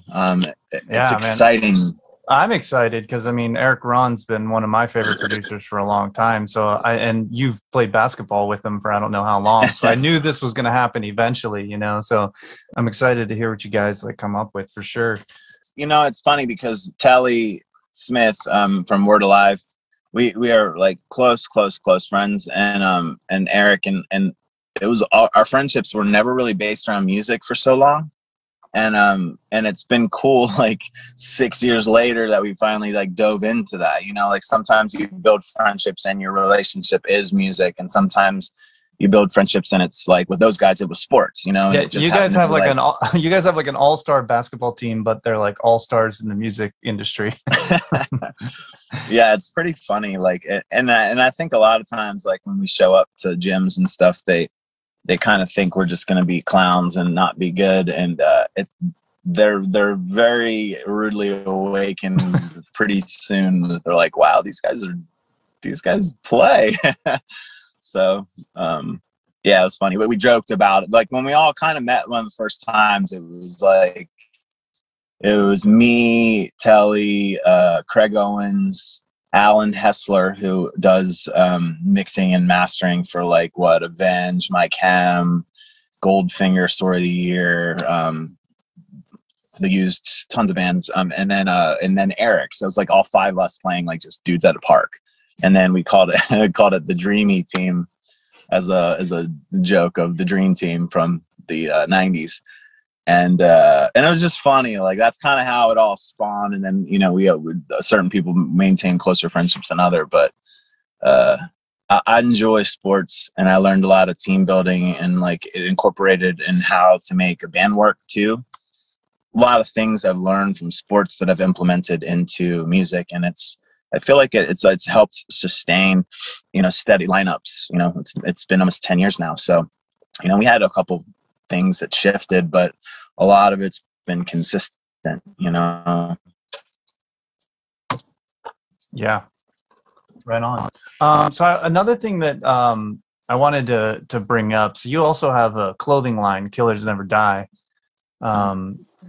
So tell us a little bit about that, because I don't think a lot of people in Virginia Beach may have heard about that, and there's probably some serial killer fans out here. Yeah. With Killers Never Die, I was like a fan of like when Hot Topic had really like risque stuff and it was actually cool, and I would go and buy band shirts and all that stuff, and crazy pants and all that stuff. When I was like a teenager into my 20s and stuff, and like it got to the point where like over time, as everyone knows, it got all watered down and stuff, and I couldn't ever find clothes that I wanted to wear. So I was working at a tattoo shop in California, and I just moved to LA, and you're waiting for walk-ins to come in on long days, and I just started doing designs of like serial killers and people that were timeless, because I've been always obsessed with like people that have always ridden trends and reinvent themselves and stay relevant throughout their whole career. I think it's really fascinating to me. And the last thing that I said before I moved from Maryland to California, when I wrote an open letter on the internet to everybody that had been supporting me since I was a teenager, I said, just like any villain in a horror movie, the killer never dies, and I'll be back. And that line stemmed like this shirt that I just drew on myself that I wore to the last 2 shows that we played in Maryland before I, when I had moved to that was the farewell. And that's what kind of sparked the name. Because when I left, I was, people were mad. They were calling me a sellout. And, the guys that I've been playing with since high school, like, a couple of them understood, and then the other ones were really salty for a while. So I felt like a villain, even though I'd given everything I had to it. And it just was time. I outgrew the snow globe. I hit the ceiling, and I wanted to keep expanding. And if I couldn't grow with them, I had to grow somewhere else. And when I started to make this line, it was more it started off as like famous people like James Dean, Betty Page, all that stuff. And then I'm so fascinated with Snapped and detective stuff, 48 Hours, like True any crime shows or like serial killer stuff, dude. I'm just like so into it. And it just started getting focused around serial killers and cult killers and cult classic movies, horror and stuff. And now here I am 13 years later with this clothing line. And some of the designs are 10, 11 years old, and they're still relevant because like I feel like every new generation gets introduced to this like twisted world of like psychology that drives people to murder. And it's fascinating in a sick way. And I've done it in a way where like you'll have a Ed Gaines shirt and it'll be like him, and it's got says no pain, no gain, or like we'll have, the Manson family, and it says family that slays together. Yeah, the Unabomber, I came to drop bombs, like I make it fun, but it's such a dark, touchy subject for so many people that I found a way to make it kind of like semi-humorous. Yeah. And I maybe that's what a lot of the success goes to. Did you ever hear the last podcast on the left? I tried with that. I try with a lot of these things, and because I'll be driving a lot, and I never fully got into it, so maybe I didn't try long enough. But so where can people find it? KillersNeverDie.com? Yeah. All the Killers Never Die stuff is and we just put out a new line. It has like an Audrey 2 shirt, which is one of my favorite. It says plant based on it. I went vegan last year, so it's thought it was cool, and the design, I worked so hard on it, and it came out so sick. There's like a new John Wayne Gacy shirt that says "Down with the Clown," which I like that because it kind of crosses over into the Juggalo world still, and brings in that kind of audience.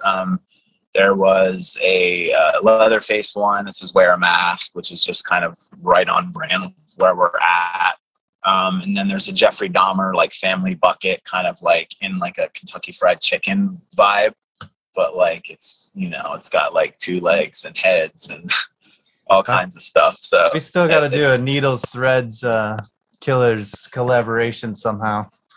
I'm down, man. I need new inspiration. I'm working on the new line now, and I just finished the first one, which I just know it's going to be really popular. It's one of those things where you're just like, all right, we got one. And I think once you secure the bag on one, the rest are supposed to come in. But I haven't dove back into it, but I would love to do something.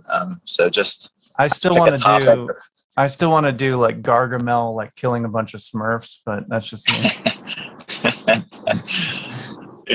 Yeah, I don't know. It's tough. I don't know if that would sell or not. I know. You just never know. Yeah, I think I just want to make a twisted thing of Gargamel. So.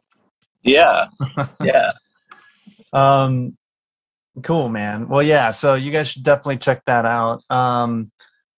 So I think if there's one strength I have as an overall musician, it would be songwriting. I think that's really where it kind of, since the beginning of my musical journey, that's been the thing that I think has interested me most, is like the aspect of storytelling. And it seems even music itself is like the biggest canvas you can kind of paint on. And the song kind of opens up everything, because if you have a good song, then you can add the production, you can do the music video, you can have the artwork to back it up, you can have the merch to back it up, you can have the theatrics on stage to back it up, Mm-hmm. And honestly, one of the most, I honestly think Made from Fire, David Suicide Made from Fire, was one of the most creatively fulfilling projects I've worked on. And that, I think, is probably the project I grew the most songwriting wise. And one of the reasons I think that is because before we even got into the writing stage, we met up a bunch of times and just talked about, what are we going to do here? What are we trying to do here? And you were just coming off the back of winning a lawsuit against your record label, which that's another thing. I'll try to throw the link up to that video for those that are interested. It's a really incredible story about how Standby Records basically screwed us, and you kind of fought back and won, ended up getting your masters back, and some money. It's an incredible story. I'll put the link somewhere on this live stream so you guys can check it out. But one of the things that I learned and took away when we were talking about boiling a song down into a meme, we were really talking like we're made from fire while others burn. That's like something you could pull off the internet in a meme. And to really simplify it like that, I think opened my eyes a lot to writing and really simplifying things into something that's easily digestible to the public. Yeah. So I guess for you, songwriting, is there something that you think like one of the most important lessons you would take away from songwriting in general, or just a important lesson that you could pass on to the people listening here? It's sometimes relatability, and when you get super specific on things, I think you miss the audience sometimes, and it's finding the balance between your personal voyage and relatability. I think I used to write so cryptic that like it was too specific. and what I've learned is making it a little broader and making it open for interpretation. You know, like in the 90s and stuff, like people didn't get up and like explain every single lyric to every single song, you know, like when you have songs like Jeremy from Pearl Jam and stuff, like, and it was about like a kid going and shooting up a classroom, you know, and like it was implied, but it wasn't given away.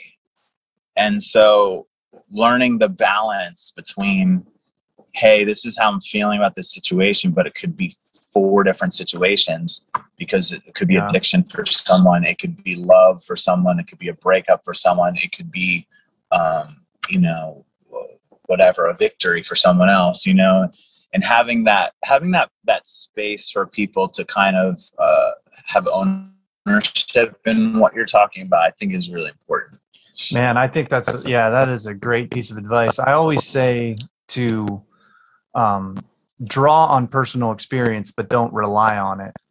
You know, if you can change some things around and open it up to other people, you know, that doesn't have to be exactly what you experienced, as long as you're capturing that, you know, feeling, I guess, is really what you're selling at the end of the day.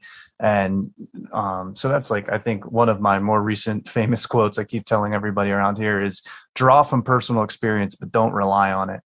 Yeah. Well, yeah, because not everyone has the gnarliest life, or not everyone like packed up their bags and moved or whatever. You know, so maybe their girlfriend cheated on them or what. I mean, not everyone has that situation, you know. Yeah. But it's good to feel those things and write when you're feeling it, because I mean, I think those songs like resonate so much harder. Yeah, 100%.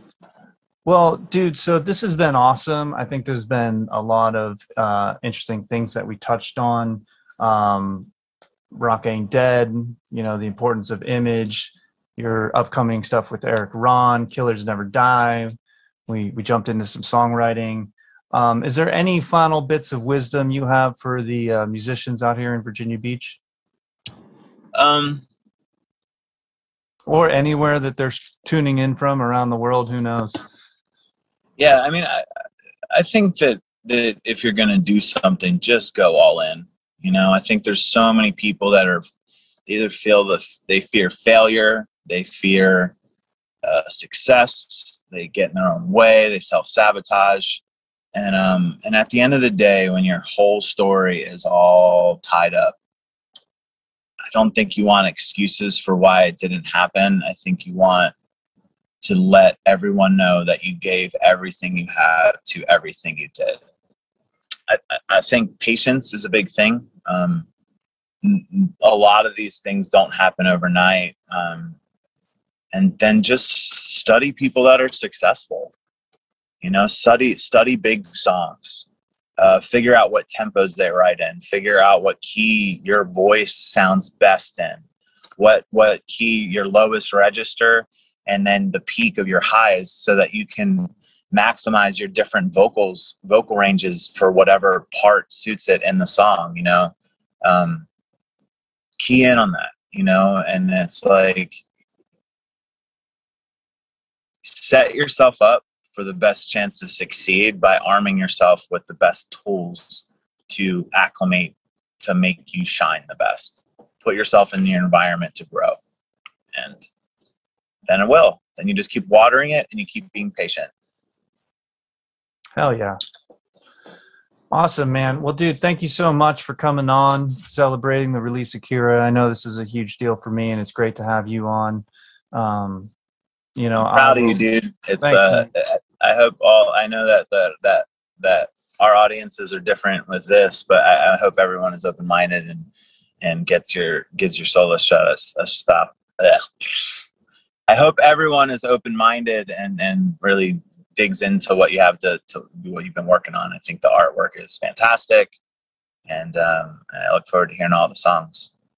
Thanks, man. And we will throw all your social media stuff up here so everybody can see it. But you guys can go follow Davey on Instagram, Facebook, all over the place. As you hear, he's got big things planned. So, and he will be coming around to Virginia Beach, so you should go check it out. Yeah, so first week in November for sure. Hell yeah, man. Sweet. Well, you know, I'll be there. And yeah, dude, always a pleasure. And yeah, man, I'll talk with you soon. You got it, bro. I'll see you soon. Thanks, dude. All right. Later.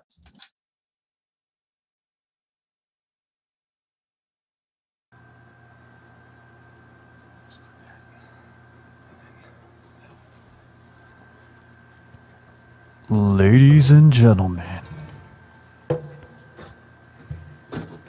Paul Kading.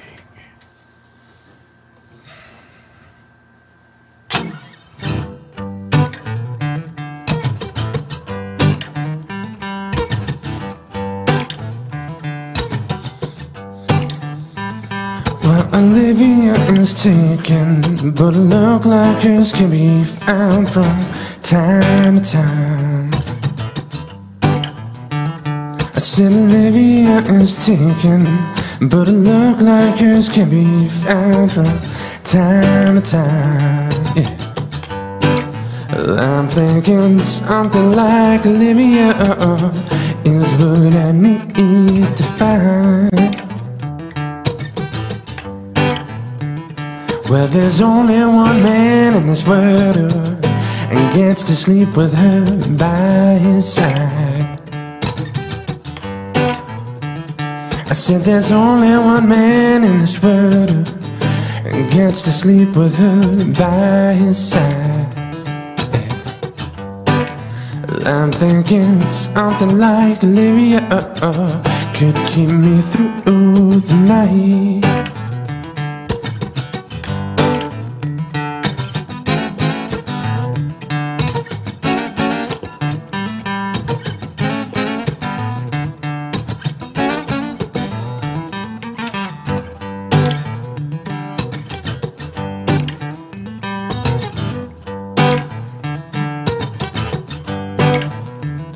Now I ain't trying to steal no love from no woman.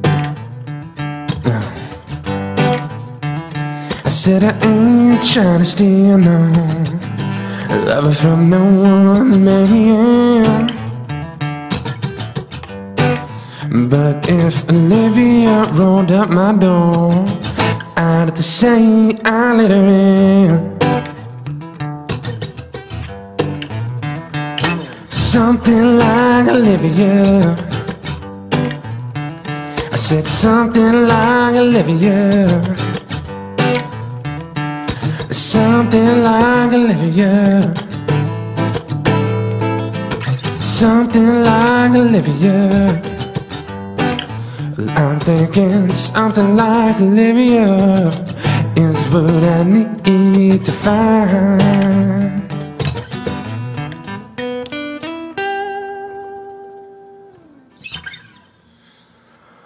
What's going on? We are back with the midnight special, which apparently is me. So we're gonna do some tunes for you. That was something like Olivia by John Mayer, but now we're gonna do an original in keeping with the theme of the evening.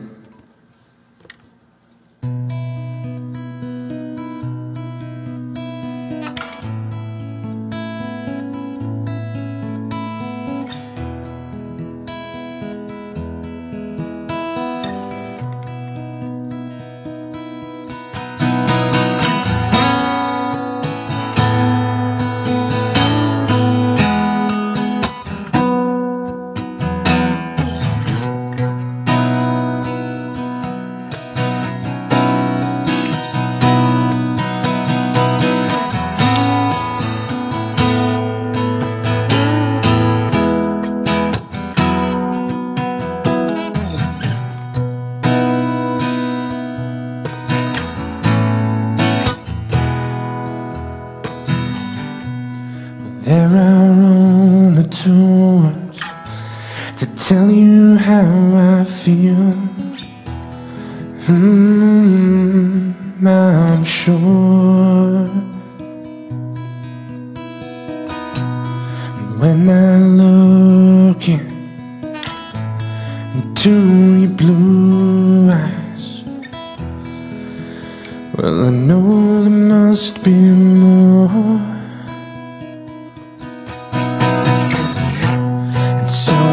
tell you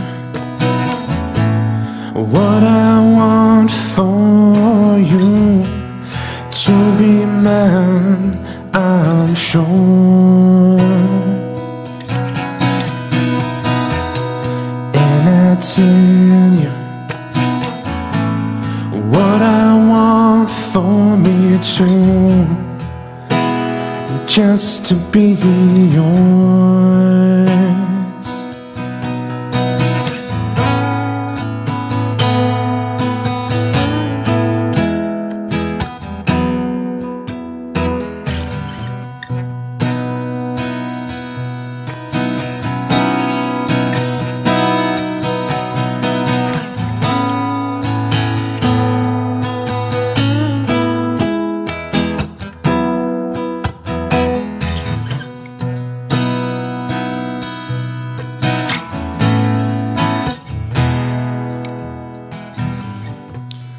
These are the words you've been waiting to hear.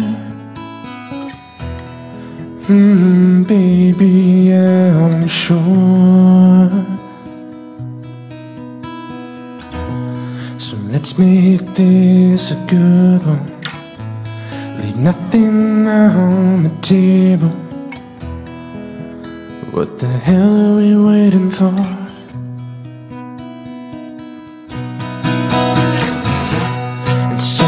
Tell you what I want for you to be mine, I'm sure. And I tell you what I want for me too,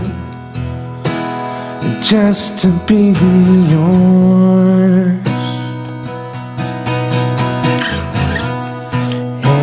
Tell you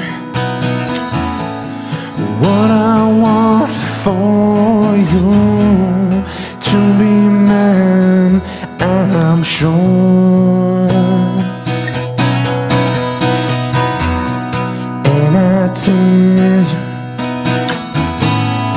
what I want for me too, just to be yours.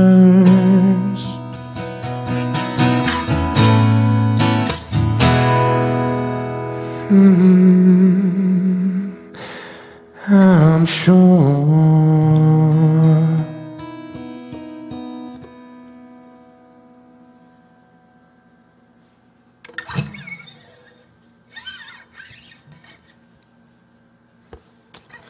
This next one is called Fog in the Mist.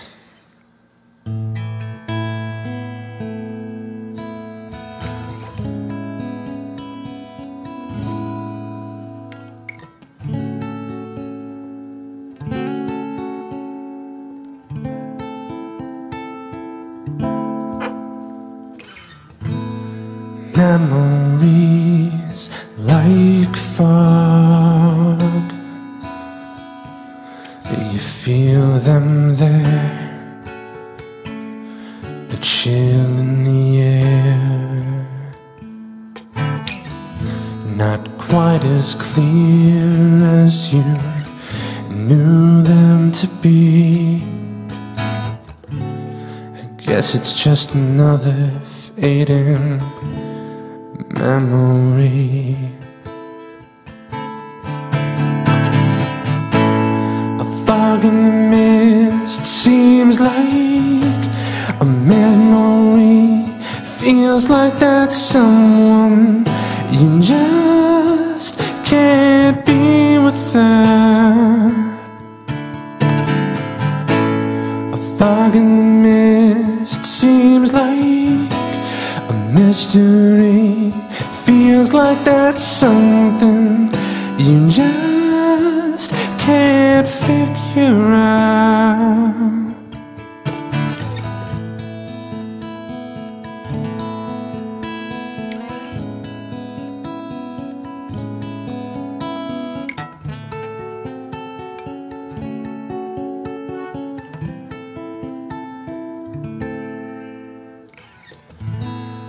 lost a friend in the fog.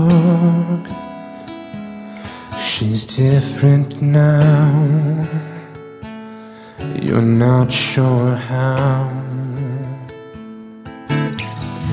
Not quite as clear as you knew her to be. It feels like a mystery, a foggy memory.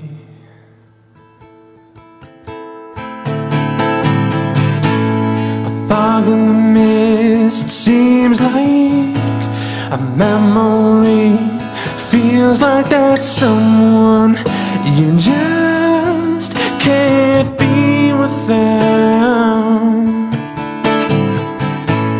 A fog in the mist seems like a memory.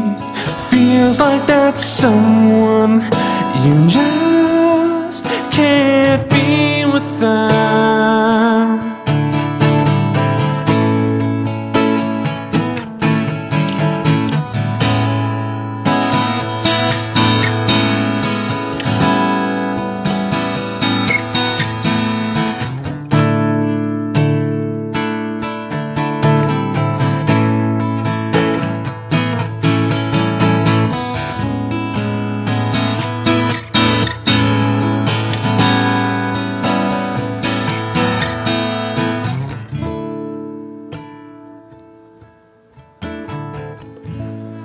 Fog in the mist seems like a mystery. Feels like that's something you just can't figure out. A fog in the mist seems like a mystery. Feels like that's something you just can't figure out.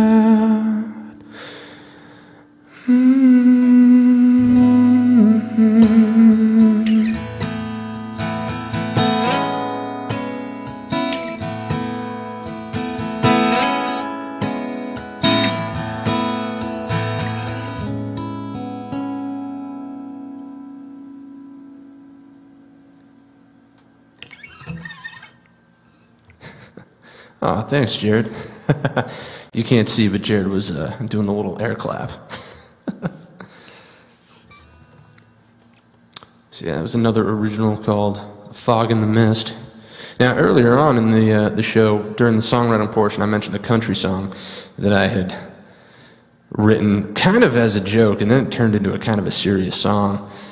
So this one's kind of neat, so we're going to try that here for you.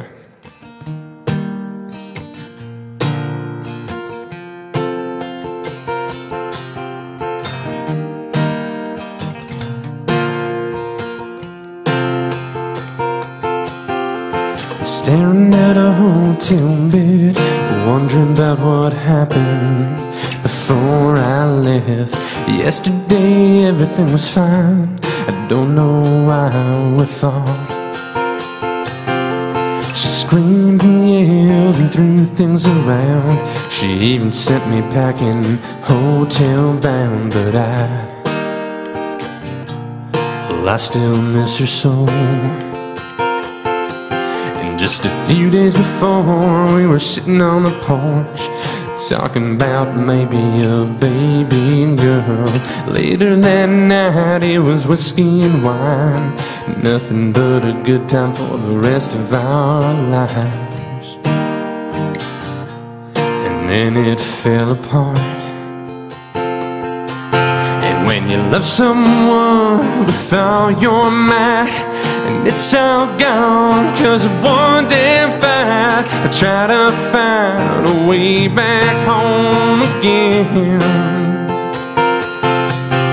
In a broke down truck with one headlight, trying to make the way back on a cold dark night. 'Cause I gotta find my way back home again.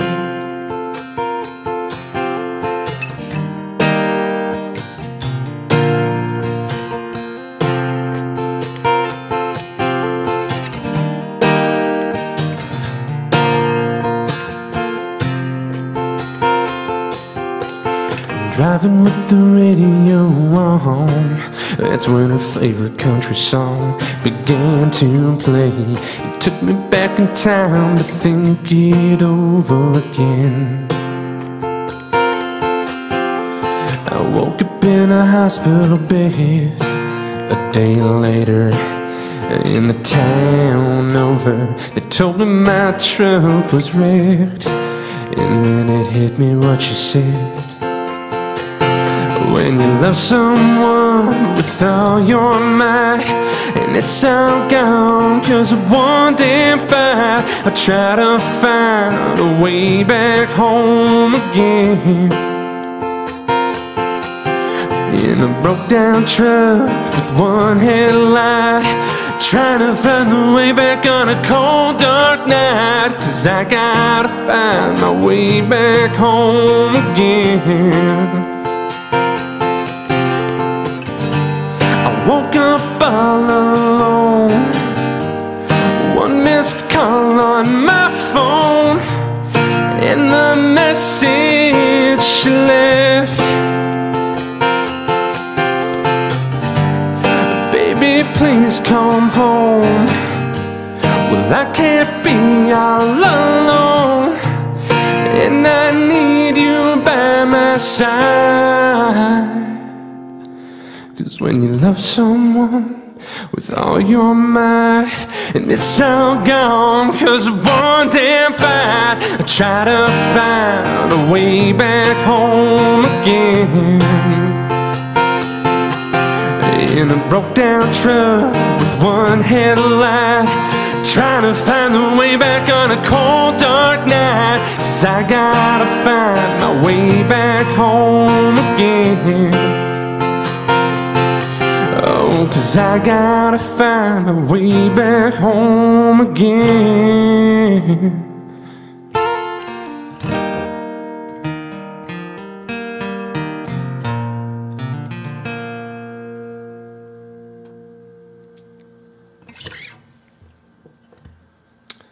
Thank you. So I think I'm gonna do one more here. I'll do another original one. This one's kind of a sad song. I haven't played. Oh, well, in that case, I guess I'm not doing the sad one. Well, I'm not doing an original song. Upon request.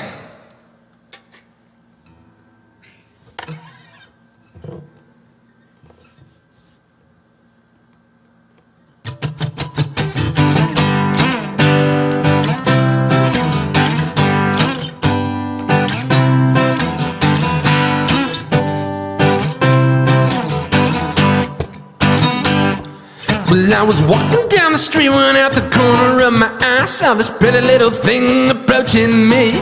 She said, I never seen a man who looked so all alone. Could you use a little company? If you can pay the right price, the evening will be nice, so you can go and send me on my way. I said, you're such a swinging thing, why you do this to yourself? She looked at me, and this is what she said. She said, there ain't no rest for the wicked. Money don't grow on trees. I got bills to pay, I got mouths to feed. Ain't nothing in this world for free. You know I can't slow down, I can't hold back, though. You know I wish I could. You know there ain't no rest for the wicked till we close our eyes. Good. Not even 15 minutes later, I was walking down the street when I saw the shadow of a man creep out of sight. And then he swept up from behind, he put a gun up to my head. He made it clear he wasn't looking for a fight. He said, give me all you got, I want your money, not your life. But if you try to make a move, I won't think twice. I said, you can have my cash, but first you know I gotta ask, what made you wanna live this kind of life? He said, there ain't no rest for the wicked. Money don't grow on trees. I got bills to pay, I got mouths to feed. Ain't nothing in this world for free. You know I can't slow down, I can't hold back, though. You know I wish I could. You know there ain't no rest for the wicked. until we close our eyes for good. Yeah.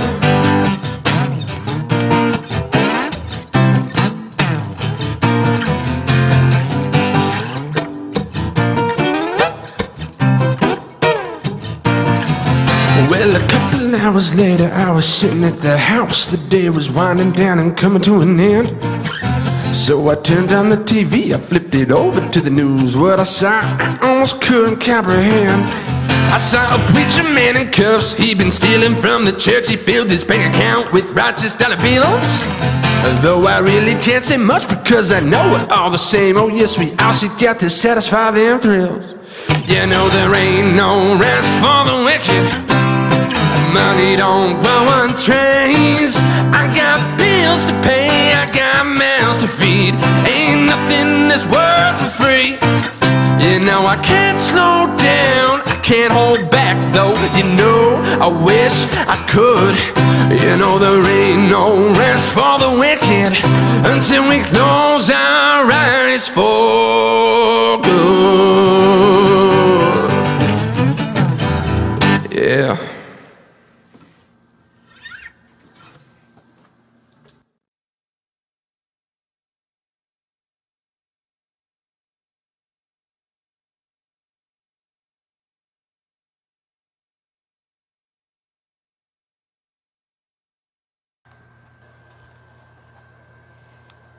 All right, and we're back. Nice. Dude, that was cool. I've never, I mean, it was like lock and key, you know, it was lockdown live stream, but you were playing the lockdown live stream, but it really wasn't that, because that's a rule, right? Exactly. You don't go on your own live stream. I don't go on my own show, but this is your show. Yeah, so we were able to do that, and, you know, we decided, I mean, that was cool, man. Yeah, that was interesting. Singing after 18 hours of talking. Yeah.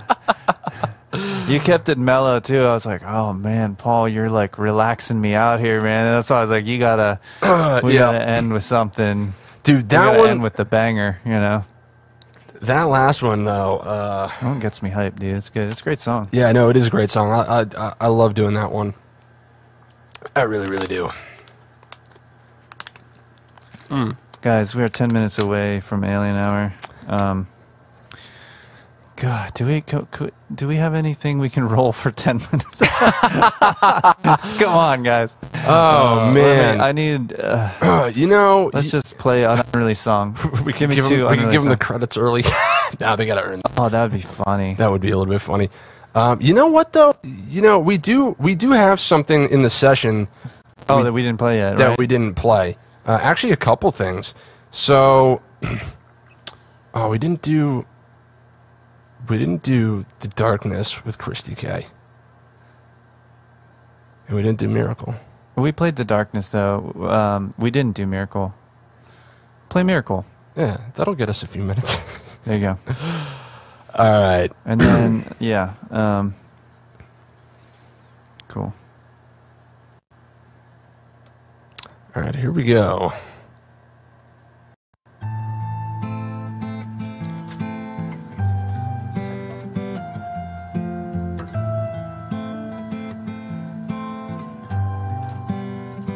So here we are, afloat upon a rock, circling a star that seems to burn forever. And all I want, a penny for your thoughts, fall into my arms, you and me together.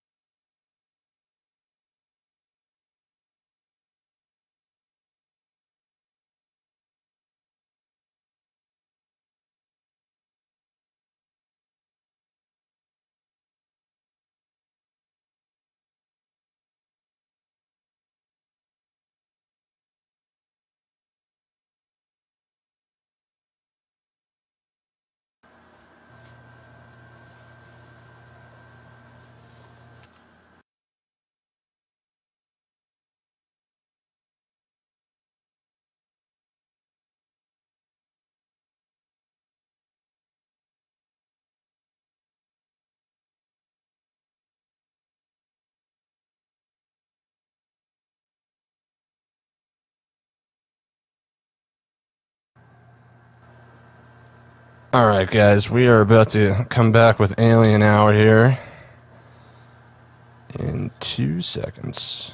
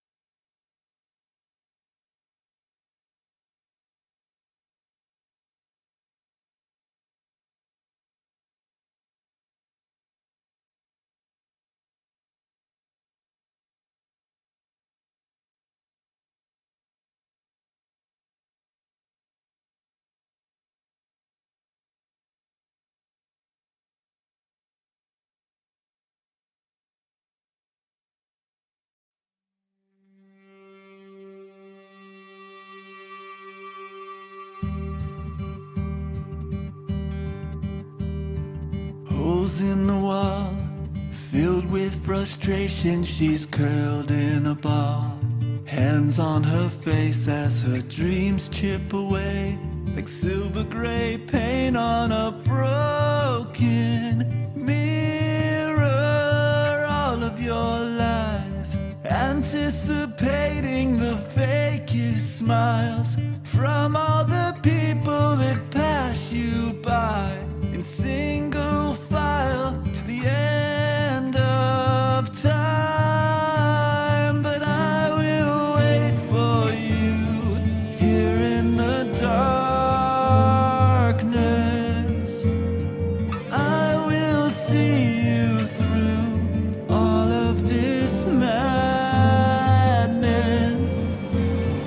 Over and over and over again. Over and over and over again. Over and over and over again. Over and over again.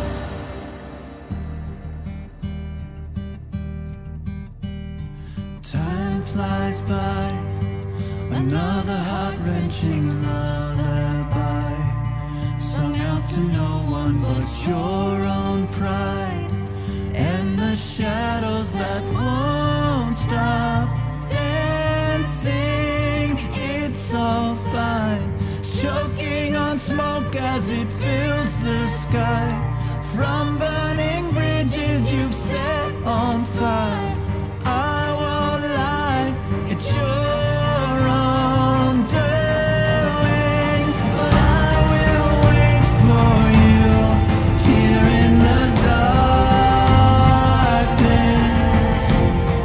I will see you through all of this madness. Over and over and over again. Over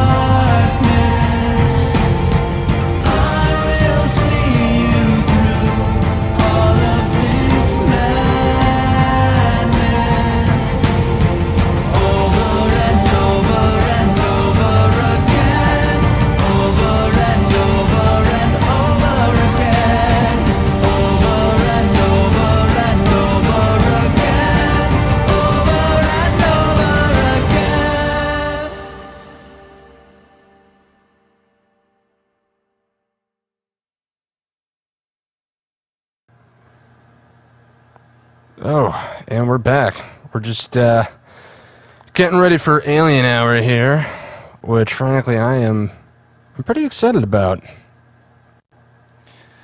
Yeah, man. Yeah, I think we got something cool about to go down. And again, I really appreciate you guys sticking with us here. At this point, this is just pure survival. All right, I do believe we are ready. We are all systems go. And here we go. Is this a secure line? No. We aren't on a secure line? Secure enough. It's Jared, I only agreed. Who's that? Who's that? Is there somebody else there with you? Jared, I didn't agree to more than one person. It was supposed to be an interview with you and me and the millions of people watching, but no one else in the room. I didn't know there was someone else in the room. Who are you, sir? Hello? Who are you? Identify yourself. Who the hell is this guy? Bard! All right. Oh! Cool. All right. I thought I'd stop in for a little alien hour here at, Hi! All right. They didn't tell me it was Bart. I mean... We're good. I'm so sorry, Bart. I apologize. Yeah, you know what? I apologize greatly for that. That's okay, but I don't know about this guy right here. All right, this guy's got a bunch of catalysts for therapy. Brian, what's up, brother? Hey, what's going on, my man? All right, dude. We're locked and loaded here. Forget this fucking thing. What's up, man? Fuck. Yeah, here we are, man. Alien Hour. Are we ready for this? I've been ready. Born ready? Since you asked me. First off, I'm super, super honored to even be considered to be a part of this show. I mean, this is in classic Jared fashion, amazing, just absolutely amazing. I mean, the people that you've had on. I mean, Scotty. I haven't seen Scotty in person for like 15 years. Like seeing that guy and getting to hear a little bit about him, that was awesome. I mean, you're just a magnet for talented people, and you're amazing. You're an amazing guy, and the people that you've had on are amazing. Paul, I know I poked a little fun at you in chat, but it's all it's just my nature, brother. So don't take it personal. Hey, dude, no, absolutely, but dude, I mean, I've just been having fun this whole time, man. So it's. Hey, as long as everybody else is having fun, I'm having a good time, I was struggling there for a minute, and now all of a sudden, like 1 a.m. hit, and I have my Bats watch, and I think the conspiracy lead-in, I didn't expect that, and that just woke me right up. I was like, yes. I'm here in the bunker. I'm here in the bunker, so nobody's going to hear my conversation. Paul, I know you're good. You know, Alien Hour is the rest of the fucking night, right? I'm in for the long haul, my man. Let's do this. I mean, Paul, I know you're good. I just hacked into your checking account, and I thought I had a bad month. But he's got a couple Bitcoins. That's about it. Some fucking Dogecoin. That's about it. If I had a couple Bitcoins, you think I'd be sitting here with you? True, yeah. Brother, so we're going to talk about some aliens, man. But, dude, thank you for the compliment. And, look, man, you are so talented yourself, man, and you guys are so awesome. We were talking about you when we were watching the video for Heaven, because you play multiple roles in that video. That was super fun. How world-class was that crew that we had? Unbelievable. That was nuts, man. That was a crazy experience. Makeup, costumes, to see this crazy shed-looking thing turn into what it did was just unbelievable. Just another, blessing for me to be a part of. And dude, the pleasure was all mine, man. That was awesome, and you guys were so instrumental to making that a success. So, man, it's awesome. So we're here to talk about it. We're going to talk about aliens. We're going to get into it. not just aliens, but UFOs and all the fun stuff that we all love to think about, but nobody admits because, civilized society and all that stuff. But it's getting more mainstream. It's more okay, I think, to talk about these things. So we have. We're getting into it now. We're getting into it now. Hang on.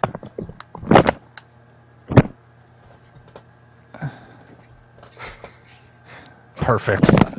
Well done. I had to put my tinfoil hat on for this. I don't want anybody zoning in on my brainwaves. We don't want. I like the costume changes. This is awesome. So first of all, the last time we spoke, we did another podcast about aliens, which has long since been deleted off the internet.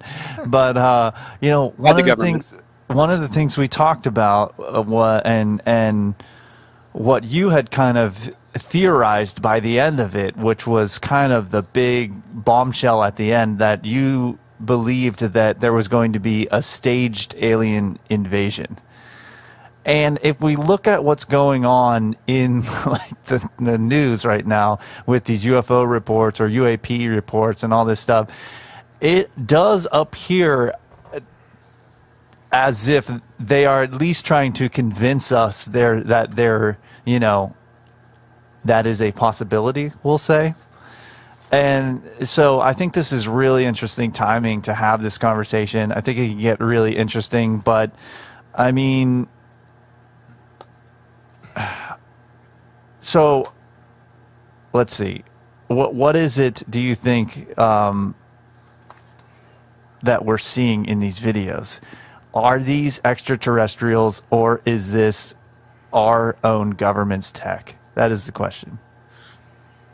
All right, so here's my theory, right? So aliens are real. They've always been here. They've always been around, right?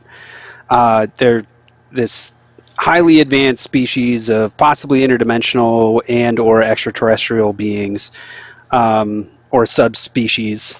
So like their ability to hide in plain sight and to mix in with us, comes from basically, in my opinion, their use of our water and oceans and our deeper lakes, and from cloaking devices that we don't really know all that much about, or we might. I don't know.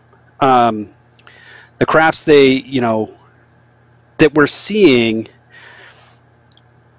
So I'm going to say that the footage that I've seen of crafts that I feel are extraterrestrial crafts, like defy physics as we know them. They're crazy. They do all kinds of crazy things. They go from one place to another place in an instant. They're just nuts. They just defy everything that I think that we currently have. And I'll explain that a little later when we talk about some of the footage the government's rolled out. But I don't think they're here to harm us. I actually think that they're actually very concerned and interested in our nuclear capabilities and more worried about the health of our planet than anything else. Our government intelligence agencies, the black ops, the men in black that show up frequently, I believe that they probably have some contact at some point, or have had, or are having contact with some of these species. There may be multiples. However, our government seems pretty hell-bent on perverting their technology from something useful and helpful into something that our military-industrial complex can take and weaponize against the planet or against us, or to get us into a intergalactic war or fights over planets, or who knows, whatever monetary thing the government can do with it. So there is a lot to unpack there in that, right? So okay, there we go. Okay, so there are so we'll backtrack a little bit. So you're saying there are other species from other planets or and other dimensions. So these could be interdimensional and like extraterrestrial beings, right? And you're saying again, they've been here. It's not that they're just starting to show up now. It's that they've been here long before we were ever here visiting this planet. So that kind of a little bit of the Petri dish theory going on there, right? And some of the footage that you're talking about that we're hearing about now on with these government reports, and we've heard about it on Joe Rogan and a lot of these UFO documentaries, there's actual footage of this stuff from our military. A lot of it seems to defy the laws of physics as we know them, which we've heard is potentially like zero gravity technology, right? Which would possibly, I don't understand anything about that, but possibly explain how these things go from thousands of feet in the air down into water and don't even seem to make a splash, right? I mean, it's just incredible stuff that we're hearing these reports of. So either these are like mass hallucinations from top generals that are trained to not have mass hallucinations, right? Or there's something going on where there's technology that's clearly more advanced than, than what we know of. Now, right. You also talked about, I mean, is that pretty accurate the way I summed that up? Yeah, 100%. I feel that a lot of what's coming out, is being spoon-fed to us. The government's not going to just hand over things, or people aren't just going to like leak things and it's going to be okay. That's not how that works. So yeah, Paul has one of these the video that you sent us pulled up. Should we roll that and take a look at that now? Yeah, this is a prime example of what I'm talking about when it comes to using our waterways as a means of getting in and out of wherever they're docked or spaced or drilled down into or staying, wherever their habitat may be, and it's hitting the water, and it's not making even a splash. So this is from Puerto Rico. I think this video came out like 5 years ago, so it's been around.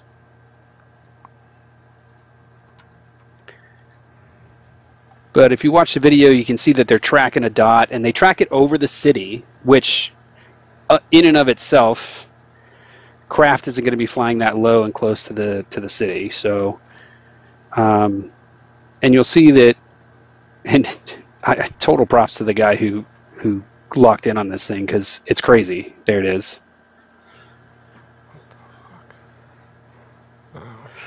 Exactly. What the fuck is that? So he locks in on it, and you can see it just looks like a little dot, little blip. But they follow it in and over the city, and then it goes, it flies around, and it does like a geometric pattern over the city and back, and then flies out over like a mountainous area, which is kind of where it is now, and then flies down into the ocean when it hits the edge of it. So it's really cool. And I mean, once it hits the ocean, it goes in and out a couple different times without any kind of splash, any kind of waves or anything. And then it's hard to tell what we're looking at, So so that is that like, it's kind of like a disc, or like it's not a Tic Tac, right? And it can't be a drone. No. They debunked all of the. Yeah. And is it, they can only view it because it's in infrared, or no? I have no idea. All right. I wish I could give you an answer to that.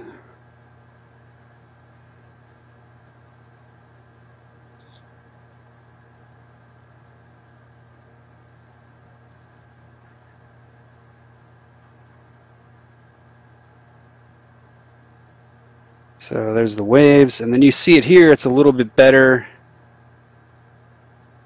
It looks like it's got some wings of some type on it in the water. There it goes. It's under the water. Yep. And there's no wake. Yeah, a drone would just explode. Yeah, it's wild. And he keeps tracking it, and then at one point it splits into two.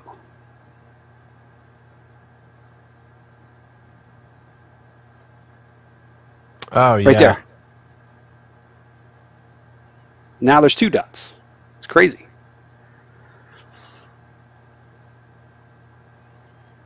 Interesting.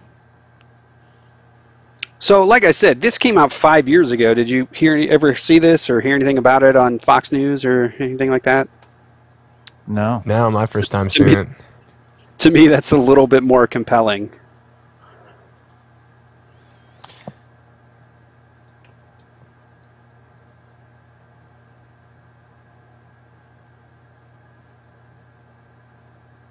Now they can't figure out what happened to it.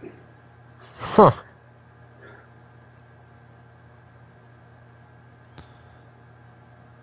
Yeah, so pretty cool stuff there. That's one of those videos that really helps solidify in my mind that they're out there.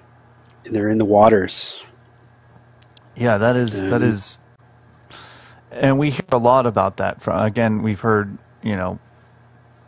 Navy ships are out there and they just see things kind of shoot out of the water and go back into the water, and it almost seems as if they disappear into the water, which is really fascinating. We're going to throw up a pic real quick.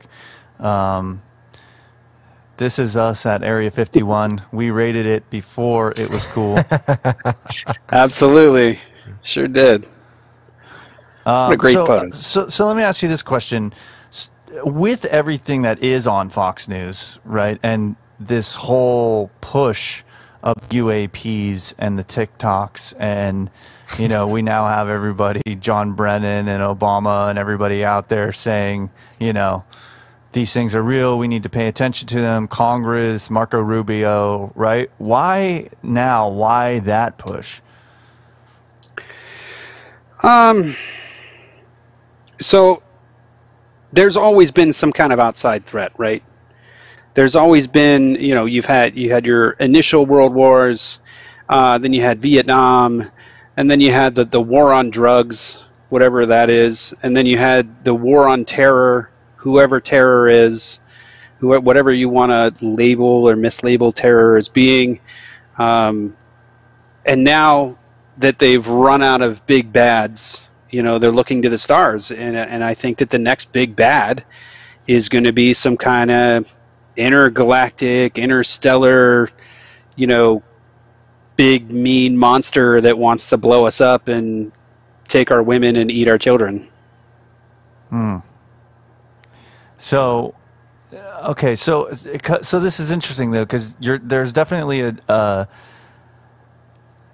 you're saying that even though these crafts are real, they're not a threat. But then our government wants to kind of do a limited hangout and expose them to create the narrative that there's a threat. Correct. And they've definitely, our government definitely has their own version of spaceships, for sure. The Tic Tac is one of them. Oh, so you think the Tic Tac is ours? Yeah, that's not.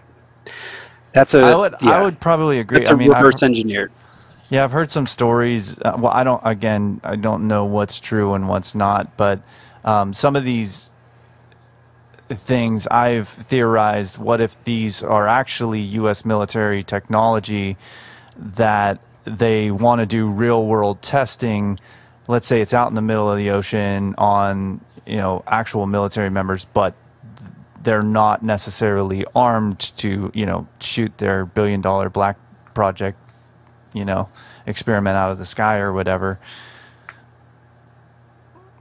I don't know. Or, you were telling me, Paul, you say they don't just shoot something out of the sky if it doesn't appear threatening because you don't know what it is. And that could kick off a war, right? Well, there's a couple things with that. So, first, I do actually kind of want to be careful because there's, I have a lot of friends that are /or were in the Navy, and I don't know if they might have said some things that they shouldn't have said to me, just about like the capabilities of ships when they're not on deployment. But let's put it this way: there are various reasons why a ship would not shoot something down, specifically if that ship is not on deployment. So, Let's put it that way. All right. Well, there you go. So if it's like in our waters, it is very unlikely a ship would shoot something down. Yeah. Unless we were in a wartime posture.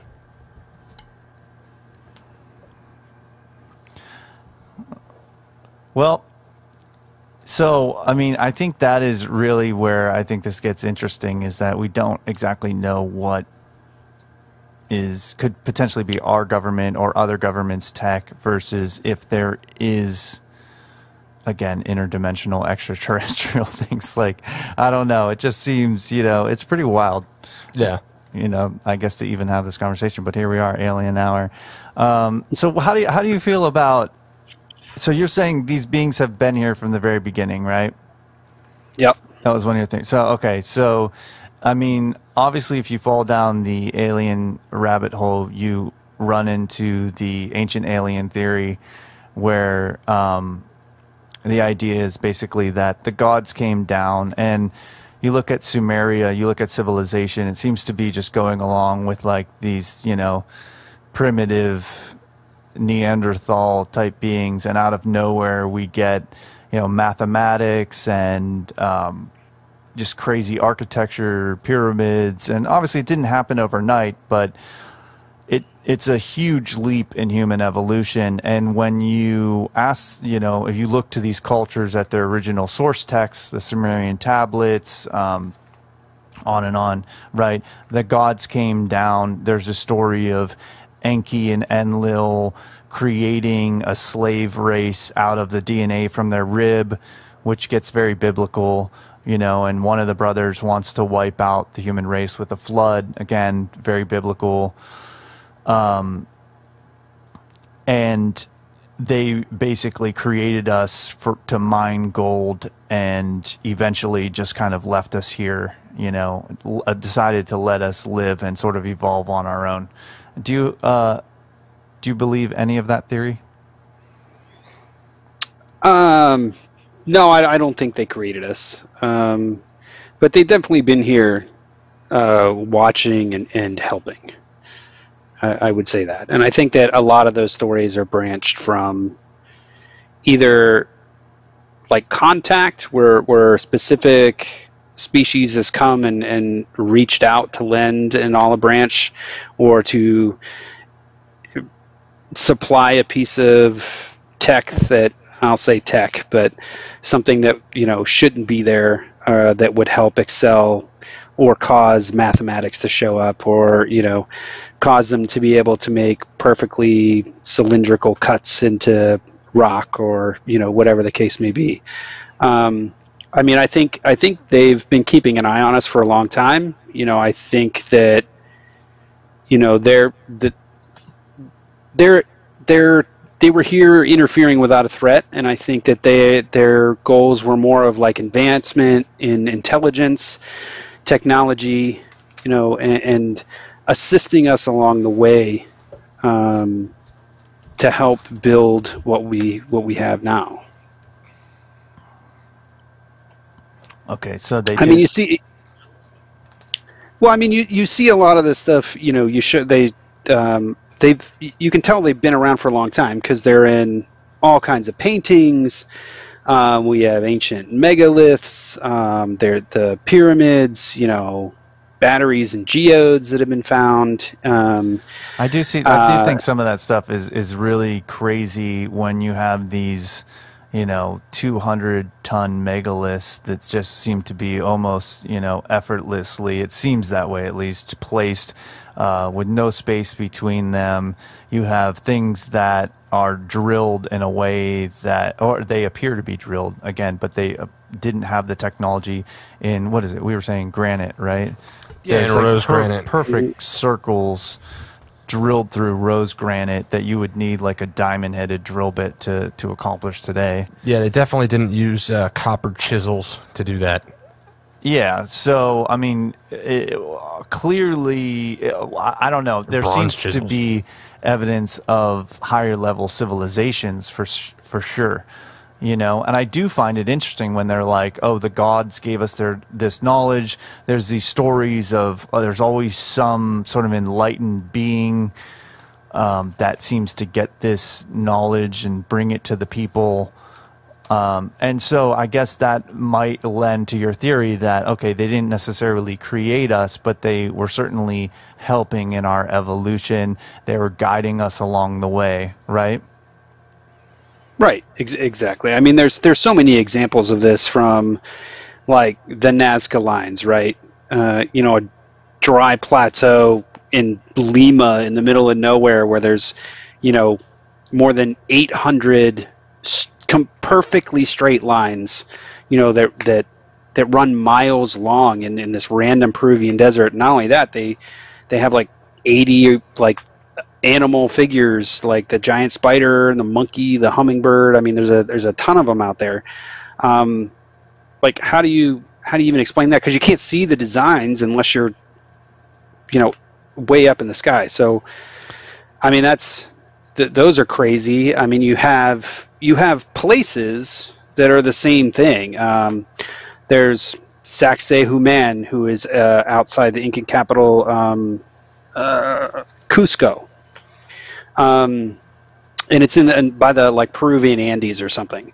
And they have these enormous stones that were chiseled and stacked together in a jigsaw, place that had interlocking fortress walls and, rocks that weighed 360 tons. And, they had to carry the rocks for 20 miles and then fit them with laser-like precision into the, pyramids when they were built. You had the Maya of Guatemala, that built the huge pyramid structures and looked like they perfected language and mathematics and astronomy. You have the Egyptian pyramids, just out in Cairo, Giza, built over like 5,000 years ago. There's so many examples. Stonehenge is a really good one. I mean, a huge circle of stones, 50 tons. How does where does that even? How do they even get that there? How do they get the stone? Because the stones weren't even there, like from like miles, like 5,000 miles away or something like that. And then they show up. The rock, the actual type of rock, shows up there. That stuff's insane. I mean, Easter Island's another big one. It's one of the enigmas about the Moai in Easter Island's fleet. These large stone figures. How did the Rapa Nui make these figures 1,000 years ago? How'd they end up on Easter Island of all places? Carved from stone. 900. I think they found, like 900 different figures that were like sprinkled across the island, and they were averaged like 13 feet tall and weighed like 14 tons apiece. And there are like 1,400 statues that are also scattered in various places, and just crazy places like that. Not to mention, different crazy things that they've found within rock or, things like that. It's just, I don't know how to explain those things, other than people work really hard and they figured out a way. We're really smart. Like, I don't know. Like, how do you come up with that kind of stuff in that time with what they had? Blows me away. Yeah, it is insane, and it's definitely, I think it's for sure history's mysteries right there that, I don't think very many, let's just say our modern scientists still are struggling to explain a lot of these things. These megalithic societies, that we couldn't necessarily, to pull some of these feats off, even with our technology today, would be a huge monumental, and possibly we wouldn't even be able to do it. So somebody has a theory, and Billy Keith has a theory. What if we are a permutation of a type of alien artificial intelligence? It's a very interesting thought. We're living in the Matrix, Billy? I mean, yeah. This is what we want. We want the wild theories. We want the Yeah, craziness. bring him. Yeah. Love it. So what about when you hear about the Nephilim in the Bible, do you think that's one and the same?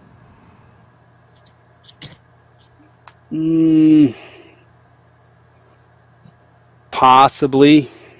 So I mean, I don't know. Fun. I mean, gut feeling is no, but I don't know. So fun fact about the Nephilim. Some of my buddy Chris was telling me because he's really into Norse mythology. Now I was surprised because I was telling him about like Nephilim because it's only mentioned in the Bible I think twice. You know, fallen angels essentially, and I was mentioning it to him. And he's like, "Oh yeah, no, I know about the Nephilim," and I'm like, "How? Like how?" And he's like, "Oh, dude." The Vikings talked about the Nephilim all the time. Like Niflheim, it's one of the Norse realms, basically, right? And he was saying they were believed to be elves with like just ridiculous technology, and that's really interesting. That is interesting. That's what the Vikings saw. Was these elves that were just like superior technology. That sounds like the Greys. So it makes you wonder because, and we had a conversation the other night about Greek mythology and the Greek gods and how in Genesis it talks about like the reason why the Great Flood had to happen in the first place was because the sons of the gods, which is a really interesting thing to find in the Bible, were mating with humans and creating these, or rather, like the gods were mating with humans and creating these like hybrids, yeah. You know. And so it got me thinking: what if like all the statues of the quote unquote gods of Greece or of Greek mythology, what if those are to scale? Well, even in the Bible, it says, "Let us create them in our image." That's one of the things that, it's like, well, So a lot of people think of it, that we were made in God's image, but it actually says, "Let us make them in our image," which is also taken from the Sumerian text. If you get into it, they made the slave race in their image, but they didn't make them intelligent enough to, They made them intelligent enough to mine gold for them and do what they needed. Which another thing that I find like really fascinating is as we learn more about the properties of gold, the ideas that gold could potentially be used in anti-gravity, space travel, things like this, So, and why is gold even valuable in the first place? Why do we value gold? And maybe there is some inherent property in gold that we don't understand. That again, if the gods came down and told us, "Hey, this is the good stuff here," Yeah, I mean, we actually dug up. It was a gold man-made bell that was encased in charcoal for millions of years. It had a Babylonian god on the handle. And it was found 400 feet down in a mine shaft, so it didn't just like fall on the ground. And it's like, well, charcoal, millions of years, a man-made gold bell with a handle of a Babylonian god. How did that happen? Mm-hmm. Like encased in charcoal, not like had some charcoal dust on it, like encased in a giant charcoal rock. Yeah, that's insane. Well, so let me ask you this. So, going back to your theory that, let's say this is true, and there's a lot of stuff that we don't understand, and it's kind of, first of all, it's kind of crazy to think that we're the top of the food chain. In the size of the universe, the more that we discover, it's just like, well, the mathematical probability that other life exists that has had much more time to evolve and reached far more advanced levels than we have is pretty high. All right, but I'm gonna propose a counterpoint here. Yes, let's do it. All right. What if we're just the first ones? Like, what if we're like the first life? Like we assume that there was life that started before us, But what if we're the ones that were first? And well, again, there's a what if. Aside from all the weird shit that we keep seeing. Yeah, I don't think we know for sure, except for the fact that mathematically with the Big Bang and the fact that, other Goldilocks zone planets have probably formed well, before Earth ever came along. And like people say, we're like in the, outskirts of the Milky Way galaxy here, and there's a very big universe, and with potentially how many different habitable planets in our galaxy alone. It gets, more and more likely that there is some other intelligent life out there. Now, whether or not that intelligent life can evolve to a point that they, reach interstellar and intergalactic travel without like nuking themselves first, I don't know.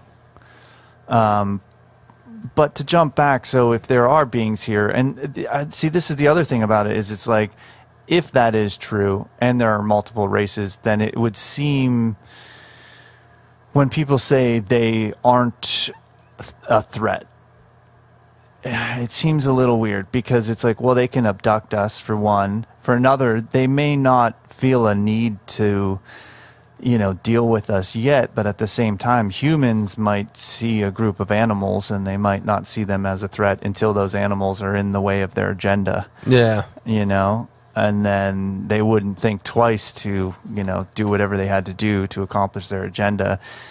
So, it's a fair point. What are your thoughts on that? I honestly think abductions are CIA psyops. I don't think that they're nice. I don't think that they're real.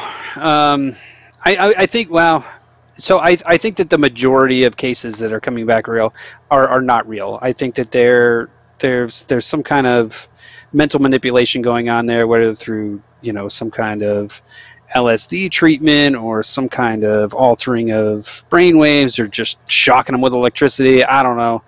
But you can terrorize people, and the government's been doing this for a long time as far as like torture goes, and trying to manipulate the way people remember things or think they remember things, or we see it all the time in false confessions and things like that. It's easy to get somebody to say, yeah, I did that. I was there. Just stop asking me questions. I'm kind of done with that. So if you could get a group of people and have some kind of like mass, hallucinogenic situation where everybody thinks they're being abducted, and then you like throw some cuts on them and throw a little piece of metal in and go, oh, you know what that is. Like, obviously you could fake abductions very easily. Now, I'm not saying that no one's ever been abducted, because that to me seems like a very slim possibility. For the same reasons that our scientists conduct experiments, they may be conducting the same. But I don't think it's on a scale or a level to what we see in the mass media. Yeah, that's kind of frightening, though, when you think about what our scientists are doing. Exactly. Yeah, what if we're like mice to these things? Yeah, that's exactly it. If we are mice to them, dude, then Earth could be like some alien kids science, like high school science project. So if we were mice to them, why would they care if we saw them then? Who gives a shit? We're just mice. Yeah, but they don't seem to care. That's why they're just nonchalantly flying around. We're mice with nuclear weapons, I guess, maybe. Well, could be, but I mean, they've shown us that they can just go in and zap them. I mean, they've said they've shown us they can go in and shut down silos. They can zap missiles right out of midair. They can shut them off. You know what I mean? Like, they've shown us that, like, look, I know you like your toys, but back the fuck off, because we can shut you down in an instant. There's definitely been instances and stories of that from military personnel directly. Well, so do you think Roswell was a craft that was shot down, or was it a craft that just malfunctioned, or is that faked or staged, or? I think it was a legit accident. I really do. I think that the dropping of the atomic bomb really scared the shit out of the intelligent life. Why? And kind of shook up the planet because it showed how devastating it was to the planet. And if they live on this planet, they also rely on this planet, and they can't let us destroy the place where they're inhabiting. It's obviously one of the... Okay, wait. So, so you said, I have a question though, because you said they could shut down our nukes, but they didn't shut down Hiroshima, Nagasaki. Right. And I don't know if that was a pride thing or a misstep on their end or oh shit, we gave them way too much technology too quickly. I didn't think they were going to do this. I don't know. Maybe it was like, Paul, call the supervisor. Johnny messed up. She gave him too much technology too quickly. Now they're bombing each other. I don't know. I mean, that's a really good point. I don't have a counter argument to that. It could be to see how bad it really was to the planet. It could be could be an experiment on their end. Like, okay, what is this really going to do if we drop it? Well, and that was 45, and Roswell was 47. So it is around that window. That was same time. The fighter pilots were reporting the UFO, not UFO, the Foo Fighters, right? Is that the same time period? I think so. Yeah, it's the same, decade, so it's fine. So like the atomic bomb drop, I think woke them up, but I think Roswell was a legit whoops. I don't think it was supposed to happen. Yeah, and I mean, I've heard this theory before of the idea that there was more and more activity as we started having our nuclear activity, and there could also be the fact that they can't stop every missile or bomb that we decide to launch, or maybe they can't be everywhere at once, or maybe there are some sort of protocols. I don't know, or right. And I suppose like the Star Trek theory kind of makes sense, like a non-intervention thing. Yeah. But then they do seem to. Apparently, there are those stories of them shutting down, See, so I haven't heard anything about that. So can we do a recap on that? Yeah. So there's plenty of videos that I've seen out there. Even, I mean, if you want to go watch some Joe Rogan podcasts, plug Joe Rogan. He's had many people on, and there's been documents, like legit documents. These are documents that were locked, and then because of our laws, they've become open to freedom of it. Thank you. Appreciate that. It's this. I'm sorry. This fucking thing is so hot. Holy shit, brother. It's making me not think right. But the Freedom of Information Act, these things have come out, and it's shown where, and there's also video that you can go see. You can check this out on the internet as well. But there are definitely instances of where we have fired up nukes, and then all of a sudden there has been a sighting of a UFO, and one by one the silos started to shut down, just one at a time, and then it disappeared, and they couldn't get in. They were locked out of their own system. It was a big deal. And then there's another video of, and the video is from space, so it's a cool video. You see the rocket come up, and then out of nowhere you see this thing come in, beam of light it, and then it just kind of like shoots down. And then there's a third one that I've seen, and this one you can see on, I think it's Unacknowledged, the Stephen Greer project, that whole thing. I think it's actually in that documentary where the guy is talking about a missile that goes up, and then you see something fly in. It shoots a beam this way, flies up, shoots a beam this way, flies up, shoots a beam this way, shoots a beam this way, shoots out, and then the thing fizzles and drops. Yeah, I've seen some of those. It is pretty crazy. Yeah. So they've definitely shown us that they can shut us down when they want to. And I don't know if that is a reaction to the atomic bomb drop, or if they had it in 1945. You know what I mean? If they're interdimensional, I don't see why they wouldn't have had it. right? Because I mean, they could be from a timeline where Earth never dropped bombs, and it's some dystopian utopia where everybody lives great. I guess that's another interesting question. What if they're not aliens at all? What if they're humans? They could be humans, just like way more advanced humans. They could be. Does that mean that we've evolved as a species into these little gray things? Or do you think that that's just a ruse? Well, all right. So there's a couple things. So there's something. All right. Let me see if I can organize my thoughts here. Come on, Paul. So I'm trying. Organize. I'm gonna grab a water. Yeah, that sounds like a great plan. You need one? What? I'm gonna have another beer. No, I got one right here. All right. So an interesting point about. Okay, so are you familiar with the ruins of? I hope I don't fuck up the pronunciation. This Göbekli Tepe. Yeah. Okay, so absolutely. It's like they're what, like 13,000 years old, which, like, at least that's the estimate, which would set it, especially for like the size and sophistication, it like totally upends archaeology, which I frankly think modern archaeology is kind of a joke.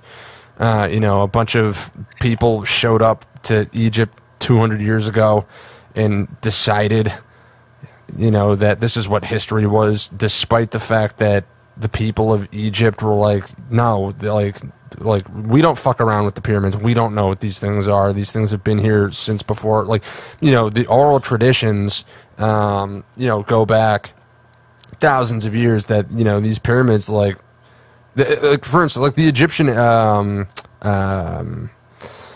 pharaohs love to put their names on things.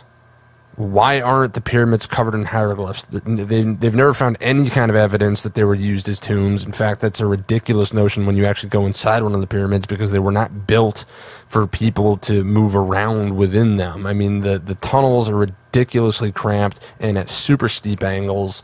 There's no stairs. We had to put those in, So I guess getting to my point here, there is a theory that there was a civilization long before ours that, due to the younger Dryas cataclysm, roughly after the end of the last ice age, it caused a massive flood that literally ripped across the planet, ripping the bedrock off the face of the earth, which would have wiped out Atlantis, which some people think it was located where the Eye of the Sahara is located, because it matches, like, the imprint in the bedrock matches Plato's description of the location and of the architecture, or like the city design of Atlantis. And that there's some talk that perhaps the survivors of the Younger Dryas cataclysm were the ones who founded Göbekli Tepe, because it just, there's all these like hunter-gatherer not civilizations, but evidence of primitive hunter-gatherers in this area, and then all of a sudden there's just this like crazy city that has advanced architecture and design and all of this stuff, and they're like, where did this come from? Unless it was perhaps the survivors of this older civilization trying to restart. And so could there perhaps have been a civilization that was far more advanced? And the part two of this is, there are is it orangutans or some kind of monkey primate? Thank you. That has, as of I think like 20 years ago or so, has entered the Stone Age, right? And so it kind of makes you wonder if there was a version of human that was much more advanced that mostly got wiped out, right? Kind of as described, as like the biblical flood. And at that time, where they were, in their civilization, what if we were the primates entering the Stone Age? And now we've just come up, and there's still this group that, you know. Well, see, I actually love the theory of ancient civilizations that possibly evolved to stages that were beyond what we know. And who knows, maybe, I mean, so I was watching a thing on National Geographic about Atlantis, and they had this city that's just thousands and thousands of years before any sort of European plumbing or anything like that. But they had running water and flushable toilets, you know, in this stone city. And it's like, well, okay. And then we see things in certain Mayan civilizations, again, with the drills. Yeah. We see things in Egypt that are just like, wait a minute, they were not using logs and pulleys to move this shit. They weren't moving 80-ton blocks, because that's the thing. Like so the chambers in the pyramids, there are multiple chambers that go up something like, at least in the Great Pyramid, something like 450 feet or 500 feet, something in that range, right? And these chambers have ceilings made of 80-ton rose granite.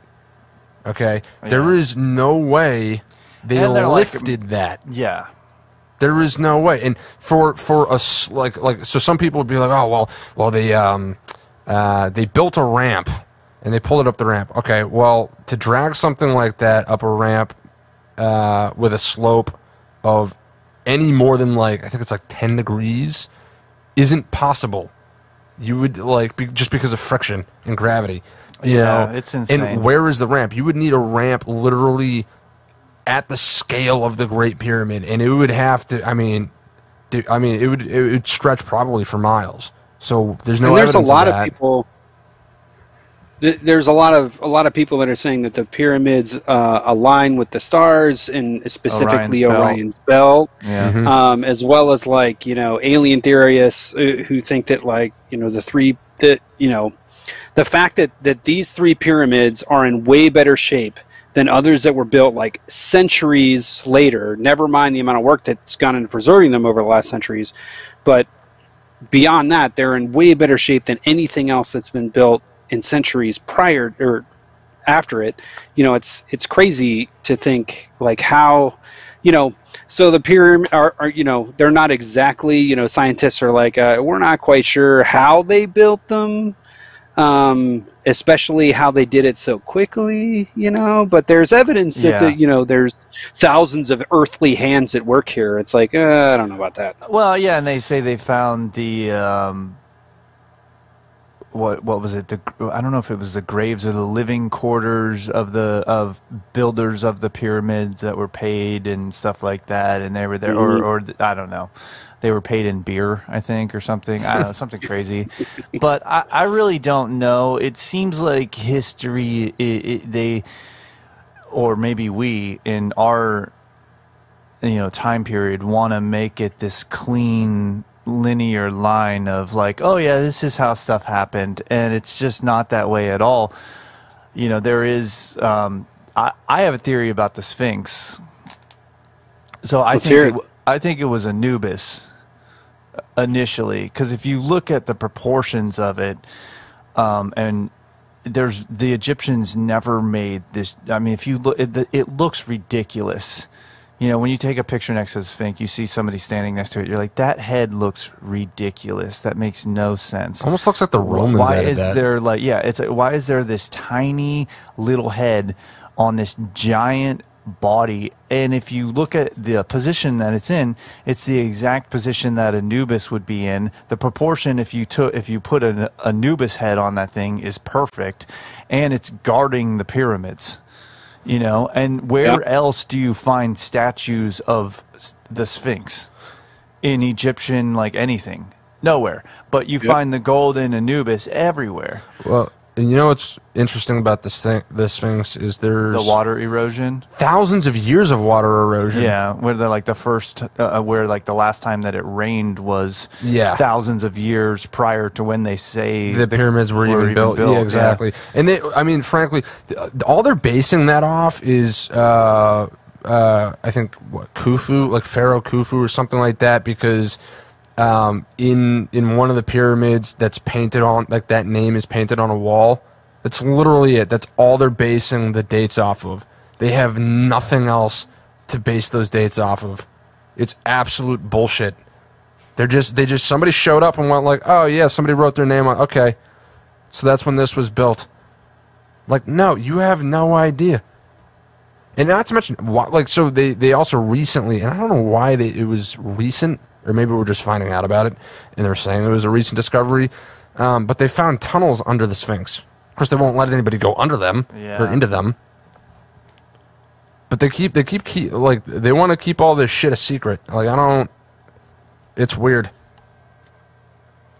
Department of Antiquities. I mean, it could be as simple as, there's some stuff down there and they want they want at it first. Or the publicity and to get people in and tourism and all that kind of stuff. I mean, the other part of it too is like there's a lot of heritage there that they are proud of. Yeah. That they do want to preserve. I mean, there are a lot of good people out there that really are trying to like do the right thing. Unfortunately, can they not allow a photographer to just like go in there and like National Geographic? That's what I don't get. You would think. I mean, professionals like that who know what they're doing, who know not to like Skinwalker step in Ranch. certain areas. Dude, Skinwalker Ranch is the shit. I mean, you want to talk about weird shit like that is a great conversation. I am a complete skeptic of Skinwalker Ranch. I'm trying to get into that show, man, but it's just like they're killing me because they're like, oh my god, like our phones don't work, and then I'm like, you guys' cameras are on, like, no, come on. Look, there are tons of stuff about Skinwalker Ranch that you can look up beyond that. We're talking about from like scientists, from video shots, from like there's really, really cool stuff going on there, and it sucks to be ruined by like some shitty people, but like Skinwalker Ranch and the legends from Skinwalker Ranch are like the stuff that's coming out of there is crazy. Like seeing Bigfoot interdimensionally walk through, or to see so they have this video, right, and it's shooting out over the desert, and there's like these mountain area, it's not a desert, but there's like these mountain areas things, and all of a sudden this portal opens and you can see a city, and this is on just like a regular caption, like security camera video. You see this thing open and then it closes and then the sun rises, and it's the craziest thing I've ever seen. It's crazy. Yeah. And they tested it. They ran it through the whole, has it been tampered with? Is it video edited? Did they put this in here? Like, none of that. Like, legit. I'm sorry. I'm a big fan of Skinwalker Ranch. I think it's great. Yeah, I mean, I like all the stories about werewolves and shit, Werewolves, the ghosts. I mean, you name it, man. Which it's I mean, Skinwalker. I would party there. I think Skinwalker Ranch, the new television show, they should bring Joe Rogan out there. They should all take ayahuasca and film the shit, and end up dead. Joe Rogan exclusive. Oh shoot! The next American Horror Story episode. So I mean, are we winding down? What's happening here? Are we going to keep this going, or are we done? We can keep this going if you want. This is a good time. Yeah, and I mean, I'm not gonna lie, dude. My brain is so fried. Like I barely know what's even going on at this point. This is rough. I mean, we didn't even get into like a Muamua or anything like that. Yeah, let's talk about it. Well, tell us about a Muamua. Yeah, this is really interesting. All right, so 2 years ago, scientists spotted like this cigar-shaped object that was hurling through the solar system. They just called it a Muamua. The entity, basically, it's considered like an interstellar comet that flung out from around another star, but close observations pretty much showed that like it was like accelerating, as if something was propelling it, and then scientists like still weren't sure. and then Avi Loeb. She was like a Harvard scientist, an astrophysicist.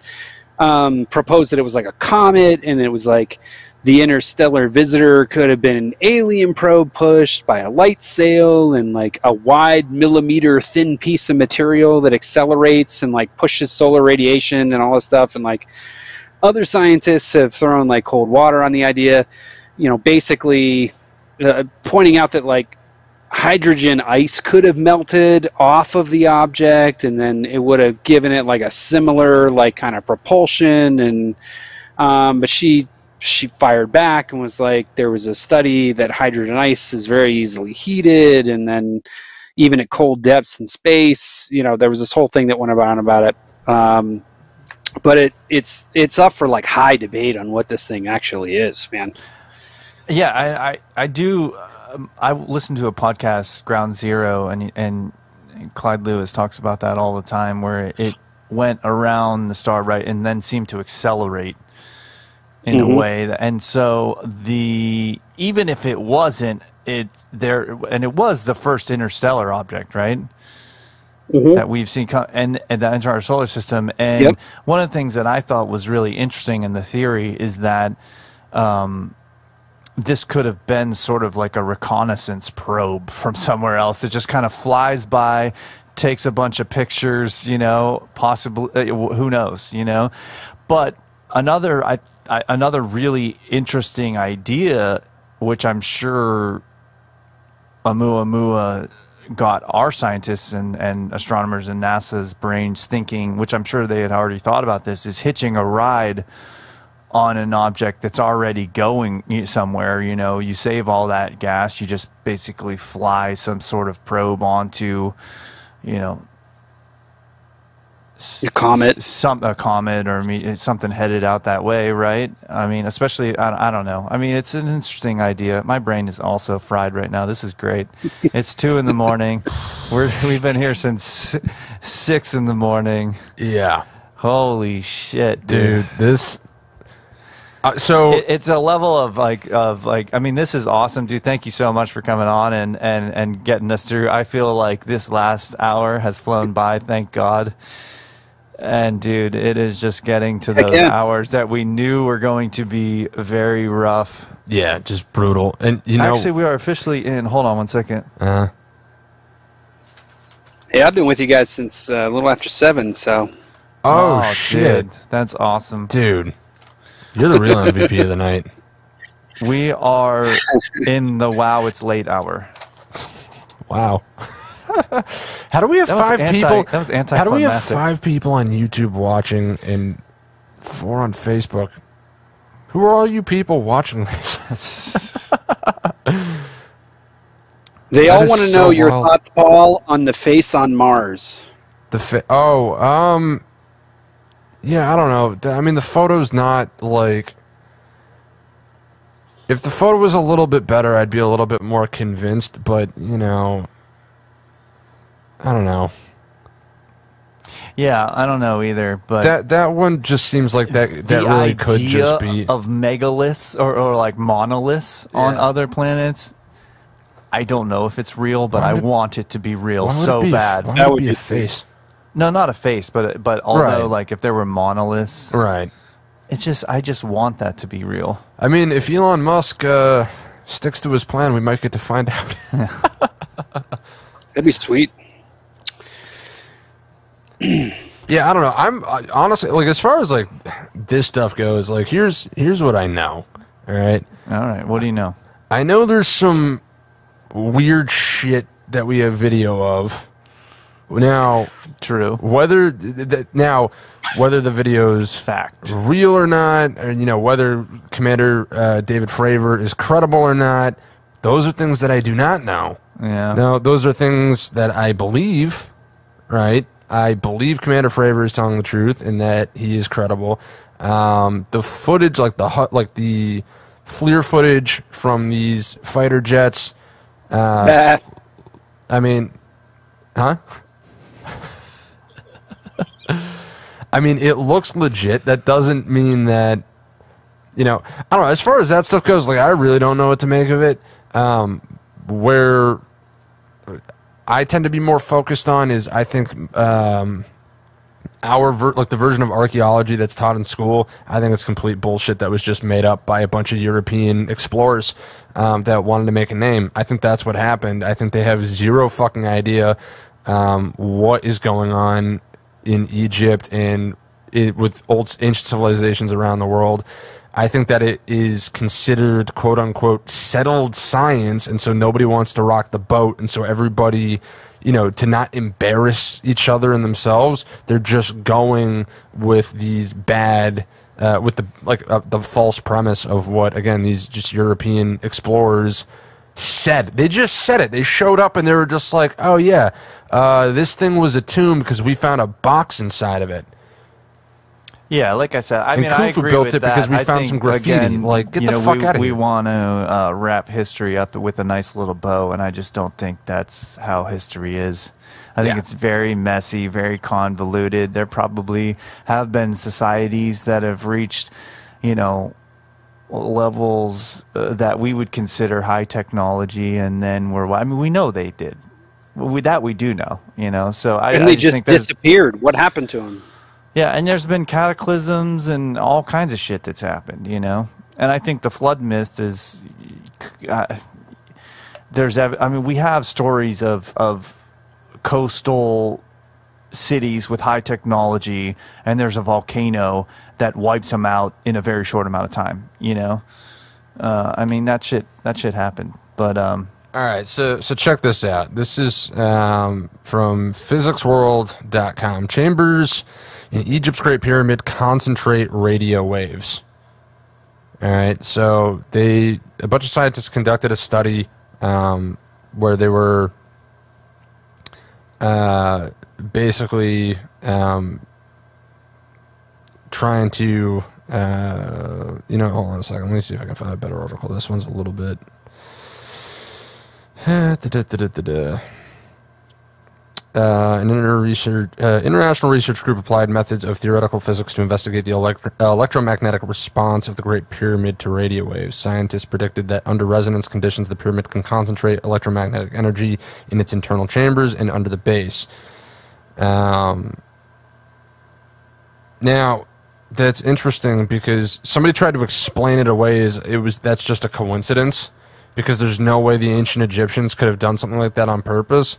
But there's also no way they could have built a pyramid that would do that by accident. True. And then, of course, there's the underground reservoirs that lead up to the pyramid. Almost makes me think of stuff that is on a motherboard for a computer. Dude, the pyramid.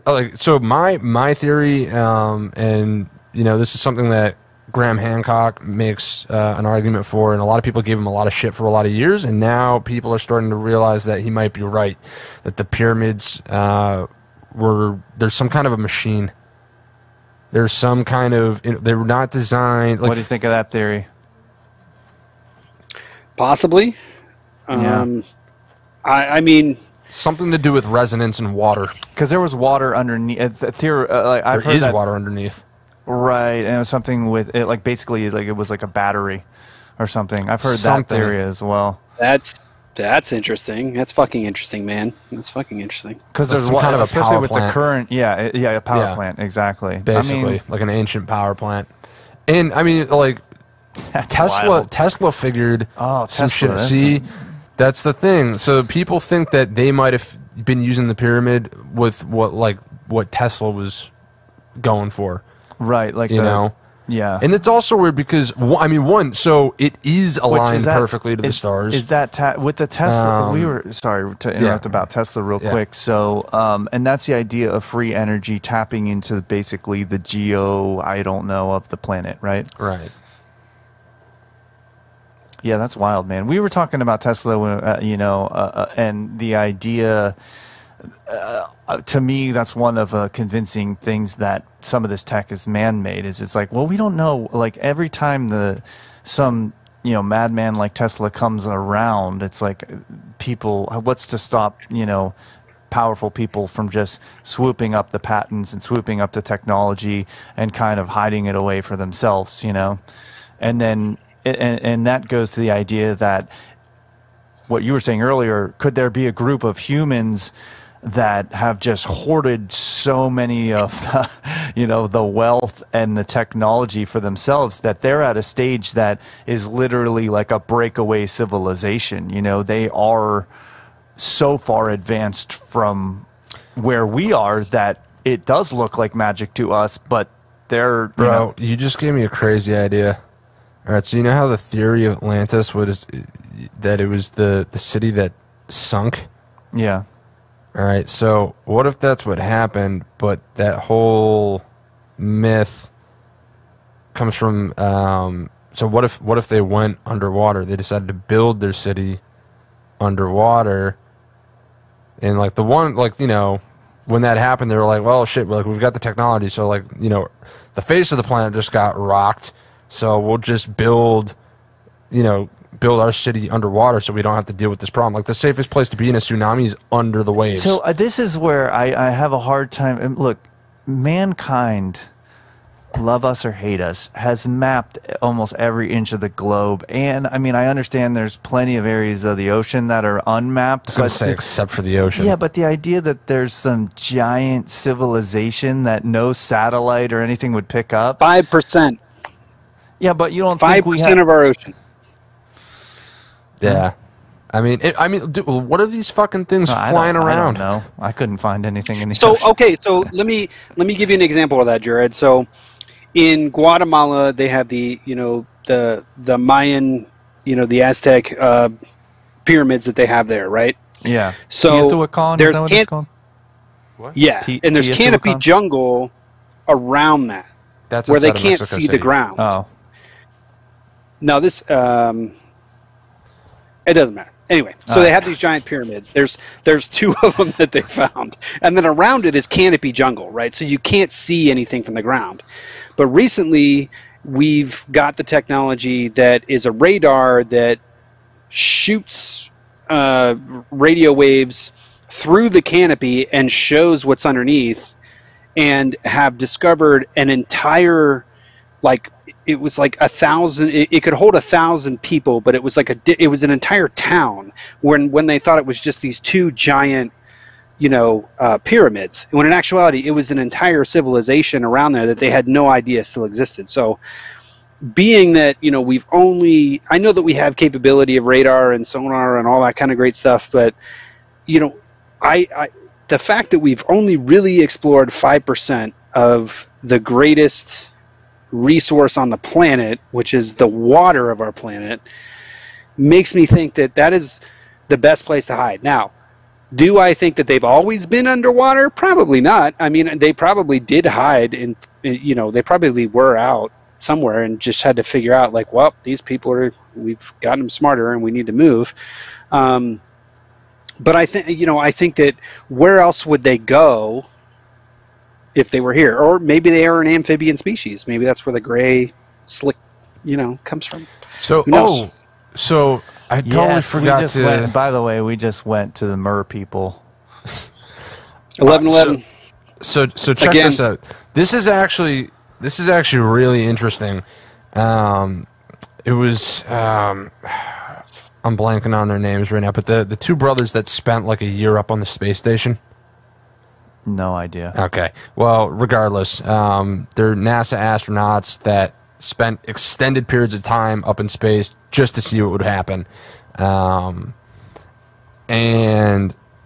one of the things that they were talking about is, as soon as you get to space, because there's no gravity, the blood doesn't it doesn't get pulled down and circulate normally, so blood will pool in your head and your head will start to swell. Like a gray. And then your appendages over time, because you're not, there's no resistance, they'll start to atrophy, right? And so your arms and your legs will get much thinner, but your head will essentially begin to inflate. And so given enough time, it starts to describe what classic aliens have always looked like, which is really, really weird. Yeah. Big head, tiny bodies. That's what would happen if you spent years in space.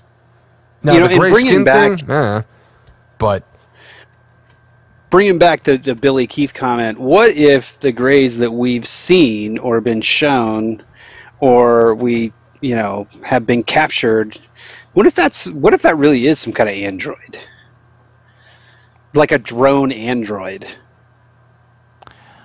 Yeah, I've heard this theory as You know? well, that the Greys are actually it's just like the henchmen of another alien race. You know, we've heard about the reptilians, which is really interesting. We've heard about the tall whites. I don't know, man. Which they have it's video some of them. wild shit. You ever seen them tall whites videos? With them skinny, crazy little things that run around, dude? No. I haven't seen Dude, those things are not, dude, seriously, look at those. They look like, it's really hard, like white bell-bottom pants with like a giant white thing. Like dude, it's so weird and it's so cool. It's very, very cool. They have it on like security camera footage from somewhere or anything, but Why is it always shitty video? That's what I never understand. Like, can't somebody catch this shit with like an iPhone 7 or whatever the new number is? I don't know. I don't know, man. For real. That's like, we've got satellites where I can like look at because- your license plate from space, but Because they made that technology, so they've made cloaking devices built in. oh, now you're really getting into it. Yeah, I'm getting out there. I don't know, man. It's crazy. Like, I really don't know. But You know- I love thinking of all the different possibilities and just leaving them out there on the table. That's what I like to do. I think here's an interesting way to kind of approach this. All right, so I mentioned earlier that there is a primate species that has entered the Stone Age, you know, within the last couple of decades. Like they're using stone tools now, which is like really, really fascinating. So what happens?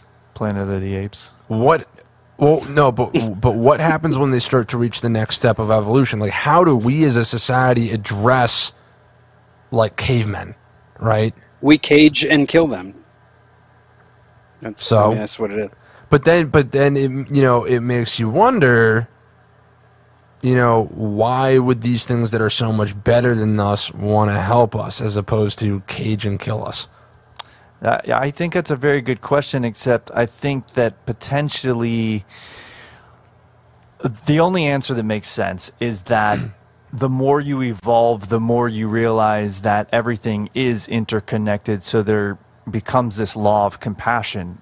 I mean, we've spoke about the idea of like a moral law and morality and ethics and things like that. And maybe the more advanced you get, especially if you get through a great filter, maybe there is a realization that everything comes from one source and we are all connected. And if you physically harm another being, you're really harming yourself. And you're, you know, so I don't know. You know, right? you know what's funny about that? This is kind of off topic, but kind of not. I looked into lucid dreaming a while back, and a number of people have said that because you can essentially, if you can figure out how to like train yourself how to get there, you can do basically anything you want. But what they all say not to do is not to kill somebody in one of your lucid dreams, because that can actually fuck up your brain. Oh, and wow. there's like, it's interesting. Yeah, because it's like killing a part of your subconscious. Oh shit. Now I don't know if that's true, because I've, you know, never gotten that far, but I mean, I 100% agree. Going back to the compassion thing, is like they've never in any way shown any kind of hostility. You know, if they are real, let's just hypothetically they're real and they're out there, right? They've never shown any hostility against anybody. They've really only kind of shown general concern for the planet and its overall health. And you know, I agree with the fact that like they probably haven't stepped in because they felt they haven't really had a need to. I mean, maybe there is going to be a tipping point to where, you know, they're going to say, okay, you're done, and who knows. But I think that that whole compassion theory has a lot of validity to it. I really do. I mean, people that say that they've been in touch with or spoken with aliens mentally or telepathically have said, you know, that it's all been out of peace and it's all been out of love and an interaction of just an understanding and wanting to get to know each other better and that kind of thing. I feel like Cortez said that type of shit too, though. Maybe. I mean, I don't know. Could be a giant trap. Yeah, like the first thing I would do if I showed up and saw a bunch of people that I knew I could wipe out, I'd be like, oh, yeah, no, I'm here to bring you all the good shit. Well, I think it's so impossible for mankind to even imagine that, because we have just been so warlike and brutal that when we project our own species like guilt on any other potential species out there, it's hard to imagine if we had that technology and we could fly into another planet's water, you know, I mean, it would not be long until they were completely, you know, that planet was terraformed for us and they were completely under our control. Yeah. If we could. You know? Oh yeah, no, if we could, we'd make them food. Now, I mean, we don't. So the Tic Tac video, so you think that's a craft being designed and developed by the government? Yeah, I think that's government owned. I mean, I think that's Lockheed Skunk Works, 100%. So, all right. So my question to you would be, if we have that technology, why not fuck up all the people? Like, why not fuck up Russia and China and just knock them out of the game right now? And like, you know what I mean? If we have such an advantage, why give them the opportunity to catch up? Well, I have a theory on that. Because sorry, go ahead. No, Jared, go ahead. Because I was just going to say, I'm going to take a page out of Jared's book here, but go ahead. Well, I was just going to say that, you know, just because we have some of these crafts doesn't mean that if we use them against a foreign adversary that there wouldn't be, you know, an all-out war and we wouldn't necessarily still lose to them just because we have some advanced craft, right? That's fair. I mean, but I've often thought that it's very weird that, especially after everything that's happened politically and Russia and China are kind of flexing and other countries are flexing against the United States, and the United States seems to be like, oh my goodness, look at these UFOs that can do all these crazy things and become undetected. And it could be, to me, it's like, what better way to do a limited hangout of your tech to be like, you guys really want to play games here? You know what I mean? Like, yeah, yep. But you know, that, I don't know. I feel like strategically, I feel like that'd be stupid. Probably. I would rather you just never hold show your entire hand. Yeah. You know, you but flashing a card or two or giving a look to your opponent, but I feel totally can change the game. Texas Hold'em, so I don't yeah, know. but I feel like our aircraft carriers, the F-35, and our stealth bombers do that enough. I mean, that stuff is fairly superior to most of what's out there. I mean, I know China's got some new shit that's pretty cool. TR-3B. But like, unless they have something like way better than the Tic Tac, it just seems kind of weird that they would want to showcase that even a little bit. It's like, if I had something I mean, that thing would hands down defeat any modern aircraft in a heartbeat. I would just save that until I needed it, and then, you know. But it also goes back to my original theory on the fact that they can, if that's the little piece that they're going to show you, the absolute bombing and destruction of everything based off of an intergalactic war coming in and wiping all of our enemies in one swoop. Mm-hmm. That's a pretty big card to play, right? Yeah. You know, if we could show that, oh look, we have this little thing, like, who's to say we don't have the next you know, bomb but in an entire Tic Tac things, instead of being just Tic Tacs, are fully armed and fully invested in wiping you off the fucking planet. You know what I mean? Like, right. There's a difference between, you know, some kind of, you know, oh look at this little Tic Tac, it doesn't look dangerous, to holy shit, it's got nukes on it. What the fuck? Right. It's got the Death Star laser. What do we do? You know? Yeah, I mean, I guess there's a point to be made there as far as like a deterrent. Yeah, I mean, the flexing thing makes a lot of sense to me. And I don't know. I don't want to get into the whole political. I'm not going to get into that, but like that's not my arena, dude. I don't fight in that arena. I avoid it. Right. But you know, it a lot of that goes, unfortunately, is 100% tied and tethered to that whole string of theory of what's going on and why things are happening and why things are suddenly showing up. And it is a great question. Like, why now? That's a great fucking question.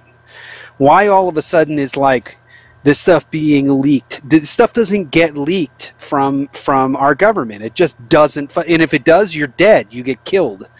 You don't go on a book tour and say, "Oh, yeah, let me tell you about my time with the Navy where I saw all these crazy ships." Like, it doesn't, like, that doesn't happen.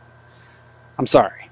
Like, the amount of scientists that have gone missing or have committed suicide or have just disappeared off the fucking face of the earth that have created free energy sources or even put in for free energy patents. Like, there's no way that if you found actual footage of a UFO that they're gonna say, "Oh yeah, we leaked it from the government. You can have this, CNN." No, I'm sorry, I just don't buy it. Yeah, well, I mean, I don't know. I got to push back on that point a little bit, because there are plenty of people in the military that talk way too much about shit they're not supposed to talk about. I'm sure. Just from, I'm sure. Now, at a surface level, but I mean, you're talking about shit the president doesn't know about. Well, okay, right? Yeah, I mean, yeah, when it's crazy compartmentalized, yeah, like, I get where you're coming from on that. Which, that is weird. Like, that's probably one of the most frustrating things about how bureaucratic the government is that, there are people in government that have been doing their jobs for 20, 30 years, and they don't want some guy who's only going to be there for 4 to 8 years to know what they're doing. Because that guy, like, you know what I mean? So in that regard, yeah, it does make sense. Like, there are departments within departments within departments within departments that have budgets within budgets within budgets, and unless you have months on end to look into it yourself, you're never going to know about it, because nobody's going to tell you about it, and the president doesn't have that kind of time, to go looking for some shit, because they have a job to do. So yeah, in that regard, like, I totally get what you're saying. Yeah, and I mean, Alessandro, for all he is now a paid actor. I'm sorry, but he is. He's done acting stuff on the side. You can look at his resume; it'll show it to you. But him starting off with, "Oh yeah, I'm retired military" and all this, and then he goes on his tour on like every TV show. He's a paid actor. No, I'm not taking any credit away from what he did for our country or his service or the service of those who served for our country. Anyway, Alessandro, he was the guy that leaked a bunch of papers up front, and now he has the Inside America's UFO investigation full episodes, and the Pentagon won't rule out aliens, and he's a guy that's on this like track that, like, I used to be in there, and I know what's going on, and now all of a sudden he's like on every TV show that's ever made, and it's like, well, right. Okay, yes, it seems pretty. What did I miss? Seems pretty convenient for him. What did I miss? Alessandro is a paid actor, and yeah.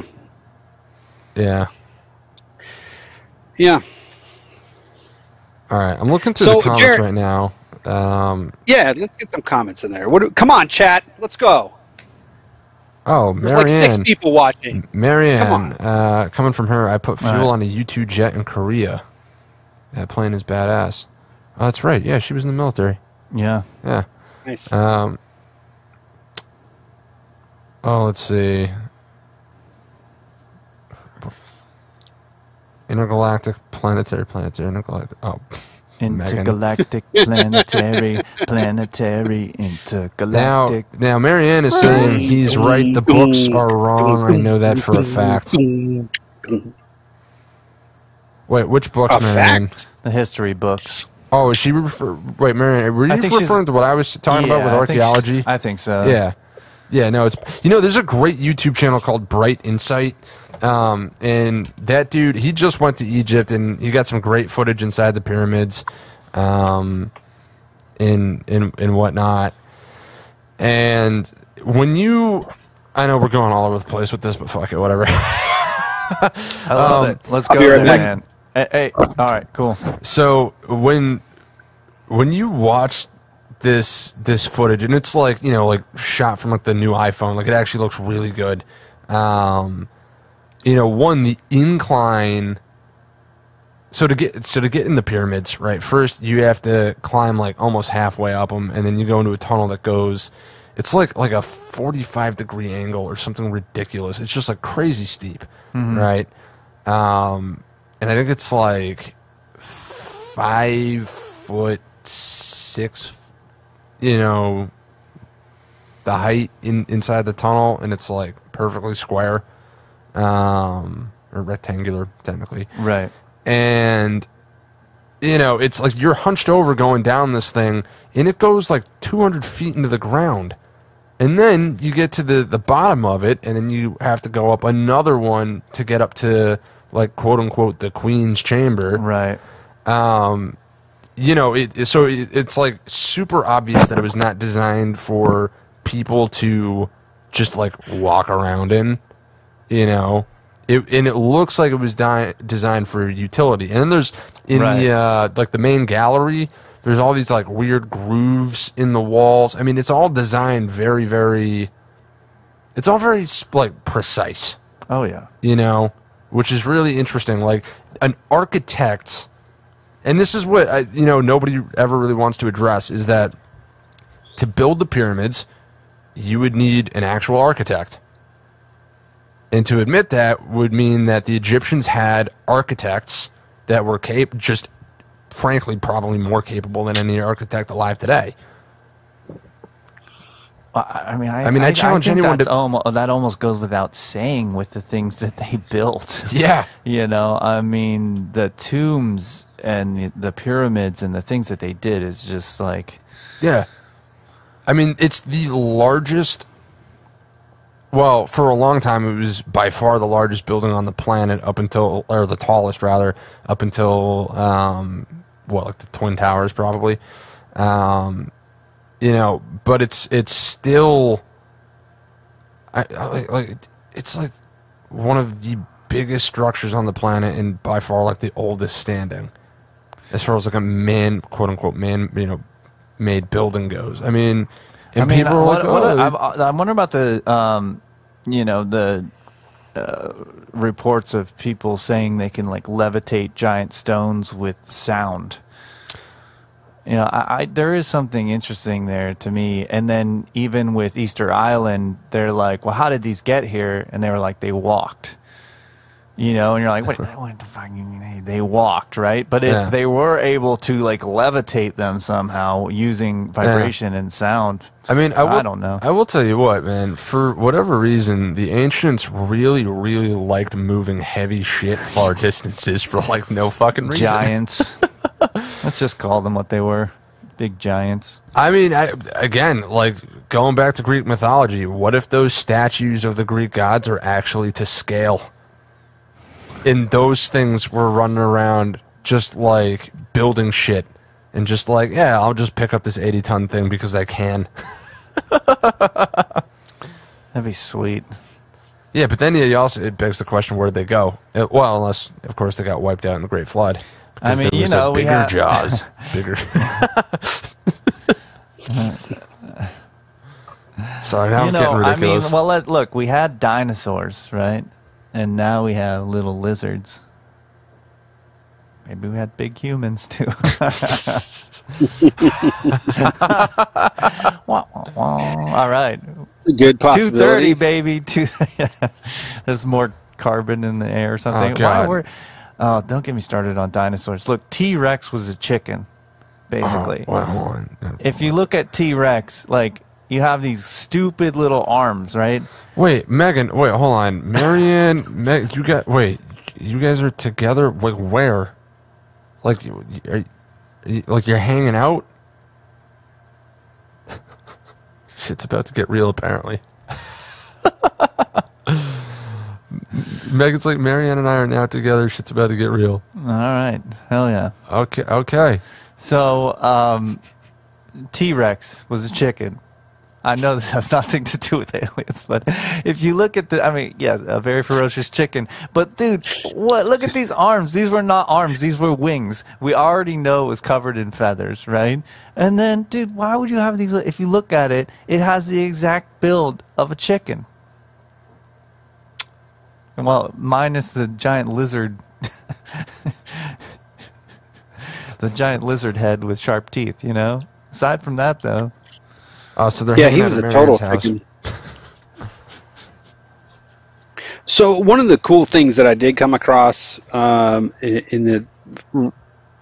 was during COVID shutdown, was like, I found out that in South Africa, in the deep rock of South Africa, for centuries, they've been finding hundreds of small spheres with these tiny grooves in them. And they had them dated, and they date back to 2.8 billion years. Okay? And they're near perfect spheres. A lot of them are near perfect spheres. When you cut them in half, there's like a mysterious spongy material in the middle that as soon as it hits air, just evaporates, like it goes away. Some of them are actually perfectly balanced and can spin for an astronomical amount of time because they're just on a perfect plane. Like, where the fuck did those come from? Any thoughts on that? I don't know. I've never heard of this that. This one threw me through a loop. It stumped me. The Earth is... How old's the Earth? Old. All right. Yeah, you want me to look at some? Google that shit. Yeah. Ask Mr. Wizard.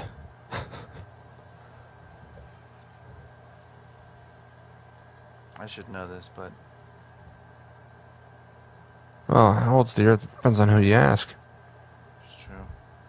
How do you know what you know? 4.5 billion years. Right, so they're saying that these spheres are dated 2.8 billion years old in deep South African rock. Yeah, Perfect that's spheres. crazy. I don't know, man. I mean, I don't... Yeah, so I don't know as far as like the whole internal thing goes, but like if I took a piece of rock today and turned it into a sphere, it would still date back billions of years because it's still that rock from billions of years ago. What do you think? So what are you saying? Like the minerals? Okay. So Never like mind. if so. So like that's why they can't carve it. So perfect spheres. There was nobody on Earth anywhere. Where do these perfect spheres come from? No, but perfectly what I'm saying is somebody could have made them like yesterday. It would still date back 2 billion years, because the rock, if the original rock was formed 2 billion years ago, and then somebody, I'm going to make up a word, sphericalized them. Let's just call them what they were. They were the anal beads so of the giants. So you're trying to say the same thing, that the modern day hammer that was an iron head hammer that was embedded in 400-year-old rock, they're trying to say that hammer, that the nutrients of the rock that it was in made the hammer seem older than it was.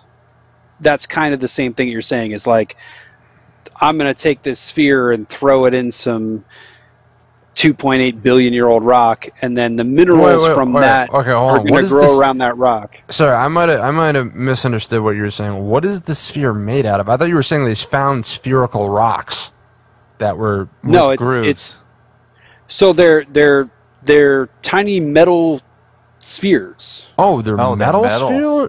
Okay, yeah, that's a different metal story. spheres. Right. Should have led with Right. that. Yeah. So sorry. Did I leave the metal part of that? How could I leave the metal Dude, part our out of that? brains, Fuck, dude. honestly, like you may sorry. have mentioned it. And Yeah, we're just, cooked, bro. Yeah, we're totally fried.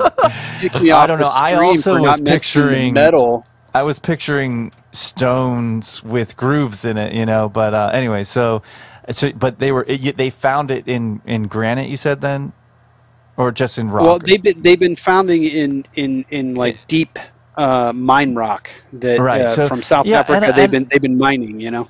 The idea of like an ancient civilization that had risen and then been wiped out in a cataclysm, you know, like there seems to be some evidence that, you know, that would lead me to believe that. Like I said, I don't think it's very. I mean, we have the idea of, or we hear the stories of Atlantis, and what was the one that was supposed to be before that? There's one that was supposed to be before that. Yeah, there was actually. People talk about a civilization that was even pre-Atlantis, and it's the same thing that, you know, it was wiped away in a giant cataclysm or whatever. It starts with an M. Yeah, this is great information, guys. Thanks for. We're really thorough. I know we're so well researched. Yeah, this is with our half-baked ideas. JaredFarrellMusic.com. Yes. Go to JaredFarrellMusic.com. Buy his album. That's why we're here. We use the Google machine. What we're here for. That's true. So, Jared, yes, Lorraine, I've been live listening. with us. I've been listening all day. I've been listening in, and the whole cinematic music thing has, you know, really, really, it really made me smile because I was talking to my wife the other day, and I said, you know, it would be a great idea for like the basis of an album, and I was like, I'm going to pitch this to Jared. I said, what if Jared took like his top 5 or top 10 or however many favorite movies, and if he was to reimagine the score to those movies and put it in his own music, what would that album sound like? Yeah.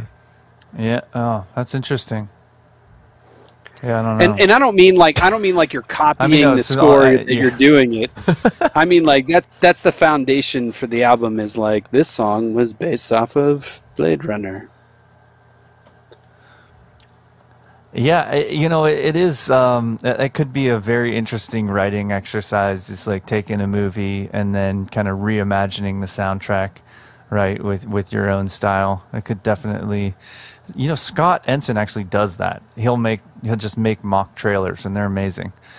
Oh, I used to do that. Oh yeah, you probably. Yeah, I think I've heard one of yours as well. That's cool, man. I have not done anything like that. I've done a couple of those just to like practice scoring the film. Yeah. Yeah. I don't know. Yeah, he's done scenes. I think he's submitted some stuff with scenes, but then he's done just like intro trailers, you know? Yeah. Have you heard of or seen LeBrock Music on YouTube? No. No. So the description of his music is a cinematic journey into a blinding soundscape of guitars, synths, and vocals. I think you might dig it a little bit. It's very 80s sounding, but it's he's got a very, very cool synth cinematic sound. So if you're interested, plug LeBrock Music. Cool. Yeah, I'd be down to check that out. What kind of? You know what? I at this point, I wish I was hanging out with Draven at Beartooth. He's right down the street, for fuck's sake. What kind of hey, man. What kind of music do you think wrong with aliens you listen guys? to? What's up? Well, where would you like to start? JaredFarrellMusic.com. We're just speechless. They also have the lyric book and the T-shirt as they're listening to the vinyl album that is signed by Jared Farrell. So wait, hold on though. What kind of music do aliens like to listen to? Bartholomew Buckley. JaredFarrellMusic.com. Bartholomew Buckley over here. Wait. Oh fuck! Aliens listen to Jared's music. I forgot the puppet's name. What's his last? Isn't it Bexley? Bexley, yeah. You said Buckley. That's his last name. Oh. Yeah, that's me. Fuck. Sorry, guy. Dude, what's up with the? I see a Jabba the Hutt behind you. That's pretty cool. That is pretty cool. You got quite the collection going on. Yeah, this is just a portion of the room. Jared knows this room well. This is our guest room. We don't have children, but I have a toy room because I collect old toys. That's cool. Yeah, you have like, don't you have like a life-size R2-D2? Whoa. I do. That's dope.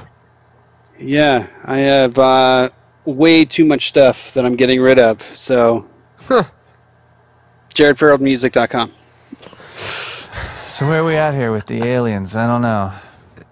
Yeah. We kind of covered DMT trips and talking to aliens, you know. So, that comes back to we were talking earlier about early civilizations that went from nothing to mathematics, and a lot of people are saying that it's because they were eating mushrooms. What do you think?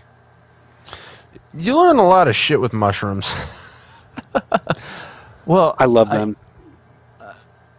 Yeah, I mean, yeah. With the idea of like synapses connecting or whatever, it could. I think it's probably a whole host of things. When certain technology is introduced, there's probably, and certain diets and things like that. You know, I mean, we've heard Joe Rogan and other people talk about the fact that, you know, certain primates or whatever started eating large quantities of meat. You know, which could have eventually like evolved our frontal cortex. The mushroom theory, it could have been a combination of both. There could have been new tools that were invented that then, you know, led to the development of a frontal cortex or different systems. I don't know. I wish I did, but there's a lot of fucking shit there to unpack as well. But could magic mushrooms have played a part in our evolution? I think, you know, psychedelics definitely could. And I also think psychedelics absolutely played a role in ancient societies, especially when you start talking about like some of the Mayan like sacrifices and shit like that. You know, they were tripping balls during that. So I'm gonna throw you a curveball. And this is something we were talking about a couple days ago, actually, with the idea that you know, what if we are just entirely spiritual beings living in a matrix of our own creation, but it was so convincing that we basically, like, we started to believe our own bullshit, basically. Then, I mean, I guess would it really matter, you know? Well, I mean, it would if you could, you know, like, snap out of it at will. So, like imagine if you had a virtual reality, you know, like, chip inserted into your brain that was so convincing, right, that you could not distinguish the simulation from reality. You wouldn't know. So who's to say that's not the situation we found ourselves in? But instead of a chip, it's just a physicalized version of your spiritual self. You're talking a simulation in a way. Sorry, go ahead, Brian. No, there are large communities that totally believe in the theory of the matrix theory, that we're living in a simulation. And I don't know if it's down to like the whole battery theory that we're batteries for you know, machines or whatever, but the whole thing that we're living in like this someone else's life or through something else, that's a big thing now. That's a huge deal. Let me clarify a little bit though, because I don't think we're like in a simulation being run on a computer, right? But I do think we might be a simulation that is the computer. Like, we are the computer. There is no outside the simulation. There only is the simulation. Right? And it's trying to get to know itself through consciousness. So is it that each life performs a specific task? Yes. Okay, so within the computer? Think about it like this. Imagine there's a town, and the town is a town well. And in that well is a pool of consciousness, and all the residents of the town draw from that well when they come into existence. So they all have the same exact source. They all have the same consciousness that unifies them, but what makes them different, what makes them unique, is the ego that they get to develop in the physical world. But spiritually, they're all quite literally one. And so when you die, you go back to that pool of oneness. And when you come into this life, you are basically a drop of that consciousness embodied to experience whatever it was that in that state of oneness you wanted to experience as an individual as opposed to as a collective.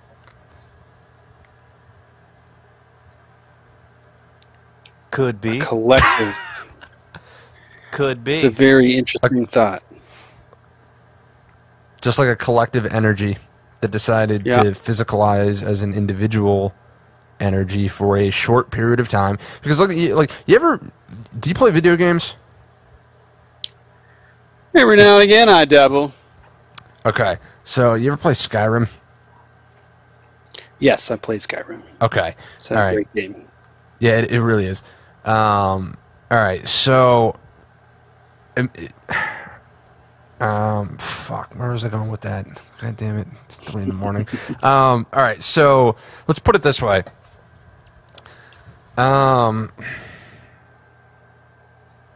Oh, geez. Simulation, consciousness, job, Skyrim. So they're okay. So Skyrim. So when you start the game, it's fun because there's a challenge, there's a progression. But once you get to a point in the game where you have everything, you can slaughter everything, you can do whatever you want, it immediately becomes uninteresting, right?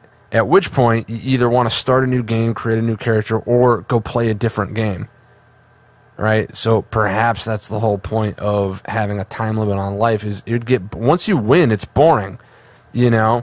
Now, here's another interesting about Skyrim is there's all this lore, right? There's all these books in Skyrim that talk about a past, right? But you know full well that Skyrim starts when you turn it on. There is no actual past. That's just there to ground you in that reality.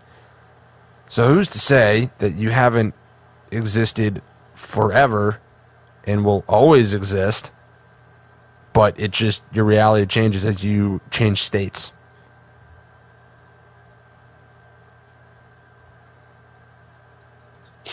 And kind of going back to Catalyst for Change, it really all is a reflection of you. I don't know, because you're born, you know, and there's a process of birth and death and mourning and all these things that we experience. And I think that they are, I do think that there's a universal energy source that we go back to. And so, you know, could it be a simulation? I mean, I guess in a way it is a simulation, but we don't quite understand. I mean, physics is kind of like the computer code that regulates. Again, it's like the most advanced. I mean, the universe and Earth and all of these different things and species and everything like that. I mean, again, it's a simulation that is beyond like anyone's wildest imagination. You know. Oh, and that's where, you know, a simulation. Why though? To what end? To experience. What's the point? Just to experience. Which is like, you know, it almost is Bill Hicks. It's like. All matter is merely energy condensed to a slow vibration. We are only one consciousness experiencing itself subjectively. There's no such thing as death. Life is only a dream in which imagination of ourselves. Here's Tom with the weather. You know, dude, I think Bill Hicks actually. I think he was on it. You know, I mean, he was on something. Yeah. Man. Yeah. We have made it to 3 a.m. Look at that. 2 hours flew by. You're welcome. It really did. Dude, thank you so much for coming on and bailing us out. And this is, you know, I didn't bail out anything, man. You guys, dude, I think if it was just me and it. Paul talking about this shit, we would probably just fall asleep where we're sitting. So here's the interesting thing about this crazy shit that we're doing. Yeah. Staying up for 24 hours isn't really all that hard. Staying up for 24 hours when you have to be laser focused for all 24 hours is absolutely mind-numbingly absurd. And plus, like, sitting in the same spot. That's holy the shit. We have not left this room. We have been in this room this whole time. That's been nonstop. I hate this room now. Give it up for the Bart room. Bexley was right. Fuck this room.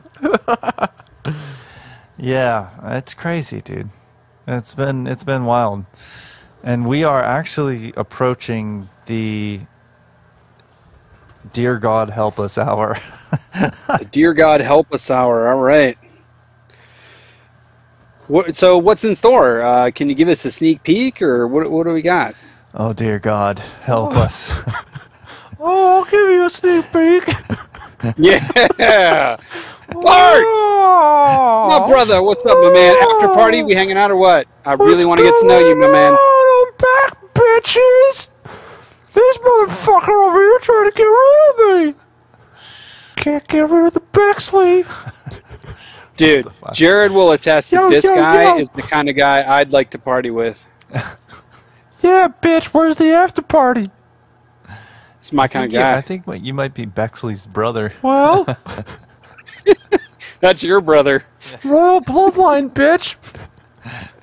We got a whole family of Bexleys.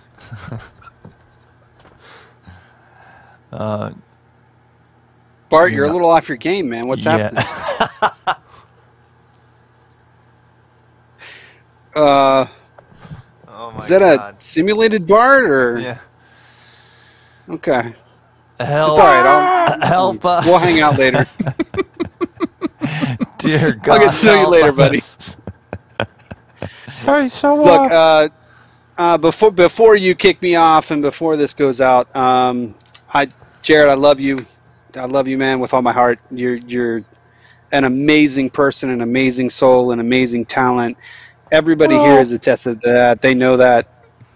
Shut the fuck up, Art, piece of shit. Like, you're my guy.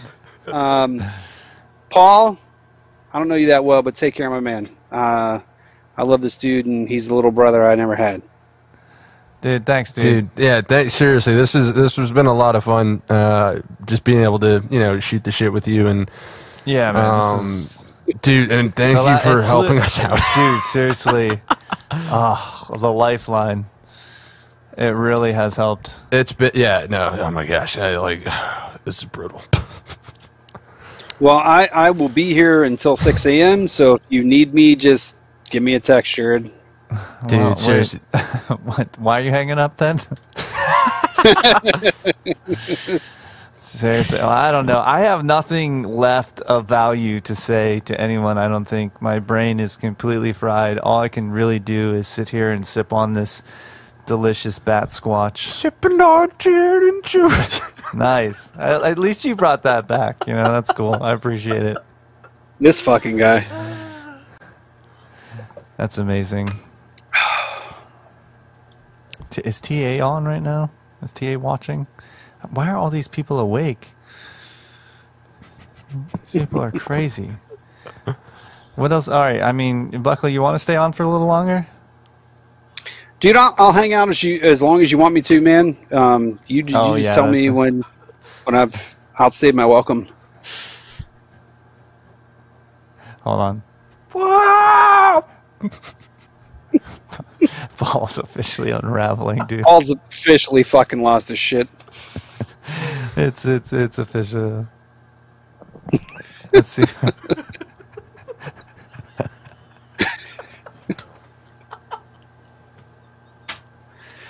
And the thing is, I love puppets. Bye-bye.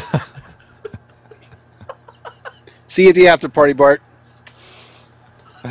Holy fuck. So Buckley, what do you got going on your? So you tell us about your. Dude, nobody wants to fucking hear about me. Let's hear about the work that you guys do on. The overseas. work that we do. Yeah. We nothing. I used to be a percussionist. With your church, right? That was. Yeah, I used to be a percussionist in another life, and in this life, I'm the main. I guess I would say I'm the main drummer for the church that I'm in, and I've been to a bunch of places around the world because of them, and just to play some music. It's been a lot of fun. We've set up churches in a couple different places. We've COVID's kind of put a dent in that. But I've been to Poland quite a few times. Played all around Poland. I've seen a lot of Poland. We've seen Germany, London. Where else? Mexico. There's been a couple different places that the church goes, and we played all around. So it's been a real trip playing with those guys. Learning that kind of music, not my style, but definitely a cool lesson in awkward time signatures and weird fill-ins and not playing for the majority of the song and then all of a sudden have a major part in it. It's just like this weird kind of ensemble of different percussionistic lessons along the way that I've had to learn that I never did learn back in the day. So it's been a lot of fun. I mean, I can say that I truly I've always loved playing. It's one of the only things I've ever been somewhat good at, and I do truly love to play, but it's a little challenging, I will say, playing some of the music that I don't know. I spend a lot of time on YouTube. Like Draven was saying, like he spends a lot of time on YouTube researching riffs and fills and how to do things, and I spend a lot of my time on YouTube watching things over and over and over again, how percussionists do certain fills, or how to make things faster, or how to because there are certain techniques, to be honest, there were certain techniques when I was coming up that drummers use now that were like so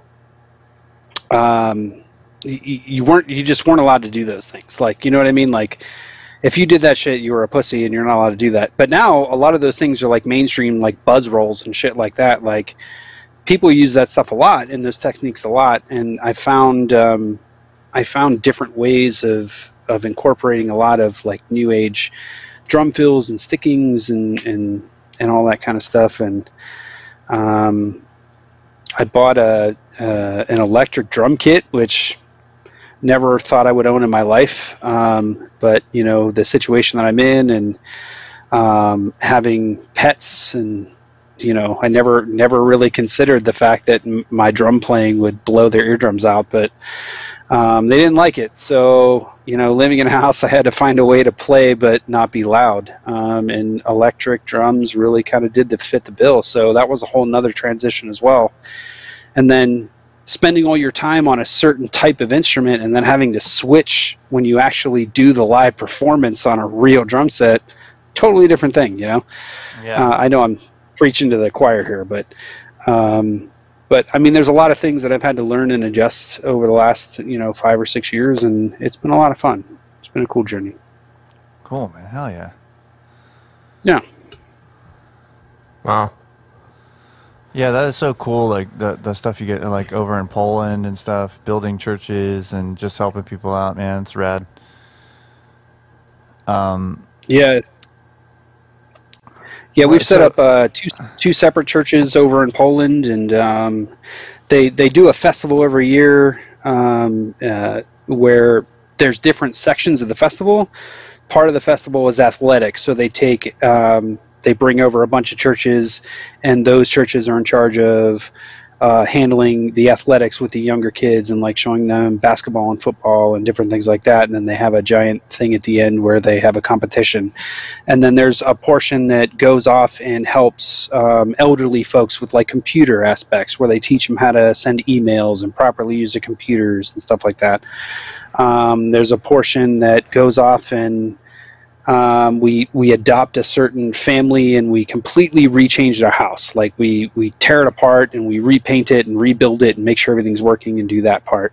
There are some that just go around the city and do things for like battered women's shelters, and we repave and redo their garden and make sure that they have stuff that they need and give them what they want. And then there's the music aspect, and it's a big festival, and we play literally on street corners, in bars, on stages, or like wherever they need us to be, and all around Poland, and it's a lot of fun. It's pretty cool. That is rad. That's amazing.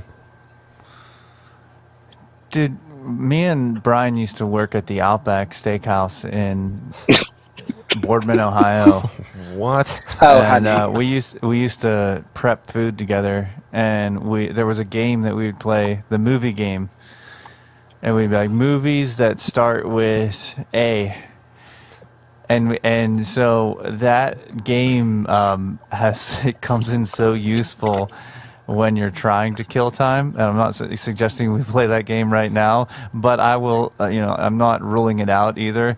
But on long road trips, and when you're in long lines at like amusement parks, and you're just waiting and waiting and waiting, it's like movies that start with B, Batman. And then you just go on and on and on. That's probably the only one I can think of right now because my brain is so fried. But I don't know. That game has served me very well in life. Bartholomew. No.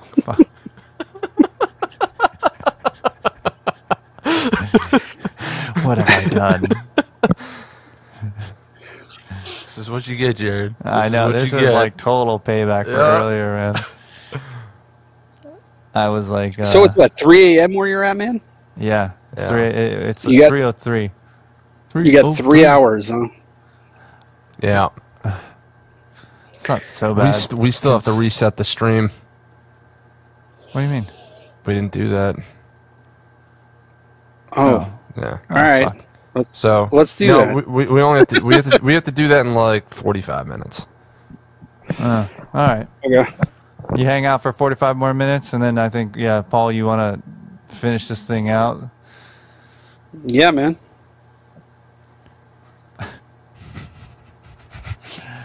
You should have been controlling Bartholomew the whole time, man. He's gotten a real knack for it. Yeah.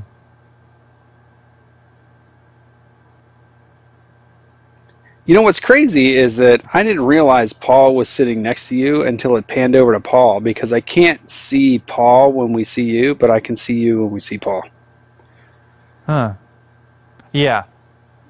I thought you guys were in like two separate places until you had like panned over, and I was like, holy shit, they're actually together. Fucking hell. That's what you get for buying puppets. I know, what the fuck? I will gotta say though, Jared, I mean the production value of this thing is just off the charts. Like I'm on Twitch all the time, and I see a lot of different streamers, and like for someone that doesn't stream all the time, this is like one of the most professional streams I've ever seen. Like front to back, you got graphics, you've got intros, you've got the 24 thing that counts down. I mean, you've got like. That was Paul's idea. Yeah, all kinds of stuff. Yeah, dude, it's been fun. We kind of, we started having production meetings, and we started meeting. And like I said, I wrote this thing out in my notes, and it's like, we're going to do this, we're going to do this.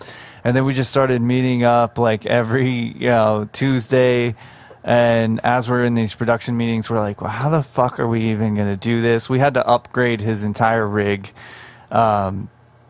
Well, we had to upgrade vMix. Yeah, the software. Not your entire rig, but vMix. And like right now, like I brought my monitor in, so we actually have 4 monitors. Yeah. We have 3 cameras. We have 3 mics. Yeah. It's wild, man, and like and then all the lighting. Everything and shit. is built in Paul's music program Reaper. Basically, because you can launch that as one of your screen shares, right? Yeah.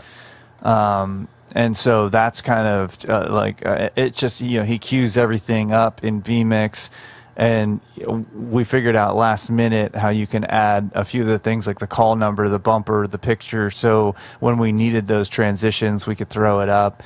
It's been wild, man. And then I was just like, every week after the production meeting, I was like, okay, I got to build this. And I would leave with like a new note in my phone of just a list of like 20 things I had to get done. Yeah. And I would just crank it out when I'm at home, and I would come over. I literally was sending Paul these Google Drive links of like 50 gigs and shit. Yeah. The shit that he has in Reaper is so insane. And Reaper's like an Ableton Live or something, right? But it's a super powerful, and your computer, the fact that it can handle all of that at once without just crashing is insane. So yeah, I mean, we even as we're building it out, like we're just like, dude, what are we doing? Like, this is nuts. And we just kept upping it, you know. And he's like, you should make a credit roll for the very end. Oh yeah, that's gonna be fun. That at 6 a.m. You know, we're waiting around for that. So if you're there, it's pretty funny. And then the 24 bumper, you thought of that. And at some point, I like looked over. I was like, you know, you have to play that flute, right? And we like just were like, yeah, we're just gonna have random like flute. And then he's like, I don't know, we're going to need a copyright strike for this. I won't read any Lord of the Rings text. We don't even know exactly why we got the copyright strike. It could have been my own music, but Facebook just took it down. That was lame.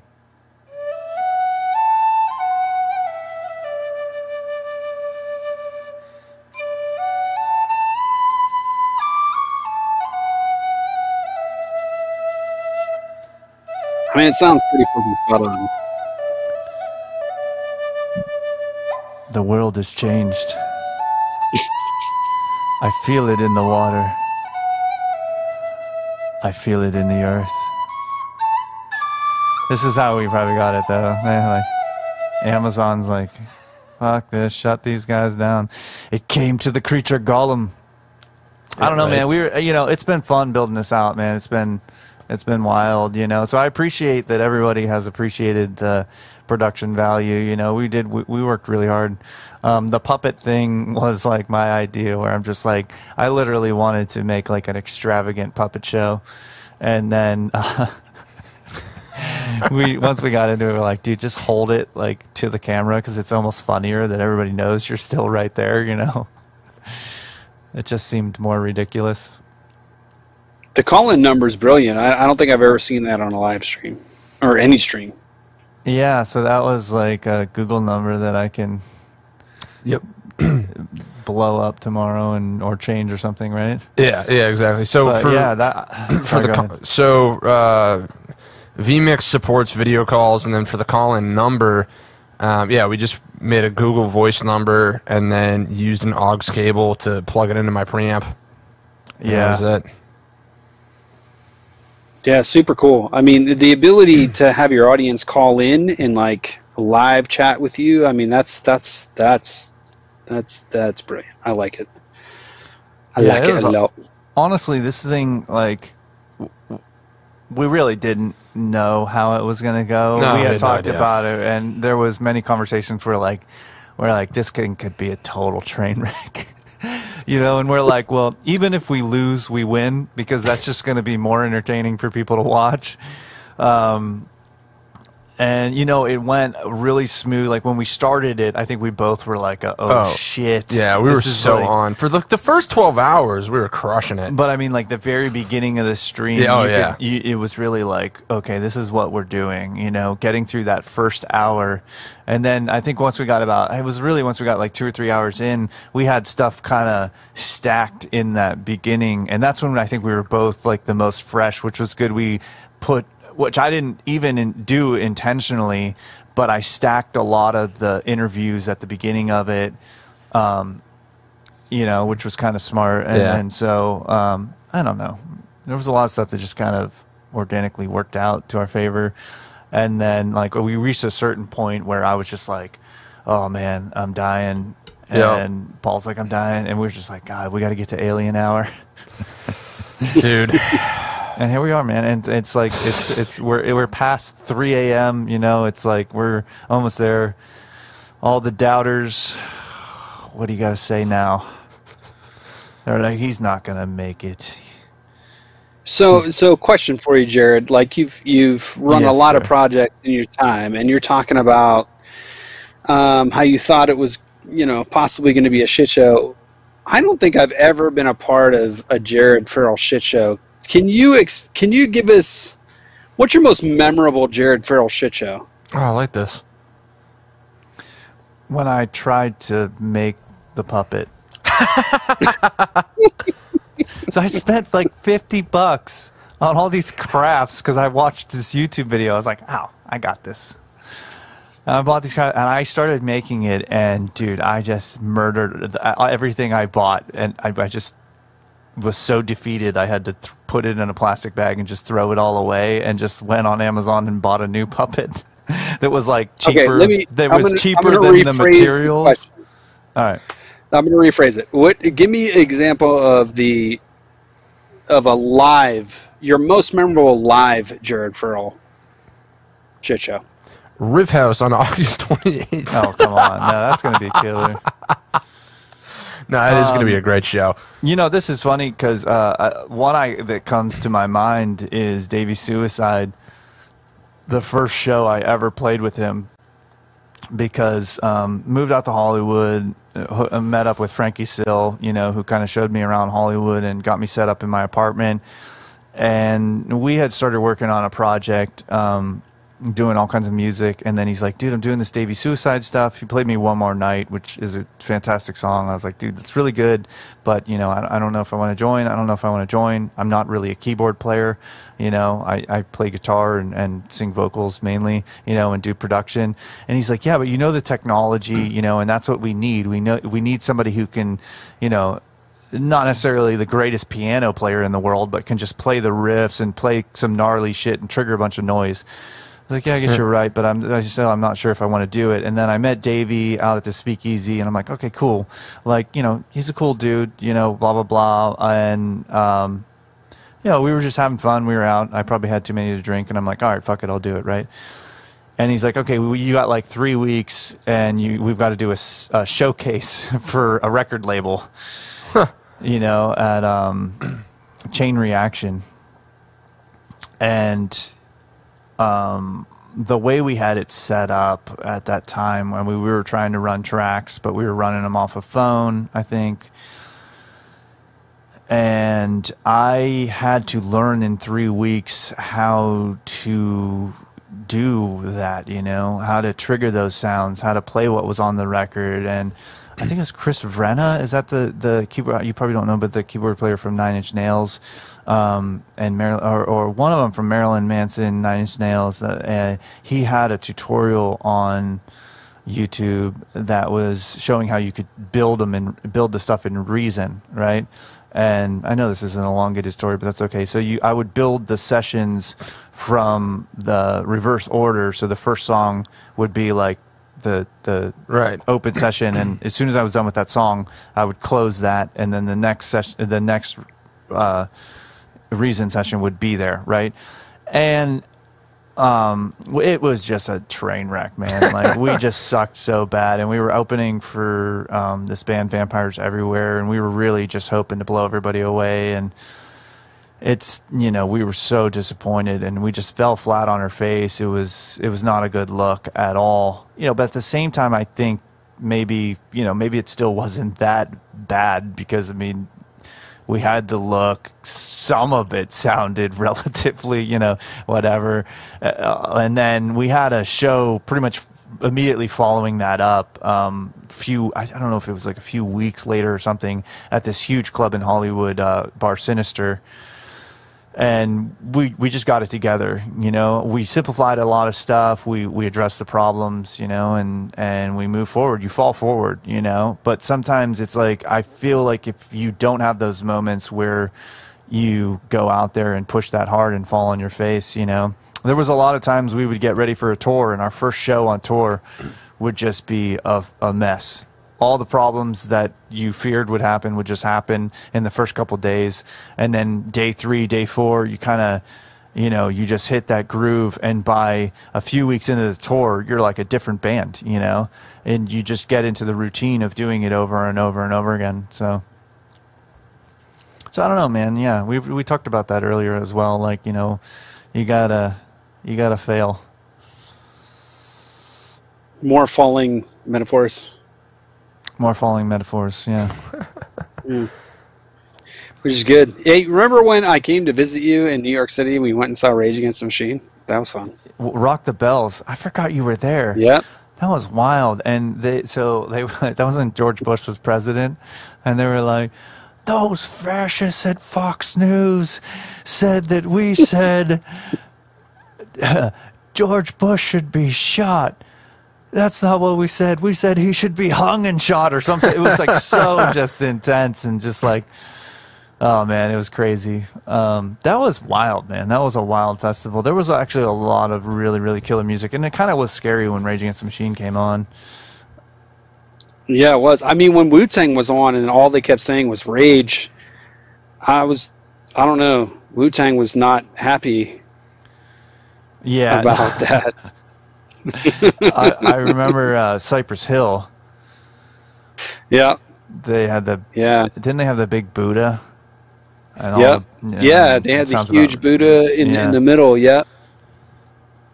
Yeah, there were a lot of good bands there. Erykah Badu was there. And you could couldn't you battle rap Biz Markie in a tent or something? There was this whole line. They had a tent. Man. Yeah, there was a tent, and you could go in for free and battle rap. I think Farrell Monch was there. Yep, absolutely. Your brother possibly was the Roots. Maybe the Roots were there. Everyone was there. I think they're on stage 2, but yeah, they were there. Yeah. Yeah, that was killer, man. It wasn't. I think there was also a shortage of water, and it was like almost a. Oh yeah. There was like a near riot. Almost for water. Like a Woodstock situation. Yep. They were bringing out hoses and shit. Yeah, man, that was fun. Remember going to Farrell's? Yeah. Barely. So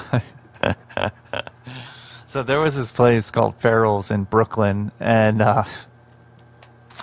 it was like a firefighter cop bar, and they sold these beers that would come in styrofoam cups that were literally like this big, like 2-liter styrofoam cups, and they called them Farrellizers. And so, of course, being my older brother, had to always go there. And then when he came and visited, I think we were out drinking for a fairly long time before we made it there. And yes. He ended up filling up the Farrellizer with something other than beer. Let's just... Dude, I puked all over myself. That was crazy. It was like I had my good jacket on. There's fucking puke all over it. You're introducing me to super hot chicks, and I'm like, "Hey, what's up, man?" I was the fucking, dumb drunk friend that you had carrying around with you. Yeah, that was fun. Thanks, Jared. Appreciate it. It was a good time. We had some times in New York City for sure. Oh man. Shout out to Youngstown. You been back there lately? You gotta real quick. I gotta restart the stream. This won't affect you, though, Brian, because you're in VMix with us, so that'll be good. VIP. So everybody watching the stream right now, give us 2 seconds. We're gonna bring it back up. All right. I want to grab a beer. I'll be right back. All right, you guys want anything? Need anything? All right, let me know. I had to think about it.